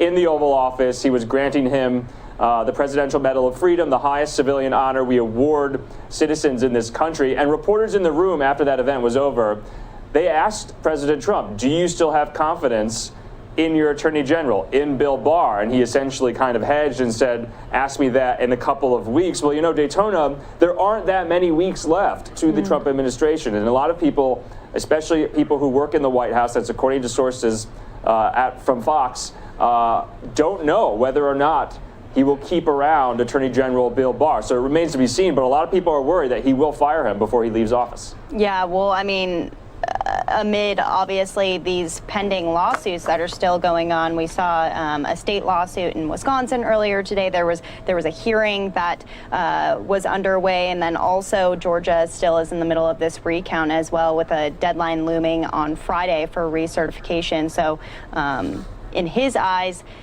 this is still a fair game and the election is still going. So that's right. It'll be interesting to be following that. Let's head over to President-elect Joe Biden. We haven't really heard from him much today, and we haven't had the opportunity to do a live report. Typically, we do here on NewsNOW from Fox, talking to some of the reporters who are following him and his campaign. So what has Biden been up to today, Andrew? So we know today that he announced some new picks, and these picks are especially going to lead the coronavirus response once Biden assumes the role of presidency in office. So we're learning that he's tapped two close allies that used to work in the Obama administration. Their names are Jeff Zients. He'll serve as the White House's COVID-19 coordinator, and Vivek Murthy, who was the former U.S. Surgeon General, and he will serve again in that role as U.S. Surgeon General. We're also finding out from a CNN interview that Biden did. It was his first interview post-election with Senator Harris, his vice president, on CNN, and there he confirmed that Dr. Anthony Fauci will play a very large role as well in the coronavirus response going into this new administration. Biden terming him the chief medical advisor for the pandemic. Of course, Fauci will remain at the National Institutes of Health as well. So we finally know the Biden team has reached out to Fauci and vice versa, and Fauci will be an integral part of that going into the new administration. Daytona. And in that same interview today, he was talking about this mask mandate, which is something that we've been hearing from a lot of states and a lot of people who oppose Biden and his team. Hey, is there going to be a mask mandate that's put into place? Well, he's saying for the next after Inauguration Day, including Inauguration Day, 100 days of wearing masks. Can you believe that? Yeah, so that was kind of interesting too, Daytona. Remember, new presidents, they always set a pretty ambitious agenda for their first 100 days in office, trying to, tick off all these bucket list items that they have and that they want to get done in their first 100 days. Biden's saying that he wants Americans, you and me and everyone else, to commit to wearing a mask for the first 100 days of his administration. Obviously, people around the country have been wearing masks, since the pandemic began, and in its early days, once we found out that that was some type of preventative for the coronavirus, for others and for ourselves. So he's kind of, doubling down and imploring Americans to, remain and keep with it and wear those masks even well into the new year in 2021, Daytona. Yeah, the question with that will remain, how do you mandate that? Because, we're even seeing out of California, too, with more and more restrictions. Californians are saying, okay, these restrictions are on the table, but who's enforcing it, And right.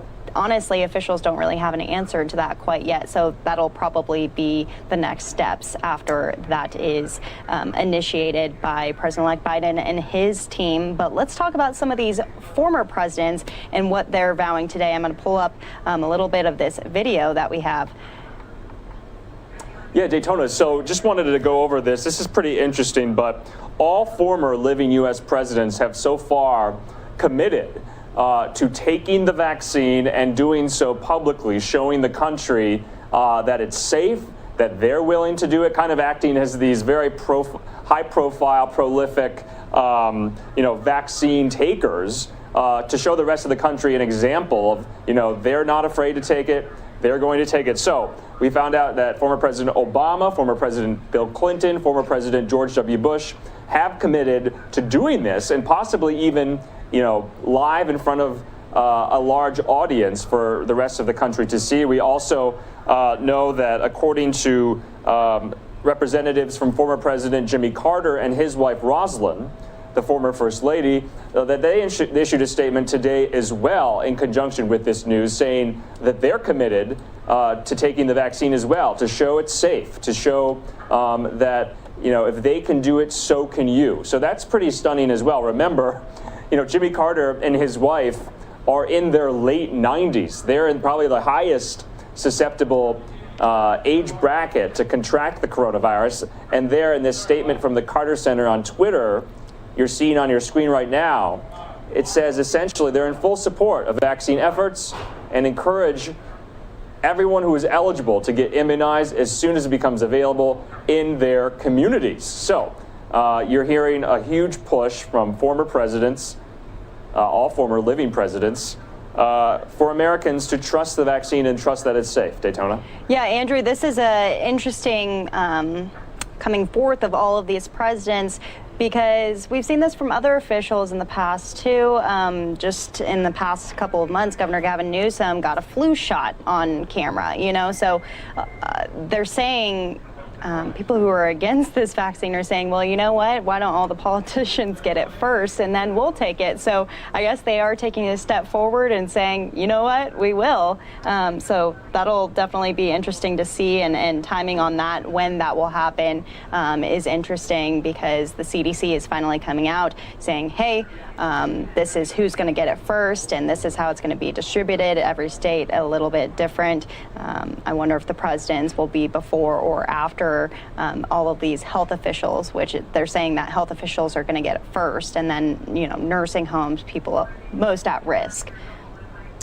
Yeah, that's right. It remains to be seen if there will be any commitments from, you know, the Trump White House, people in his cabinet, the president himself, if they'll commit themselves to taking it publicly as well. I mean, remember, the First Lady and President Trump a few months ago had the virus, so they could still have that immune response with the antibodies. But we will be following that definitely here on News Now from Fox. And in case there's any event, public live event that shows those former presidents, you know, taking the vaccine, getting that administered, we'll definitely show that here on News Now.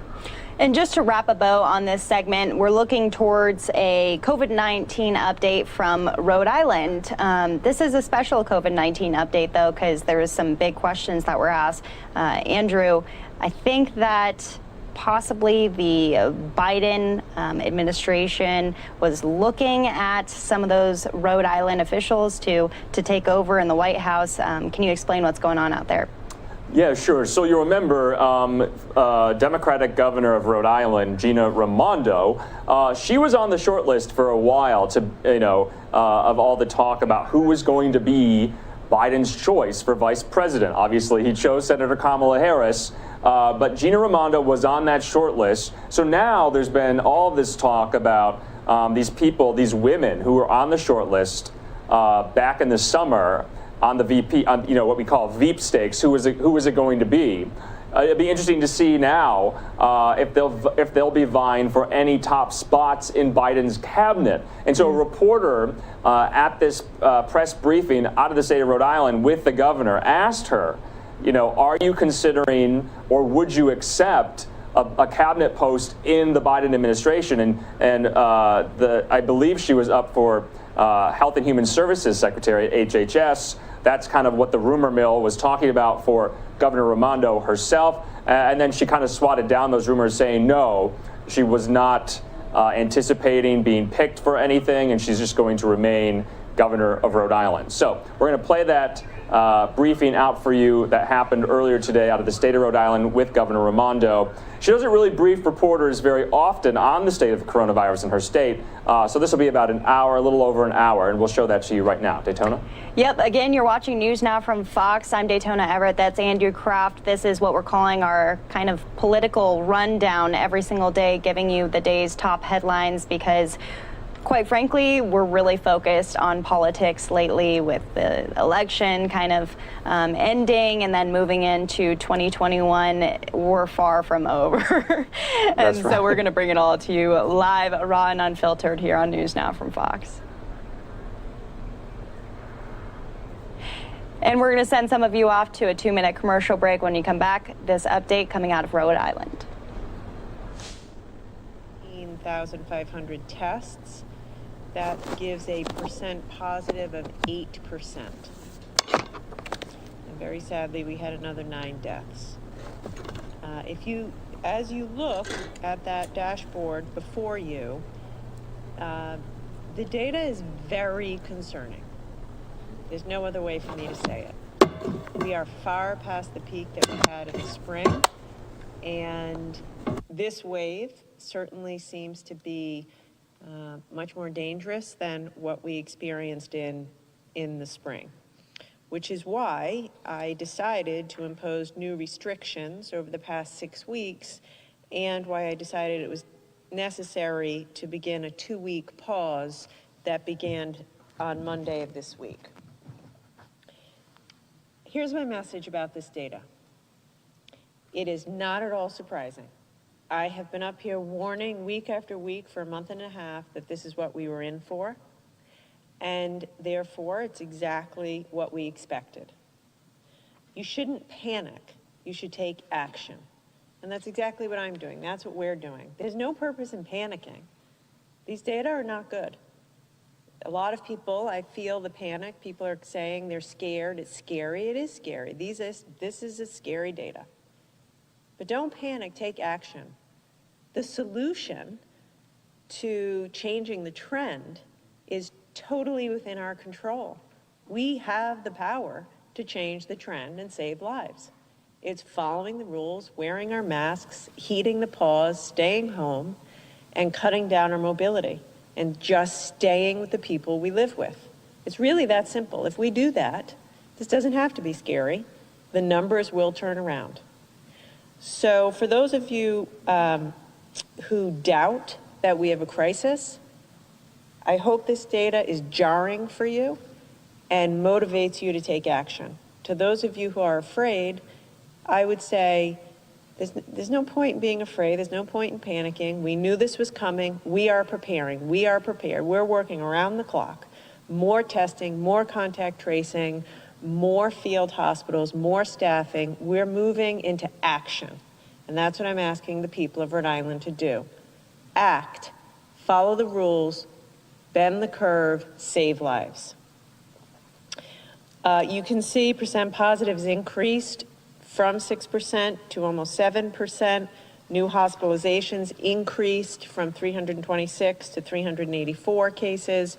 Total number of cases this week is slightly down from 629 to 563, but I think that's just a reflection of the fact that fewer people got tested over the holiday week.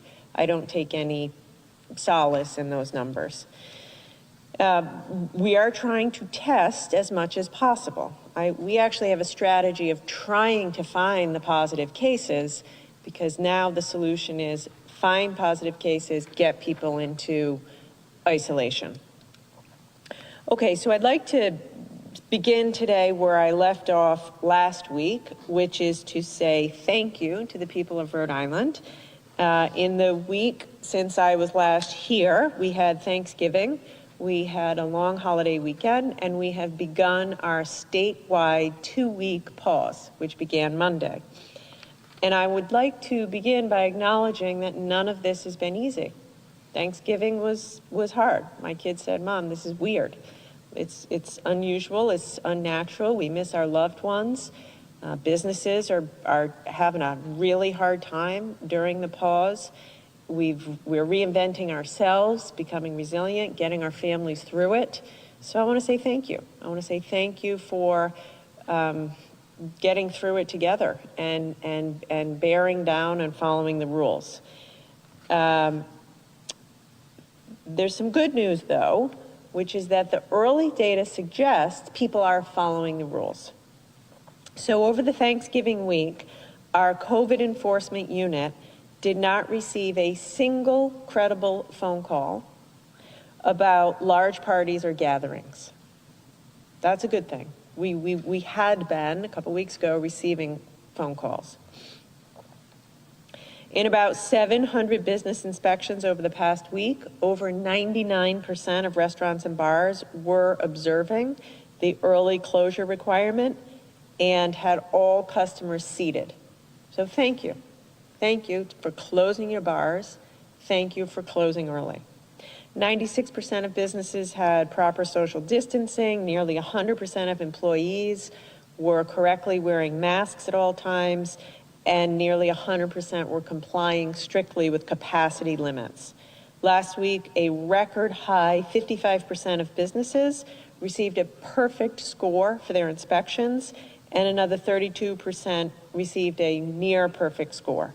So that's fantastic. That tells me people are following the rules and hunkering down. And if that keeps up, that will work. We're also tracking, as I said I would, mobility data, traffic data. That's a really good way to tell, are people following the rules? And the traffic data shows a significant and steady decline beginning last Wednesday. Over the past week, traffic in Rhode Island was 10% less than the previous week. Now, it is true that we often see a decline over Thanksgiving, but this decline is double what we saw last year around Thanksgiving. For example, last year traffic around Thanksgiving was 5% less than the previous week. This year it's 10% less than the previous week. And the decrease in mobility has continued even more since the pause started on Monday. Over the last 7 days, we saw about 2 million vehicles, 1.9 million vehicles on the road in Rhode Island, which is not quite a 30% decrease from those 7 days last year. So why does this matter? Why am I in the business of tracking cars on the highway? Because we know mobility is a good indicator for cases. We've seen that in Rhode Island. We saw it in the spring. In the spring, we saw a drop in mobility about a week before cases started to decrease. By the way, you see that in every country and in every state around the country. Similarly, in October and November, we started to see significant upticks in mobility. And then a week or two later, we saw upticks in COVID cases. So this tells me people are following the rules, and you should too. Early data suggest Rhode Islanders are listening and pausing. They're staying home, working from home, not congregating, staying exclusively with the people they live with, wearing masks, and staying off the roads. The pause is working, people are following the rules, and you should too. So hopefully we continue to see a decline in mobility, which should lead to a decline in cases a couple of weeks from now. But we'll stay at it, and we will keep vigilant. At this point, I'm sure many of you want to know, am I going to lift the pause at the end of the 2-week period? I don't know. The answer is I don't know. I'm watching the data every single day. If it continues to look like this, mobility goes down, bars are closing, people are staying home, I would like to, and have intention to, at the end of the 2 weeks, slowly dial the economy back up. But today, I don't know. If we have to see if people keep following the rules. My biggest concern at the moment is overwhelming our hospital system. That's the risk. And so I'd like now to take a minute to go through where we are with hospitals. This week, we have opened both field hospitals. The field hospital in Cranston opened on Monday. The field hospital in Providence opened on Tuesday. As of last night, there were 7 patients at the Cranston site and about 20 patients expected over the coming days. There were 21 patients in Providence, with probably another 40 or 50 in the next coming days. I have been in touch with the heads of these hospitals, and they report to me that so far things are going very smoothly at these field hospitals. I want to thank Dr. Foreman and Dr. Sooner, both of whom were with me on the stage a few weeks ago. You guys are doing a great job. I'm sorry this is so tough, but thank you and your teams for this work. I will tell the people of Rhode Island that the quality of our field hospitals is about as good as it gets.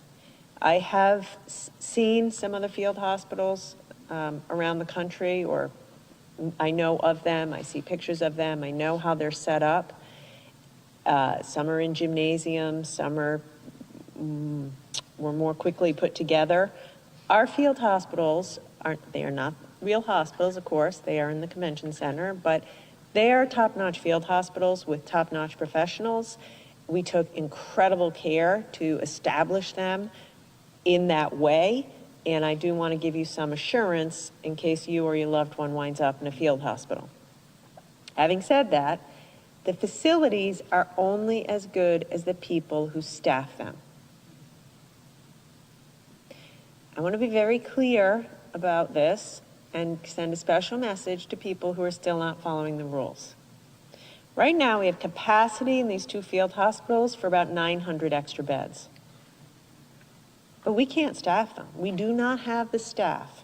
We cannot see our way right now to safely, comfortably staffing 900 beds, which is why it is absolutely vital that we don't get to a place where they all have to be used. So the next time you think it's fun or funny to have a party, break the rules, shave the rules, I ask you to think about what it would be like if your mom or your wife or your husband or your best friend wound up in a field hospital that was improperly staffed. Because that could happen to you or a loved one if we all don't follow the pause in these rules. I would also say healthcare workers are human beings. Every nurse and doctor, physical therapist, mental health professional, certified nurse assistant, these are mothers, fathers, sons, daughters. These people have been working for 9 months without a break under incredible stress. They are tired, they are exhausted, they are strained. So I would just say they deserve our support. Furthermore, although we are trying every day to figure out how to get more staff, the brutal reality is every state in America is struggling with staffing. So the fact is cases are spiking everywhere, and so we don't have the same access to out-of-state physicians and nurses as we did in the spring. I know some of you are saying, well, Gov, there's 900 beds and they're not filled. This is true. But what good is a bed if you don't have adequate staffing? To that point, I am calling on everyone in Rhode Island who can help with the crisis to help out. This week, if you're a healthcare professional. So this week, the Department of Health again began issuing temporary licenses to retirees, visiting healthcare workers, and others who are completing their training programs. So if you're hearing me and if you're a retired healthcare worker of any kind or a healthcare worker who's currently underemployed, maybe have some time to spare, or unemployed or working in a non-healthcare setting, I'm asking you to suit up and help us out. If you're willing to work on the floors of our hospitals or our nursing homes or our field hospitals, we need you. Calling all healthcare workers in Rhode Island. You can learn more about immediately available positions at the website skillsforri.com. And hopefully that's up on your screen now. Skillsforri.com. Or you could go directly to the lifespan.org website or the carenewengland.org website to learn more about positions at the field hospitals in particular. I will say that in the past, when I have put out the call for substitute teachers or contact tracers, within a day or two, we've had hundreds, if not 1,000 people raise their hands. So that's what I'm asking you to do now. All available healthcare workers, please raise your hand to serve in any way that you can. Right now, we need you.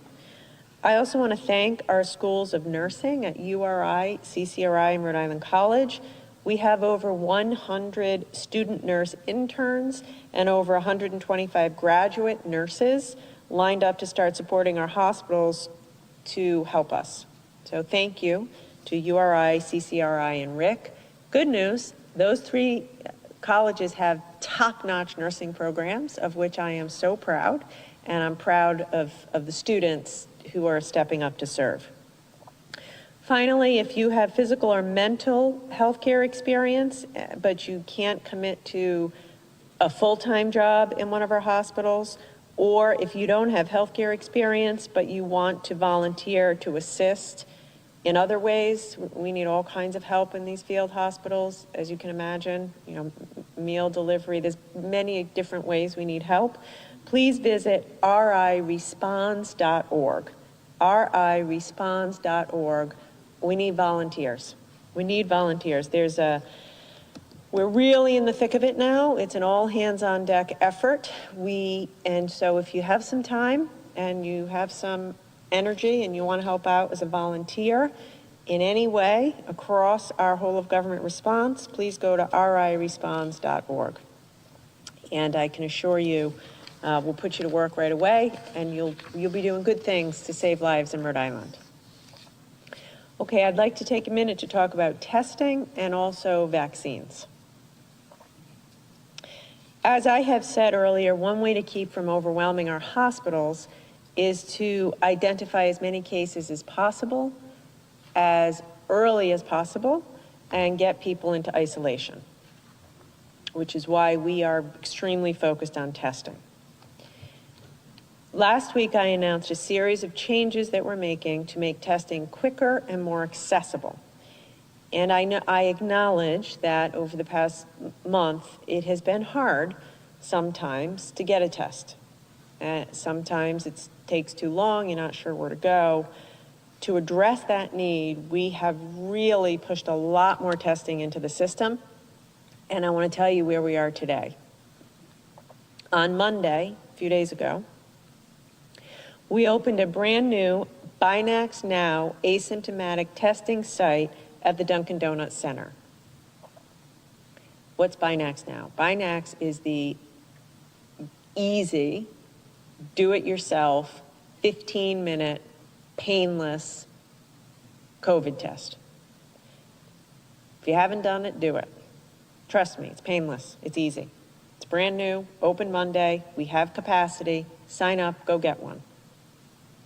We have capacity to run 500 tests per day at the Dunkin' Donuts Center. By Monday, next week, we'll be up to 2,500 tests a day. We've also added capacity at some of our newer testing sites, including McCoy Stadium, where we've increased our daily testing capacity by 1/3, and we've significantly ramped up our testing capacity for Rhode Islanders with symptoms. Last week, I said that I wanted to have capacity to run 3,000 daily tests for people with symptoms by the end of the pause. I want you to know we're going to exceed that. As of right now, we're at 2,500 daily symptomatic tests through the portal. So this is confusing. I understand that. There's been a lot of changes, and testing hasn't always been perfect. Here's the bottom line. There's more capacity than ever to get a test. Even if 2 weeks ago you were waiting for days or you couldn't figure it out, it's better now, and I'm asking you to give it a try. If you feel sick, call your doctor. Call your healthcare professional. They'll take care of you, and they'll get you a test. But if you don't have a doctor and you feel sick, sign up yourself at our portal, portal.ri.gov.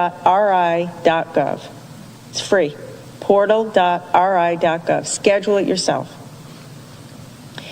If you're not feeling sick, I still want you to get a test, especially if you work in a restaurant, hair salon, manufacturing operation. If you haven't been tested yet, if you did get together with family over the holiday, please, please, please go get tested. Sign up yourself. Go to the portal.ri.gov. It's simpler now. There's not a lot of requirements. They ask you 2 questions. Are you having symptoms? If yes, go here. If no, go there. And we have a lot of capacity. So I'm asking you, everybody, please go get tested if you haven't. And by the way, we're going to keep adding supply to the system to really keep it moving. Additionally, we're doing an awful lot of work in our high density communities, most particularly Central Falls. And I want to thank the team who's doing that. We have expanded our testing capacity at Calcutt Middle School. We had a testing event for students at Ella Risk Elementary, and we are working to coordinate weekly asymptomatic testing at Bethel AME Church and Only Street Baptist Church in Providence. What we're trying to do in these highly dense communities, Providence, Central Falls, Pawtucket, is bring the testing to the community, in churches, in parking lots, in the community. So please go ahead and get tested. Okay, finally, I want to end with the good news, which is vaccines. And there is a lot of good news. There is a lot of good news on the vaccine front. There are two companies, Pfizer and Moderna, that are on their way to FDA approval for a vaccine that is 95% effective. Now, for those of you who aren't vaccine experts, which includes me, that's a miraculously effective vaccine. Much, much more effective than the flu vaccine that we get every year. 95% effectiveness. These vaccines have both gone through 3 clinical trial phases with over 70,000 participants, 70,000 people in them. And before they'll be coming to Rhode Island, they still have to go and get FDA approval. The FDA is following the same rigorous standards for these vaccines as for everything else. They are not lowering the standards or changing the process. So if the FDA approves these vaccines, you can have as much confidence in them as any other medicine that you might take or vaccine that we would have. Additionally, on top of that, all of the data, all of the clinical trial data, all of the safety data, all of the efficacy data is public. And we have our own team of experts in Rhode Island combing through all of that data, as an extra pair of eyes, people on the ground, Rhode Islanders who care about Rhode Island, double, triple checking to make sure that this is safe before we administer a single dose. I also want you to know that while this is happening, while they're developing the vaccines, et cetera, we are taking action on the ground in Rhode Island, so we have a plan. I was asked a week ago, how quickly, once we receive the vaccine, will we be getting it out to people in Rhode Island? Immediately is the answer. So we're already, and have been for weeks, working with hospitals to ensure they have the supplies and personnel to receive, store, handle, and administer the vaccine. We are already reaching out to doctors' offices, health clinics, pharmacies, and others to begin that same process. We're planning for every scenario and developing different distribution models based on the allocation that we receive. Also, the Pfizer and Moderna vaccines, they each have different requirements. That's a problem for us to worry about, not you to worry about, but I want you to know we're on it. We're on it. We know the details. We are on this every day, all day. They have different refrigeration requirements, different handling requirements, different travel requirements. We got it covered. We're working on it. We have a plan. Both of those vaccines, Pfizer and Moderna, which are going to be the ones available first, require 2 doses to be effective. Those doses have to be administered between 3 and 4 weeks apart. So you got to get one, and then we need you to come back within 3 to 4 weeks to get the second test, like a booster shot. So we are right now working day and night to develop technology systems and reminder systems to make sure people come back to get their second booster shot. And our data team is already working to build systems to keep the public informed about how much vaccine is in Rhode Island and how many doses will be administered. So I'm sharing this because, this is not a flip of the switch. I want to be crystal clear about this. What do I think? I think we will have some vaccine in Rhode Island by the middle of December. I do. I think, though, it'll be very limited initially and will ramp up over a period of months. And it's not going to be a flip the switch cure for everything that ails us. Our initial supplies will be limited. I'll give you my best estimates of what I expect based upon all the conversations we're having with Washington and our federal partners and the manufacturers. I think we could receive about 10,000 doses of the Pfizer vaccine in the next few weeks. I think we'll get about 19,000 doses of the Moderna vaccine probably a week after that.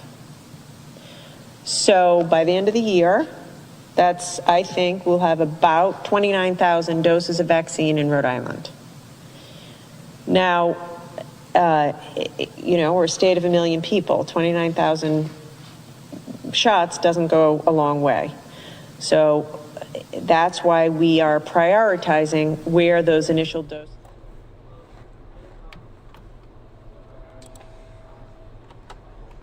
We're just going to break in here for a moment. We are following a story out of our affiliate in Chicago, where right now you can see that this memorial procession on the highway there in Chicago, flanking this ambulance with a number of police and emergency vehicles. This is a instance and a scene that is quite tragic, but this afternoon a retired Chicago firefighter was shot and killed. He's presumably in that ambulance, and this is the memorial procession for that right now. So we're just going to play this out. This is live right now. So we're just going to watch these scenes unfold here. I'm going to give you a little more update on what exactly transpired. So approximately a little after 2 in the afternoon Central Time, a 67-year-old male victim was on the street. He was approached by 4 unknown offenders. They attempted to take his vehicle. An unknown offender then brandished a handgun and fired shots, striking the victim in the abdomen. Apparently, the victim was able to produce a firearm of his own and fire towards the offenders, and a weapon was recovered on the scene. But the victim was transported to a hospital where he was pronounced dead. There are no suspects yet in custody, but area detectives are investigating this.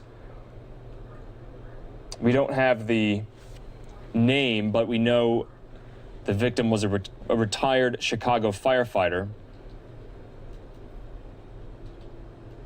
who was killed while presumably attempted carjackers tried to take his car. And so now you're seeing right in these pictures before you, in what has been about a 10 to 15 minute procession on this interstate of emergency vehicles in this caravan, essentially, with the victim inside. Quite solemn, quite tragic, moving nonetheless. This happened on the far south side of Chicago.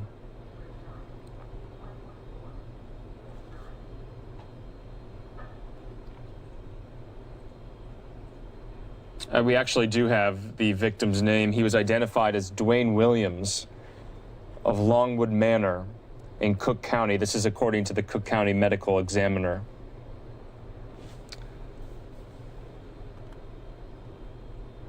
Authorities did provide an update tonight, and we heard from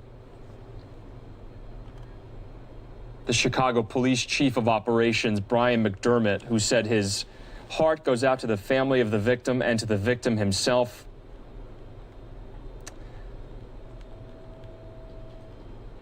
He went on to say that the Chicago Police Department is well aware of the increase in vehicle hijackings, and we're doing our best right now to increase the capabilities of our citywide task force.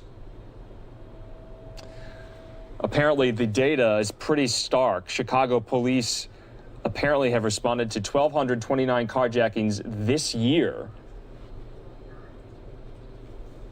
It's more than double from last year.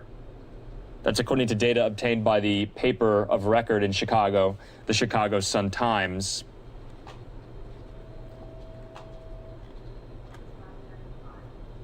As far as the suspects are concerned, they were last seen fleeing in the stolen sedan, and it wasn't immediately clear if any of them had also been shot. Remember, I just said that the victim, Dwayne Williams, also had a firearm and exchanged gunfire with his would-be carjackers.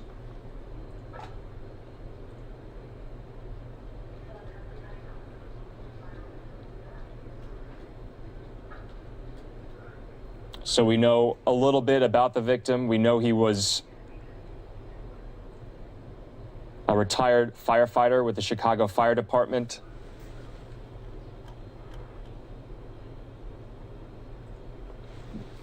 But our thoughts and prayers go out to his family and his friends tonight on this very tragic night.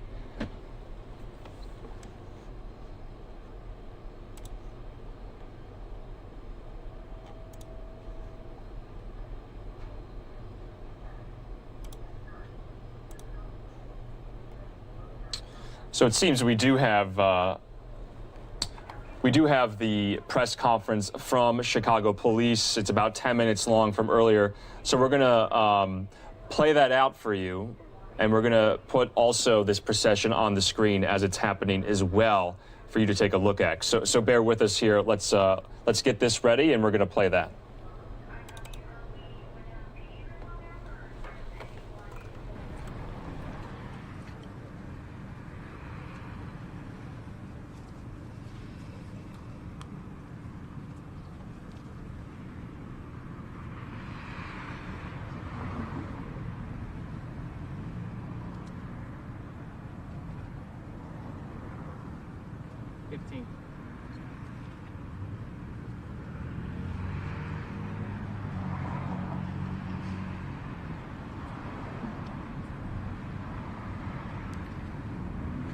Good evening, everybody. I'm Brian McDermott, Chief of Operations for the Chicago Police Department. At this time, I'd like to offer my sincere condolences to the family of the victim, who is a retired 67-year-old retired Chicago firefighter. On today's date, at approximately 2 p.m., our victim was leaving the popcorn store at 117th, right here at 11758 Southwestern. He was walking to his vehicle. He was approached by a four-door dark-colored sedan where multiple male black subjects exited the vehicle. There was an exchange of gunfire. Our victim sustained one gunshot wound to the stomach. He was transported to Christ Hospital, where he was pronounced at 2:45 p.m. The offenders fled westbound on 118th Street in their vehicle. Currently, Area 2 detectives are on the scene canvassing for witnesses, attempting to locate any private video.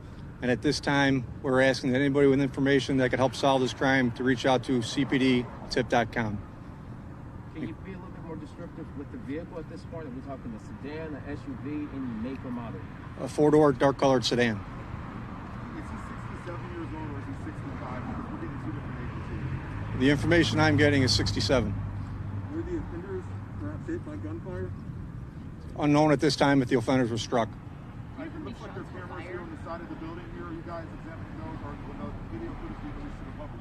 Yes, there is private video that I'm not sure if it's going to be released, but there is private video that is being recovered by area detectives. You said he headed west on 118th. There are homes that way. Do you have indication that these individuals went into a home, or did they go over the tracks heading towards the Blue Island area? We don't have any indication where they went. We don't believe they went into a home, though. Do you know how many shots were fired in all?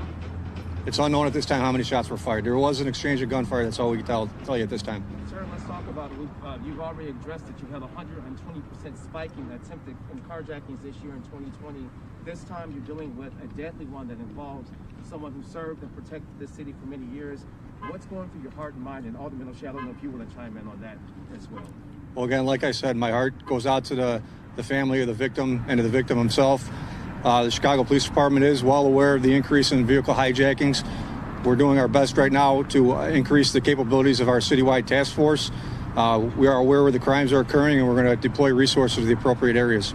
Do you believe that the people in this one, even though you don't know it yet, and you have an MO where these 4 people could potentially be involved in similar carjackings on the south side that you are aware of? Are you connecting the dots, or is it too soon? The detectives will connect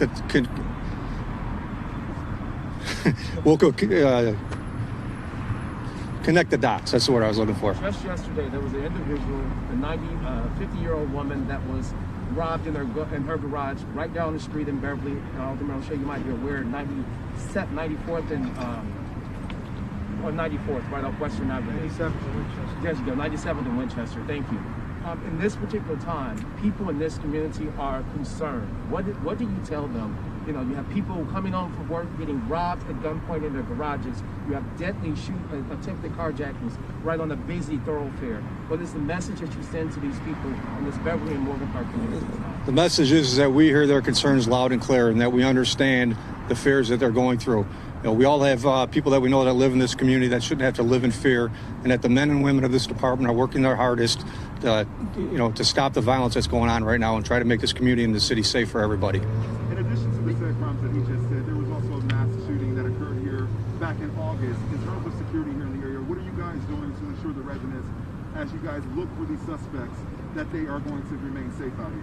I'm working closely with the superintendent, with Alderman O'Shea, and with Commander Joyce from the 22nd District to ensure that they have the appropriate resources here to make sure that everyone feels safe. There are so many people out here. Any other questions about this incident here? People who are afraid to step outside their homes. Any words of encouragement to the residents out here? Can you repeat the question? Any words of encouragement to the residents who may be afraid to step out of their homes? It seems like the time is have so many people out here afraid. Just know that there's hundreds of officers out here that place their lives on the line every single day, that are out here trying to protect the citizens of the city. You know, we have been shot at over 70 times, shot at over 70 times this year, and we're out here continuing to do our job despite the risks that we're under, and we'll continue to do our best to protect the citizens of the city. Thank you. Thank you, guys. Thank you. The name of the firefighter that died, have you released The fire department will release that name a little bit. Alderman O'Shea has a personal relationship with the victim, and he'll share that with you now. Thank you. Appreciate it. Thank you. At this time, the Chicago Fire Department has not released the name of the individual. I can tell you he was a hero. 25-year decorated member of the Chicago Fire Department who spent his entire career working hard as a first responder for our great city. What a tremendous loss in his retirement, to be stopping to support a local business, to be gunned down in another senseless act of violence.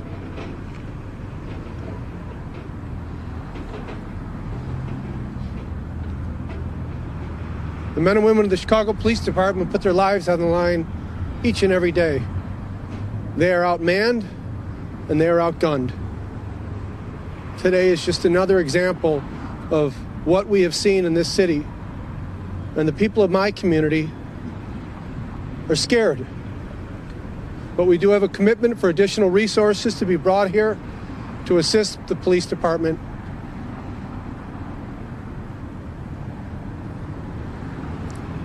Questions? What is the solution to this, sir? I know that there's a problem. You said outman, outgun, the time is high. But what do you think needs to be done to fix this? Well, a lot needs to be done. Gun offenders need to be put away. Chicago Police Department needs additional resources. I'm hopeful that as the Police Department Area 2 detectives work this case, we might be able to find footage from other security cameras in the area. That possibly someone comes forward that knows something about this terrible tragedy today and reports that, and you can be anonymous at cpdtip.com. But more needs to be done to support law enforcement, to make communities like mine safer. Can you tell us how know the firefighter by any chance?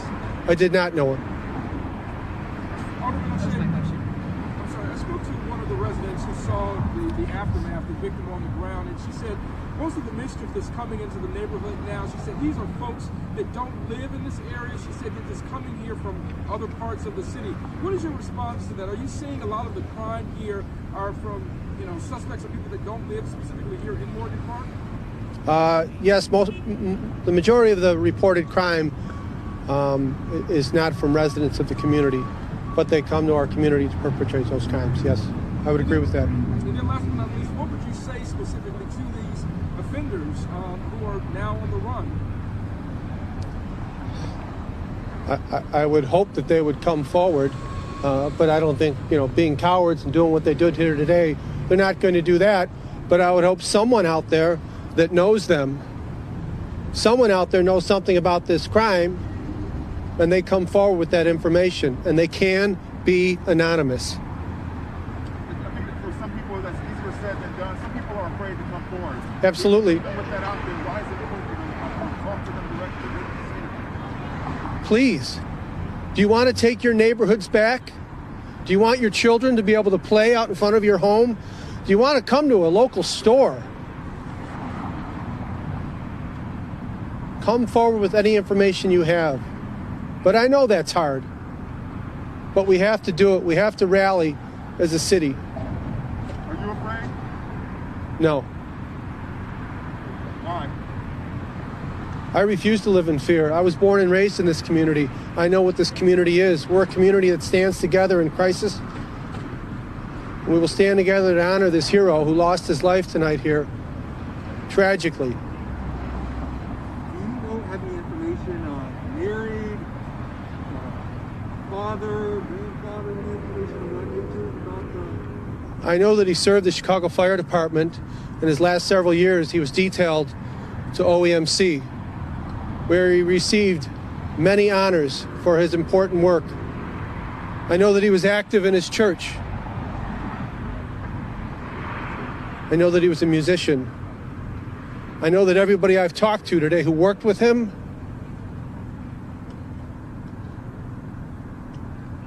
was heartbroken.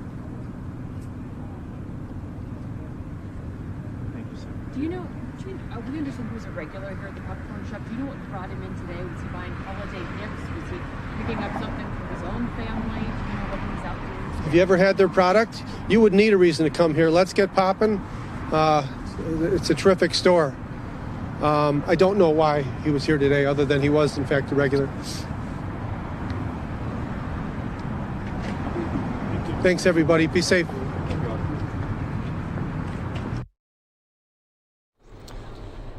So those were Chicago police officials updating the public and the press about exactly what happened on the south side of Chicago this afternoon that led to the tragic shooting death of that retired Chicago firefighter. His name, Dwayne Williams, 65-year-old man.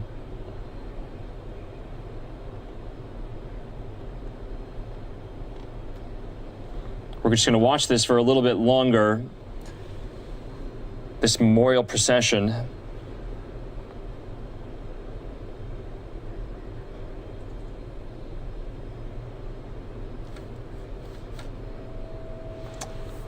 On the interstate there, the highways right around Chicago. It's been going for about 20, 25 minutes at the moment. Slowly staying to one lane.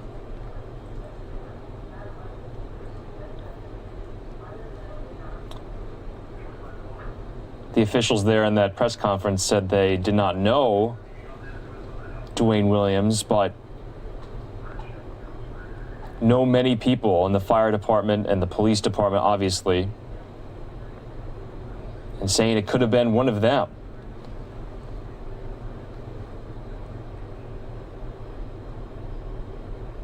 According to data compiled by the Chicago Sun-Times, the newspaper there, that carjackings are up this year in 2020 in Chicago, doubled from last year, more than doubled, to be honest.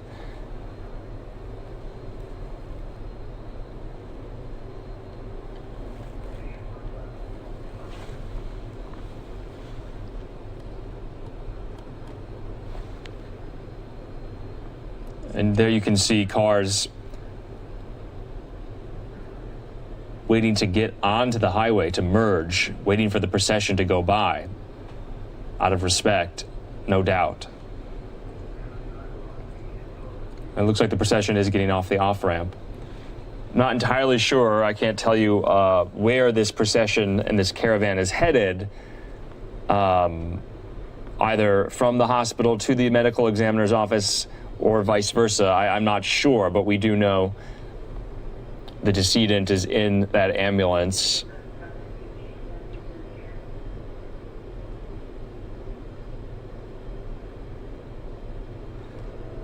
In a lot of these processions as well, they could be traveling to a funeral home. No word on if any of the victims' family is traveling.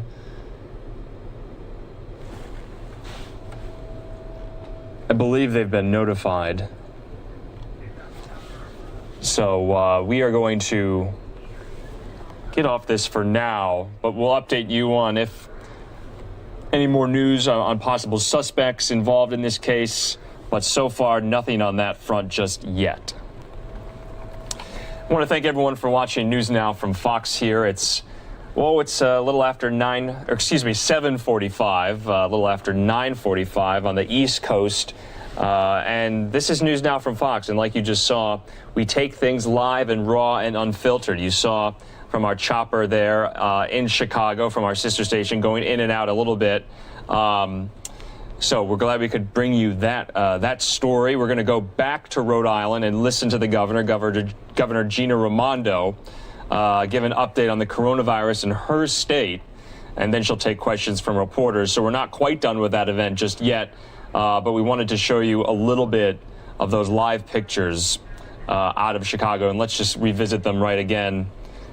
This is a more zoomed in close-up shot of the ambulance itself. They've gotten off the interstate at the moment, and they're being joined by even more police cars flanking it in both directions.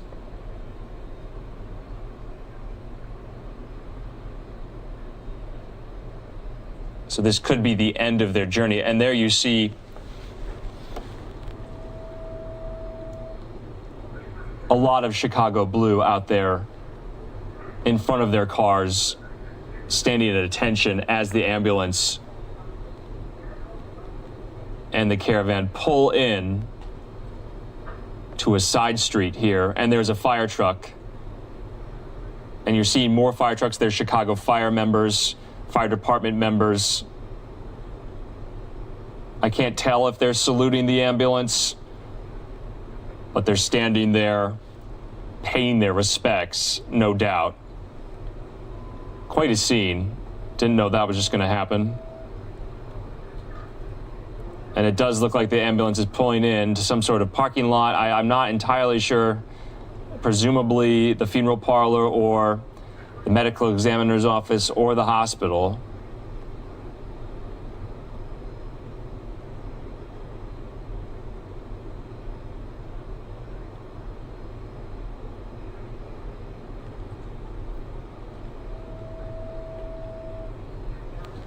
We no longer have visuals of the ambulance itself. Hopefully the chopper goes back over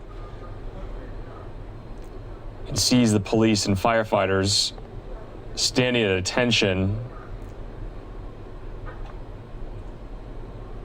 paying their respects.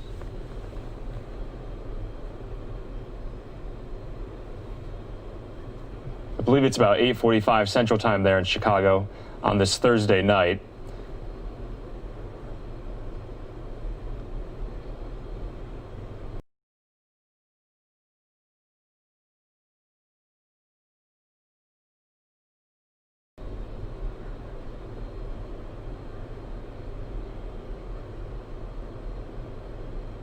Well, we're glad we caught that moment there. That was quite emotional.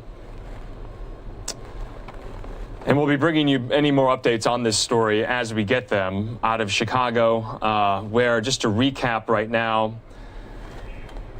We're getting conflicting reports about the victim's age, 65 or 67, but Dwayne Williams was his name. He was fatally shot during an exchange of gunfire with would-be carjackers this afternoon in the south side of Chicago. He was pronounced dead. He was approached by 4 males. They walked up to his vehicle and started shooting. We know Williams exchanged gunfire, but he was later transported to a hospital where he was pronounced dead. And just a final look here at the scene.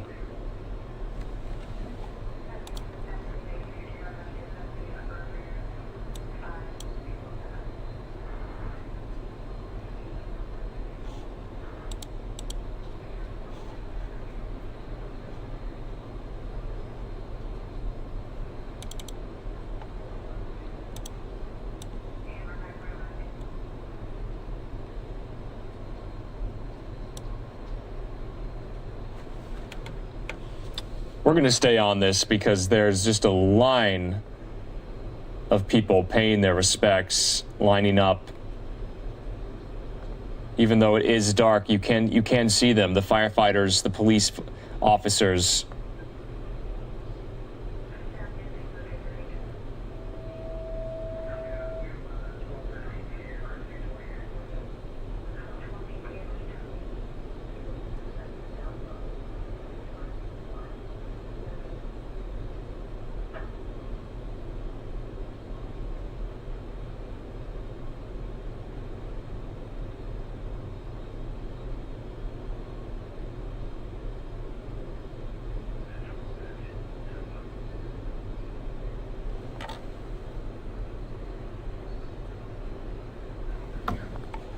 Let's listen in to see if we can hear any natural sound from the scene.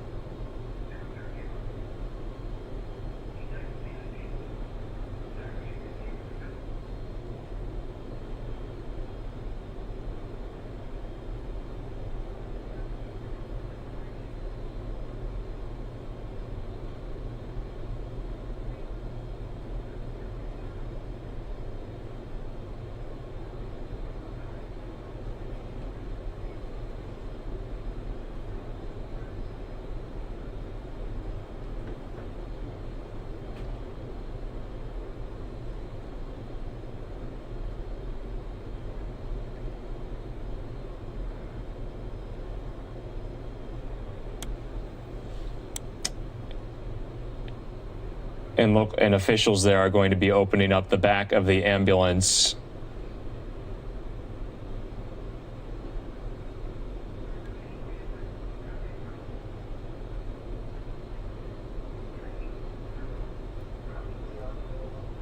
It is a little hard to see because it is nighttime.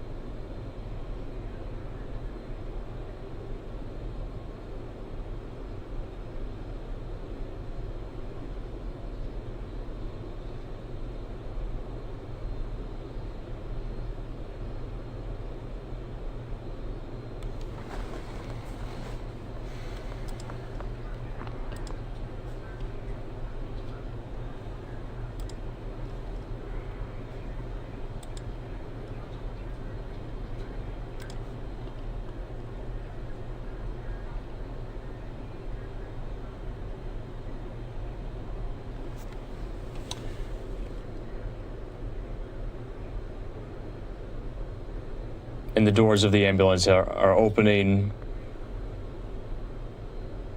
Scores of firefighters flanking it. There you see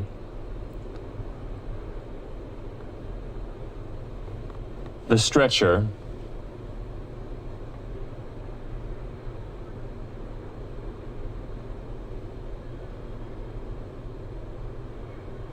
Carrying Dwayne Williams' body.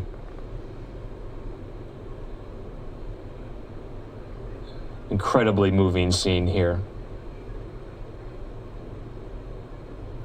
And the salutes go up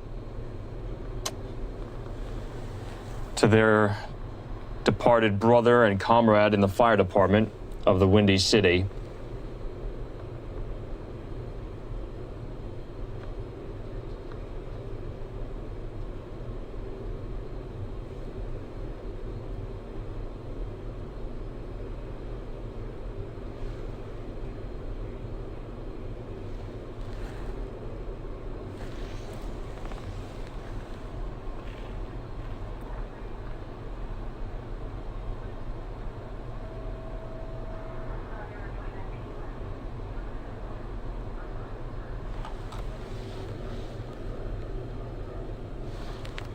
Possibly a chaplain there saying a few words.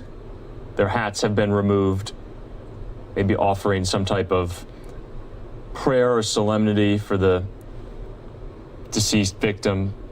Many of the firefighters there and police officers making the sign of the cross.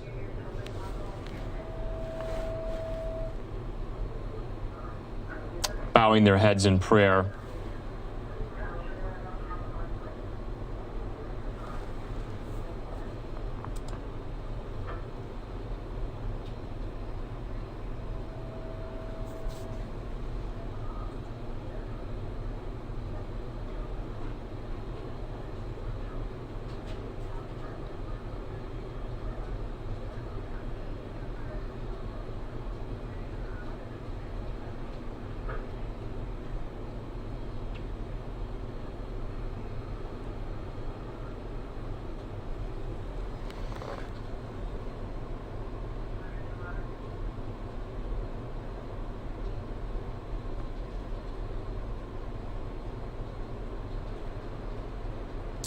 Presumably because he's been identified, I'm assuming next of kin have been also notified.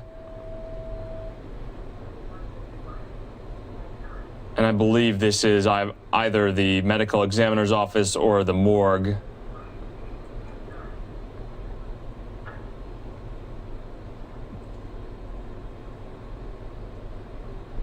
And the final salute there before the stretcher is wheeled into those doors.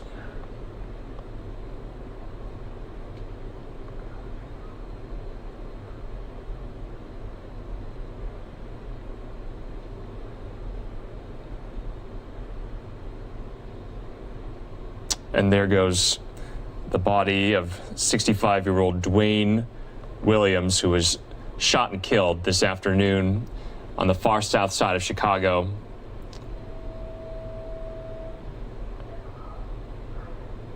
After 4 men carjacked him.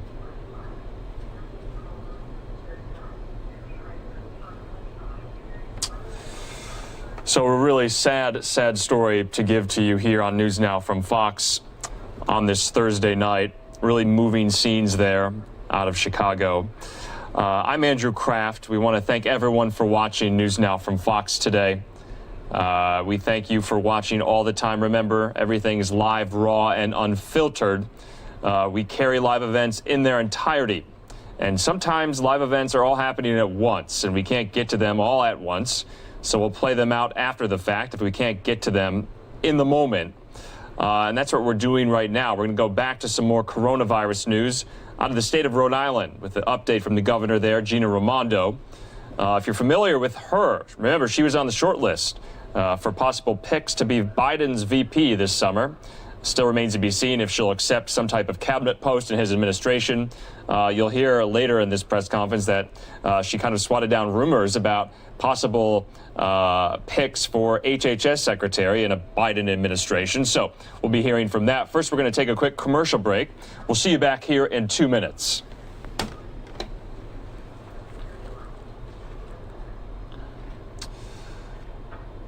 And like I said, I'm Andrew Kraft. You know, News Now from Fox is on Twitter, so follow us there. It's at News Now Fox. That's our handle. Follow me on Twitter if you want. That's at Andrew Kraft as well. So we have a lot of great content coming up for you tonight. About 3 more hours of live content. Remember, during the weekdays, we're extended. Our live coverage goes until 1 a.m. Eastern, picks back up at 6 a.m. Eastern the next morning from our Orlando, Florida bureau. They're our East Coast division of News Now from Fox. Familiar faces you may now know and remember: Pilar, Rain, Regina. And remember, we have live weekend coverage now. Remember, the news never stops, not even on weekends or holidays. So 7 a.m. to 7 p.m. Eastern on Saturday and Sunday as well. We're going to head back out to Rhode Island, and this is Governor Gina Raimondo giving you an update on the rising cases there in that state.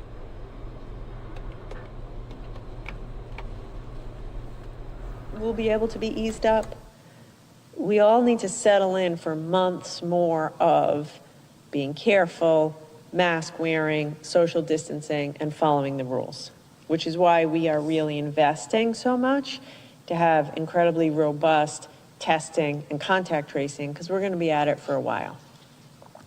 Some people say that the 3 best reasons to live in Rhode Island are June, July, and August. I happen to think every month's nice, but it is true. June, July, and August are pretty great in Rhode Island. So here's what I would say.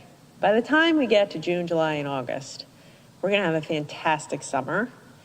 And as I've said to business owners, I hope some of the regulations that we eased up on to let you take your businesses outside and do more business, I hope that stuff is here to stay so you can make up some of your business next year. But I finally feel confident in saying by late spring, early summer, we're going to be really kind of back on track and out and about here in Rhode Island. In the meantime, though, we all have to keep following the rules. Okay, I'm going to turn it over to Dr. Alexander Scott, and then I will come back to answer all of your questions. Before I give it over to the doctor, though, I do want to say that I realize rumors are rampant, and yesterday there was a lot of speculation about me being considered to become the Secretary of Health and Human Services, and I did want to address that honestly with you, so we can have this press conference together focused on COVID and the business of Rhode Island. I am not going to be President-elect Biden's nominee for HHS Secretary. My focus is right here in Rhode Island, as I have said. I'm working 24/7 to keep Rhode Islanders safe and keeping our economy moving. And I have nothing else to add on that topic. But I'm going to come back and I'll answer all of your questions about COVID and what's going on in Rhode Island.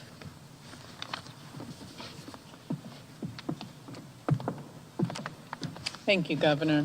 Good afternoon, everyone. Thank you for being with us today. To get started with data, as the governor shared, we are continuing to see elevated data in almost everything we track when it comes to COVID-19. Something else we have been watching is the geographic distribution of our cases across the state. We've talked a lot at this podium about some of our more densely populated communities, such as Central Falls, Providence, and Pawtucket. But it's important to make clear that we are now seeing case increases almost throughout the entire state. For example, Burrillville, Gloucester, Westerly, and Charlestown all have seen sizable increases over the last month. It does not matter where you live in Rhode Island. If you do not wear a mask with someone that you don't live with, and if you do not practice social distancing, you are putting yourself, your loved ones, and everyone else around you in serious danger. We really want to make sure, particularly during this pause, we get everyone's attention to recognize that and work with us together. We currently have 409 people hospitalized in Rhode Island with COVID-19, which includes the numbers the governor shared from the alternate hospital sites, also referred to as the field hospitals. There are 45 people in an intensive care unit throughout the state and 31 people on ventilators in Rhode Island. Sadly, again, we have 9 new fatalities to report. One person was in their 50s, another individual was in their 60s, 2 people were in their 70s, 4 people were in their 80s, and 1 person was in their 90s. Our sympathies and prayers are with the families of these Rhode Islanders. Early on in the pandemic, the majority of our fatalities were associated with congregate settings, such as nursing homes. Now, we have seen increases in fatalities among people not in congregate settings. Again, COVID-19 is affecting every demographic throughout the state. The changes that you do in behavior will have an impact on you and your loved ones and those around you. Switching gears, I want to echo the governor and encourage people to take advantage of the testing capacity that is available in the state. We're continuing our SOS testing strategy and really expanding the availability for people who have symptoms and our outbreak response, as well as testing for asymptomatic people. Please take advantage of the testing site at the Dunkin' Donuts Center. The NewsNOW rapid point-of-care tests that are used there are fast and they are easy. That's how our testing has evolved. We want everyone to know about it and to be able to take advantage of it. I actually just had a NewsNOW test done today and had my negative result available to me within the 15-minute time frame that it can occur. And so I want to just show you how simple this can be. When you go to get tested, there's very minimal equipment and instruments that are required. The packet that is in place has a card which opens up, and it's quite simple. You open that card, and it will be laid on a flat surface where you will be tested. There are 2 holes in the card that are present. At the testing site, they will be dropping some of the liquid that is needed to run the test into the top hole, 6 easy drops that are there to be able to do the chemical analysis of the test. And then you will be taking the swab that is available for you. Sometimes people can self-swab. How easy this is. Swab each nostril and use that to collect the specimen. Very quick, simple. It's not as challenging as the swabs early on where there were nasal pharyngeal swabs that went far back into the nose. This is not as uncomfortable. It's quite simple. And that swab will be placed into the card and into the packet. It will be pressed in and then easily turned 3 times clockwise. These are the simple steps that will take place. An adhesive will be removed, the card will be closed, and it will be laid on a flat surface and monitored for that 15-minute time frame. I brought one from what I used earlier today that has the easy demarcation of the negative result. And that is what we are looking to really expand now throughout the state and want to encourage everyone to go get tested regularly. It is easy, it is available, and it is important. It's what will be used to help determine how to support you best in isolating and in informing contacts about quarantining. For people who have symptoms and have a negative BinaxNOW rapid test, we are recommending and will be making available getting a second PCR test to help confirm. We want to strongly encourage this easy, rapidly available mechanism for getting tested frequently and easily. I'll say that again. A separate issue I want to raise is about quarantine guidance. Just to touch on that quickly, the CDC has made public now new information on quarantining within the last 24 hours. In that new information, the CDC, Centers for Disease Control and Prevention, reiterated what we've been saying for months, that the gold standard for quarantining is 14 days. This is the safest thing to do for all of the people around you. But with recognizing the challenge over time and really digging in on the data, we are pleased that the CDC has been able to demonstrate the alternatives that can be in place for quarantining. We're reviewing this information that's been provided from the CDC and are looking to get in front of offering that to individuals.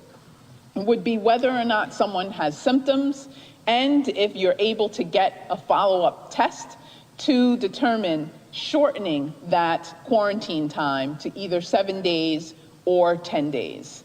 So over the next few days, our team has already begun working on ways to apply this so that we can help improve compliance, make sure that as many people as possible get tested, and we help ensure that those individuals have the support they need to isolate, and the close contacts have what they need to be able to quarantine effectively, and we stop transmission of coronavirus. All of this is critical in addition to the vaccine that is on the horizon. The other opportunity that I want to share and finish with is what's also on the horizon. Relatively new treatments that we have for COVID-19 in Rhode Island that we want to continue to spread the word on, available even as of this month, and they will continue to be available as we go forward.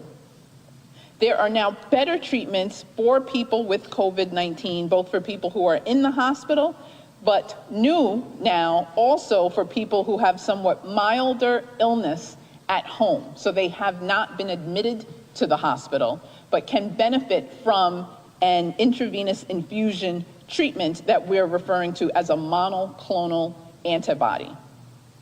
We're working very closely with our federal partners to receive the allocation, to talk about distribution plans that allow us to really expand this to multiple populations across the state, those who are hardest hit, and get access to additional treatment options that are coming through the pipeline.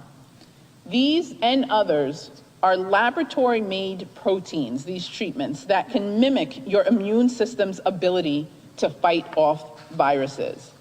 We're getting data that's continuing to come through and demonstrate that this is increasingly helpful in limiting viral replication and can be effective in treating people with COVID-19 who are at high risk for progressing to severe illness.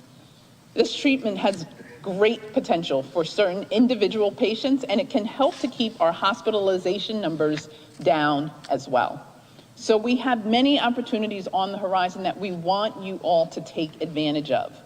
The medication that I'm referring to is administered in an outpatient setting as an IV intravenous infusion, and you can get it once, and it takes about an hour to infuse. The treatment is available for an individual within 10 days of developing symptoms and prior to any need for hospitalization. There are a few additional key things to know. It is not a treatment to prevent you from getting COVID-19. It's again for people who already have COVID-19. It is also reserved for people who are older and who have other conditions that may lead to severe illness, such as being immunocompromised. You cannot just go to the hospital for this monoclonal antibody treatment. You must work with your primary care provider for this treatment. So if you think that it's right for you, please do that. But we're also communicating with doctors throughout the state. We had a call with hundreds of them yesterday so that we can coordinate this treatment with them for you as their patients. And we recognize that there are people who may not have a doctor. We are working with the same respiratory care clinics or urgent care centers that have been available for those individuals so that this treatment can be accessed there as well. Those clinics are listed with the testing locations on our Rhode Island Department of Health's website, which you can navigate to from health.ri.gov/COVID. The sooner you start this treatment, the more effective it is. You want to start it as soon as possible after a positive test for COVID-19. So I'll just finish with saying we know our vaccines are on the horizon. We have steps that we can take now to best prepare ourselves and really start to bend the curve. Following the rules during this pause, making sure that you're wearing a mask when you're with anyone that you don't live with, understanding that if you're indoors with an inconsistent group, in informal settings, that's where the risk for spreading COVID is the highest. And access the testing that's available. It's easy, showed it to you here, and access the treatment that's available. All are steps to prevent even going into the hospital. So with that, I am going to remove everything here and get us started with questions. Can you paint a picture for us of where we're at in contact tracing right now and kind of describe some of the clusters that you're finding, whether it's based on municipality or based on something like nursing home settings or other congregate care settings? Thank you for that. So what we are seeing with our cases continues to be widespread community transmission. That is the primary driver. It's why we continue to hone in on informal settings, indoors, inconsistent groups. If you eliminate those three I's, that significantly decreases the risk of transmission. Outside of that community spread, in some of the other settings, because the increase in the community is occurring, we are seeing increases in congregate settings and some of the other settings where there is more structure in place. So they are not the drivers of clusters or infection, but can be the result of it because of the increase in community spread. That's the overall landscape that we have. There was an article this morning that Massachusetts is having some significant problems with their contact tracing mechanics. How do we stand compared to our neighboring states? I know that it was certainly a problem here in Rhode Island for a while. Have we caught up? Are we feeling like we're back into a good position with that? Yes, there are a number of answers to that. With credit to our team, we've done a great job in reducing the backlog that exists. But we've also come up with more innovative, technologically supported approaches. Part of that includes the messaging that we've shared here.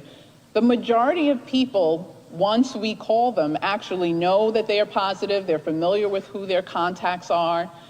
We want to make sure people aren't waiting for us. They are taking action. First, accessing the testing that's available. Second, as soon as you are identified as positive, making sure that you begin isolating yourself and that you call your contacts and let them know. Call your place of employment, call your school environment, and let them know. As we're getting through this, more and more individuals are familiar with what they need to do and the importance of being able to stay home. That shared responsibility is also allowing us to keep our hands wrapped around the case investigation contact tracing response. We're including technology and texting people and informing them, allowing people to provide information to us about who their contacts are. These are the ways that we can go forward in addressing the response more creatively. Is the state contemplating any actions against the gyms that are not, that are flaunting the orders to close? I'm sorry, you have to repeat that. Is the state contemplating any actions against the gyms and other establishments that are flaunting orders to close? Yeah, I'm going to let the Commerce Secretary answer that because we are deeply in the middle of this.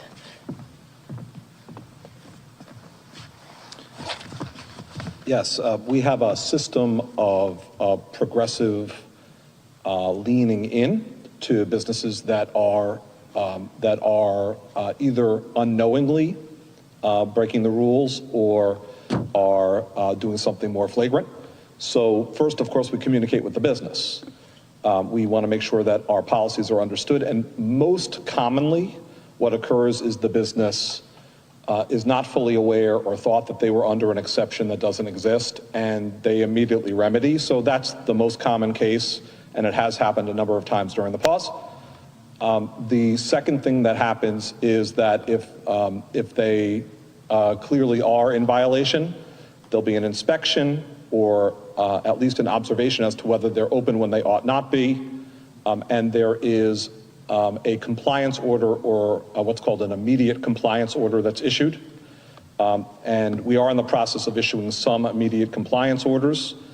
If there is still non-compliance thereafter, there are remedies that can be sought from a legal perspective, and we hope not to have to reach that point, but that could occur, and there are cases where that's possible. Mr. Pryor, Governor, what do you think? It's been reported in conversations that literally as we speak, the state of Rhode Island is engaged in an ex parte hearing, I believe in State Superior Court, with the proprietors of Max Fitness of Warren and Lincoln, Rhode Island. The crux of the case, from at least conversations with the business owners, seems to be the arbitrary and, as they contend, the capricious nature of the state to involve themselves in a consensual business relationship between a gym club member and the gym club owners, pointing out that at the same time they are, in the case of Lincoln, the only business closed in the Lincoln Mall. What is the state's strategy on this, and how far is the state willing to go if, in fact, this starts what happened, we discussed a few weeks ago in Michigan, a wildfire of businesses who, faced with extinction, simply refused to comply? We have a set of rules that are in place. They are sensible rules that aim at restricting businesses and offering compensation for the revenue lost for closure. The governor has been exemplary among governors in offering that dual policy. So we think we've offered a very reasonable set of restrictions. I, least of all, want to see businesses restricted or closed, but public health officials have indicated which categories of businesses offer the greatest risk and for which closure offers the greatest benefit during the pause. So these businesses ought to close. There are very strong legal arguments that can and will be made pertaining to the public health authority of the state under those circumstances, and it is possible that under such circumstances as you describe, a temporary restraining order will be sought. Governor, what do you think of these businesses openly defined? At what point in time can business owners just allow themselves, in the case of this business, which clearly has an enormous amount of money invested, allow themselves to be placed involuntarily into extinction at the hands of a government who appears to be just picking and choosing arbitrarily? I mean, the only business closed in Lincoln Mall? I question the premise in that the business might be at greater risk if there weren't compensation, but there is compensation being offered for the revenue lost. Therefore, this is one of the more fair programs in the entire country, indeed globally, as these restrictions have taken place. Yeah, let me address this. And Brian said, what do I say? It's not arbitrary and capricious. It is in direct response to a public health emergency. Our hospitals are filled, people are dying, and I had to make difficult decisions in order to get the virus under control. Unlike Michigan, at the very same time I put the restrictions in place, we put $100 million out the door to compensate for lost revenue in this 2-week period. So Brian, what do I say to gym owners? I say follow the law. It is a law like any other law. I am sorry it's difficult. Please, sign up to get the compensation, follow the law, do the right thing. And oh, by the way, if everyone does do that, and obeys the pause, it'll only be 2 weeks, and we'll be able to open them. You're almost halfway through the pause. I mean, well, you're 4 days in, so by the time anything potentially happens, what kind of message does this send to the other ones that are following the rules and they're looking around and saying, why don't we just do this if we could have been open half the time? Because if too? everybody doesn't follow the rules, then everybody will be shut down longer. That was exactly my point, which is, I'm actually heartened that the early data suggests, by and large, people are following the rules. Mobility is down, bars are closing, most gym owners are just doing the right thing and closing. So if everyone does that, then it will only last 2 weeks. If everyone chooses to not do that, then we'll have to extend it more than 2 weeks. So listen, I know it's hard. I stand by the decision, and I need everyone to follow the rules. The governor, in Connecticut, from what we understand, the gyms are open. I'm told last night in North Attleboro, there's an Anytime Fitness. There was a line to get in, and the lot was filled with Rhode Island cars. So isn't it possible that because we're situated between those two states, that people will find a way, and it's younger people that tend to go to the gym as older, but you know, it's easy to go to Seekonk, it's easy to go to Attleboro. It puts the gym owners on the line in a very tough spot. I know that. And this, every decision I've made, I've said from the beginning, it is imperfect. But I felt it was necessary, and for that 2-week period, those gyms on the border come and get compensation for your lost revenue. And for the young people, and you're right, it's mostly young people who continue to not follow the rules, I don't know what else to say other than to say they ought to be following the rules too, because people are going to get hurt if they don't. So, but basically, like, I know it isn't perfect. I think it was the right decision. I would do it again. And even though not everyone is complying, most are. We follow this. Most gyms are, most people are, most indoor sports facilities in Rhode Island are closed. And so that's a win. Governor, just to your announcement at the very end of your remarks, what about, you know, don't you feel responsibility to the country? If the leader of the free world asks you, this is an emergency, we need Gina Raimondo to step up, don't you feel some obligation to get involved in a new administration? As I said, I've said what I've said. I have nothing more to say on that topic. I feel a massive obligation to the people of Rhode Island, and that's why I'm working so hard right now. Governor, you have heard about and read about the anger surrounding funerals, specifically outdoors. And there's a story in the Journal. I heard from a guy today. His father is being buried with military honors on Monday. His family is big enough that some of his own children and all of his grandchildren are not going to be able to go. And with all due respect to the health department, the response is laughable. That an outdoor ceremony with a nuclear family is more of a problem than people going to church 25%, whatever the formula is. And so he's pleading with you. This happens Monday, just as you said for Thanksgiving. If you have a family of 10, if you have a family of 3, what is the problem with saying this family needs to be there? It's one time. I have a friend who's almost my age. She didn't get to go to her grandmother's funeral. She has never gotten over that. And it's been a lot of years. Yeah. No, I hear you. First of all, here's what I say. These stories are truly heartbreaking. And as you can imagine, my phone lines and inbox are just overwhelmed with these heartbreaking stories of one kind or another. In that case, in the case of funerals, weddings, you know, these once-in-a-lifetime events, we've been clear that we can make exceptions, and they ought to get in touch with us and tell us what you just said, these are the details, it's outside, and we'll see if we can let it go forward. Outside, I mean, you've said how many times? Outside is better. Outside is okay. It is. Look, again, you always come to me with like the particular thing, and in that instance, if it is as you say, absolutely. But it's also endemic of other people. It's one person, but this is going on. So this is 2 weeks. There's only a very limited, thank God, a limited number of funerals and weddings in a 2-week period. And every one of them is invited to call us, and it's in the regulations. Exceptions will be made. So call us, call Commerce, call my office. We'll work with you. We will absolutely work with you. And if you give us assurance, it will be outside, we will follow the rules, we will be very humane, reasonable, and compassionate. Just one other question. Across the street, there was a rally going on with the wedding industry people. I talked to you about this over the summer. You said, I'd love to get together with them, be creative. I know they've talked to Commerce. What is, so there, I understand you got the present. They are asking you to help save their 2021 season. So at some point, are you going to sit down? You got 720 members of this coalition who sat there. What is your message to them today? Yeah, my message is I'm happy to sit down with them. The money we're just putting out now through the most recent round was specifically designed to include florists, photographers, you know, all of those folks, makeup artists and the like, who are really suffering because of the lack of events. We went out of our way to design it so they could get some of that money. And I am wide open to anybody's ideas in any industry for how to make 21 even better than 19. Governor, there is a significant outbreak of COVID at the ACI. Yes. The medical director of the DOC has resigned. Yes.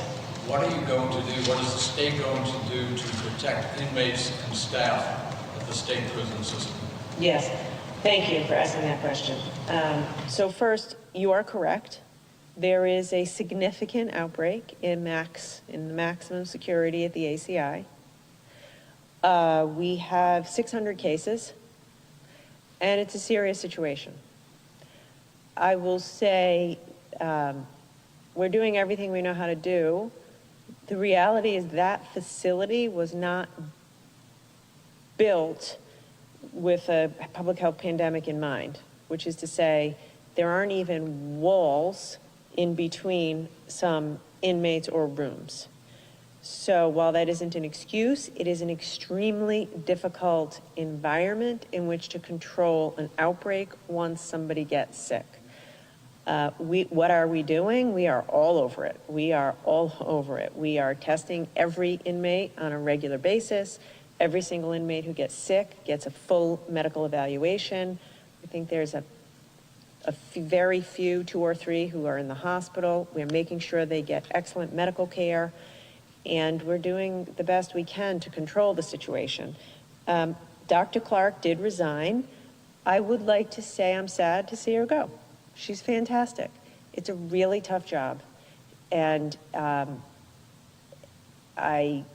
sad to see her go. It's a brutal job and a high burnout rate, and she did a fantastic job. We are, however, not missing a beat. Dr. Alexander Scott and her team are in there to make sure there's a transition, and we have doctors from the Department of Health managing that situation. Some people have said to me, hey, Gov, have you considered early release? Let me say this. First of all, I don't have the power to do that. Second of all, earlier in the pandemic, I did work with the courts to provide for a limited early release for a few dozen people who were within 90 days of being released and who were nonviolent, low-level offenders. This is maximum security.